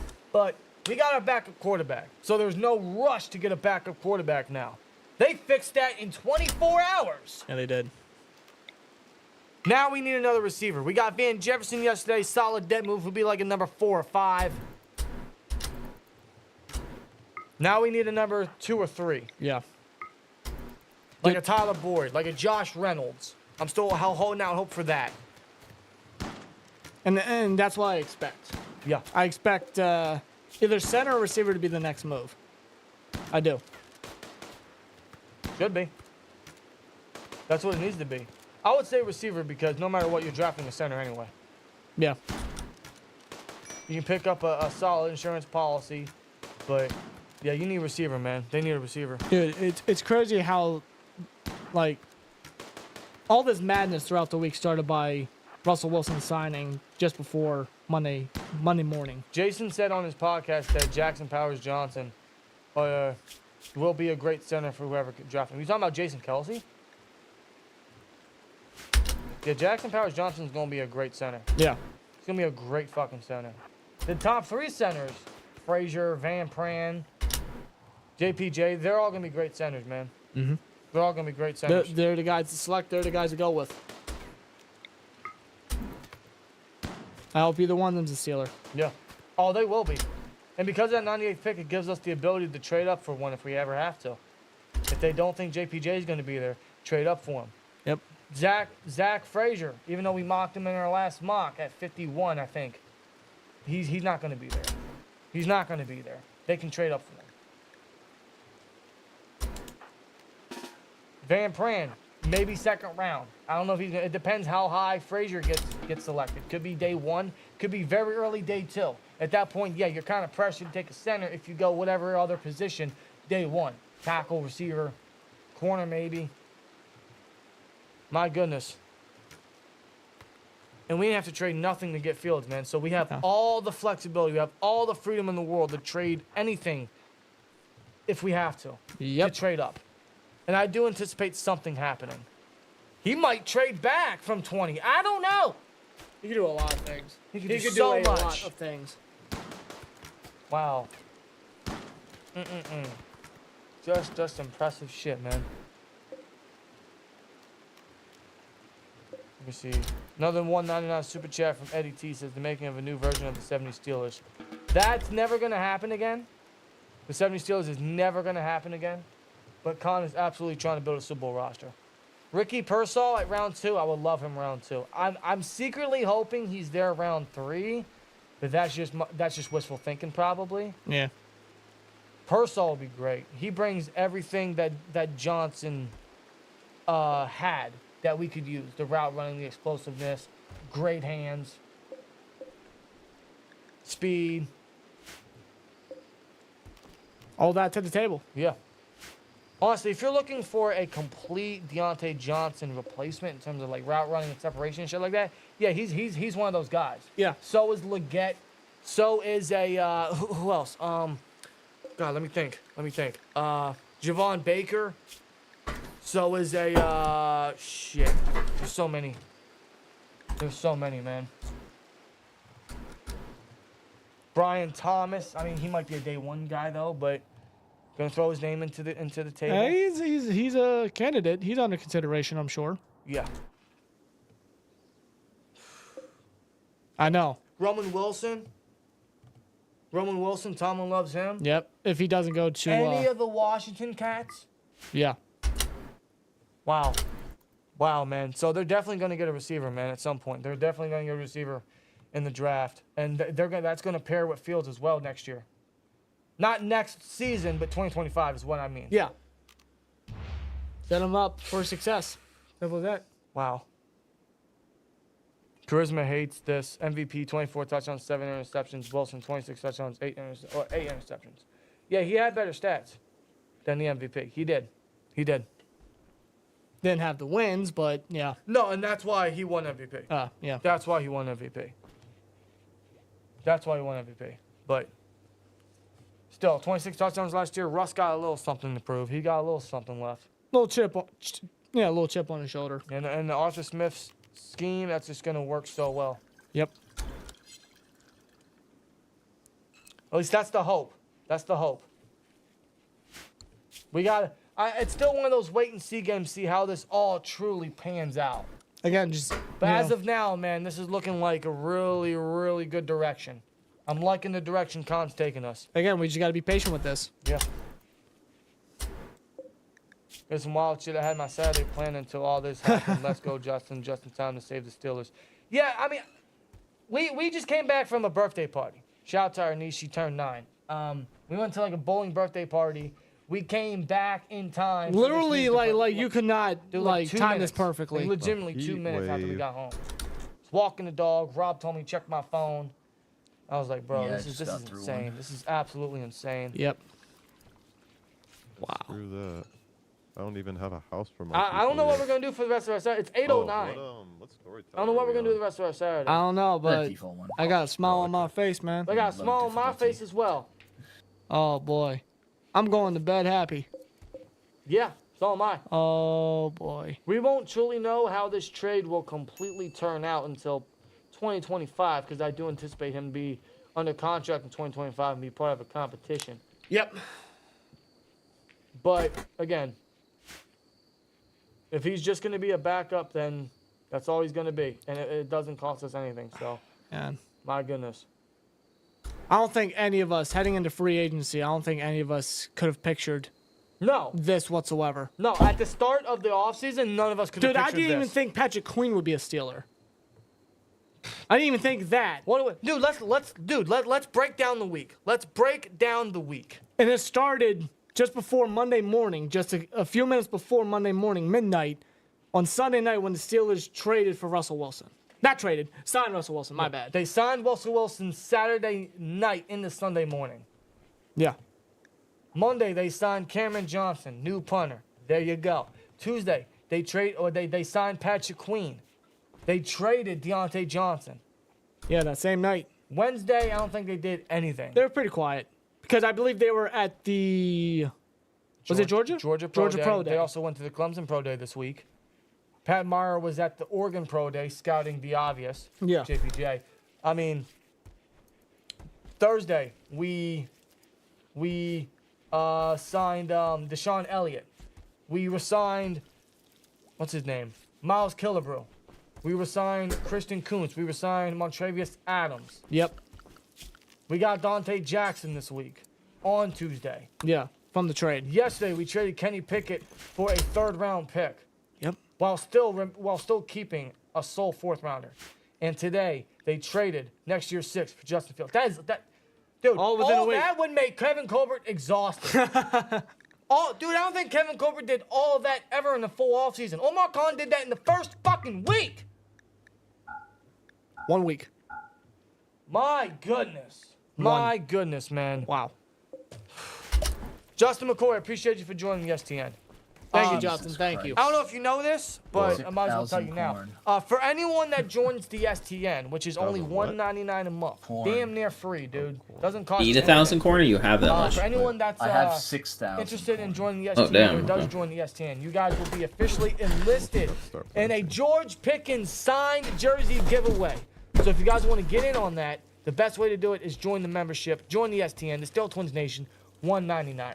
The details on this will be coming very soon, and we'll get this out to one of you guys, lucky STN members, thankful STN members, ASAP. And of course, we have you can't see the 4, but we have a Joey Porter Jr. signed jersey as well, the Color Rush, which will be given away on draft day. Those will be coming to STN members exclusively. If you guys want to get on that, join the STN for $199. And stay tuned for the details, guys. And Justin, thanks again, man. Thanks again. Thanks to all It's you guys. me, Thanks to all you Desync. guys. Dude, this is I did not expect us to do Noah, thank you. Do this tonight. Noah, thank you. Appreciate it. Yeah. Hold on. Do we got? Yeah. Yeah. Yeah. Did we finesse the Bears? Yeah. Twice. Oh my god, dude. Wow. There we go. This is wild. Just got the membership with the Rudolph point. I gotta get rid of that. Yeah. I gotta change that. I gotta switch that in for Let's Ride. or a King Khan. Yeah, I definitely gotta get King Khan. Johnny 5 for life with a $20, man. Shout out to Johnny. There's Johnny. As a Bears fan, one thing I can say is Justin is exciting.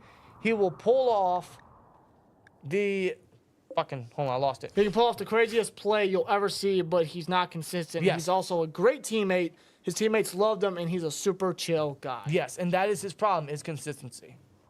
We'll work on that. The plan is the Steelers will work on that. Johnny, thank you for the $20, and thanks for the words. Thanks for letting us know what to expect. And pleasure doing business with you. Ryan Pauls! Pleasure doing business with you.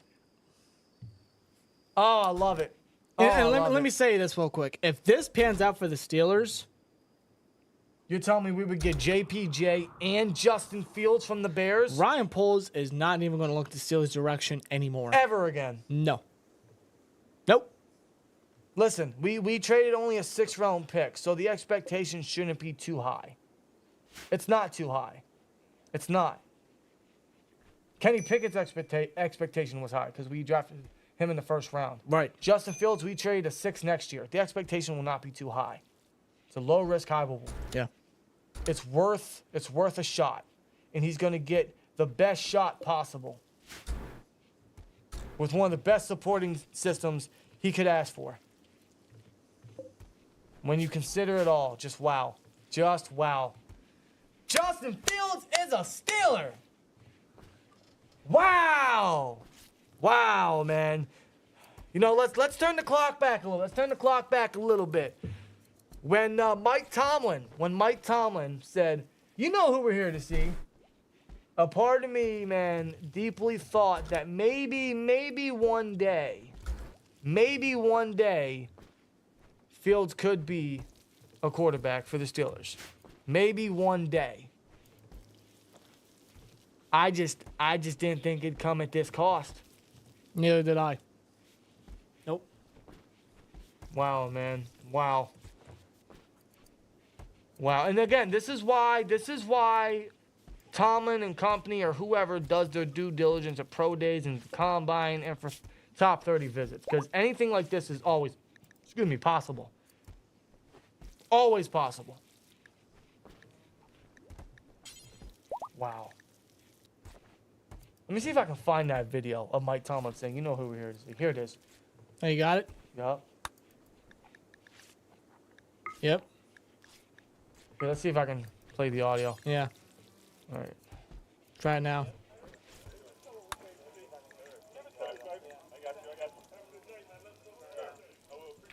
Oh, dude, that's reality. Yes, What it the? is. Yes, it is. That is wild. That is fucking wild. Whoa, shit. Yeah, to turn that off, bro. Wow. Son of Steel, who's a member for 17 months. Says Appreciate you, Omar, absolutely. Says Omar is a god. Best free agency ever. It's up there, bro. It is up there. This is all week 1. Is he going to take off tomorrow? Is he going to take off tomorrow? I don't know, man. The Steelers have taken over. Why stop now? Why stop now? Remember at the beginning of the week when everyone was saying, "Why isn't Khan making moves?" Patience. Patience, man. Patience is a virtue. In everything. Especially football. And again, Omar Khan, again, unpredictable. Unfucking predictable. I swear. Guy's a legend. He's only been our GM for 3 years. And let's discuss Fields' market. Were the Steelers the only team left in there? I think so. Well, because Sam Howell was traded. I can't remember to who. The Seahawks. And Ritter was traded to, I believe, was the Cardinals, if I'm not mistaken. Those were two of the teams that were considered a part of the Justin Fields sweepstakes. With the moves of Sam Howell and Desmond Ritter, I mean, that was pretty much out the gate. Like, no more. Yeah. Even the Eagles apparently were a part of those sweepstakes. But now with Kenny Pickett, it was like, them acquiring him, it was like, it's not going to happen with Philly. Right. But the Steelers, I mean, it was the best place possible.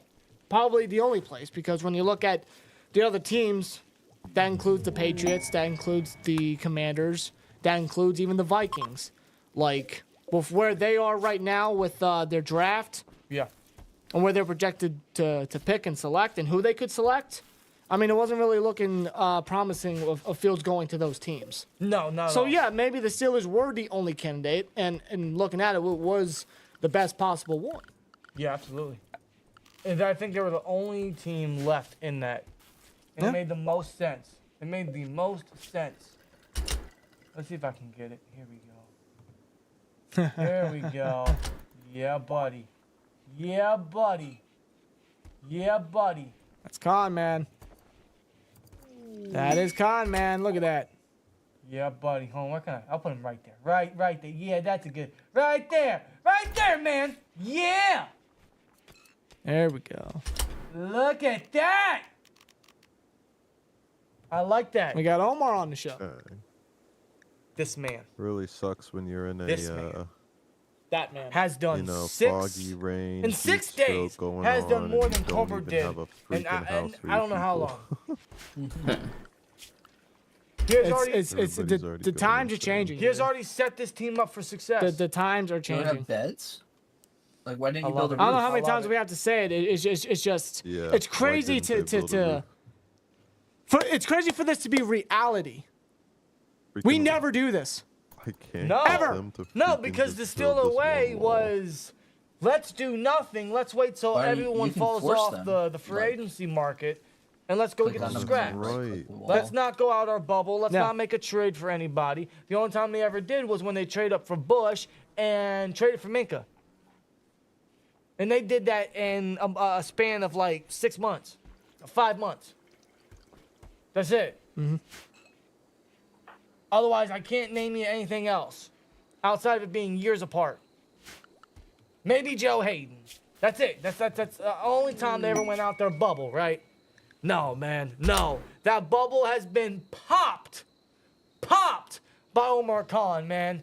He is setting a new Steeler way, and I love it. I love it.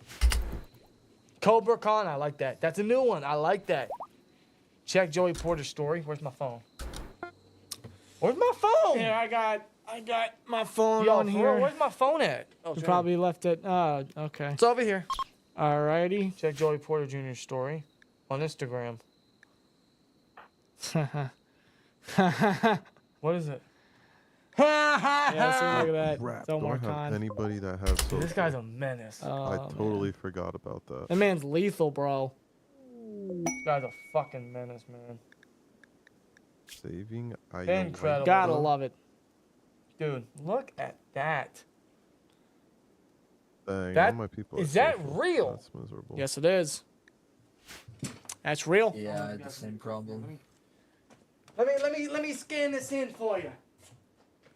Can you get that in focus?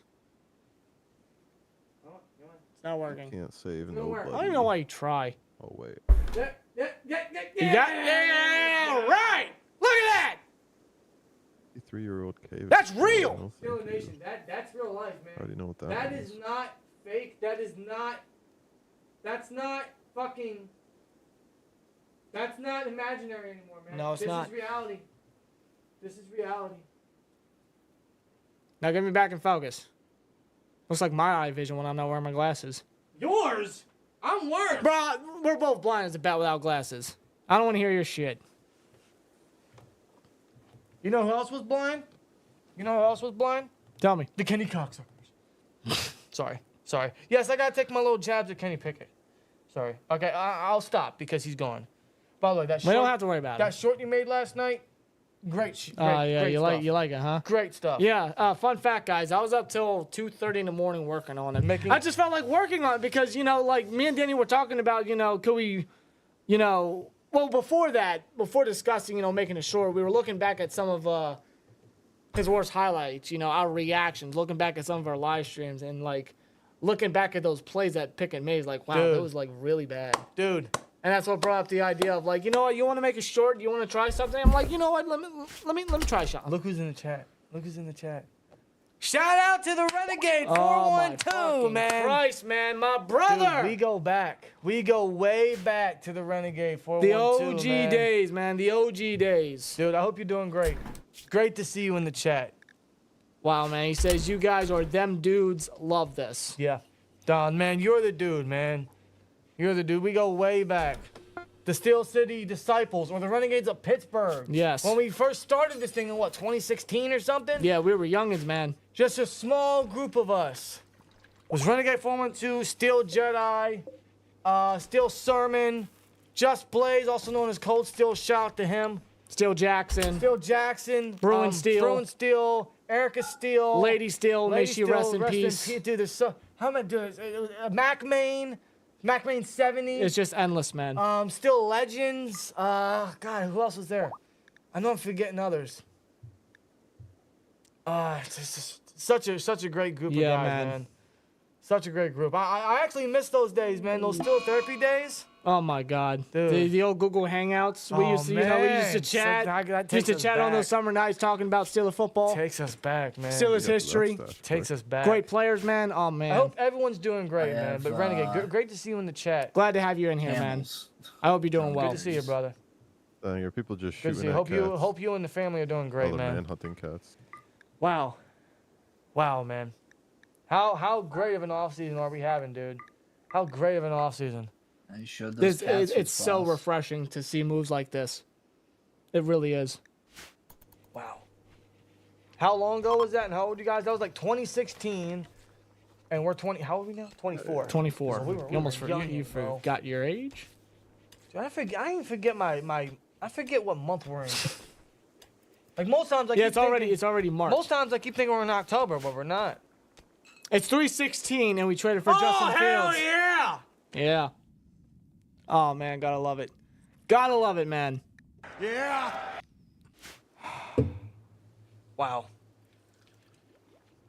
Steelers coming away with such a great offseason. This has just been 6 days. We have the draft. We still have another receiver to sign.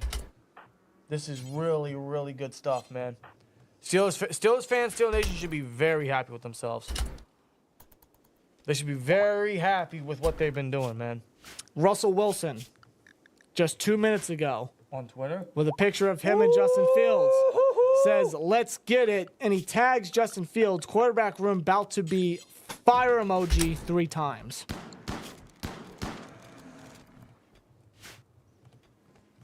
Let's fucking go. Let's fucking go, man.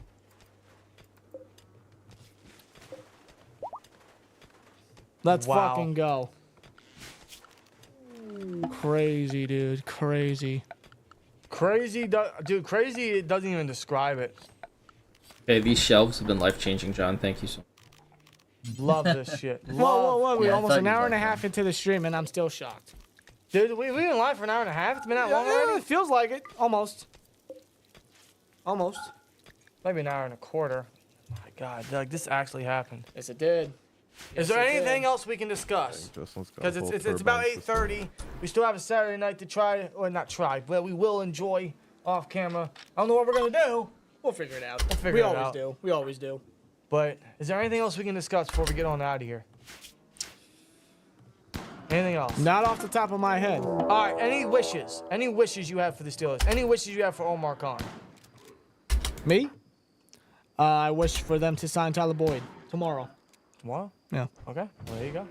I wish for them to sign a center, preferably a backup. You know, just to, somebody that could be that insurance policy, a starting caliber center, but that would be comfortable being a backup. Yeah. Just to fulfill that in free agency. And I wish Omar Khan the best at the upcoming draft next month. Yeah. Dude, I'm excited. We should all be excited, man. What an off season. What an absolute off season. Oh, I made mistakes Let's were see made, how all- boys. It's gonna be months until we truly see how all this is gonna pan out. But where we stand right now, everyone should be proud. Everyone should be ecstatic right now. Yep. They really should be. If you aren't, then I don't know how you aren't. I just don't get it. If Rob Lightfoot says it in chat, I wish for Jackson Powers Johnson. I'm right there with you, Rob. Hey, I just wish for a center. Yeah, I just that's wish for gonna a be center. dead. Abel, shout out to you. That's gonna- 499 you says, got guys, two I am people excited to down, see all the man. new What are you players doing? who saw this coming. Here we go, Steelers. No one saw this coming. No one saw this coming. No. Justin S. with a $10 They're not says, have a beer bleeding on out, me tonight, boys. Time to celebrate. one of them's This is not. my The last other one one totally is. in the Yeah, fridge. the other one's If you wanna But which one? double E, double R, U N. You were He's- saving that he's for dead? the right occasion, He's man. dead in The 12 right hours. occasion. Well, Get to him. it depends Okay, how good. fast Cheers, the man. Buffaloes go to Cheers. sleep. Cheers to you That's when guys. they stop Thank you guys so manhunting. much. An emergency Lumi's- live stream we had to go. Lumi's Emergency fine right impromptu. now, Okay, good. And I- Lumi's the one on my and team. RKO. And I thank Omar Khan for Who's doing Lee? this on my day off. Well, He not was day he was off. just a random wandering visitor who just When walked we were in. both able to go Oh. live as soon as we could. Oh yeah, it says time That's trial. the win. Talk Then you get all about- this Yeah, I get those heavy barrels. Thank you guys so much for joining us tonight on an emergency live stream. Shout out to Omar Khan. The con artist. The King con man. Khan is what we like to call him here. The legit king. Crown this man. Give him the key to the city, bro. Give him whatever. He can go to Primaries tomorrow and won't even have to pay, bro. No. Nope. He might get free Primaries for a year after this. I don't know. Thank you guys so much for joining us tonight. You guys are always greatly appreciated. Thank you guys so much for the continued support. Thank you guys for a great week. Thank the Steelers. Thank Omar Khan for a great week. It's been one hell of a one. And I know one hell of a week. And I know you guys are just as excited as we are, man. And we're not even done yet. This is just 1 week. Just 1 week. Steelers trade for Justin Fields. That has finally happened. It is officially confirmed. Russell Wilson, Justin Fields is the new quarterback room. And we'll see what happens next. We'll see what the Steelers make out of this. And we'll see what happens next for the Pittsburgh Steelers. We're all going to be here for it. We all are going to be excited for it. So it's only a matter of time until something happens. And yes, Andy Waddle. And you do got to give a little credit also to Mike Tomlin. For sure. You do. And Justin Fields, welcome to the Pittsburgh Steelers. And we look forward to seeing what you can bring to the table for this team. Absolutely. Oh, sorry. Abso-fucking-lutely, man. Wow. You guys enjoy the rest of your night. I don't Enjoy the rest of your have weekend, unless we see you tomorrow. any- I don't know. We said that yesterday. Yeah, who knows? Maybe tomorrow night we'll go live for another groundbreaking move. I don't by know, Omar man. It's like Khan. every fucking day we're doing it. Hey, I don't mind it. I don't you mind it. I don't enjoy getting have, on here. I enjoy talking about the glorious see moves that any Khan is walls. making. Yeah, so Hanging out with these fine people. So as far as I'm concerned, we'll see you guys next time. Enjoy the rest of your night. Right about that, actually. See you next time. Here we go, Yeah. Steelers. Justin That's Fields. unlucky. Welcome That is to the unlucky. Pittsburgh Steelers. And as always, like, comment, subscribe, and we'll see you later. Peace! These grand steel. This is stones, real life. whatever, they Is don't this matter real? Right now, right? Yes, it is, brother. No. Yes, it is. This is real. Because I don't have no Look at that. ideology stuff. Yeah. Who are these Kenny people Pickett is passing a through my fucking town? idiot. That's just a random visitors thing. Oh, Racho Nation. Hey, better Fields than I Ken. was gonna say, like, they're not stopping. Oh, no they're just doubt passing about it. through. Yeah. Chimpanzee, let's go.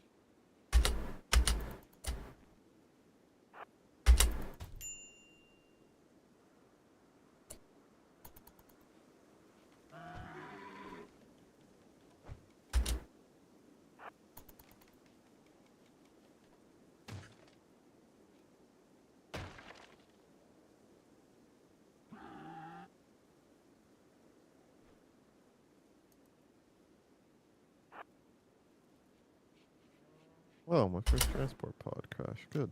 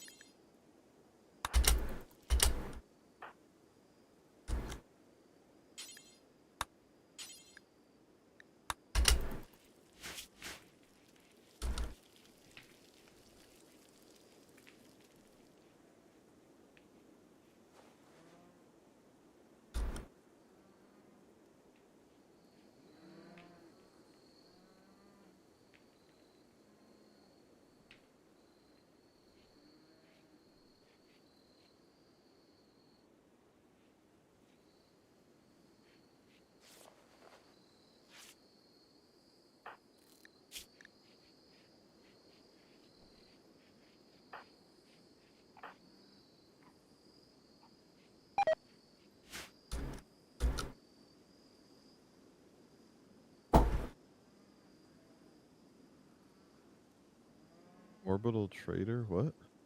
Oh, did somebody build an orbital trade thing? Yep. And I did.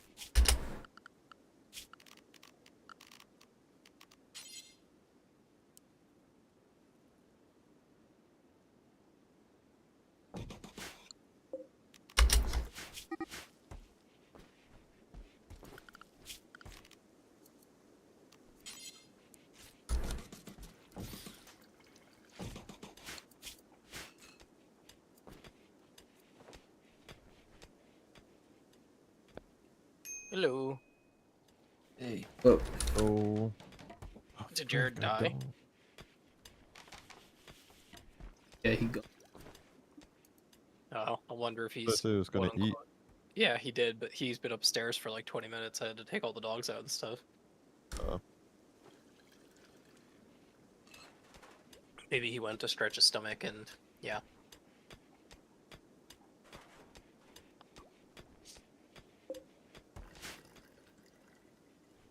Okay, I'm gonna join. Let the desyncing begin. Oh yeah, in the middle of my trade. Oh no! It actually did close my trade thing. Has it been desyncing? I think it desynced once while you're gone. Okay, so it's me. I'm the problem. You're it's the me. problem, it's you. Yep. Does anybody get like the gray Halo 2 load bar at the bottom when they join? Yeah. It's only sometimes. It's very odd. Like simulating. Where'd you put your base, Joey? Oh. In the woods. I'm just not on the road. Into the woods. Yeah. I wanted to have a better chance at getting, like, stones and crap. Like mountain. I could dig into, but I did not. You can tell if you got mountain. Like, if you want to find mountains, it shows you on the map. Oh, yeah, but I would have had to go a lot further out. Yeah. So I was like, eh.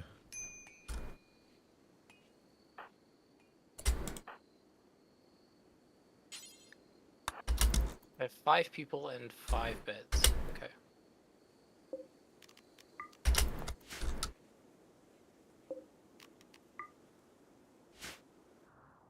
Fucking rich, baby. Who's rich? I said I'm fucking rich. No! Didn't you already join? I just desynced. You are the problem, it's you. It might be. Okay, I'm gonna do what I did last night. Pause my map and just go watch John for like 2 minutes. Alright, I'll wait till your thing catches up. Average frame time, 100 milliseconds. I didn't even... I desynced as I joined. Nice. Okay. Try it again. Oh, because Justin's running his map while we're trying to get you caught up. I know you're good. I'll pause it. Wow, douchebag. Here goes. It's Joey's turn. I turned to what? I've been paused, man. Alright. You left, Seth? Yep. You gotta leave and rejoin. Okay.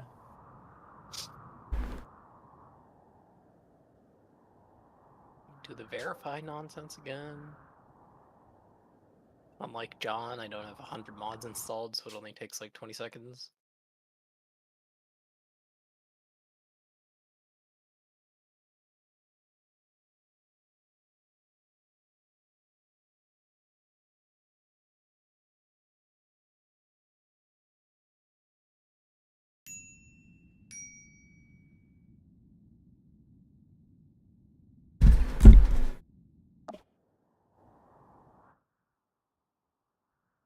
We know when we're all in them. Trying to connect again. Oh, you're good.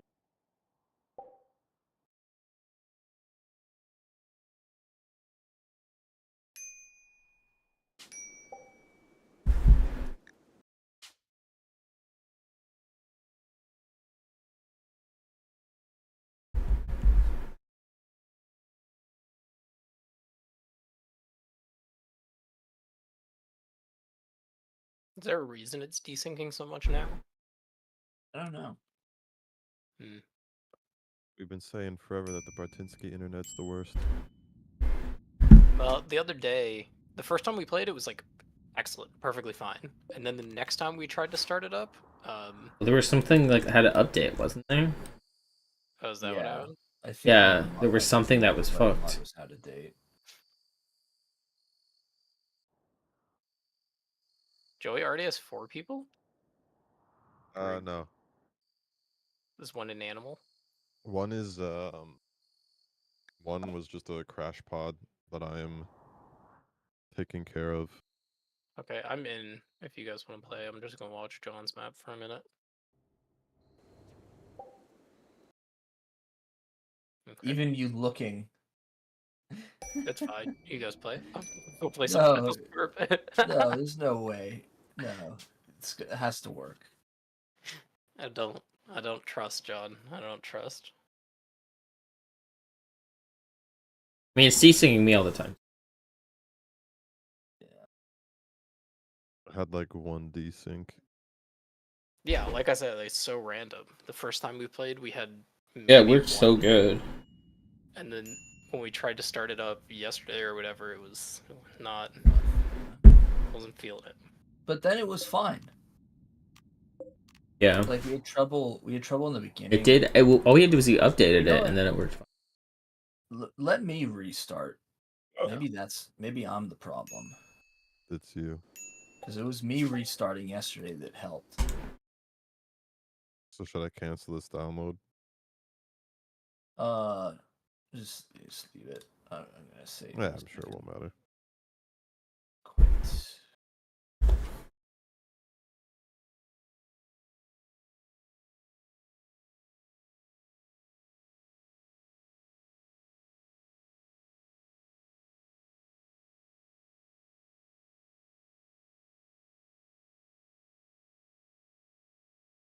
The shared base one is kind of interesting, Joey, because you can see everybody's cursors. Yeah. Yeah. Mm-hmm. The time thing though is kind of annoying. In the shared one, you mean? Yeah. Yeah. I have so much muscle memory for just tapping the 3, 2, 1 buttons. Wait, what happened? Oh, do I have to close my game? I don't think so. Because I see my people, John but I can't restarted. access them. So I don't know how you're connected or what. Yeah, I don't know what you're connected Oh, to. I'm look. I interesting. It like made my own solo game where I can control John's crap, but it's definitely not the same game. Because I don't have to actually save anything, right? No. Yeah. So yeah, it literally gave me a instance of John's game. Is it up again, John? Yep. Should we try to join? Yep. Okay. Joining.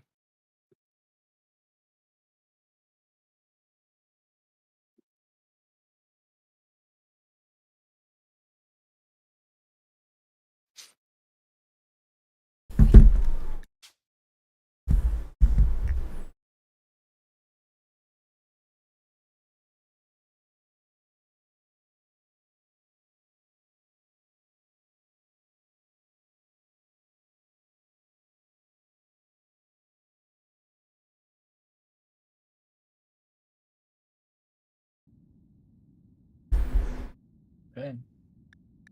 Think you're all in.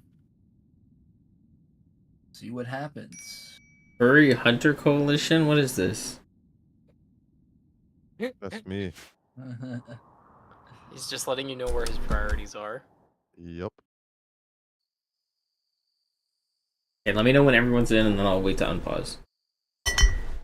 Yeah, everyone's in. Okay, sounds good.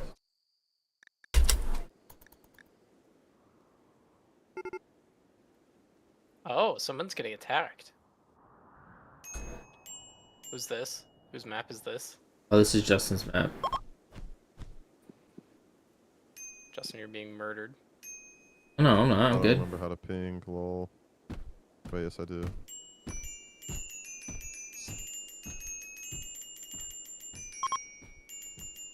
Danger, danger, danger. Oh hell, that is not gonna be allowed to happen. You're not taking that one. Wait, did they... What? They have the fucking... Oh my god, they got the barrels. The barrels of what? It's for mortars, if you want to make mortars. Like grenades? There's an on... No, it's like artillery, basically. Yeah, like grenade launchers. Yeah. But it's You're like gonna long shoot your range. own person, Justin. And you can shoot over walls is the big thing. Yo, how are you people instantly kill them? What kind of guns do you have?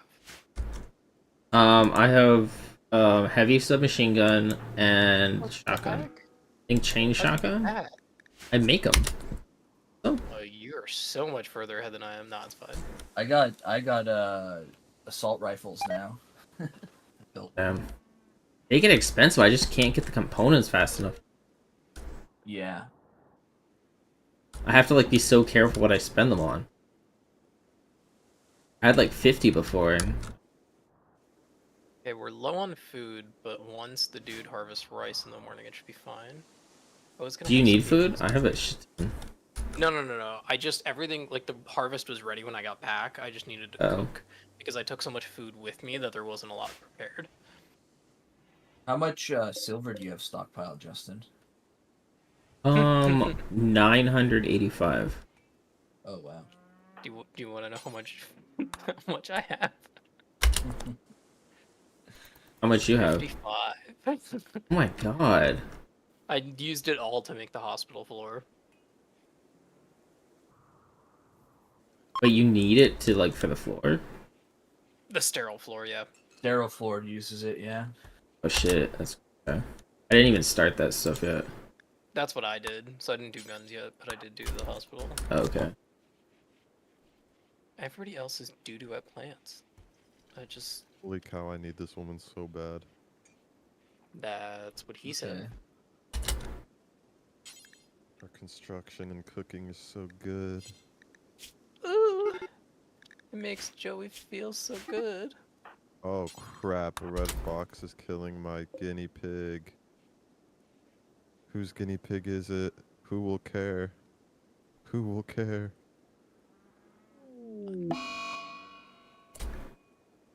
Wait, it doesn't have a social tab. Who the heck's guinea pig is this? It's just world, I'm guessing. No, it's got a name. Yeah, it's probably your starting animal.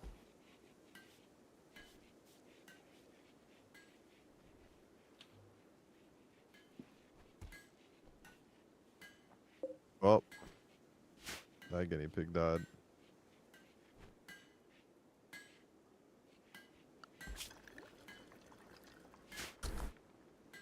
Nobody cares. Nobody in my group cares. Whose guinea pig was that?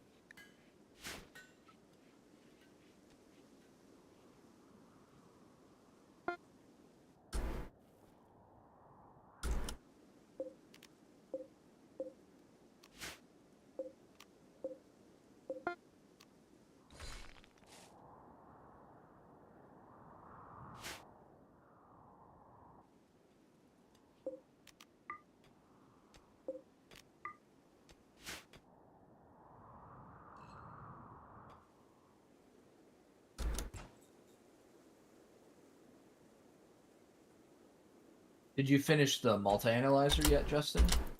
No. I'm getting there. Not quite there yet either.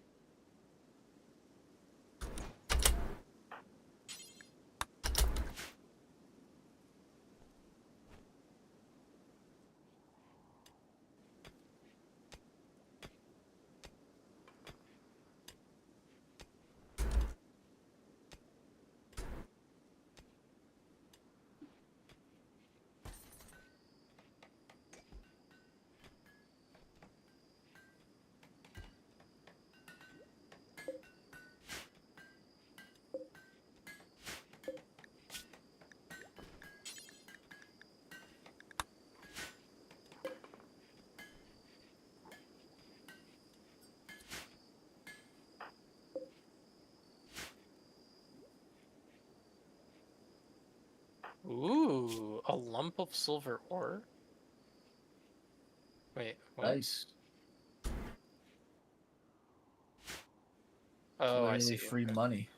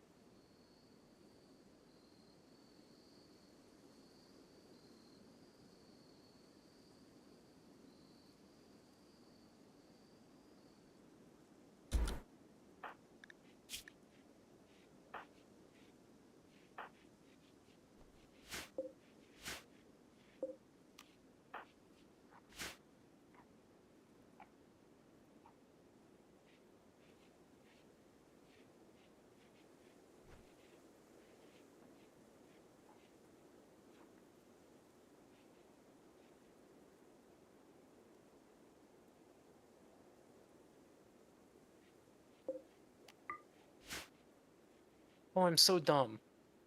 Yes. I made the masterwork sculpture and I never put it anywhere. Ooh. Would I put it? So I have a hospital now, John, with a research area, and then also like a generic workroom. What would you think? Like the workroom and bedroom right now is still combined. Oh, yeah. I mean, it doesn't matter too much to have the workroom there. It's just you're gonna run out of space with all the like buildings and shit. Yeah, I guess where should I put the statue for now? Probably the bedroom, right? The bedroom, yeah. Workroom beauty is not very important. Even the research one? Yeah. Research cleanliness is important. For workrooms, just like temperature, really.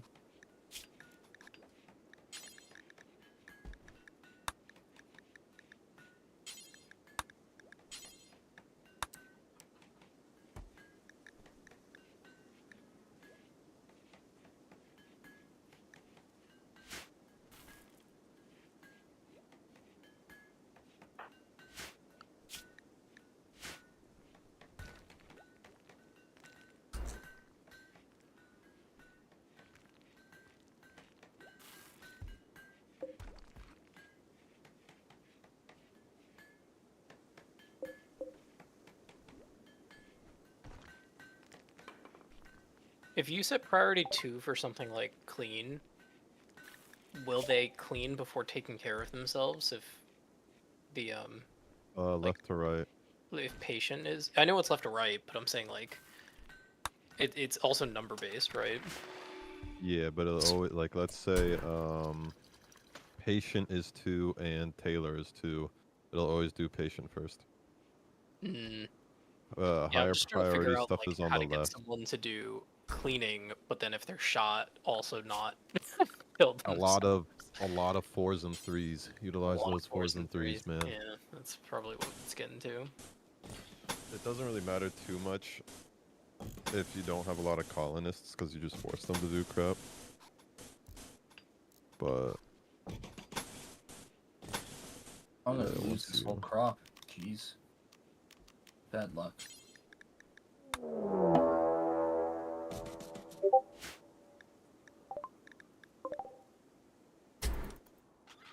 Wait, why'd you lose the crop, John? Blight. Is that like a pop-up though? Like a warning? It does, yeah. But it still fucks you. Chain shotgun? Who's doing chain? Extremely impressive barracks now, John.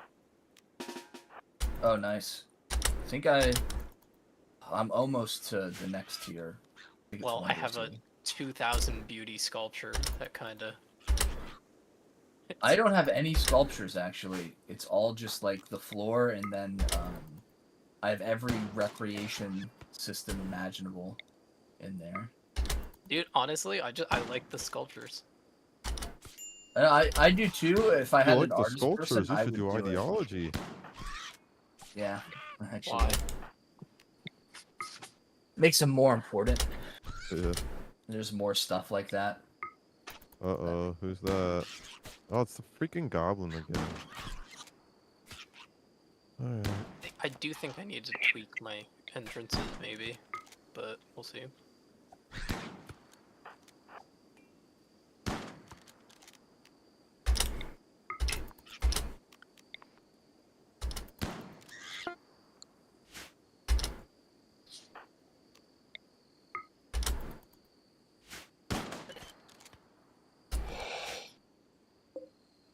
What is it that I'm researching? Machining.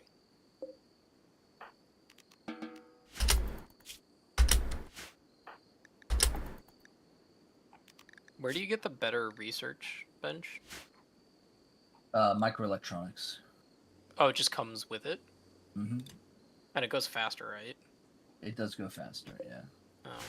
And then multi-analyzer gives you an upgrade to the research bench. It's an add-on that makes it go even faster. Nice. As well as unlocking higher tier research. How's join? Wait, so I need a pen now.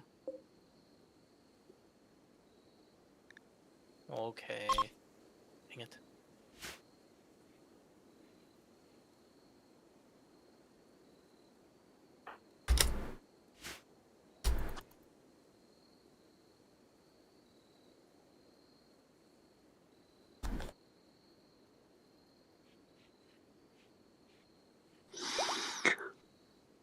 how do the animal flaps work? Do you need to build like walls for that?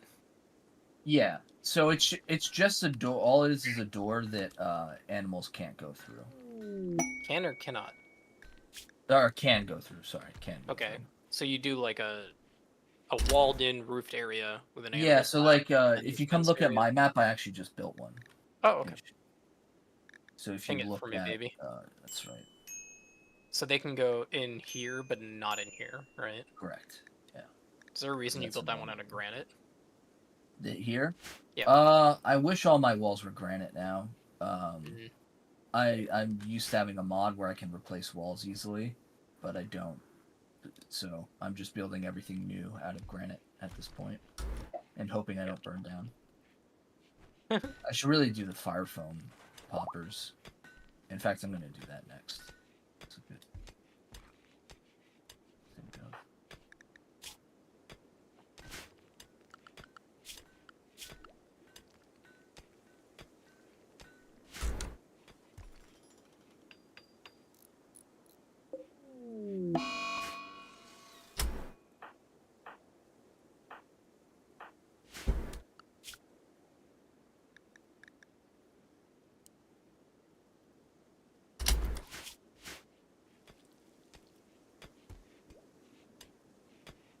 They don't need a big inside area, right? No. The main thing that's useful for is storing hay, because then they can just eat it. Like, I'm getting to the point where the natural grass growth isn't sufficient for my animals. Do you grow hay? Yeah. Oh. Yeah. Like, I'm growing some over here. This is all hay? Jesus. Oh, but it's just on normal grass, right? Yeah. So it's be quite a bit slower. Did you designate like a storage area for hay in the thing then? Not yet, because I haven't had my first crop. I just started doing that because I'm running out of grass here.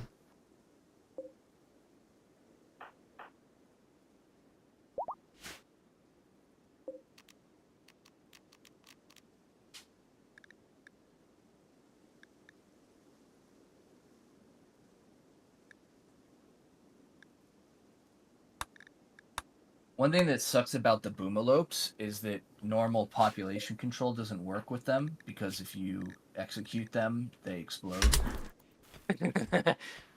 That will do it. Yeah, it fucks things up a little bit.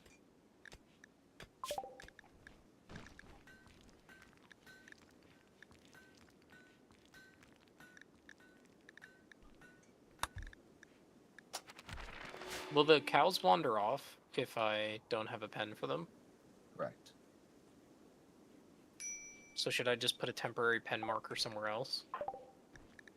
Yeah, you can, because you have walls, you can probably just throw down a pen marker and you'll be okay. Okay. Can get a little laggy though, you should build a real pen. I'm gonna put it in like this tiny area. Or should I put it in the main area? It won't make a difference. So pen markers only affect the enclosed areas. So unless it has walls around it, it's gonna affect everything anyway. I know. Oh, would it make it laggy or not? So, let me see what you're trying to do. Yeah, so I can put it inside or I can put it in like my little airlock. Oh.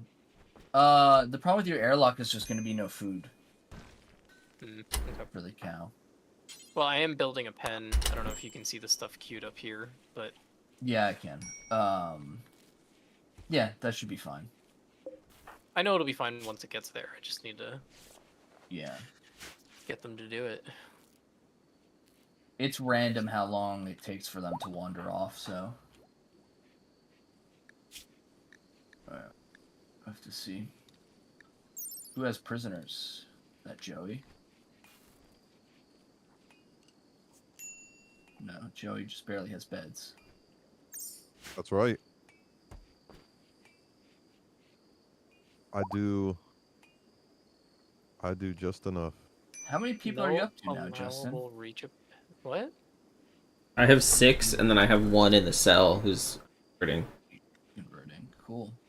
Oh, John, it doesn't work because, wait. If someone goes and ropes the cow, Yeah. and they go through normal doors, Cows cannot go through normal. Animals can't go through normal doors. but Or, can someone lead them through it? Yeah. Okay, it's because the pen marker isn't down then. Yeah.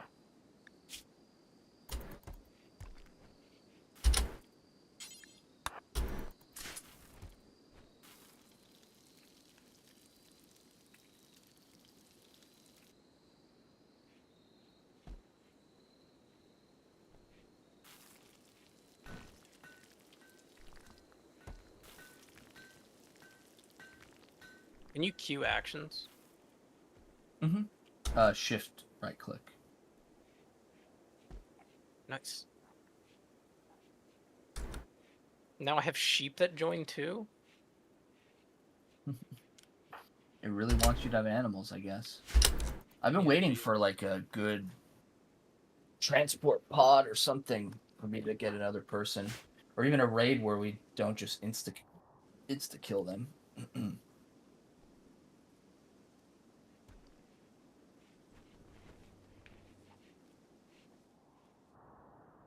I'd go rope all 5 animals, shove them in the interior.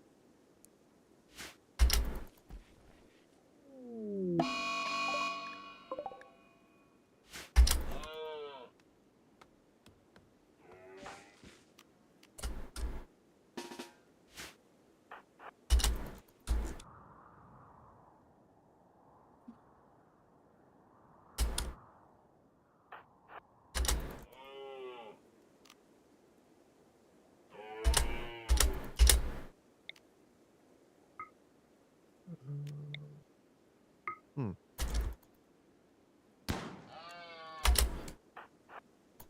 What does tainted mean?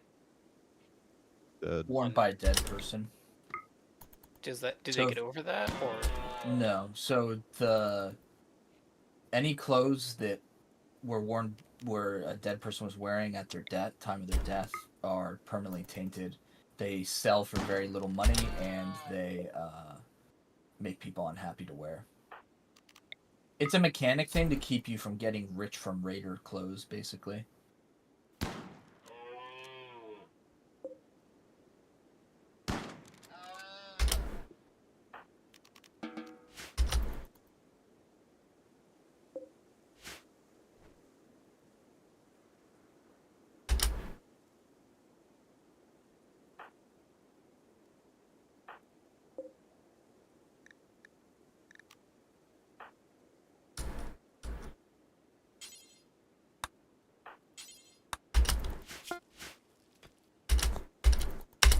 Ooh. Who's doing that? That's me. What are you going to do? I would want to see if this extra person is worth a damn. I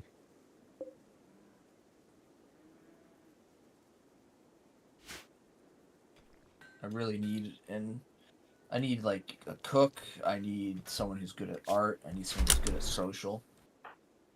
If I can get any of those, that would be great. Isn't this prisoner camp? Yeah.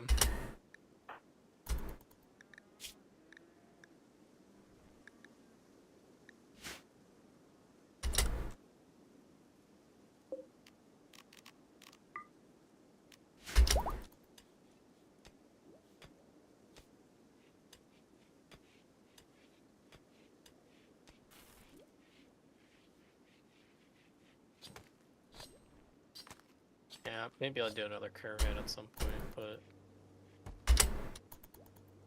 You get animals they can ride. It's a huge benefit. It's like 50% increased speed or something like that. I can't do cows or rams, right? Or sheep. I mean. I don't think so. Those count. Buffaloes count. Buffalo. Dromedaries count.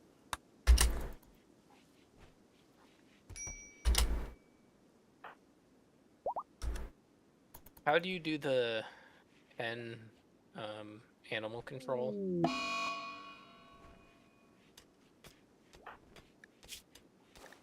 How do you do what? Sorry. Like the animal control.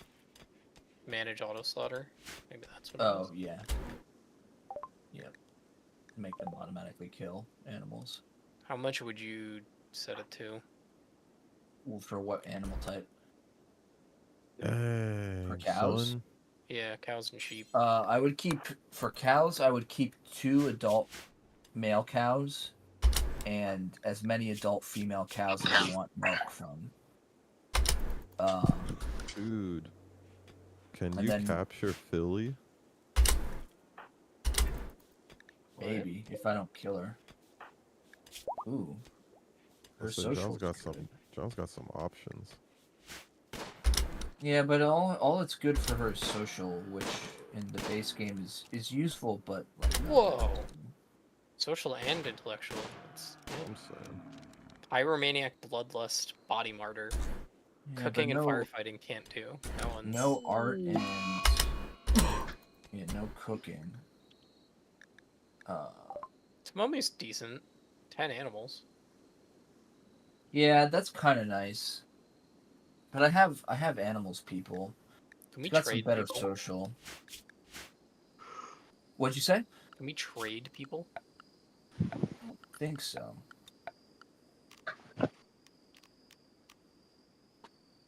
I don't know what the mechanic would be under.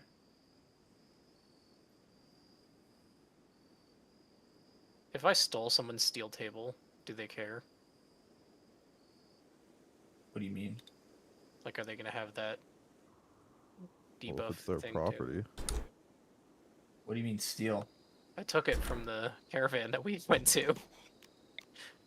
Oh, no. Anyways, that was an enemy camp. Yep. Well, they care about the gear. That's why I wasn't sure if they would care about. Oh, no. That doesn't count as like a dead person's stuff.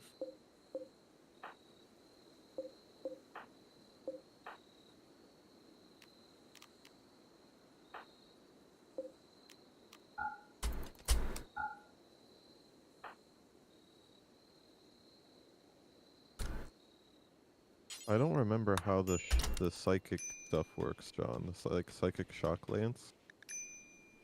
What That about could, like- Psychic Shock Lance? Like that has negative effects, right? Yeah, it basically just knocks them out for a certain amount of time. Yeah, and it's a limited use, right? One use, yeah. Yeah. Oh, the Philly guy is unwaveringly loyal, so Nope, looks like somebody's dying. yeah, he's gonna be dead.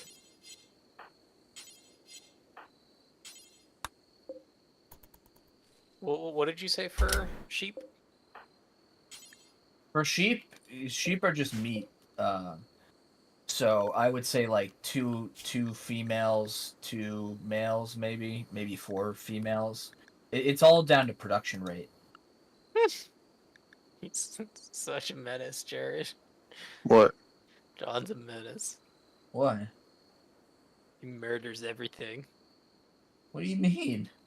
That's the point of what else are you going to use the animals for? It's either milk or I mean sheep you get wool, so it can be advantageous to keep more of them around.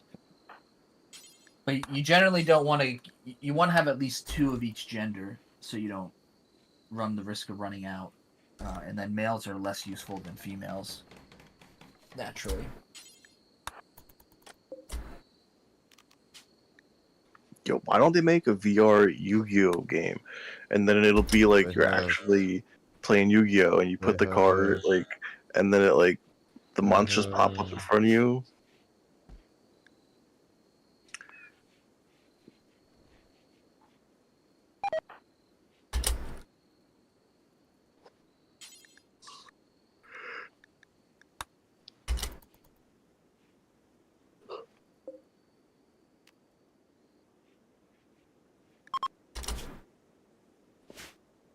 Game dev? That's funny.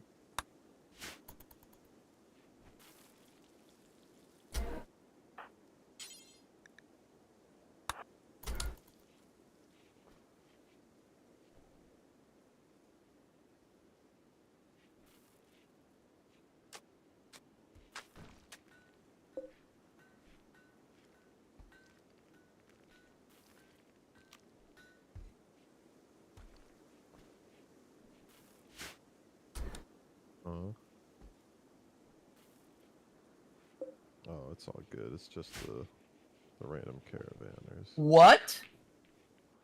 What? Oh, that was just bad luck. What? My Oh. dude got headshot.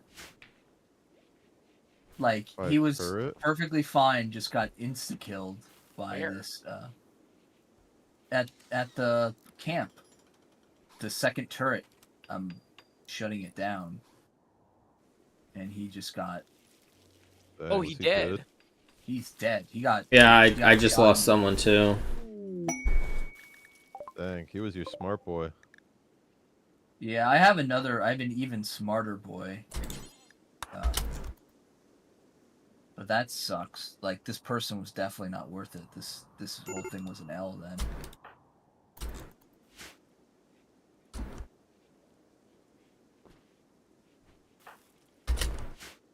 Does hay need to be refrigerated?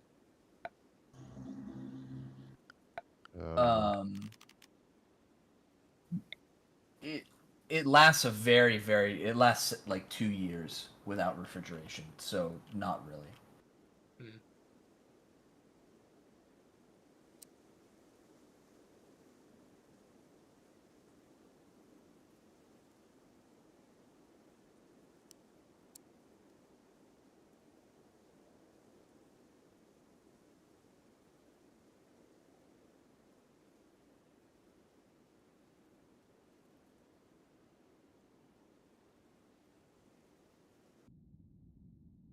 Oh, what happened?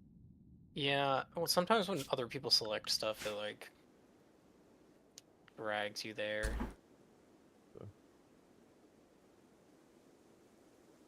be fair, I'm amazed this works as well as it does, considering that they did this with no access to the game's source code.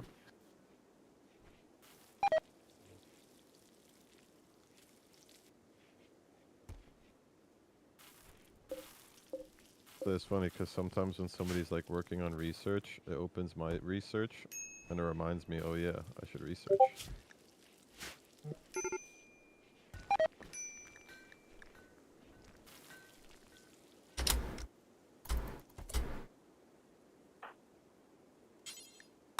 Somebody's food just rotted? Someone's getting a lot of food rot. I don't know. Justin? Justin's. I'll pause Justin's map. Is Justin here? Here. Your food's rotting. Yeah, I think it's like somewhere else though. I don't know Are where it those is. all hostels?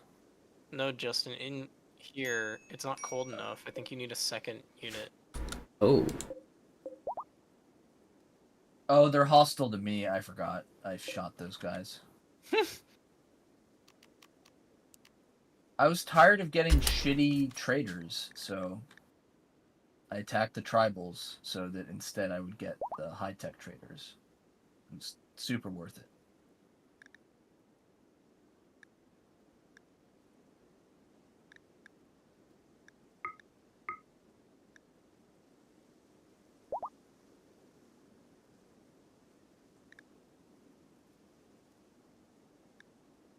Shelves don't need to be in the stockpile area, right? No. They have separate storage settings that you have to set. They're like their own stockpile, basically.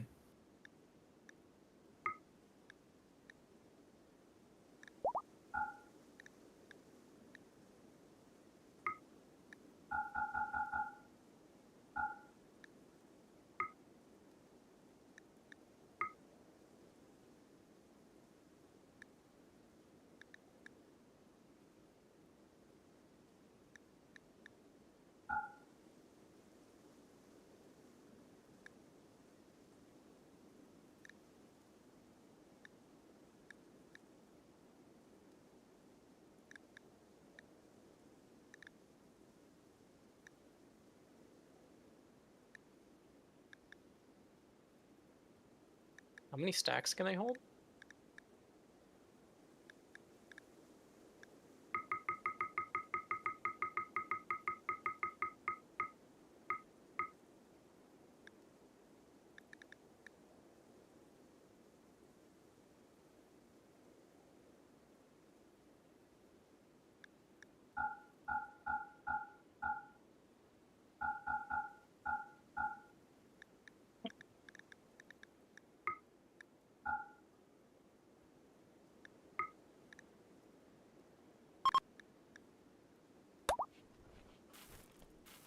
Beer is a good business to be in. That's all I'll say. Beer? Yeah. Yeah, it is pretty good. I just got 2 goats for selling half my beer. I mean, you could just wait and have 3 sheep and 2 cows recruit themselves to your place at the same time, you know? Be me.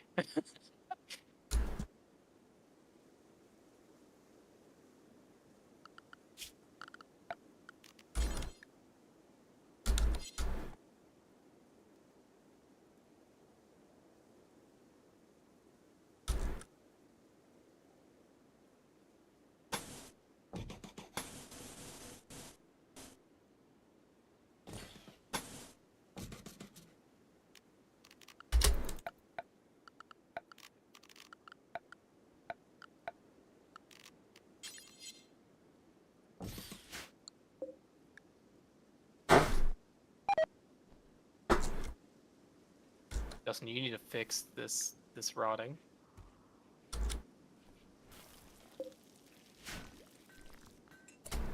Yeah, I'm working on it. I don't know what the problem is. It's too hot outside. This thing, you need a second one of these. It was okay for how long, though? Well, now it's summer, that's the thing.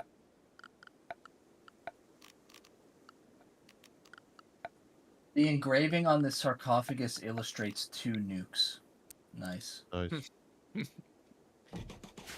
Wouldn't have it any other way. John. Yeah.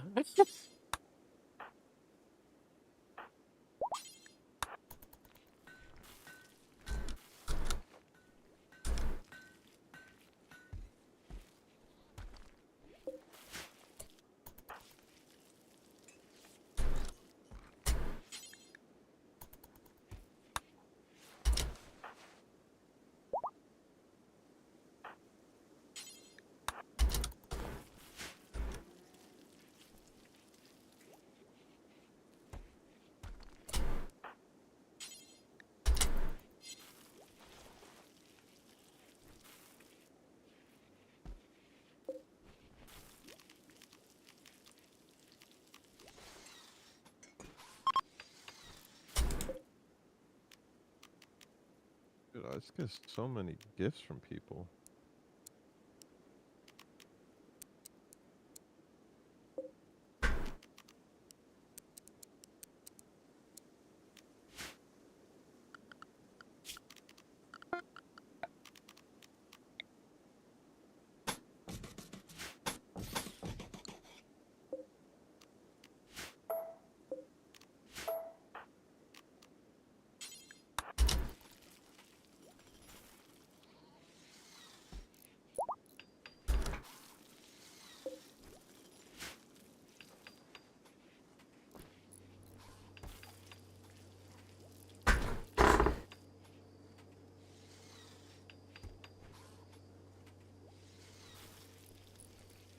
Ah.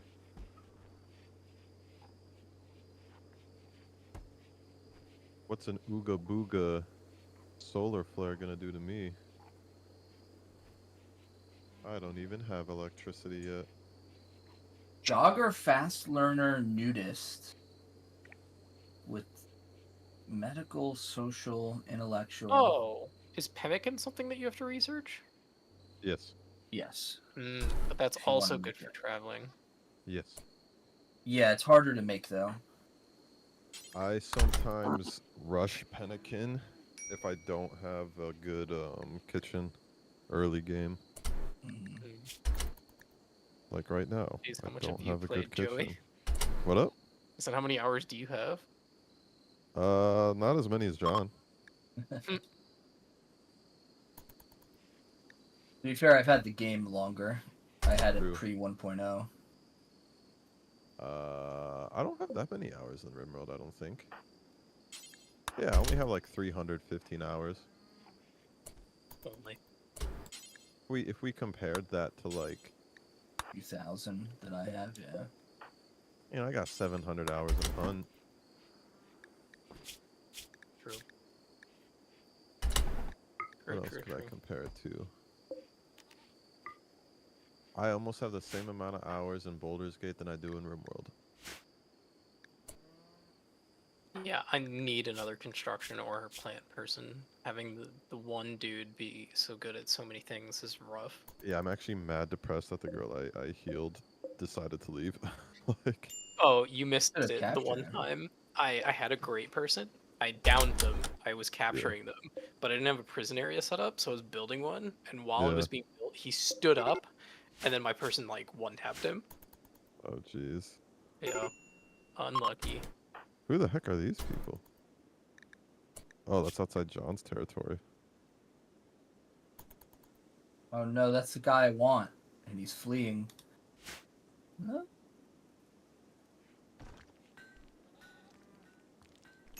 Well, what are you gonna do?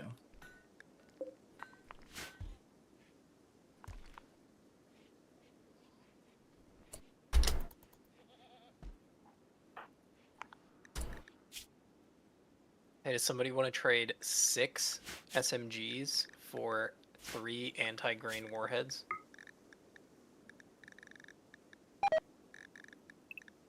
$17 advanced components. Nice. You have 17 advanced components? No. There's a quest to trade 3 heavy SMGs for like some insane crap, Oh, I didn't even see that one. and it's at Joey's location. What? It's weird.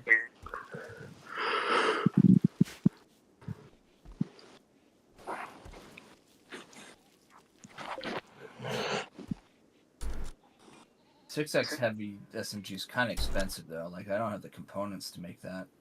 No.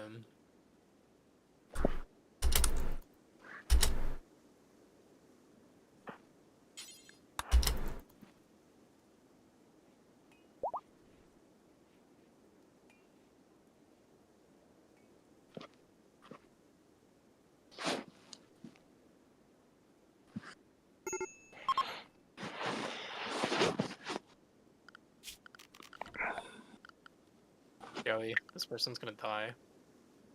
Who? Oh, you got it.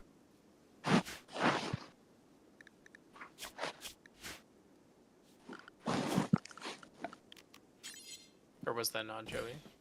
No, it's That wasn't me. Are you joking? I don't have all that yet.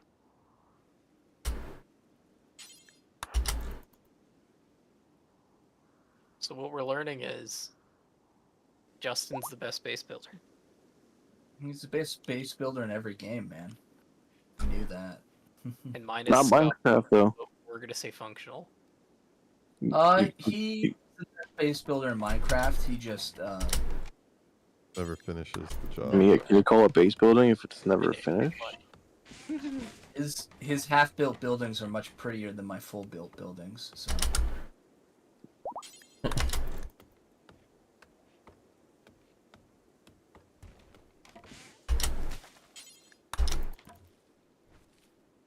Yes, but they're very inefficient in materials used.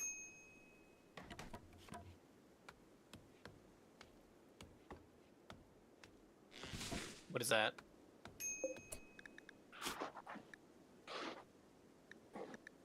Hmm.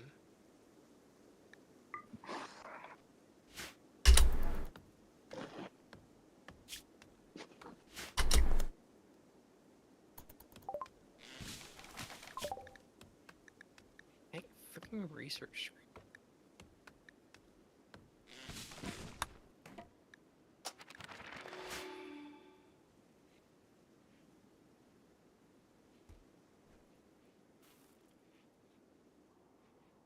Oh yeah, geothermal generation. I should do that. Where is that?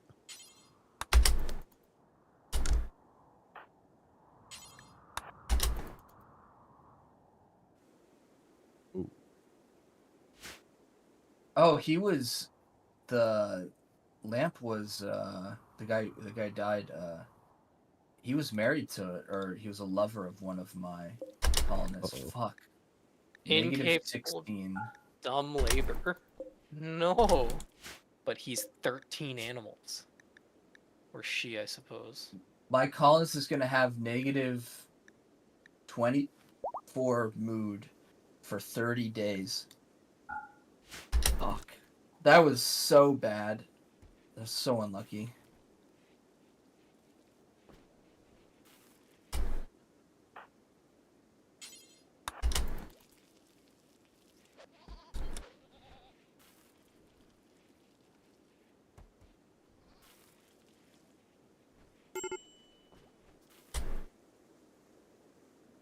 If somebody is ranged, I should rush them with my melee person, right?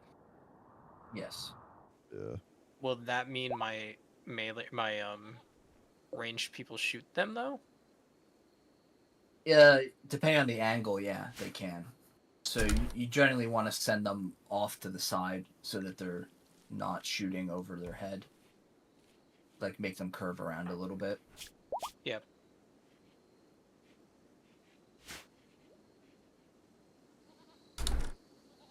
What is the temperature we want to make our freezers again? 30? I do -4. Negative what? -4. -4. Okay. Yeah. Gives a little leeway.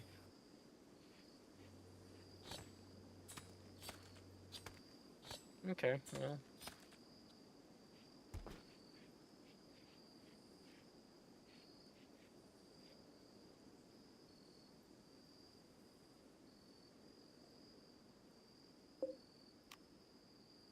Oh, my barracks is temporarily awful.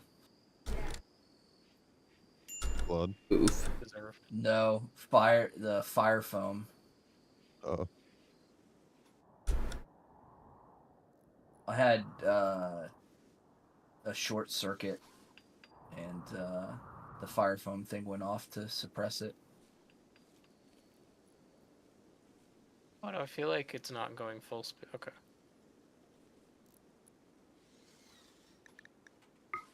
Hey Joey, do you know what I recommend? What was that?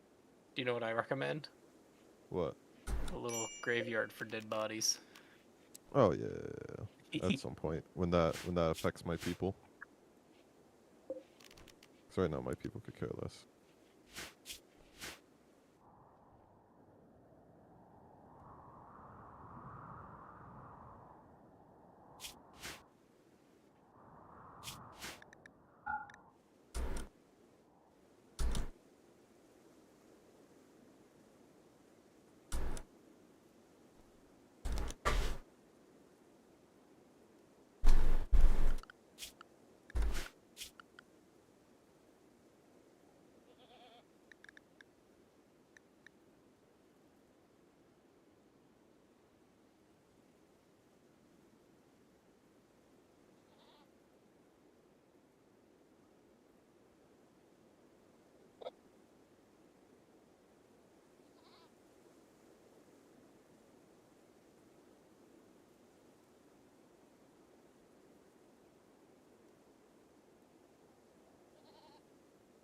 How is he so good at everything? I just don't get it.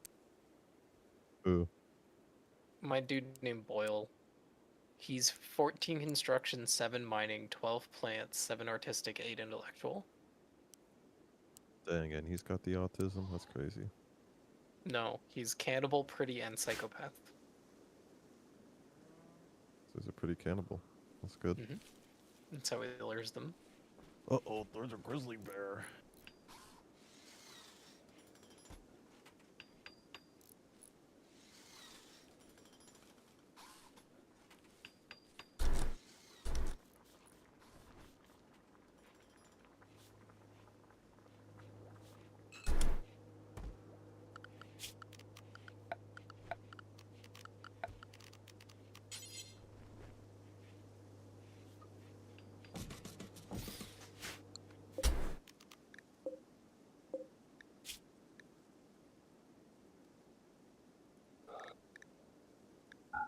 does Mr. Beast post so many videos when all of his videos are multi-day challenges?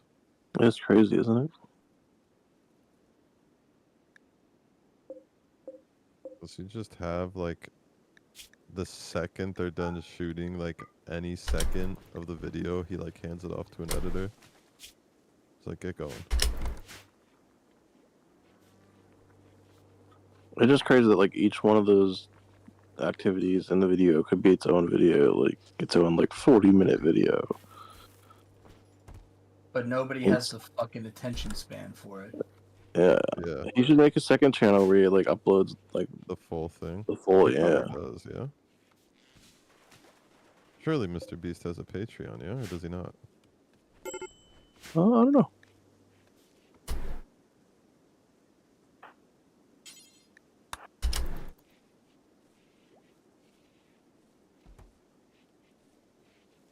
You fixed your freezer issue, Justin?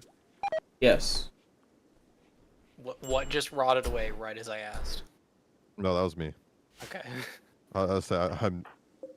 I am fixing my freezer. Do you just have a passive cooler or something right now? No, I freaking wanted to get rid of one of the doors I made. And of course, the second I told my dude to do it, he's like, They "Nah, I need feel like they need relaxing." to add that to the base game, the automatically replacing stuff. Yeah. Because I Automatic? What do you mean? Like I had to remove the door first and then build it. Oh, yeah. Like when I wanted to add an AC unit to be nice to the prisoners, and he took down the wall and didn't add the AC unit, and then the prisoner just walked out. Nice. Yeah, there's a mod that does it, so it's definitely possible, but they don't have it implemented.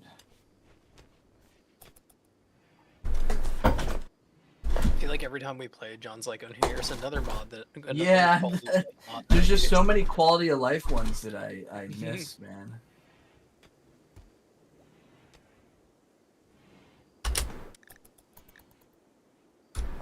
Whereas me, I usually just have UI mods.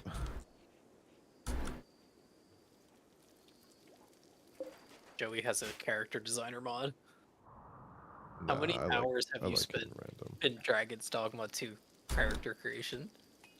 Not that many.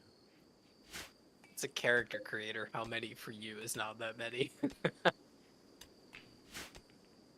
I only have 7 hours in it. Joey. But to be fair, 3 of those hours I passed out.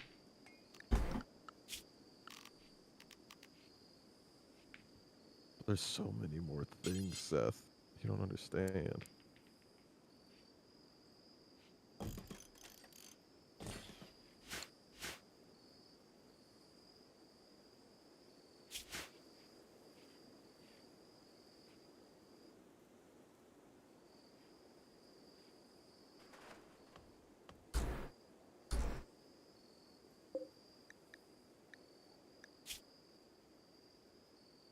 Wait, if I have a pen area and a hay storage area next to them, does that count for the pen area? Oh yeah, it does. Okay. Yeah, but if it has roof on it, eventually all the grass in there will die and new ones won't grow. Yeah, but it's just for storing. It's like the inside bit with the animal flap. Yeah.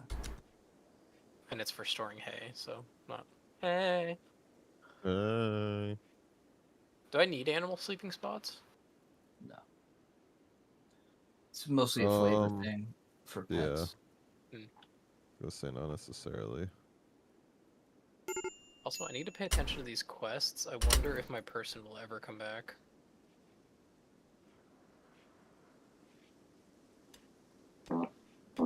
Ew. Nice. Ew. Oh. She was researching. That reminds me to check on my research. Yeah, I think it was me this time. Mine finished. Maybe that's what it is. I don't recall with taming, like, how long does it take till they could be assigned to a person? You have to have guard. Saving Steven. 3. You know what? I've had this, What'd you say, John? It is I have a saving Steven thing to go Oh, is rescue that the him. one that just happened? Yeah. No turrets. Yeah, but it's a 3-star difficulty. And it is a 3-star difficulty. This says 2 tribes people, and there may be an unknown threat, which means they have missiles. I hate when they freaking say an unknown threat. That could literally be anything. Like an infestation of insects, freaking robots. I really want a Mega Sloth. I wonder if we get wiped. I guess you could just create a new faction and take over your old base. That would be kind of interesting. Oh, just with no people. Yeah, with new people, you drop 3 people on your old base. I wonder if it works that way. Dude, I kind of wish I could do that and pick one other person who's good at construction. Yeah, my cooker died, so I'm in trouble. Oh no. I think I have like 2-ish people that can do that. Not very well, mark you, but... I have one yeah, shitty cooker. I have one at 7 and one at 4. Yeah, because everyone was on lavish meals. Is I don't know. Package survival meal is 8. Oh. 8 what? I need somebody that has 8 cooking. I still only have 3 people. Oh, it's up. It's 8 cooking. Oh no. Yeah, the person who would have solved all of my problems decided they didn't want me. You know. Telling you, man, you should have just arrested them.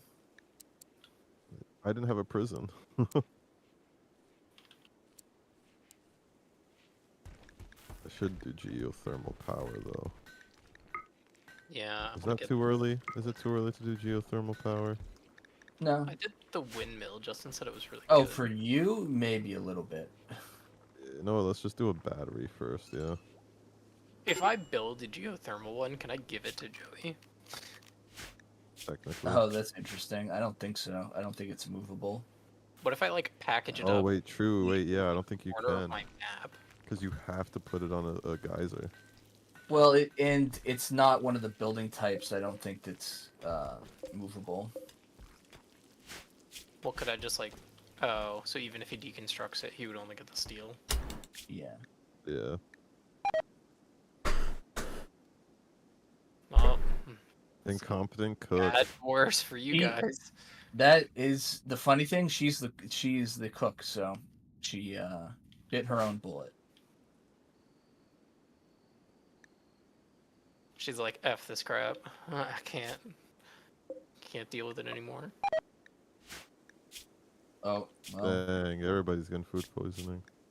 Yeah. It's gonna be a lot of vomit in John's area soon. Pretty Do my people much. go to this ambrosia stuff by default? No, you have to. No, you have to wait until it matures and then cut it for them. Yeah, I'm sure I'll ever remember that they're here. Yep. For me, I got a sprout in the animal pen, so the animals just fucking ate it. It's really funny, actually. Oh, should you not cut plants in the animal area? What do you mean? Like, I cut the plants and stuff. You don't want to cut the grass because they eat that. There's an auto cut thing on the pen marker, and if you turn that on, it'll cut shit like trees that they can't eat. But leave grass. So the reason for that is the trees and stuff like that, they're in the way of grass growing. So they reduce the nutrition. How do I cancel the, Why is my boom rat sleeping in the -4 Fahrenheit freezer? You got a boom rat too? It's chilling. It's content sleeping in freezing. I don't think they vomited yet. Let's see. Okay, well, I may have cut too much, but... Oh, there we go. First vomit. Isn't there a zone where you can tell an animal this is where you sleep? Or does it have to be the... Oh no, animal sleeping spot, yeah. Oh, this Tomomi person has She has asthma too. I didn't even notice that. This person sucks. She's got tough, I guess.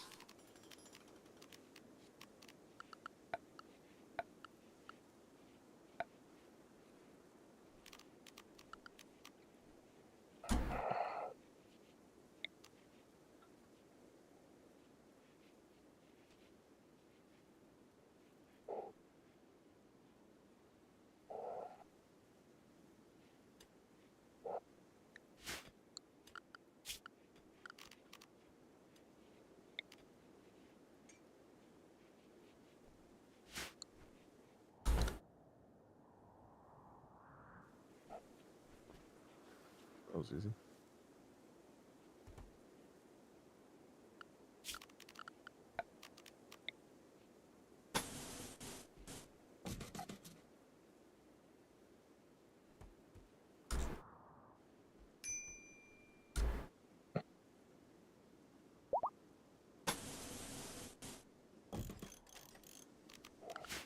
There's no actual like barn buildings, right?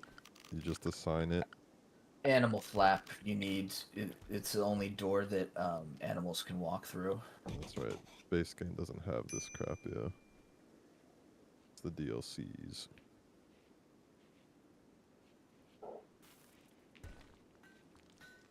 Guess I should build a prison, huh?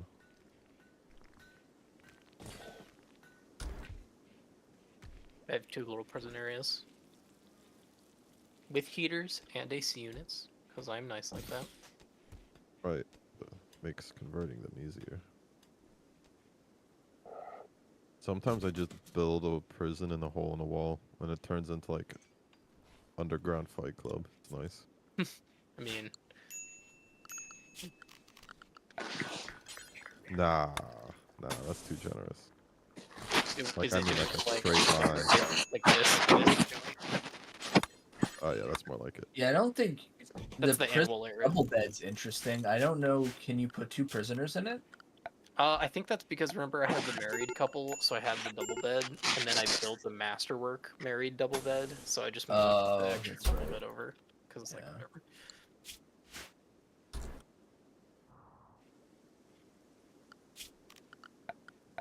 Oh boy.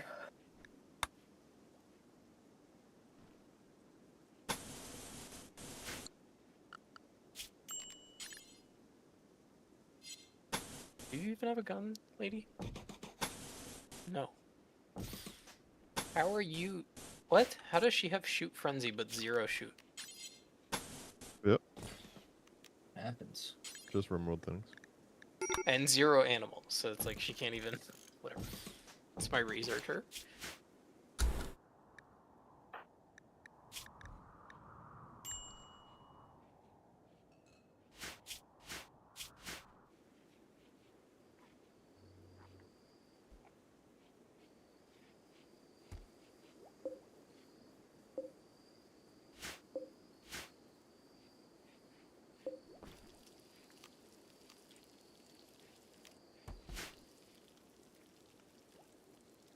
At what point do you swap heaters and AC units? When it gets when it's appropriate, I don't know. Yeah, when it's hotter than 21.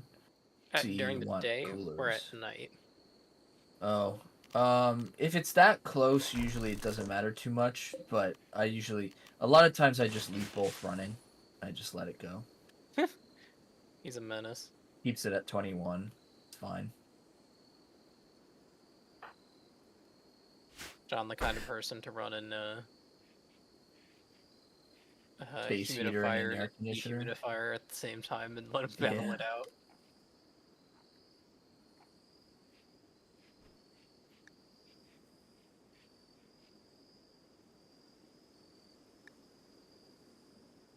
If they get too hot and they're wearing dusters, will they take them off? Yes. Also, John was like, you should make dusters. They're good to sell. So I made like 5 dusters and every single one of my people equipped one. Yeah, mine did the same thing.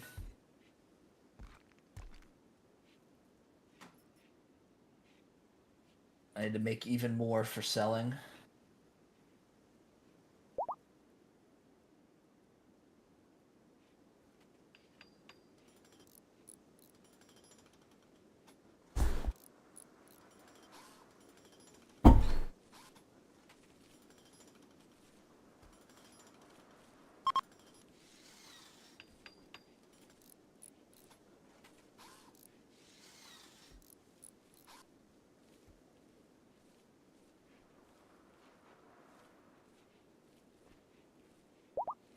like that it's fall on Joey's map and John's map. It is summer on Justin's map and spring on mine. I'm fall.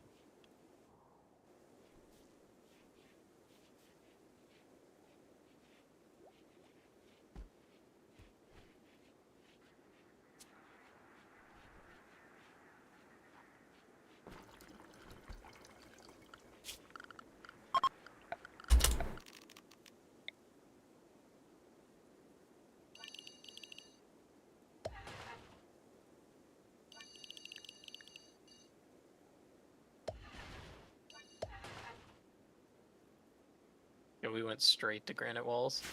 Dude, I don't believe in wood walls. Unless it's my very first storage area, man.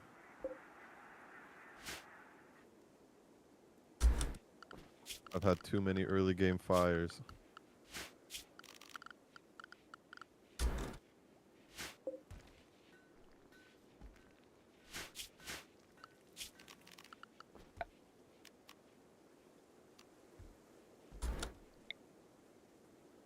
Why is it that my lights flicker sometimes? Like IRL or? Close to running out, yeah. Wait a second. How do I see conduit? Oh my god, it's disconnected.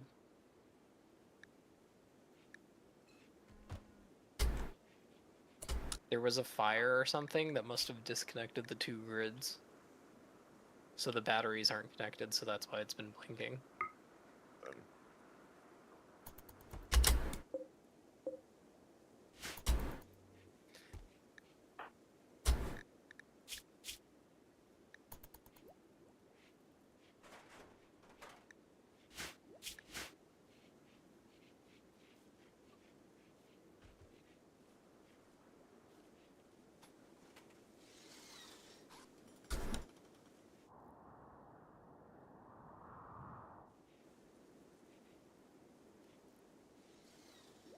Yeah, I need to get you a weapon.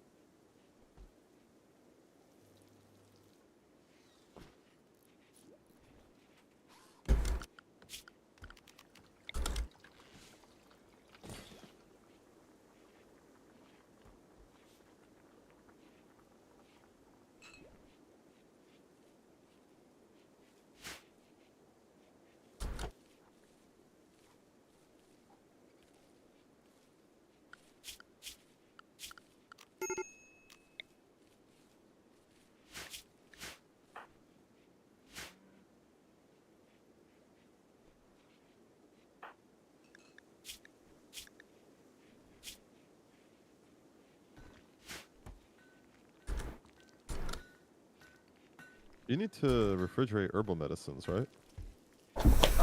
Not really. They last for years. Oh, okay. Yeah, like my herbal medicine's gonna spoil in 2 years, so you can probably live with that.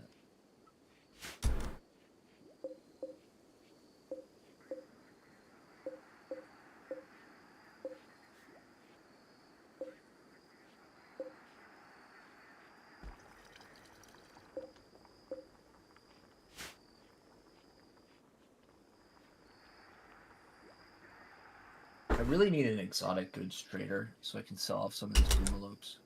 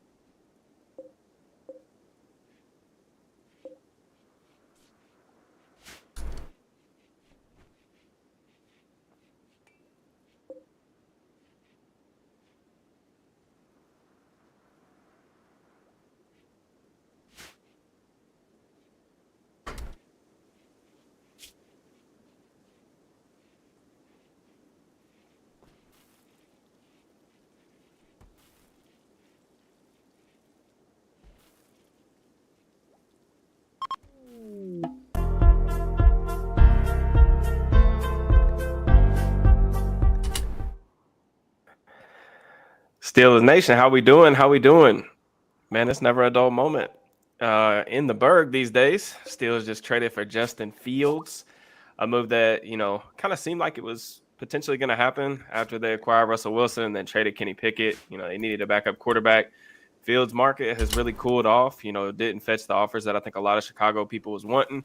So the Steelers end up getting him basically for pennies on the dollar, man. The deal is a 6th-round pick that can turn into a 4th based on playtime incentives. So I think the way I understand it, or the way the early reporting is, if Fields plays over 50% of the snaps, that pick goes to a 4th instead of a 6th. But all in all, man, I mean, I don't know how you could be upset with this trade, to be completely honest with you. I mean, I think it's absolutely ridiculous. Like, anyone who isn't at least a little bit excited about this, What happened?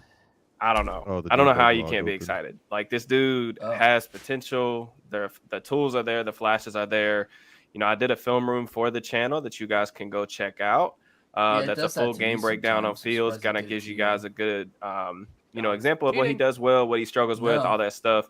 But I'll kind of talk about some pros and cons and just Fields' game in general on here as well, so that you guys can kind of get a better understanding for him. You know, Fields, the only reason too, like I know a lot of people, or a lot of the negativity comes down to like, oh, well, you know, if he was so good, why Chicago trade him? Well, Chicago's in a really interesting situation, right? Like, they have the #1 pick because of a trade they did with Carolina last year. If they didn't have the #1 pick, Justin Fields would still be a Bear. Like, I think that's the thing I think a lot of people are missing. Like, he showed enough last year to where he was a starting caliber quarterback. I am a little bit surprised, even though I do understand, like, some of the limitations that Fields has and some of the areas that he needs to continue to grow. I am somewhat surprised that he did not, you know, garner more interest on the market. But, hey, it is what it is, man. I mean, that's not anybody's problem. At the end of the day, he's a Steeler now, and that's really exciting. Shout out to my guy. Everybody's in here asking me, Daryl, Mike, about my dinner. Yeah, I took my wife. I promised her that I would take her on a date, so we went to dinner. And as I'm eating my steak, I look down at my phone, and my phone is going crazy from Twitter notifications, text messages, everything else, that the trade just got finalized. So, yeah, date night got cut a little bit short, but she forgives me. She understands. So, but yeah, really excited. So, just real quick, 180 people in here. Really appreciate y'all tuning in. Just make sure y'all like the video, please. That just helps the channel grow, and it'll help, you know, helps the good old engagement stuff. But let's talk a little bit about Fields, kind of stuff that he does really well, just for a second. You know, I think the first thing that everybody kind of knows about is the athleticism, right? Like, Fields is a really gifted runner. You know, in Chicago, they should have, in my opinion, leaned into this more. But full run game menus on the table. You can do, you know, zone read runs, which Arthur Smith did a lot with Mariota when he was in Atlanta. You can do, you know, gap stuff with him, get him out in space. You can get him on the perimeter, all that stuff. I mean, the other thing about Fields is, like, he's 6'3", 230, and he has a really dense frame. Like, you will see him run through tackles.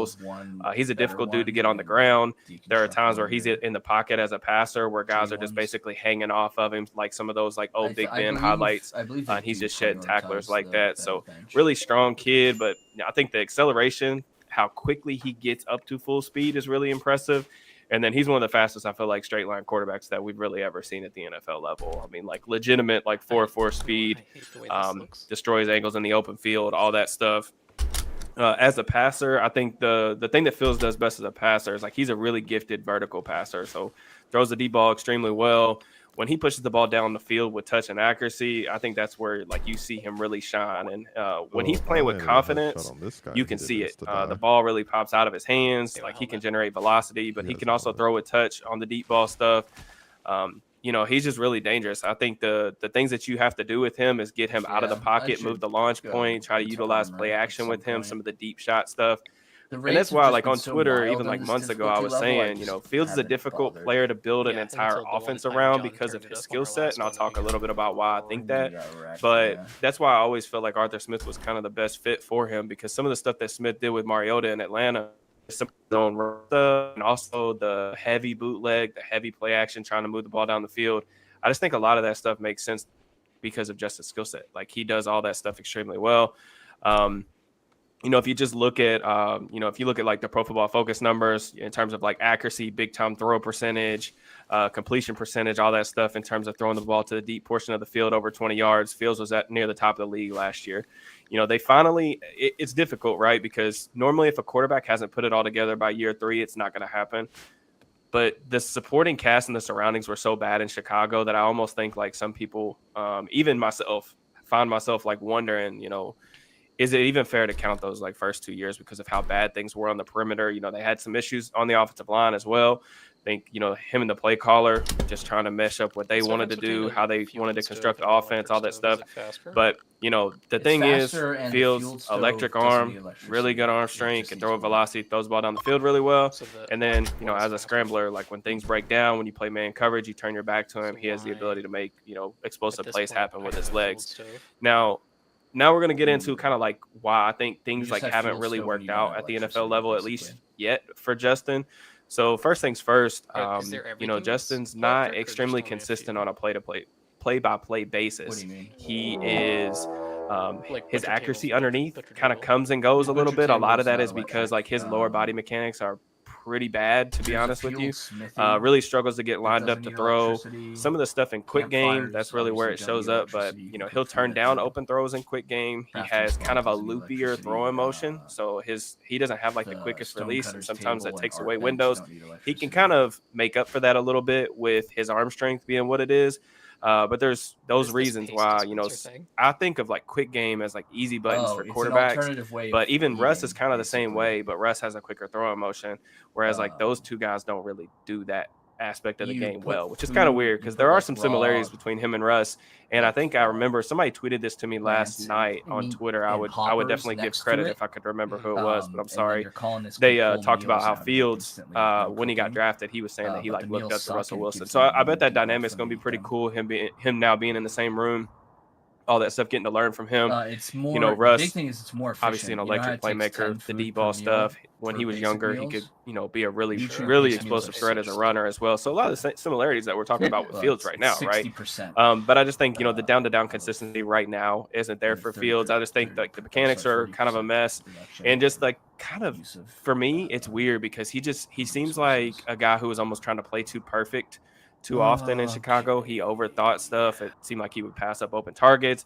And when people were open underneath, he would want to kind of scramble out of the pocket and try to hit a home run instead of just, moving the chains. And like, that's some of the stuff we talked about with Russ as well. So, but like I said, the accuracy, inconsistent. And then just generally speaking, like he hasn't been able to consistently quickly work through his progressions in terms of like getting to like backside digs, throwing the ball over the middle of the field and stuff like that. That hasn't been a strength for him.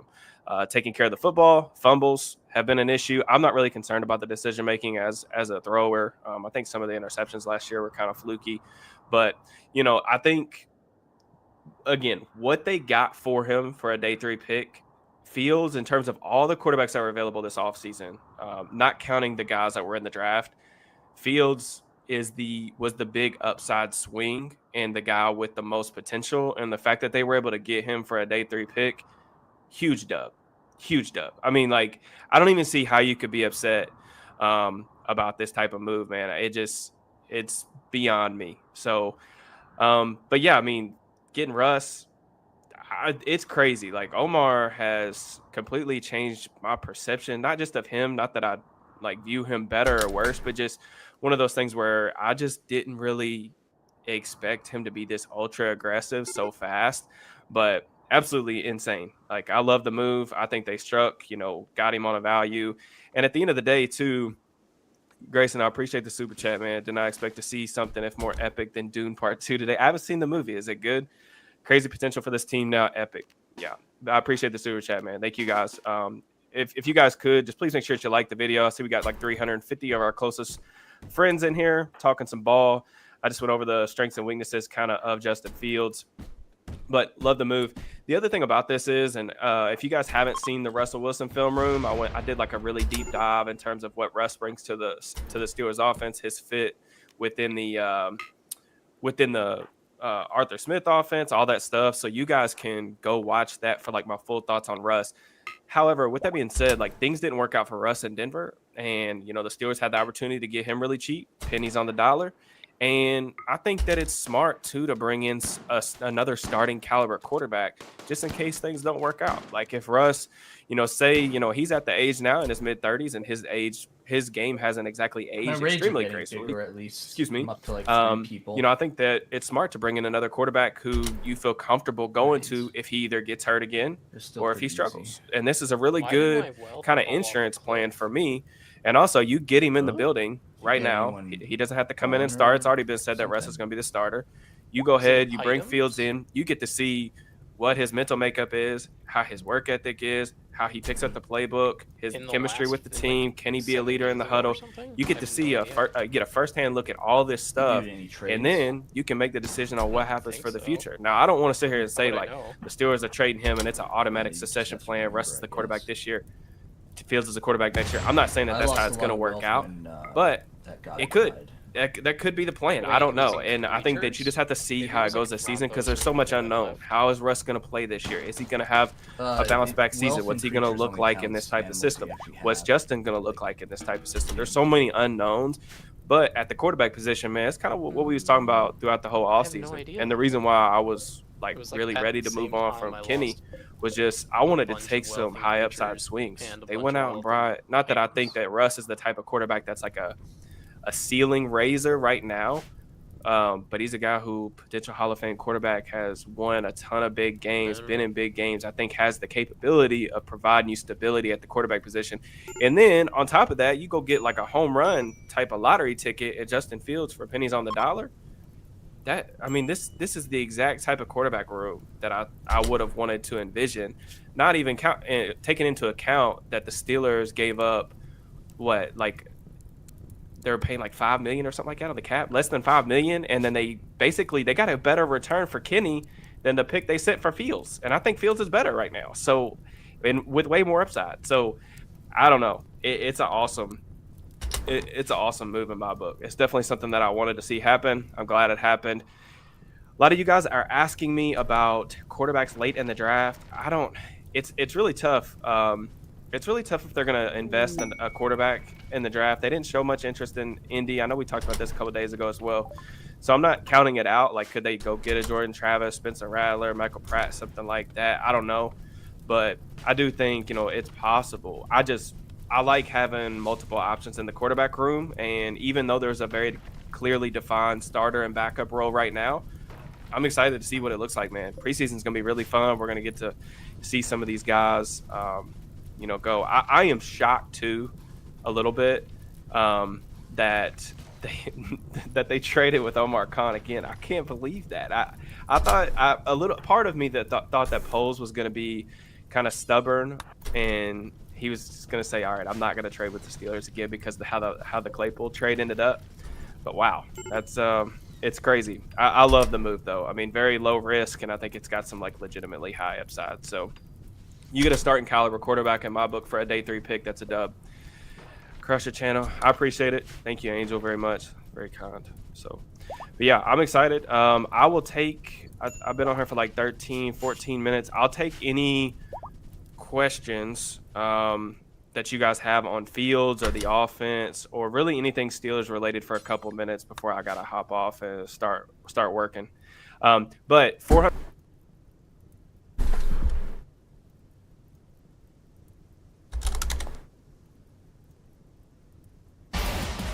We got some breaking news out of the NFL. The Chicago Bears are trading quarterback Justin Fields to the Steelers. This, according to senior NFL insider Jonathan Jones. In return, the Bears reportedly getting a 6th-round pick that becomes a 4th-rounder based on playing time. That is per ESPN. The move comes with the Bears holding the #1 overall pick and quarterback Caleb Williams, considered the favorite candidate to go to Chicago. Fields joins Russell Wilson in Pittsburgh. Wilson signed with the Steelers earlier this week. Pittsburgh also traded last year's starter Kenny Pickett to the Eagles. So we got a new quarterback room in Steel City. And let's welcome in CBS Sports NFL writer Ryan Wilson. Fields to the Steelers after Russell Wilson is going to Pittsburgh. What do you make of this move for the Bears' point of view and from the Steelers' point of view?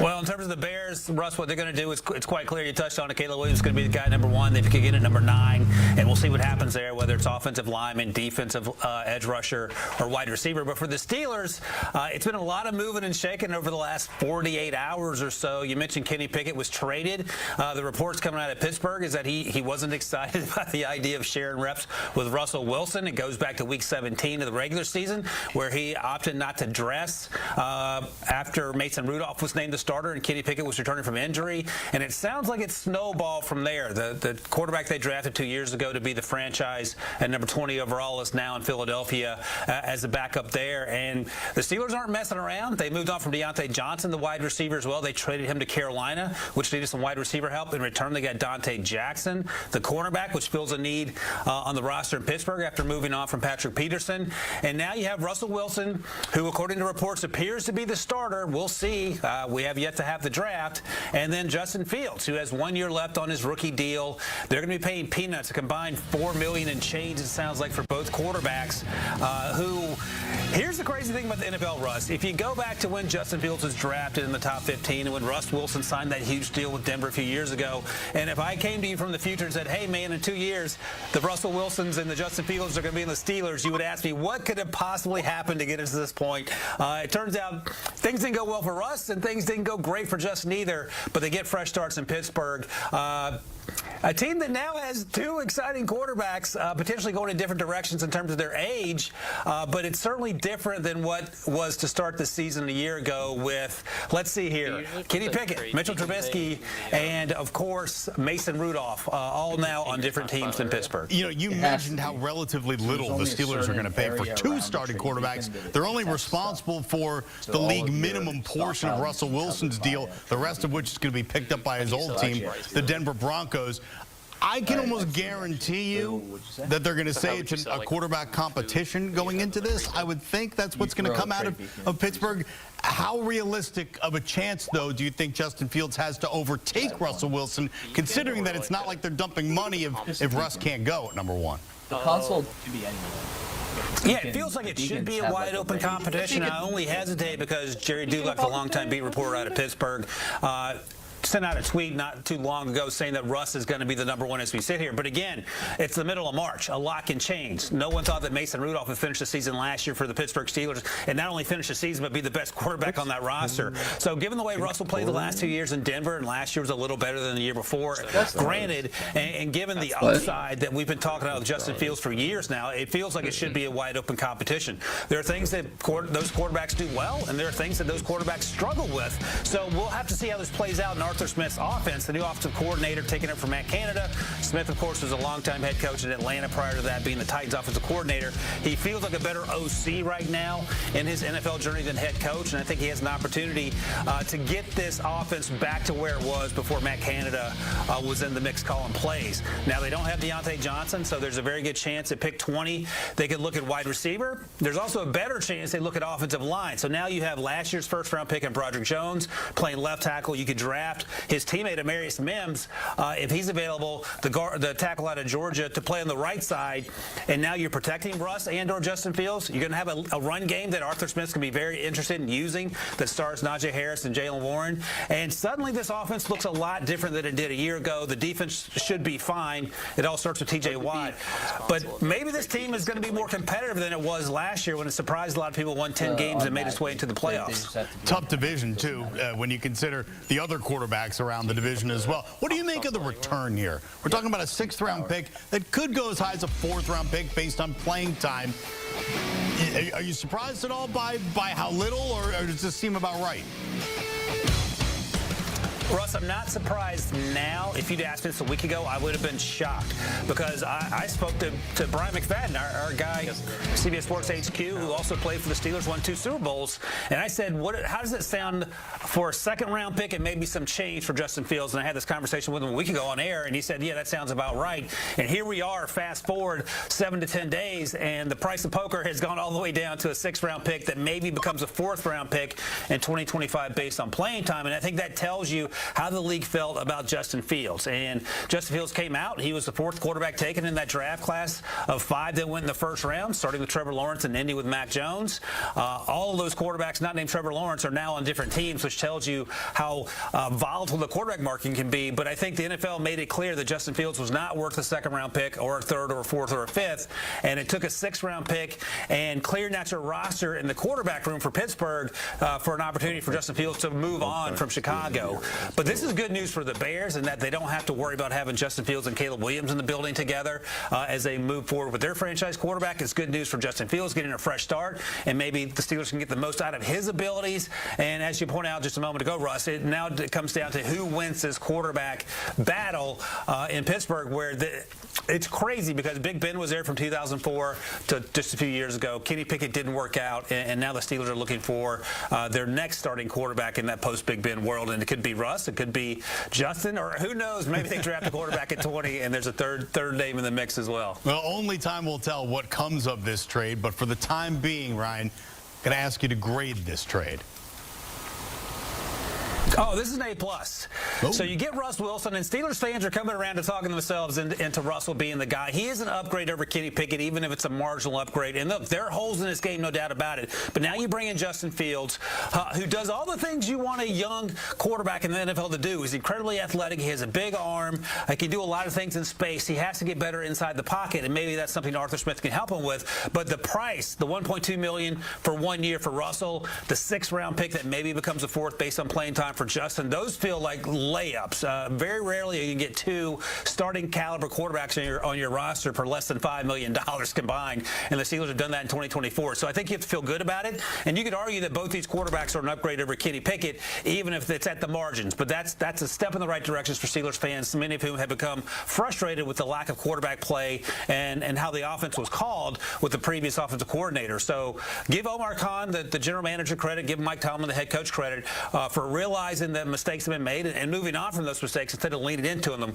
which it felt like in years past, Russ, that the team was sometimes stubborn to go forward in the face of mistakes. This year feels completely different, and I think this team is going to look completely different on the opposite side of the ball for sure. And as these stories continue to evolve, as breaking news happens, we're now learning that the Steelers are coming out, and it looks like Russell Wilson will be the #1 quarterback in that QB room going in. But of course, all of these things are evolving as we go. It's a fluid situation. That's why we thank Ryan Wilson, our CBS Sports NFL writer, for joining us. As Justin Fields is going to be traded to the Pittsburgh Steelers, according to our Jonathan Jones. And you can hear more from Ryan along with Rick Spielman. They've got the With the First Pick podcast, which makes total sense to be listening to all the time right now as we get ready for the NFL draft. Of course, this move will portend to a lot what happens at the top of the NFL draft with the Chicago Bears, who are on the clock with the #1 overall pick. It's With the First Pick podcast.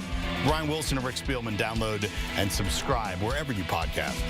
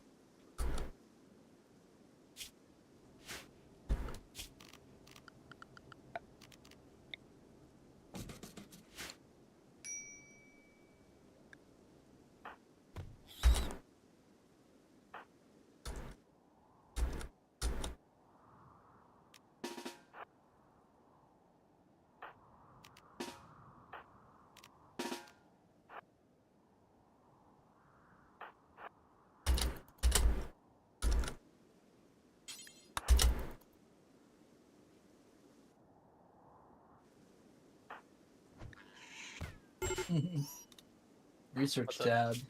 Yep. I just did packaged survival meals. Hey, congratulations. You made it to where I'm at. Do you have a level 8 cook? I No. don't think so. He's No, 7.5 me neither. though. So Me neither. yeah, did you do microelectronics, Joey? Obviously.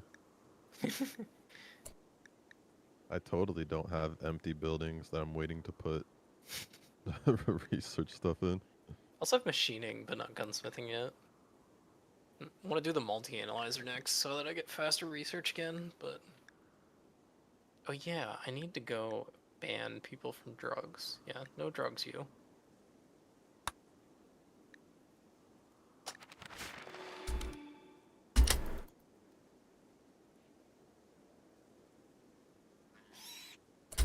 Transport pod crashed.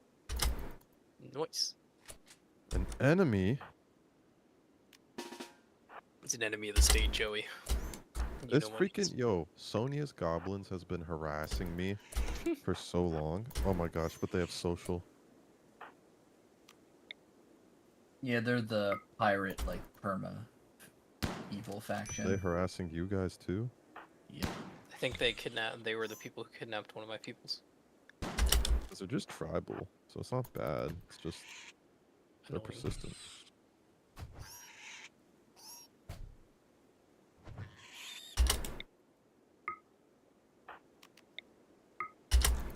Okay, what is it that I want to do now?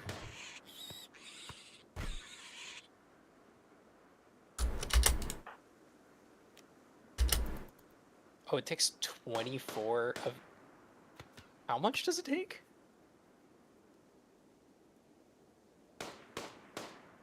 Oh, 6 of 2 different kinds of things.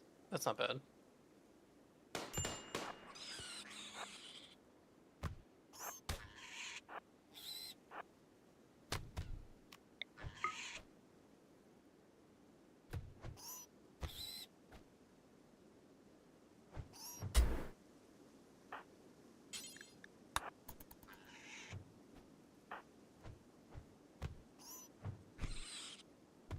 Is there a reason they won't butcher this guinea pig? Has it just been dead too long?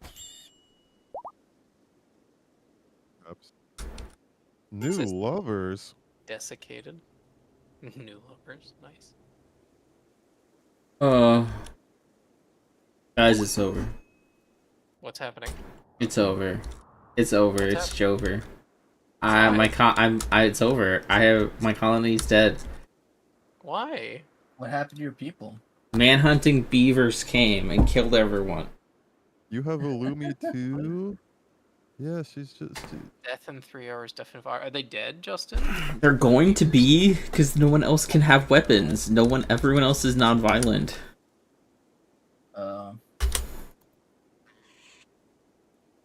Well, the non-violent people will be fine. Just, are you gonna send them out to commit suicide? Or? Yeah, we're just committing suicide. Oh no, we're rescuing. We're rescuing.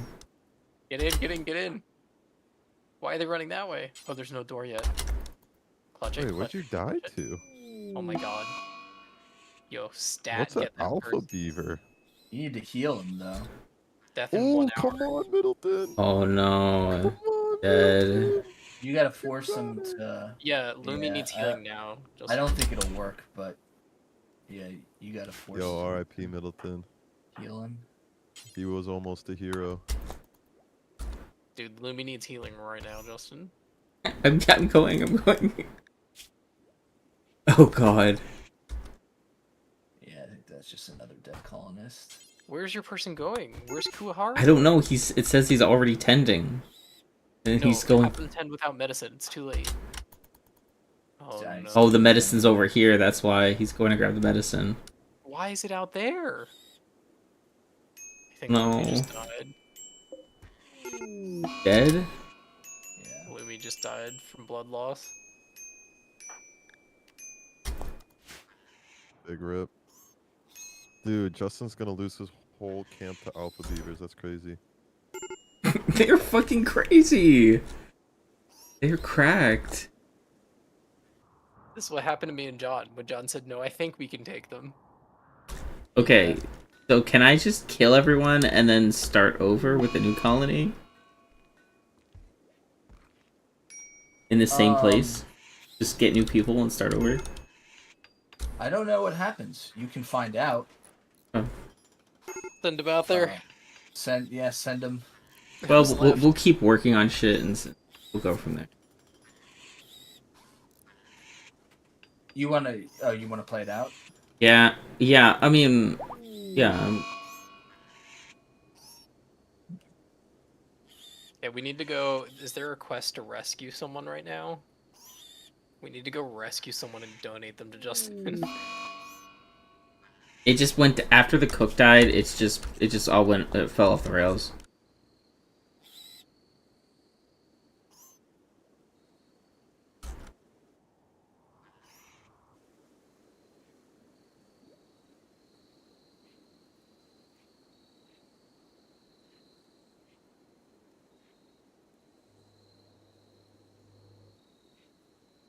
Well, if you guys need food and guns, there's plenty of stuff here. Yeah, I mean I can send money. I mean, I have money too, but Yeah. Not people, Is there a though. slave trader anywhere in the world? Not without DLC. Oh, that's right. Freaking A. That's ideology.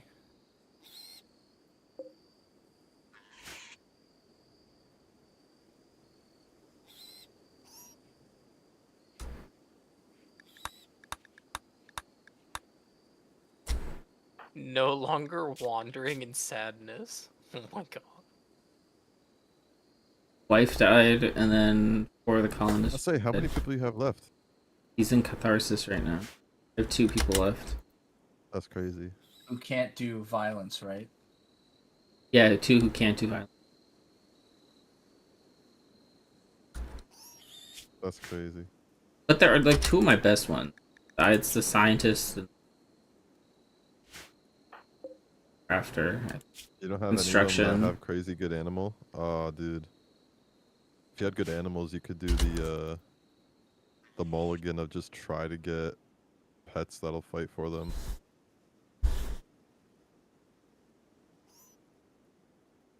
We need to go try to recruit someone for Justin, but Justin would need to go there too, right?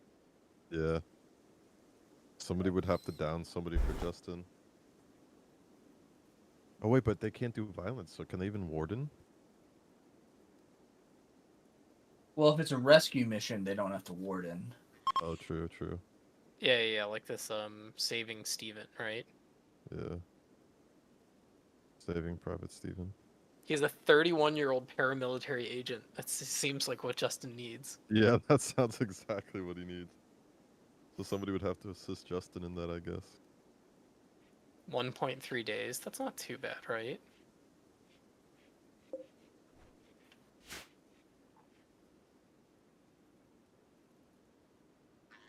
Yeah, I kind of wish we could transfer people. Do you want to look up if there is a way? Yeah, let me take a look. The multi-faction's pretty new, so... I should have just locked everyone inside. Yes. Yes.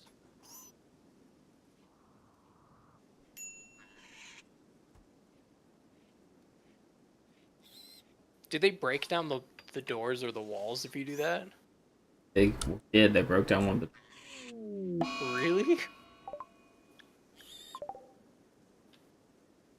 I think there's only 1 left alive right now.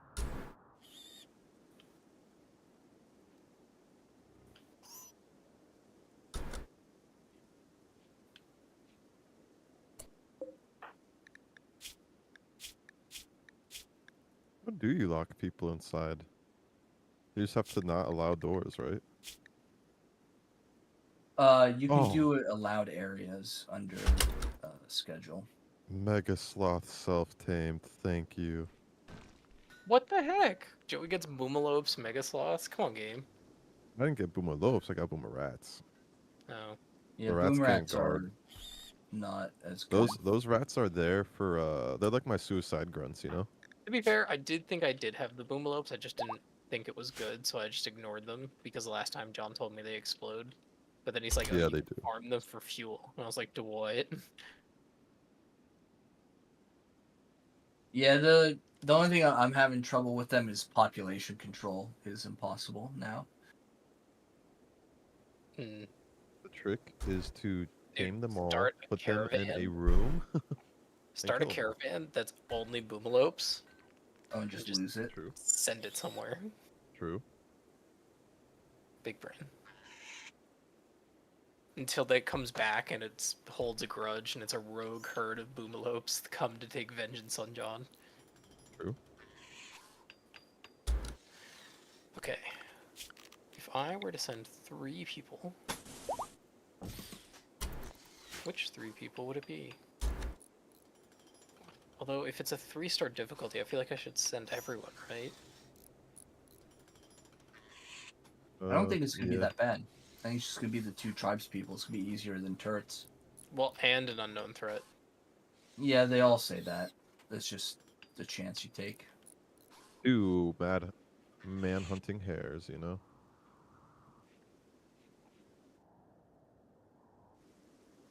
Is Justin, if I go there to like beat people up and get Steven, would you come and pick him up?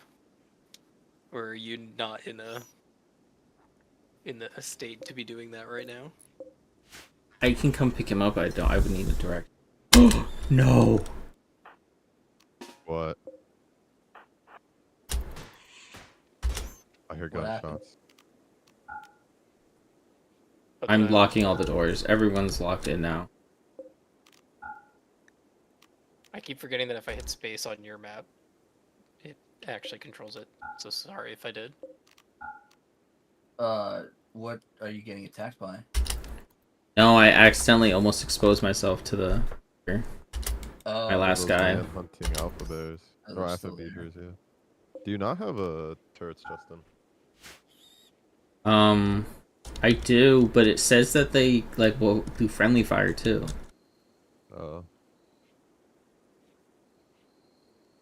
This beaver cracked. Death in 3 days. Okay, maybe we wait.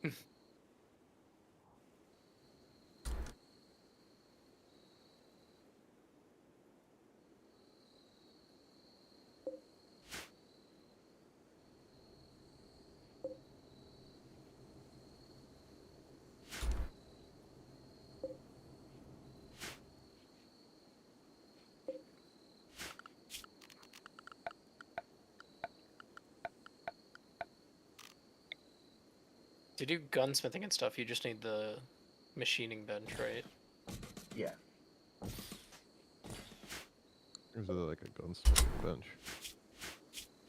Electric smithy? I believe so. No, machining. Oh, it's just. I need a smithy too? Yeah, it's just machining. What the heck is a smithy then? Smithy is for like blades and plate armor, medieval level shit. Oh, right.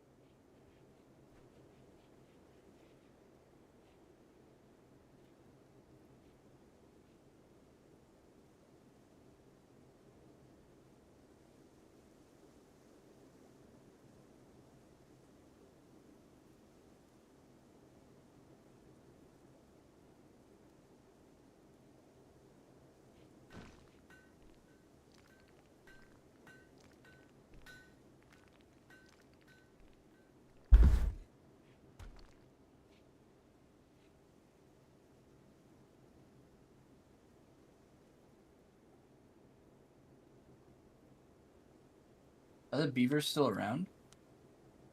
I think it's just that one. Wait. Yeah. Check your map.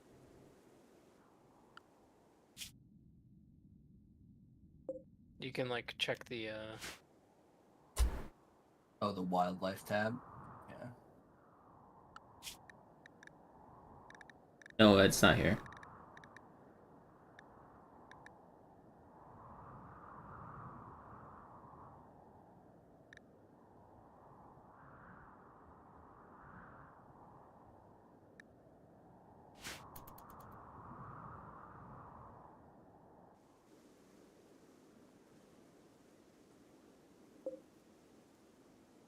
Basic is the tab that also counts as like refueling stuff, right? No, that's hauling. That's hauling. Okay. Basic is flicking switches. That's Gotcha. about it. Gotcha. flicking switches. I wish it did, because not having haulers or the haulers being too busy and then your fucking generators run out, it's pretty rough.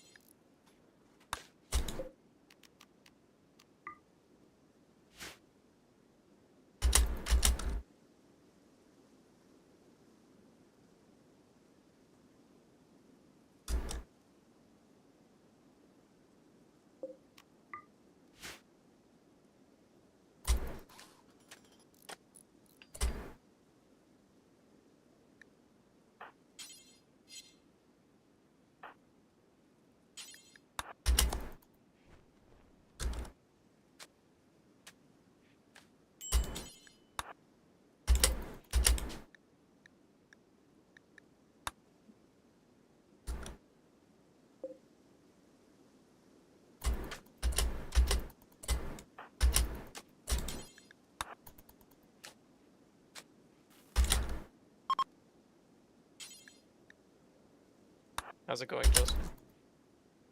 Burying the dead. Oh my god.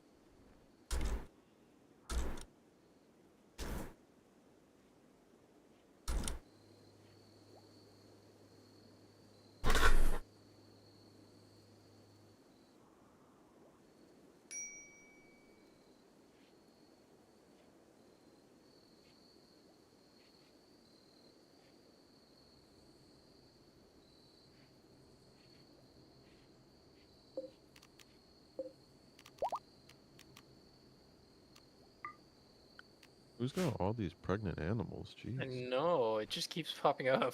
Me. I'm pretty much letting them grow out of control right now. And then the slaughter commences. Oh, I want to sell a bunch of them.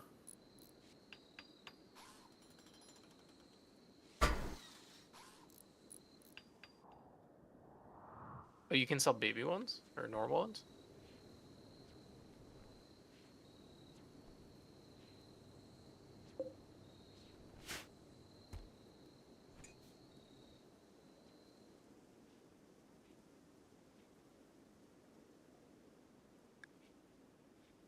Yeah, you can sell any of them pretty much. The main thing is that bulk traders will buy like normal farm animals, but exotic traders are the only ones that buy stuff like boomalopes. I haven't had an exotic trader yet.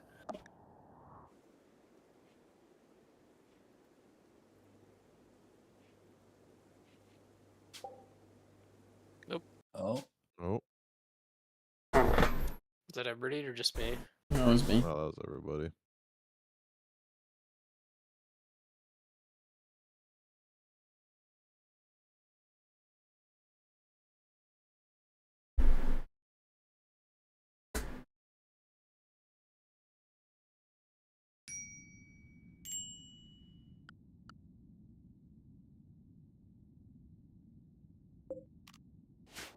Okay. Everyone's up to date, I think. So are we good to start? Yep. Now. There's if you look in the top right, it'll show everyone as red who's still simulating. Oh, okay.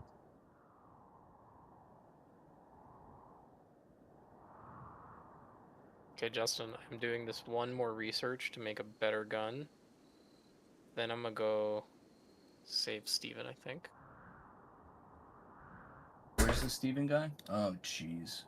He's not that far. It's like 1 day away or something. But it's through mountains. You sure it's just 1 day? 1.5 is what it says to me when I do the estimator. I didn't do the caravan check, but...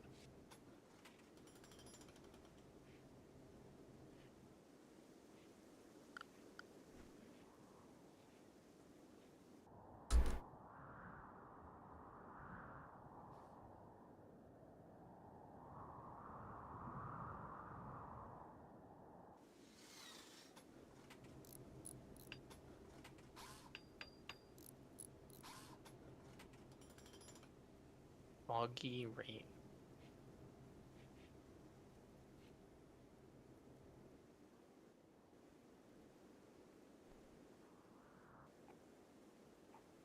Crap, I need warm clothing. It's winter. Oh no.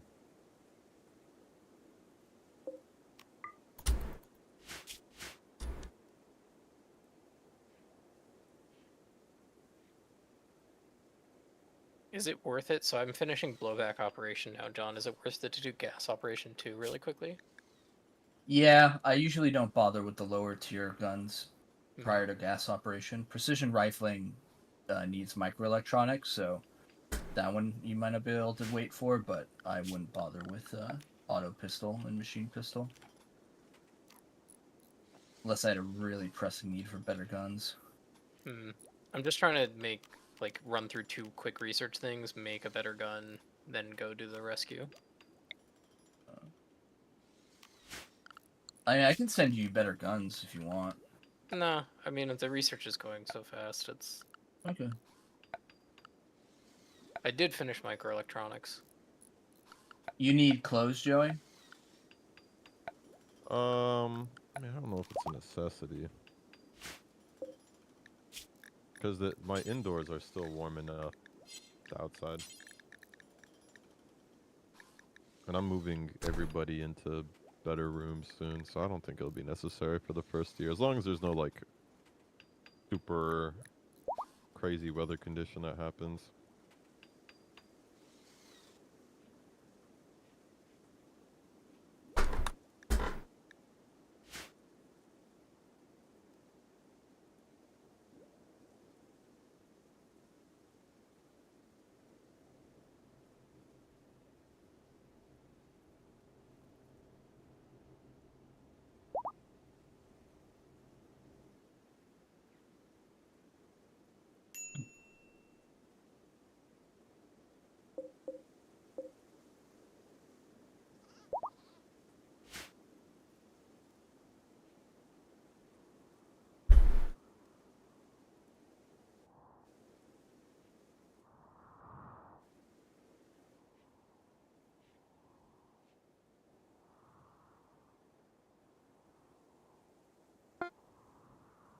news out of the NFL. The Chicago Bears are trading quarterback Justin Fields. What the heck is the transport pod thing?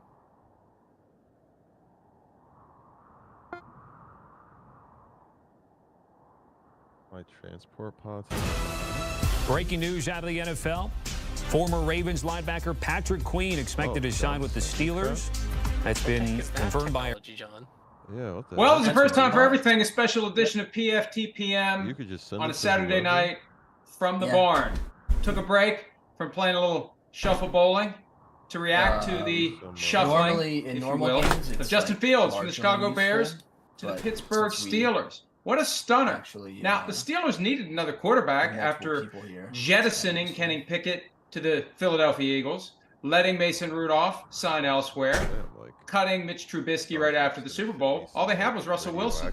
Now they got Justin Fields for a conditional 2025 I could sixth-round airdrop pick. my people That in. is nothing. Yeah, I was gonna say, I'm That's the familiar kind of with thing that, 'cause I that know I did that pretty much any other team in the league when I was trying to should do have the wanted to Chick match thing. or Maybe beat. it was better to Where are the spread people out Broncos? then. Where are the Because we Raiders? could just airdrop Where are each the other's Vikings? bases Not and that the Bears caravan would have from wanted here. to trade him within the division. The problem is getting But back.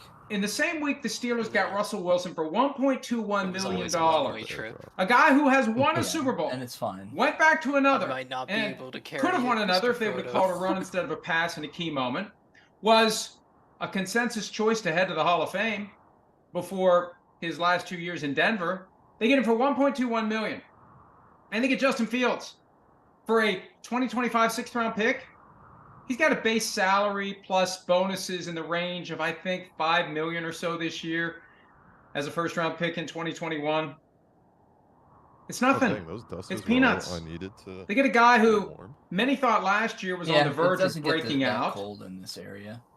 to be the backup, It's, like, apparently, really cold at night. to the guy who was on During the track to day, have a it bronze stays bust in close to Canton. 50. Now, how much will Russell Wilson and Justin Fields compete? Who knows? I got a thought, though.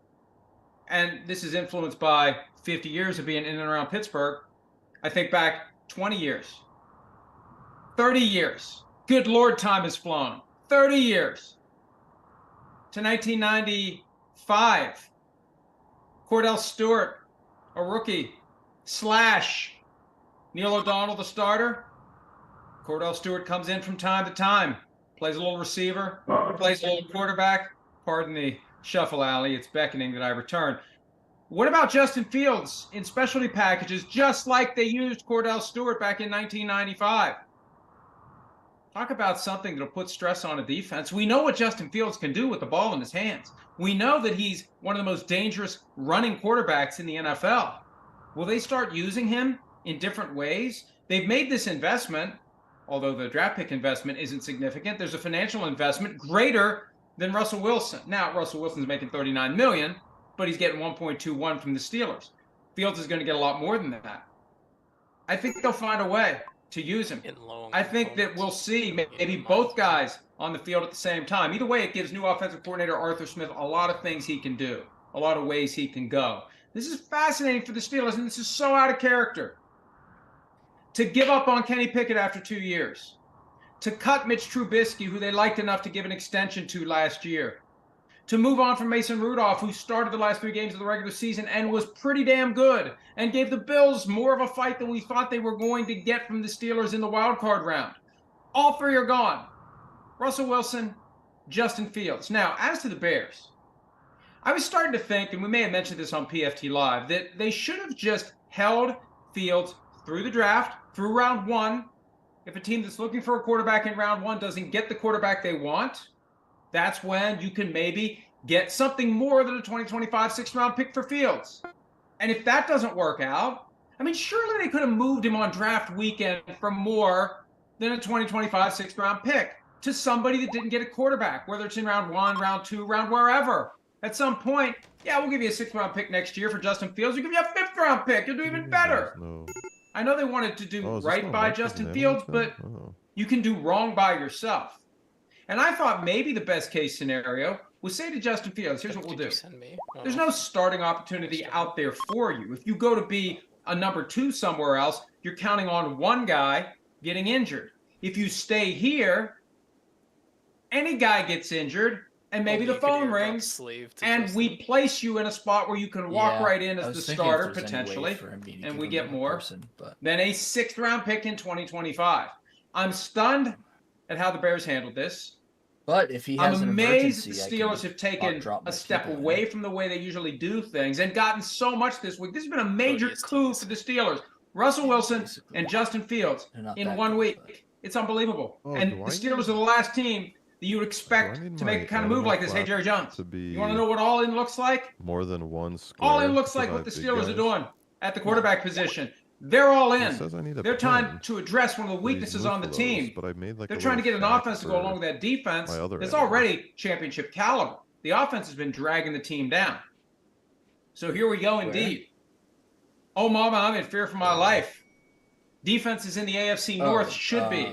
You have to put Anybody a pen that plays marker. the Steelers in 2025 and also, getting my the ears animal mixed up. flap. I haven't had is that the much opposite. to drink yet. It's a door that Anybody that plays animals the Steelers can in go 2024 should be. Yeah. They got Russell Wilson. They got Justin Fields. Animals can They're going go to find a through it, way, so I it believe, to won't use them contain both. them. And also, they buried the headline here. You need to fence It's it. now pretty damn clear Caleb Williams is going to be a Chicago Bear, isn't it?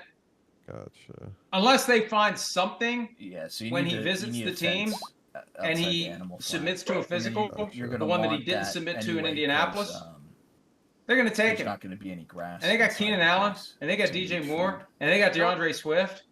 Buffalo. The Bears may be a force to be reckoned with as well. Maybe one of these years, before too long, the Steelers and the Bears get together in the Super Bowl. Who knows? Crazier things have happened. Crazier things have happened this week, and I haven't even gotten into the whole Aaron Rodgers thing, and I won't.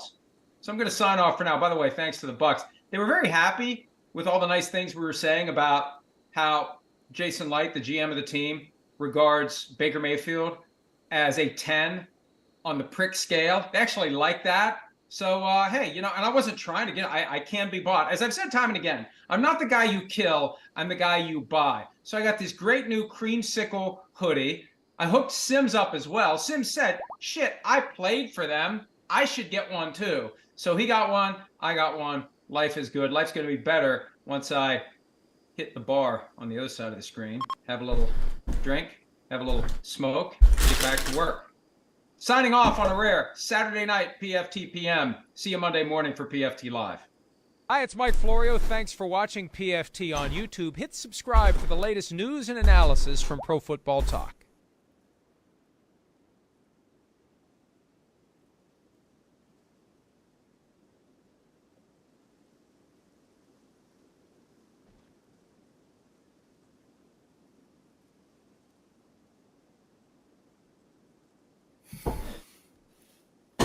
Oh boy. So, you guys noticed anything different about this video here? And about what my videos will be like for pretty much the rest of my days on YouTube? That's right, I've been saving up for this puppy for months, and I finally got it. I know it may not be perfect right now, but I'm gonna get a default to this. You know me, I'm a hard worker. I do whatever I can to make my YouTube channel best. I'm just getting started with this thing. It's going to be a fun ride with my green screen. What is going on, everybody? I am Mac, back with another video. As always, do me a favor, like, comment, subscribe, follow on Instagram, link down in the box below. So in this video, I'm going to be talking about a petulant, self-centered child and a little whiner crybaby who goes by the name of Kenny Pickett. I don't know. Who's no longer on the Pittsburgh Steelers, thank God. There's two random people in But, my you know, area. I went to bat for this guy so many times. I defended him. know that I want I tried to give him a One has chance. machine pistol and the other But one has then auto around pistol. mid-season, I said that he's not the guy. I said that he is a bust. A lot of Steeler fans killed me for those comments. Let's just say my comments aged like fine wine. And now they're aging even better for a completely different reason. As you saw in my Kenny Pickett video that I put out late Friday night when he got traded to Philly, I have plenty. you know, I was stunned. I'm I not didn't enough food to fully know the details of it, just that he got traded, and there were just a lot of things going through my mind about what are we going to do with quarterback now. And yes, I know we just got Justin Fields. Okay, that's another video for later. I'm recording this about 2 hours after we got Justin Fields. I'll have a video on that Pretty much. probably tomorrow. Assault rifle But and chain shotgun are the only two. gonna be guns talking I'll about Kenny use. Pickett in this one. So let's go back to the Seattle game back in around New Year's time. So Mark Madden, who a lot of Steeler fans hate, by the way, kind of okay. not for me. hunting, I like Mark Madden actually, especially stuff that'll but attack you, Mark but, Madden otherwise it sucks. put up a tweet saying that Kenny Pickett didn't want to play backup against the Seahawks and that he refused to get dressed as the emergency third-string quarterback for the Seahawks. And everyone on Mark Madden's case about saying, "Oh, you don't know what you're talking about. It's just rumors. You're overblown." Jesus Christ! All my plans. When man.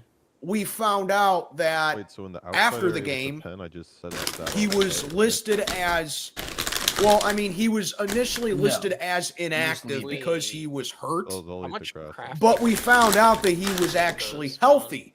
And of Make course, what? Mike Tomlin is just going to cover him up like a blanket with excuses. And his excuse was that he didn't play because of lack of reps or lack of practice or participation or whatever, which makes absolutely no sense because Kenny Pickett was the freaking starter for the whole You don't have season. anyone crafting 6? So how did he not have any reps or practice? It makes no sense. Yes. But then the Auto pistols are better truth than comes revolvers. out when the trade happens, when we ship him off to Philly. We made the move because he wasn't handling Russell Wilson coming here very well, and he was upset, and he felt betrayed, and he felt like that he should be entitled to have the starting quarterback job. Revolvers for sure. Pardon my Machine language, pistol guys. or You know me. I don't like to cuss on my channel. Depends what you want. But are you fucking kidding me?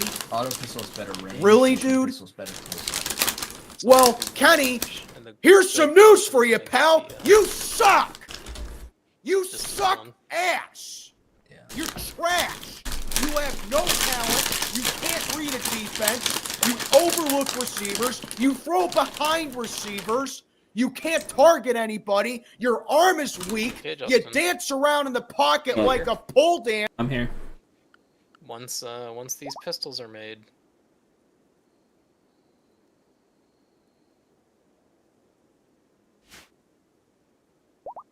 Once these pistols are made, I'm going.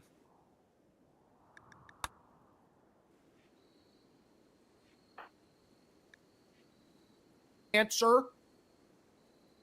And we won all those games in spite of you because the defense was going out there and doing their job. What did you do? Oh, all I gotta do is a 5-yard pass right here, a 2-yard pass right here. You suck. Maybe if you could play better, maybe if you could read a defense, maybe if you could step up in the pocket, maybe if you could stop staring down receivers like how I'm staring at you in this Cutting video. stone blocks, guns, Maybe anything if at you the were machining actually table, good, anything at the smithing we table, wouldn't have to anything go at the out and get Russell Wilson. We wouldn't have to go out and trade for Justin Fields. Maybe you could have an It's a separate work opportunity type, to but, learn from a quarterback who, in my opinion, is going to be a Hall of Famer. You can up your game.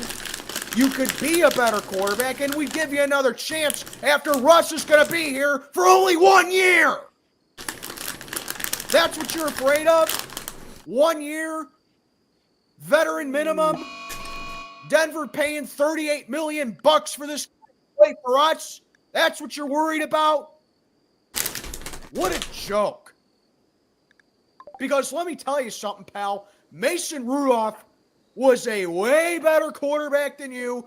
Good luck to Mason Rudolph. Hope you kill it with Here at the Tennessee, Thunder, but okay? So far, don't see any. Mason Rudolph in one game did better than you pretty much at any point in your entire career.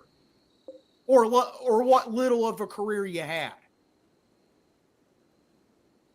Maybe if you were actually good, we wouldn't have to replace you. And I find it very funny. I find it hilarious, actually, that on the same exact day that Russell Wilson has his first press conference as a Steeler, Omar Khan gives you the middle finger salute and trades you to Philly. Maybe Kevin Colbert will put up with your BS. I mean, after all, it's the same GM who put up with Antonio Brown and Le'Veon Bell. So maybe he'll put up with you.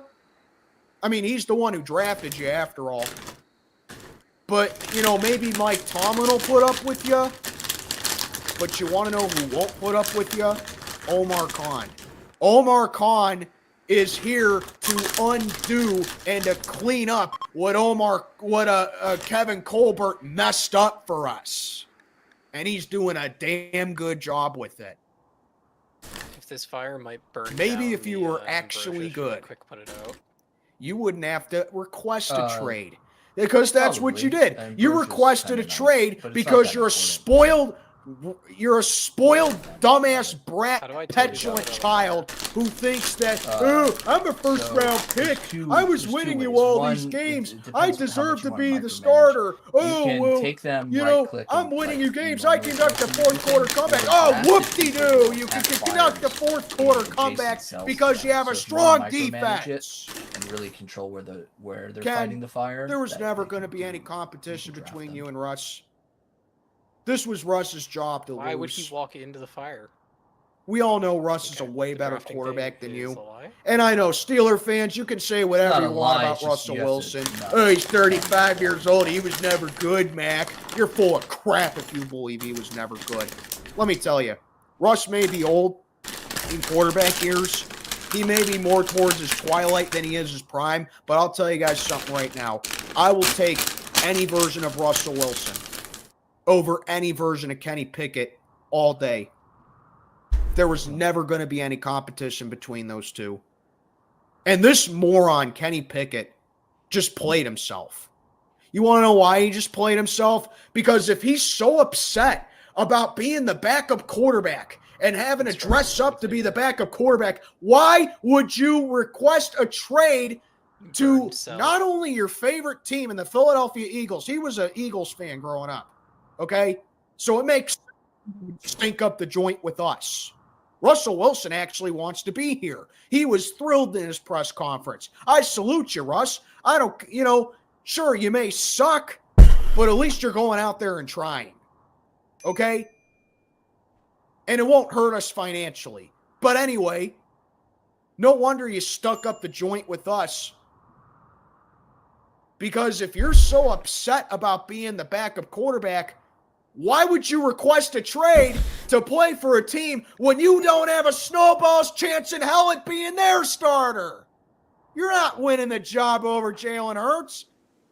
I mean, the Eagles got to be mentally challenged if they're going to start you over Jalen Crisis Hurts. after crisis. You ain't getting first-team Everybody's reps. healed. You ain't starting week 1. You may not even be the starter in fucking preseason with them.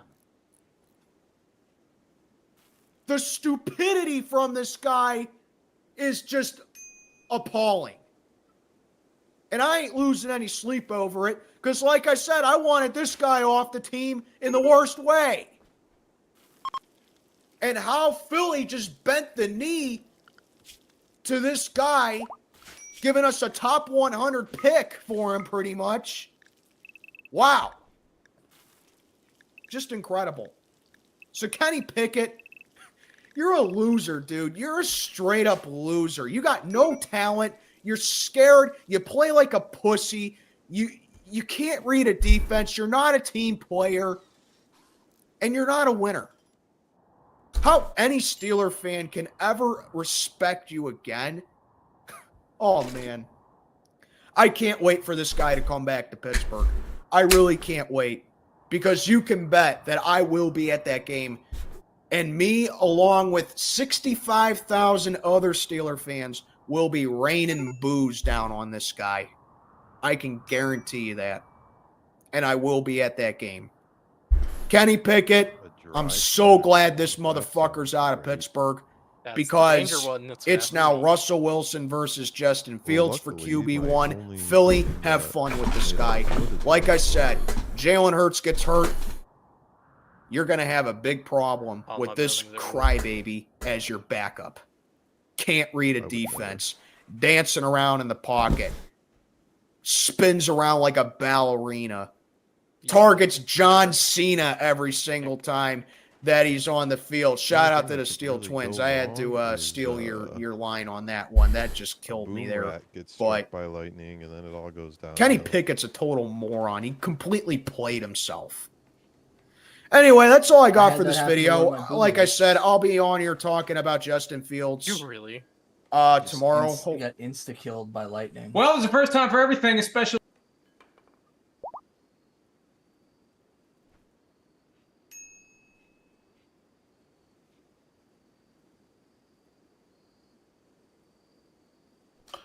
Good evening, everybody. It is Saturday night in Pittsburgh, Pennsylvania. My name is Adam Bittner, a weary Adam Bittner, joined by our Post-Gazette Steelers insider Ray Fittipaldo after the Steelers make another trade. Ray, I was in my Saturday night comfies.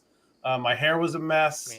I had to hop in the shower so we could record this video, look presentable on video, because they make a deal with the Bears, acquire Justin Fields. The reporting out there right now is that it's a conditional 6th-round pick that could become a 4th-round pick with playing time. That now gives the Steelers 2 quarterbacks, Ray, 2 guys that we started talking about in the offseason. We spent a lot of time saying it's unlikely the Steelers are going to acquire one. Now they have both Russell Wilson and Justin Fields in their quarterback room, and no Kenny Pickett or Mason Rudolph. Let's just start with your immediate reactions to this deal. Yeah, listen, no one knows how this is going to work out. Are you going to be Russell able Wilson, to send someone over to come is pick the up starter. the dude? Justin Fields is going to be the backup. But the Steelers have maybe, options going forward. It's not too far. Russell Wilson should so go probably down wait to an until injury. I beat everyone. Although if I he is going to be leave the map, 36 John, years do you know old. what would happen? Justin Fields is a guy who started. Where do I have to go? When I look at this move, though, I think the thinking is it the prisoner camp? Justin Fields in here. The Stephen Quest. Let's see if he could just sit back, learn from Russell Wilson, and we'll deal with that 5th-year option down the road. Maybe they even negotiate a contract before that comes into play. So, for a conditional 6th-round pick, I think it's a really good deal for the Steelers. 2 very competent quarterbacks are now in their quarterback's room, and I think without a doubt they're better at quarterback than they were a month ago. Are you surprised at where the market went for Fields? I was on podcast, I think, I don't know if I was with you, but I was definitely with Paul Zeiss talking about, would you give up a 3rd-round pick for Justin Fields? Comes down to a 6th-round pick, and if he plays a lot, a 4th-round pick. And I think if things work out the way the Steelers want, Ray, it's going to be a 6th-round pick. Are you surprised that the price came so far down on him and so many of the other quarterbacks getting traded around the NFL? Kenny Pickett, Mac Jones, Sam Howell, those guys. There just wasn't a market for him. And I think the Bears were hurt by the fact that they owned the number 1 overall pick and everyone knew they were going to take a quarterback. So they were thinking, hey, you guys can release him. We'll pick him up and we'll sign him. No one was in a hurry to make a deal. So, it's like the Steelers, based on what happened with Kenny Pickett on Friday, for me, it's probably ended up needing a backup quarterback. But I don't know that this would have come to fruition if Kenny Pickett was still here. In fact, I know it wouldn't have taken place. So, fortuitous string of events here for Justin Fields. I think he lands in a good place for his career. He's going to have to sit back, learn Arthur Smith's offense. But you would think of Arthur Smith and the way that he used Ryan Tannehill, the way that he used Marcus Mariota when he had him, that would be beneficial for Fields. So, a lot to repair there with Did you crash with his quarterback play, but I think he lands in a good spot with Arthur Smith and obviously with Russell Wilson to learn from. What do you think the best case scenario is here for the Steelers, Ray? Is it that Russell Wilson plays well this year, plays his way into being possibly unaffordable, and that you take a guy like Justin Fields and plug him right in a similar way? Because I've already seen the quotes from draft night floating around. Justin Fields compared his game to Russell Wilson. Now those 2 guys are together. Is this a bid to basically, no matter what happens, have some level of continuity going forward, and looks like it sucks. if things work out with Russell Wilson, that kind of Justin Fields can pick The up other thing I could imagine seamlessly doing if they is, like, can't bring Russell traveling Wilson to back. a point and setting up. No, a I think if meeting Russell repeatedly. Wilson plays really well, I think the Steelers will re-sign Russell also Wilson sounds like it sucks. and likely to sounds a like it sucks. longer term deal. I mean, Russell Wilson has come out and said We're all back. he wants to play for 5 more years or so. Yeah, He wants to win more Rolled back, just championships. watching my So caravan.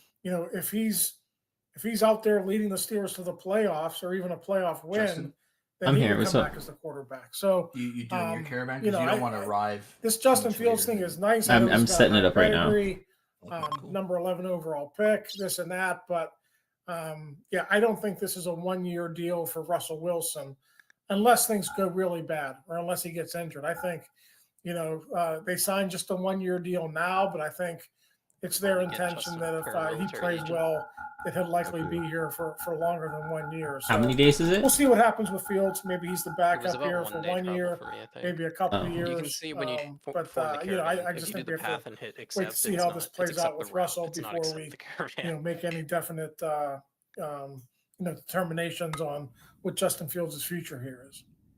Do you like Justin Fields' upside better than Kenny Pickett's at this stage? Because I think that's going to be the obvious comparison. Is it going to be? Do you look at Kenny Pickett or do you look at Justin Fields and say that's a better guy for the Steelers to move forward with? That depends on the coaching. If Kenny Pickett gets great coaching in Philadelphia or wherever he ends up after I'm that, just looking at the world. maybe Kenny Pickett Some keeps can turn desync. I don't into think a- it took the caravan I just Well, I built. think it has to average simulate starting all of level us. I think we quarterback. all simulate everybody. Justin Fields hasn't put Yeah, it but, together like, yet. I I'm would say there's paused. I think you're probably paused. Justin's doing bigger, a caravan, so the only bust map that's factor going with is him. Joey's. But if he ever figures it out, Adam, I mean, he's got Oh, I was all the rethinking. athleticism in the world. We know what he could do with his feet in the running Do I have to game. pause? The issue is, with the Bears I don't was think so. his passing think I already accuracy and paused. his ability to. Okay, I'm gonna send the caravan. Okay, send it. And make the proper reads there. So again, perfect situation. Okay. Come in, learn from I Russell hit send. Wilson. Get under a new OC, maybe an offense that fits your skill set better, and maybe this People turns have out to, better like, for gap their Justin splits and Fields stuff, and then than Okay. it did in Chicago. Where do you think the Steelers go from here in terms of quarterback moves? Do you think they're done? Do you think these are their two guys, and that other than adding some camp arm that you bring in for training camp, that there's not going to be another significant move? Do you think they could draft a guy in the later rounds as maybe a Brock Purdy, development type that maybe someday could become a significant factor in the quarterback room? Do you think there's any more moves coming, right? Yeah, I mean, Omar Khan said in Indianapolis they always carry three You're coming to quarterbacks, and he this didn't think that was going to change here, this right? year. So Yeah. whether that's a draft pick, does obviously it say now you're for not you? going to use a high pick on a quarterback, but maybe you take a 0.9 flyer days. on one Okay. in the later Yeah, mine rounds. people Maybe should it's an get there today, undrafted free so agent Or that very comes soon. in, or maybe it's a veteran who's sitting out there that you could sign to the vet minimum. Just to it's fill out the whenever I quarterback start room. my So, map. yes, they are going to make another Really? move, but Yeah. I don't think we're going to see anything. Because I was happen paused there all that time, and until, immediately after I hit the play. The third day of the draft or after that, I think that's the point when they'll All right, I'll address the stay number three paused. quarterback. I'll let you guys do this caravan. Pull the shit. lens out a little bit, Ray. I mean, think this has it's been that a in the caravan, chaotic or week do- for do- the like, Steelers that at was quarterback. I don't think we've restart? ever seen anything like this, at least in my lifetime in Steelers That's a good history. question. Shuffling That didn't three happen different when you were quarterbacks sending me crap. in trades Don't you and have to remind me of signings. that? It was just Sunday night. Russell Wilson. I we all don't got the know. alert on our Um, phones is coming to Pittsburgh. I'd rather what do you think this represents in and terms of the reload. big I don't picture think about you guys how have this to team is doing reload, business compared to the way it's done it in the past? and see Yeah, if I mean, that listen, fixes Omar it. Khan's Or- his What's 2-year that? anniversary will Right, be it'll like You in a have to couple of rejoin. months. Yeah, He's you only won't have been to. on the I'm job going to restart my. for a short amount of time, but he's made a lot of Yeah, I changes. quit the main menu. just He's so that the overturned that room's short. scouting staff, and we've seen here in the last week, and even And I'm before gonna go that, get some water. he's not afraid to overturn.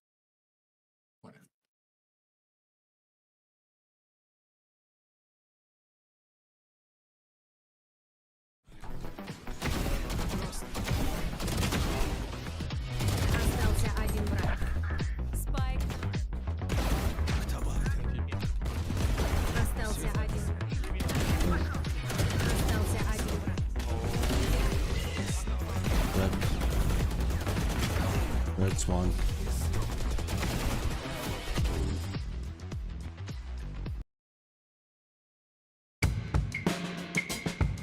terms of Omar Khan. And you know what's funny, guys? I'm going to tell y'all a funny really quick. I'm looking at myself over here in the camera. Look at this. Look at this. I got a hole in my shirt. I didn't even know that. I got a hole in my shirt. And, you know, it's a t-shirt that I wear around the house. Who cares? You know, this is not your yesteryear Steelers, your daddy's Steelers, the Steeler way. Clearly, it is a new day for the Steeler way. In case you're unfamiliar with what I'm talking about in terms of the latest, the Pittsburgh Steelers are trading for Justin Fields. Yes, folks, Justin Fields. This is after acquiring Russell Wilson. After acquiring Russell Wilson, I think I hit join. after trading away Kenny Pickett, they now will be bringing in Justin Fields. But here's the kicker. Per Adam Schefter, these are all sources. Listen to this conversation. The Bears are trading Justin Fields for a 6th-round pick in the 2025 draft. 6th-round pick that potentially goes to a 4th-round pick based on play time. Folks, these Looks like we're good. are peanuts. Peanuts. A 6th-round pick in next year's draft, it doesn't even affect what the Steelers want to do this draft. A 6th-round pick that potentially turns into a 4th depending on play time. We all know that Russell Wilson more than likely is going to be the starter, so Justin Fields might not get that play time. But here's what's interesting. They still might look to draft a QB Oh, there's nothing here. in this coming draft. Because as soon as they let Literally Kenny nothing? Pickett Or are go, they hiding? I said to bet they're in myself, those you know what? buildings. We can't rule out a Right, quarterback hey, at 20 can't now. see the John, Is do it going to you be have one of to those accept top my guys, joining, the Oh, Jake, yeah, you know, I the thought I Daniels did. kid or Williams kid? No. Said Humble King has joined. But a guy Humble King like has left. Penix Jr. might be available. Bo Nix just says might be connected available. and If you it look at doesn't all load of the anything. teams and you just count down to 20, Steelers could be Maybe I picking need a to quarterback restart my again at game. 20. Oh, No, and this puts you them in have the to select position the to do that faction, if they right? want. Because here's the reason why. No, because The it wasn't interesting even thing downloading about anything this, before. It literally just said connected. this and I was just situation stuck is there. exactly what I Yo, felt the this guy has situation was 9 with Russell shooting, Wilson while 10 Kenny melee, Pickett both was still double in the flame, building. 8 cooking single flame. This is 5 what I said crafting about it. single flame. The Steelers didn't lock Making themselves Justin into a back. long-term situation. It's the same with Let's Justin go, Fields, guys. who Let's also is going into his 4th season. John says they're probably hiding in the building. Now they do have to make a decision on whether or not they're going to Or they- pick up they his haven't been 5th-year alerted to option. you yet, Let's so you keep haven't an eye just on told that. them. Because There if we they go. pick up the 5th-year Bows and option, arrows. Short I don't bow. think Short they bow. intend to Easy. move Let's on go. from him.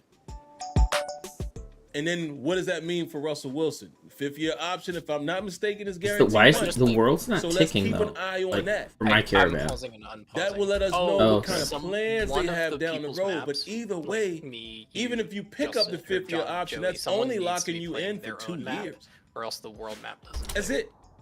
It's only locking you in for 2 years, Should and I you just only got right-click Russell Terrarians, Wilson for click 1, attack, so or they do you still usually put blind themselves in a John? position where it's not a long-term situation with either quarterback.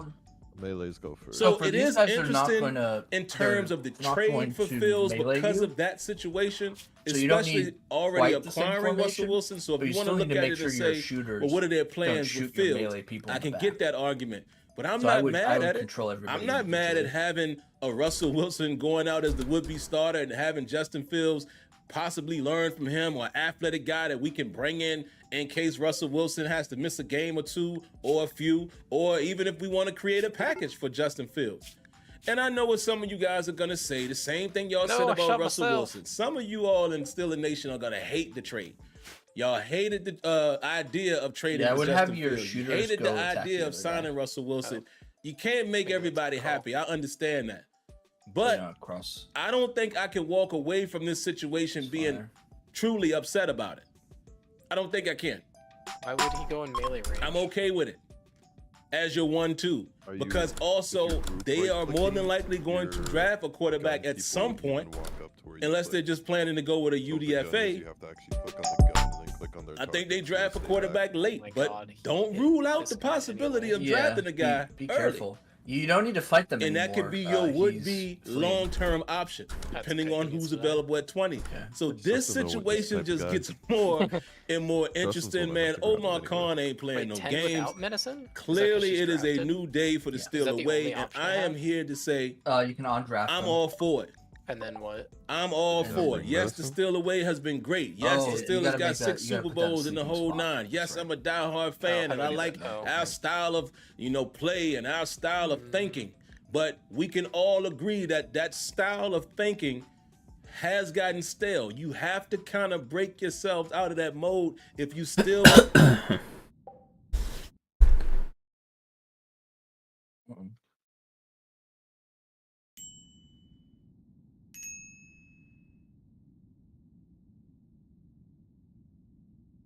Radiant is the highest rank that anyone in this game can hit. There are two main prerequisites for hitting Radiant. Number one is you have to get about 300 to 450 RR depending on the region that you're in.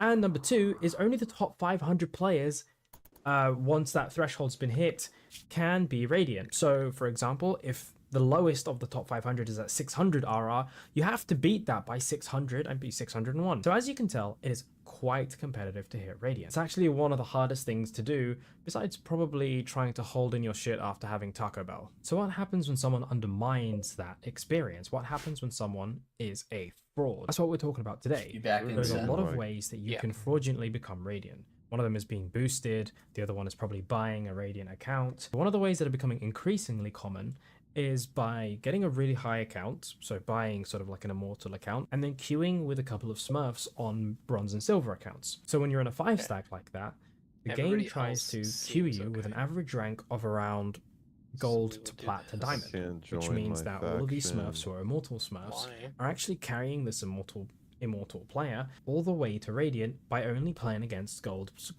plats, and sometimes diamonds. And that's what this person's done today.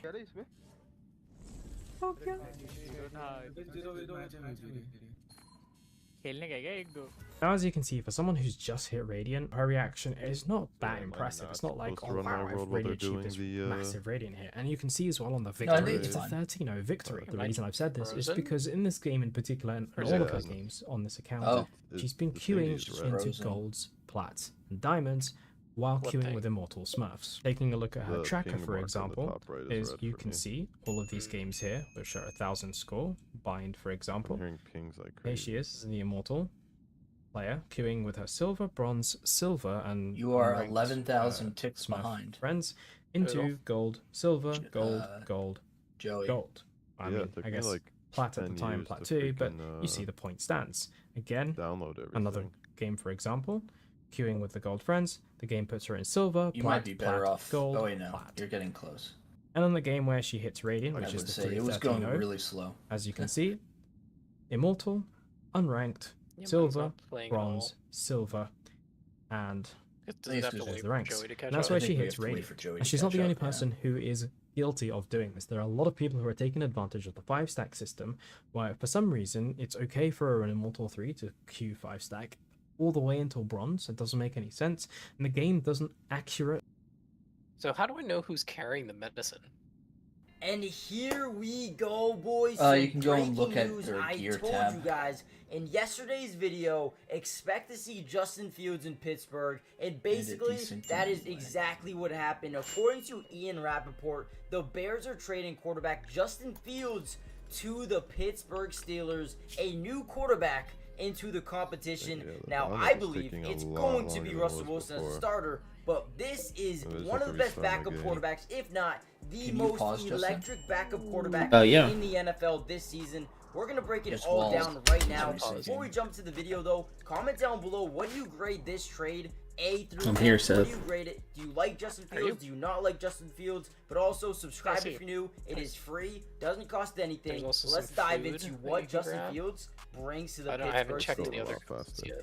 Now, the first thing you'll notice about Justin Fields when watching his film, the man is an absolutely electric playmaker with the ball in his hands, especially when he uses his feet to extend plays. Now, last season, the man had over 650 rushing yards and 4 touchdowns on the ground. But you go back to 2022, when he played 15 games with Chicago, the man had over 1,100 rushing yards and 8 touchdowns. Now, I know the knock on Justin Fields is, well, the man's not very good at passing the football. Well, listen, he actually I have to break the door down, I'm guessing. Not the best in the world, but I felt like people, teams in the NFL were disrespecting him. Yeah, he didn't have the greatest season in the world, but he still had a career-high 61 Justin's person incapable of violence be able to do that? 16 touchdowns to 9 interceptions. Obviously, there is a lot of room for growth, right? Well, Russell Wilson is a guy who's also disrespected. We're gonna These find two are out. gonna fit in right together, and I guarantee you, Justin Fields, he has a chip on his shoulder. He's going to come here and do something, quite frankly, wheel of Kenny death. Pickett didn't want to do, right? There that's so was much text better. messages Yeah, I flown said out, it was or still my sent out by Russell Wilson saying, "Hey, Alright, we're can't wait good. to compete with you, Kenny Pickett. Let's get to work, right?" Whoa. And Kenny said, "Yeah, I don't want to compete. Just I that. don't want to be here. Get me What? out of here," right? Justin Do Fields not is a super play right competitor. now, please. He wants to win football games, Fine. and he wants to be the best player What do he you can mean? be. I think all the disrespect is gonna send him to Pittsburgh. I don't. Yeah, you're. That okay. works.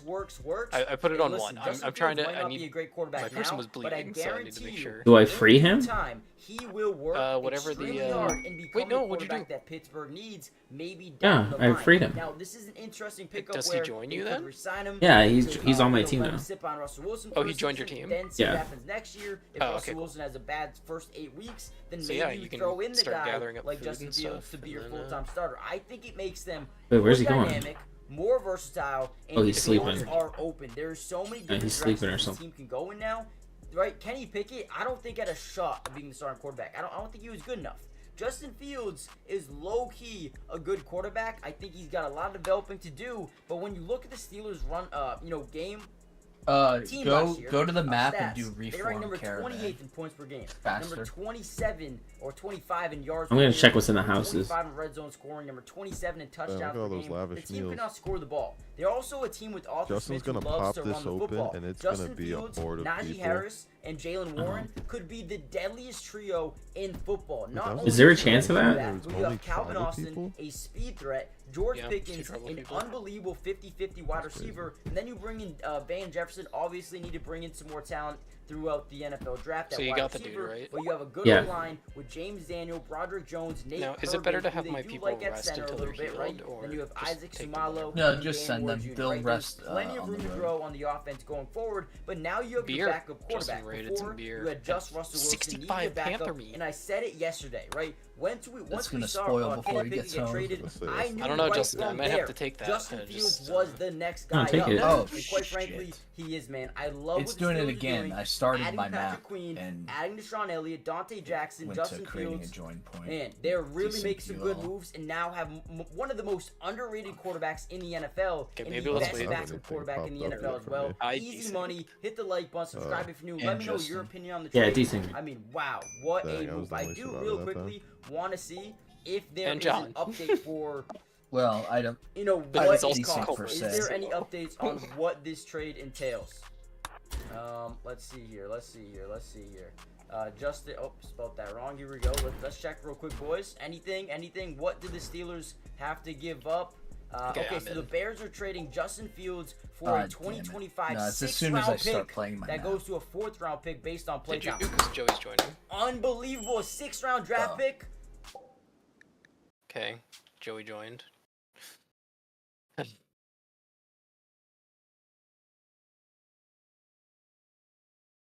Yeah, I don't think it kicked me, but I left too. So Seth left. Yeah, I desynced, so I just quit because slipping. Gonna try joining again. I just want to get the caravan home, and then maybe it stops doing this nonsense.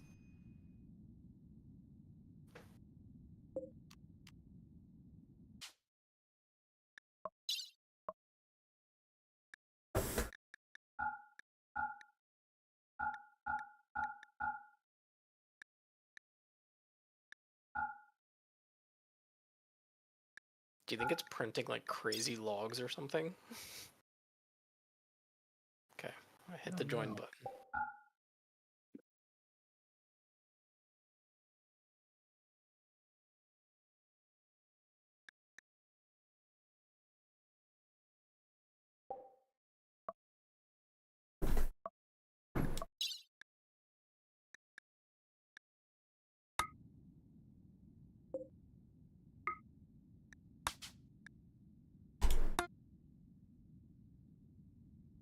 Okay, my caravan's off. Oh, you left? Did you take all the food? Yeah, I think I took a lot of it. Rude. It's fine. All right, is everybody ready? Yes. Theoretically.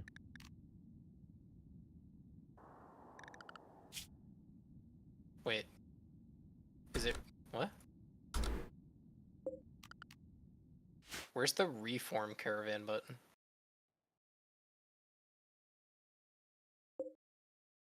Isn't that in the global map? Oh, you have to click on where you are. Got it. Ooh, marble bed. It's a little heavy though. Worth anything?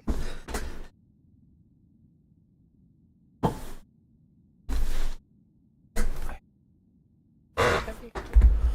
35 kilos.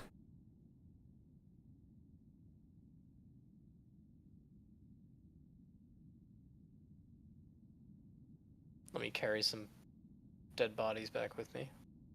It's about sending a message. I mean, yes, last time I yoinked a steel table.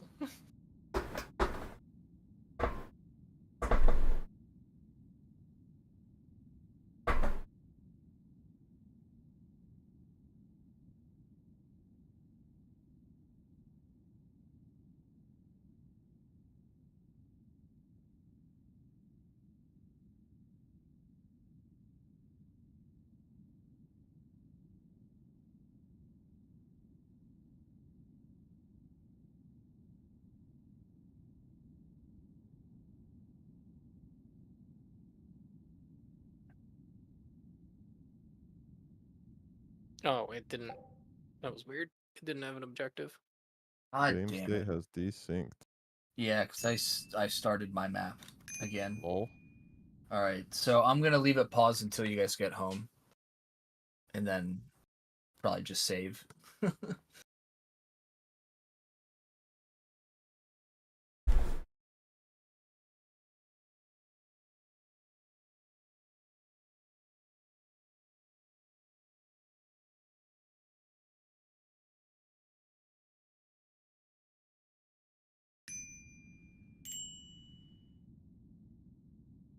Okay, and then come back in.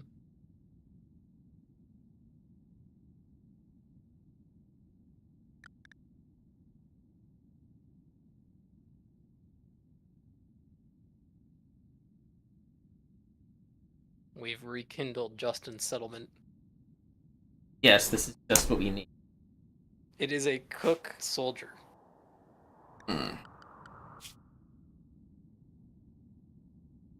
Reminds me of my last cook. Think. You should rename this one Beaver Bait. Oh, come on.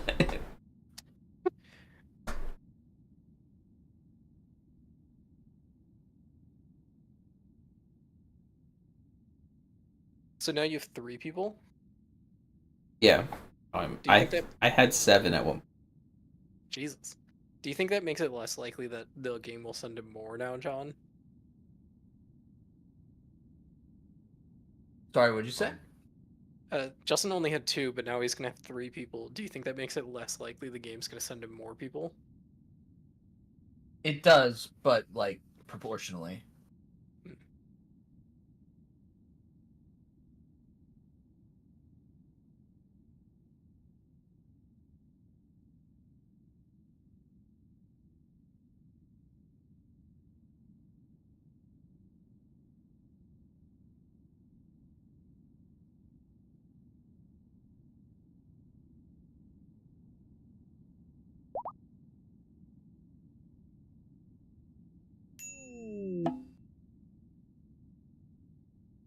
I swear if they camp here, oh, beat them.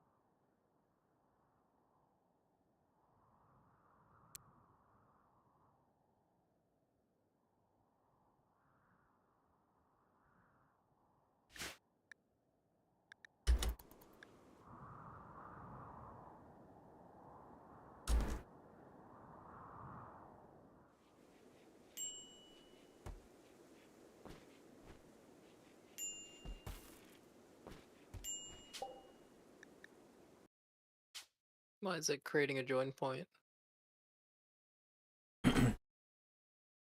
Yeah. Oh, I didn't start my map. Got unlucky. It's like 2 inches from home.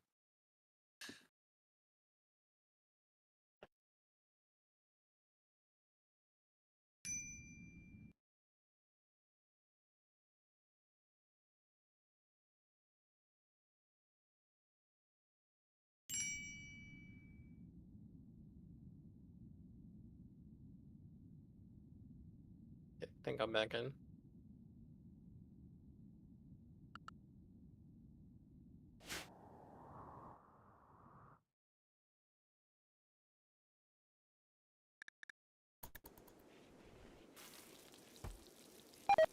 And home. Okay.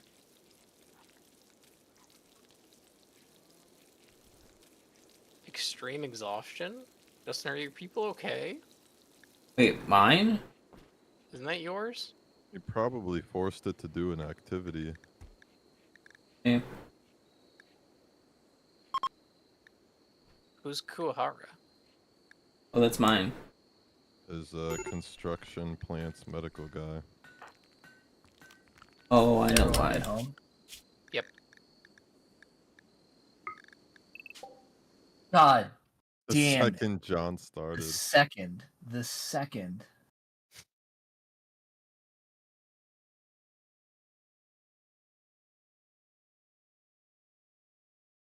Let's say, do we all just have to leave and you have to restart, or? Yeah, when we go to the Probably. bathroom, grab a snack. Save it, yeah. Yeah, save and you can keep playing.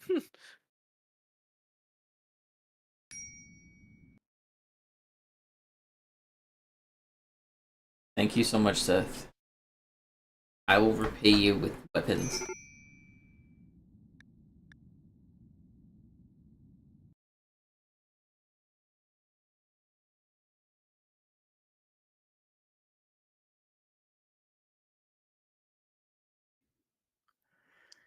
Welcome back, listeners, to a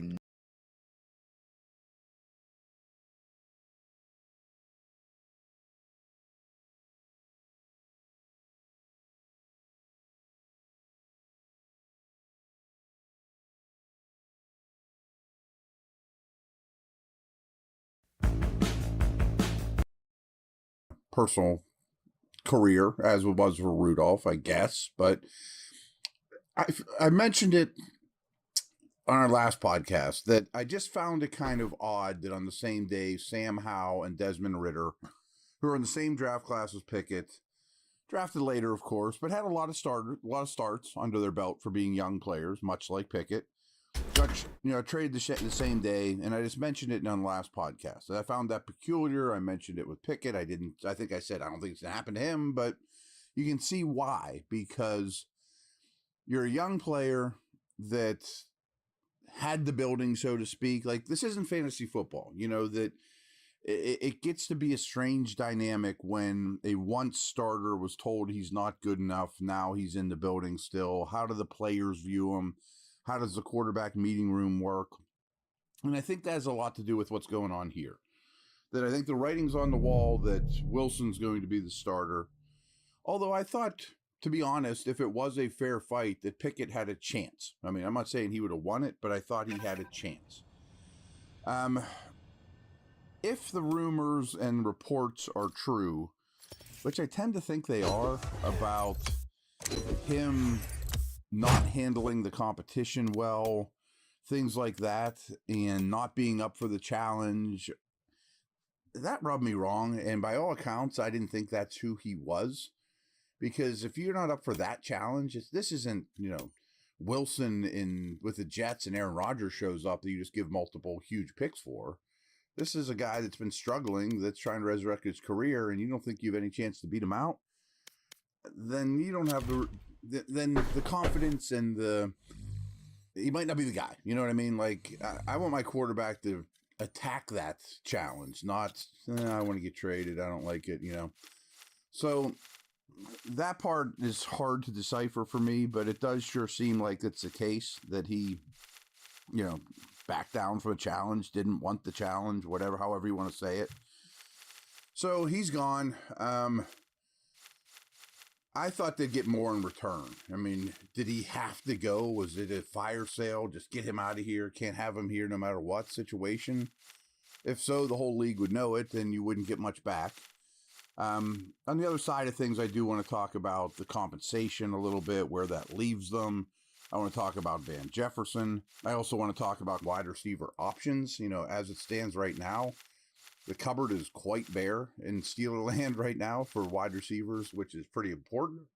I'm sure that Omar Khan and company have a plan in place, or at least, you know, a mode to attack this, but it's a little bleak as it stands right this second. That could change any second, of course. BetOnline continues to be your #1 source for all your basketball wagering needs, including pro and college hoops. You got March Madness right around the corner. Up-to-minute odds, stats, trends. You can follow your favorite team's path to the playoffs with in-game live betting, contests, and all the best player props. Experience the world's best wagering platform anytime from your desktop or your mobile devices. Head to BetOnline today to become part of the team, and remember to use promo code BLEAV, B-L-E-A-V, for your 50% welcome bonus on your first deposit. BetOnline, the game starts here.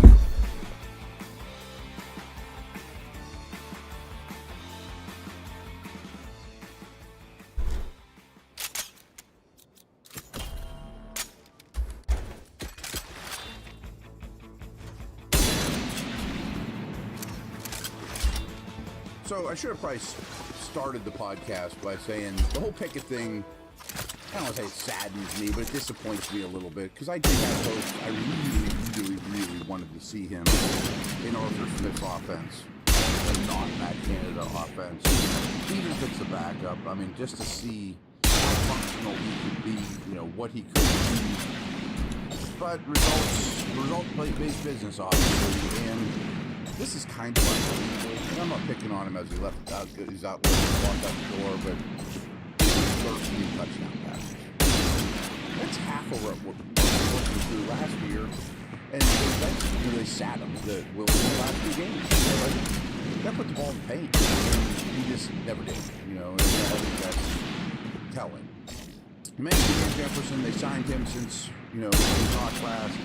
This is not a needle-moving move. I wouldn't even guarantee he makes the team, but there are some things I like about him. His dad is a wide receiver coach, and he is a good technician. He's a very good route runner. He's just not real explosive. You know, you can be a great route runner, but if you don't explode out of your brakes, there's kind of a ceiling there. He's not a deep threat.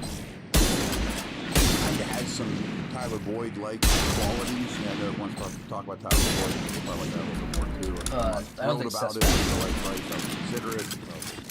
He's probably a wide receiver 4, Jefferson, all in all. But you pick him up on the cheap as a little bit of a safety blanket, considering your wide receiver position, which is a little up in the air, to say the least. I wanted to talk about this too with the Pickett trade. Again, I thought he would get more in compensation, but after the Johnson and Pickett trades, clearly they're doing their best to turn their draft into getting out of 3, which is available in this draft. Round 1 is awesome. Round 2 is very, very good. Day 3 is really bad. That draft is bad. And they are moving forward. And I don't think teams with are reluctant to give up, move the opposite direction. And teams want to do what the Steelers do. Because they have the 20th pick in the first round, they got the 51st pick in the second. They now have 3 third rounders, 4 and 98. They only have 1 4th rounder now. They used to have 2, but that's at 119. And then they have nothing in the 5th, nothing in the 7th, and 2 6th, 198, 195. So you have 5 picks in the top 119, 4 in the top 98. It's a good shot. That's good stuff. I'm not saying that this year's draft is going to be as good as last year's, but if it's close, and I understand you don't have the 32nd pick, which turned into Porter, but if you could add 2 or 3 Keanu Benton types, you know what I mean? A Herbig with one of those late thirds, starting something in the first round that has a lot of upside. you could string together 2 really good drafts. That's a franchise-changing move, and I do think that is a huge underlying factor of what's going on with these trades. But it cost you your starting quarterback from last year, who's young, and basically your number 1 wide receiver, to accomplish these things. And I know you got more back too. I mean, you got a corner in the Johnson deal that, by the way, I think they love Jackson. The more homework I do on that, they Match found. Been wanting them forever, but I told you that before. And I don't think it's an accident that they have 0 quarterbacks on their roster from last year. I mean, you talk about a wholesale change of just shipping out an entire position group year to year. And I kind of get it, I mean, I don't blame the quarterbacks for all the faults last year. I mean, I think Canada and others had their share to do with it, but talk about cleaning house. That's a real house cleaning. Now, you're running out of receiver options pretty quick on the open market. Mike Williams is the name I keep coming back to, that I'm talking about a starter. He is visiting the Panthers here in the next day or so. I'm not certain, and no little birdies told me this, but I'm just kind of reading the tea leaves. Some names I think you should consider that could be in the mix are Stephon Diggs. I mean, wow. Debo Samuel. It's up to you. It's and only maybe even Brandon Ayuk. I think Ayuk would like cause something. first, and I don't think that was the route they would go. My bad. One of those has to give soon in San Francisco because Ayuk needs paid. I think you should apologize to Blueberry. For them to move on from Debo, bad, they would Blueberry. need a lot of dead money this year, and they're in it to win it, so they're not trading their best players. But there's been a lot of smoke about that lately. And the Diggs thing. No. Like, it wasn't by all awkward. indications, Like, it following was him, awkward, but it wasn't there was a like deal in bad. place It that was he's like a gonna go. terrible date type And if thing. you play fantasy I don't know how football, to you're like probably explain like, this. I'm "Oh, trying to he's explain washed, it man." in this best way. His last 8 games were not Stephon was awkward. Diggs We had nothing at in all common. in terms of his production. Like nothing in. We had But if nothing you watch in the common. tape and some of the people that really dig into receivers that I trust, no one thinks his game has slipped at all. It's just, I think he was dealing with a little bit of injuries late in the year. They had a new coordinator. They also wanted to get the ball to Cook, the running back, and Kincaid, the tight end, on shorter throws, and they wanted to run the ball more because they're a cold weather team. And he's always getting doubled, which has been there his whole career.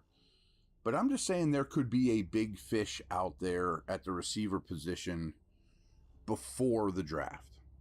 I also think, and this isn't going to do cartwheels. I mean, I think Tyler Boyd's better than Allen Robinson, but I think Allen Robinson as well, and maybe even more so with Patrick Peterson, their careers might not be over here yet. I mean, you could call those guys in a week or two and fill in some gaps at a very cheap price. I mean, I don't think they're difference makers. Peterson brings a lot to the table in terms of versatility. They both bring leadership, veteran, and I know that they value that quite a bit, which I understand. Just telling you that I don't know if those doors are shut on Robinson and Patrick Peterson quite yet. I do think there's a chance, and I don't like to dangle these things out there to get you excited, that there's a chance that a big fish wide receiver lands here before the draft and you still draft one, which, wow. I mean, the perception of the offense would be so much different. And I don't think Diggs would cost you a top 2 round pick. I still really would like to set this thing up that you could draft a tackle very early. Sure seems like center more and more is set up to be a draft need. And I did a bunch of homework on that too. You can pinpoint the teams that need a center behind. And it looks like, including the Steelers, there's 3 or 4, and there's 3 premium center draft choices in this draft. Graham Barton, Howard Johnson, Frazier. So that sets up decently for your chances to land one. And there's also some later round picks I like. I'm not real big on Van Cram out of Georgia. So I'm just trying to put this puzzle together. And deep down, I think this puzzle has not thrown the Steelers front office a huge curveball. I think they would have liked to sign a center, but the prices were crazy.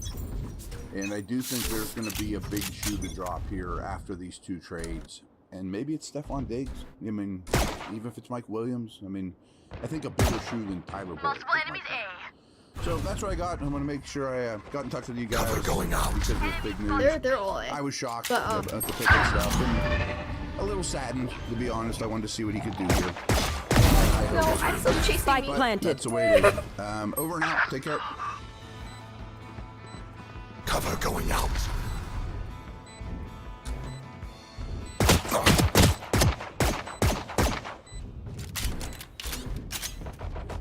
One dead.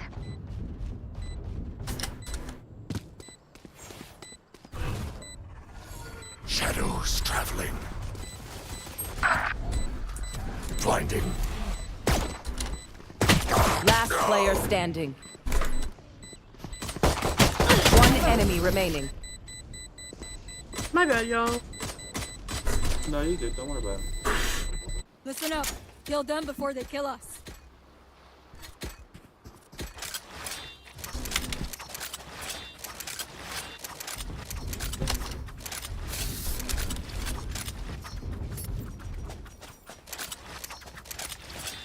Also, Jet, you were hot baking when we were living in Japan. Ooh, was I? Yeah. Wait, I what? thought Sorry, I was. sorry but- about that. Well, what did y'all hear? Did y'all hear about the terrible fucking relationship? Cause All I heard was something about a bad date or whatever. a date, yeah, it is. It was a bad. Yeah, bro. Honestly, she's been chewing my ear off for the last half. Ah, no, cause it was fucking terrible. It wasn't even the first one was terrible. Shadows traveling. Ugh, it was just bad altogether. Yikes. You're complaining to me about a date. This girl is. She doesn't like. I don't know. It's fucking weird. That's so relatable. She's fucking. She's weird. Last player standing. It's not. She is like, oh my god. Like I had a complete glow up. What the hell? She's like, oh my god, I had a complete glow up since the last time I went to the Once mental. more When I into went to the battle. mental hospital, oh I'm my god, I not had a tired. complete glow Are up you? since then. Bro, it was in fucking December. She's 22. It was in December. She does not have a glow up. Started here, Neil. She just cut her hair. Yikes. For She another just started 40 jumping. minutes. I'm drunk. Yeah. I'm so sorry. Run. Fuck. That's okay. But no, for real though. Like, It's not okay. I've got to deal with this now when this game ends. dang. She's like, oh my god, I had a complete glow up. She looks the fucking exact same. She just cut her hair. Cover going out. That's it. They'll all be. I know exactly where you are. Oh yeah! Monster on the loose! You should have just turned around and been like, get a gym. Last player standing. You got this. You got this. Safe. Come on. Spike planted. My ultimate is ready. Was she talking to someone else during your date? Oh, no, but she has also talked about while we were on the phone. She's like, Last round oh before yeah, the switch. like, I hooked up with this girl Use at everything this you have. date. We lose That it was anyway. after we hung out. That was Ew, after the fuck? Stroke or is it alive now? It was after the first date. She's like, oh yeah, like I hooked up with this Seems to girl be and working this very girl. Whenever to her house, and she's talking about what kind of girl. Respectfully, she's for the streets, bro. She's for the streets. No, for real. Like she's also schizophrenic Not worth and it, not worth it. insomniac, and Bro, she'll only call me. At, She like, probably never even went on another date. she also, by the way, it is what March. I met her in February. Met her in February. She went to the mental. She literally just got out of the mental hospital in December.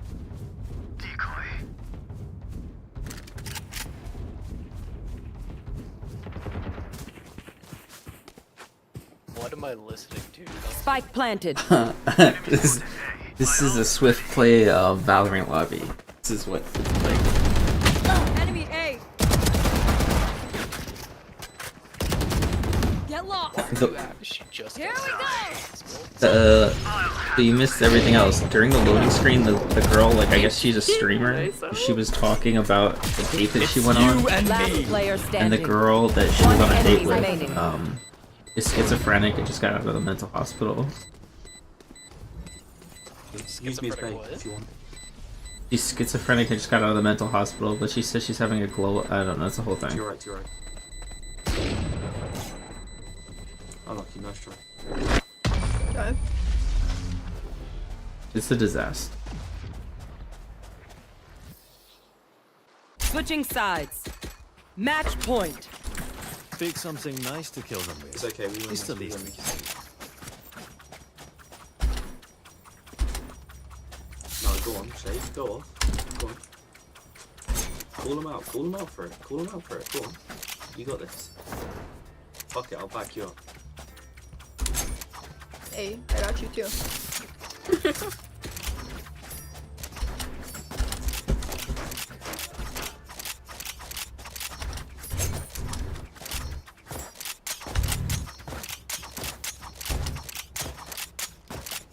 Keep it together.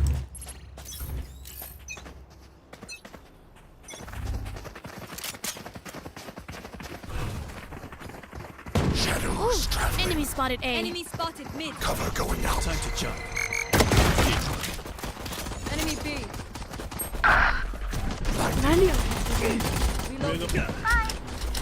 Enemy spotted A. One enemy Oh, remaining. good name, Jet. Easy, nice shit. Good shit. For you. Reload. Oh, thank you. Here. Spike planted. What did you wait? Hey, I'm gonna get revenge on this thing. Reload. Yeah. Lola was right. Weeds are difficult to kill. How's everybody's nights going? Horrible. Oh, damn. Wait, why is that? He's not. He's lying to you. What was that He's say? just being a bitch. Oh, okay, makes sense. Sorry, I don't understand American humor. No, you're good. Shadows traveling. Time to jump.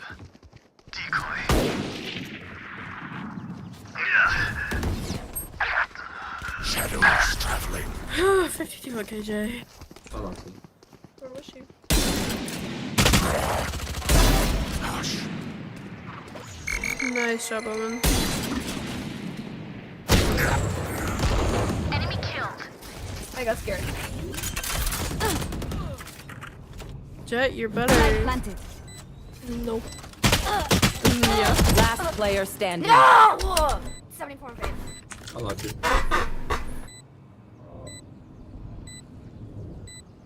One enemy remaining. My Look ult's at that, ready. you're better.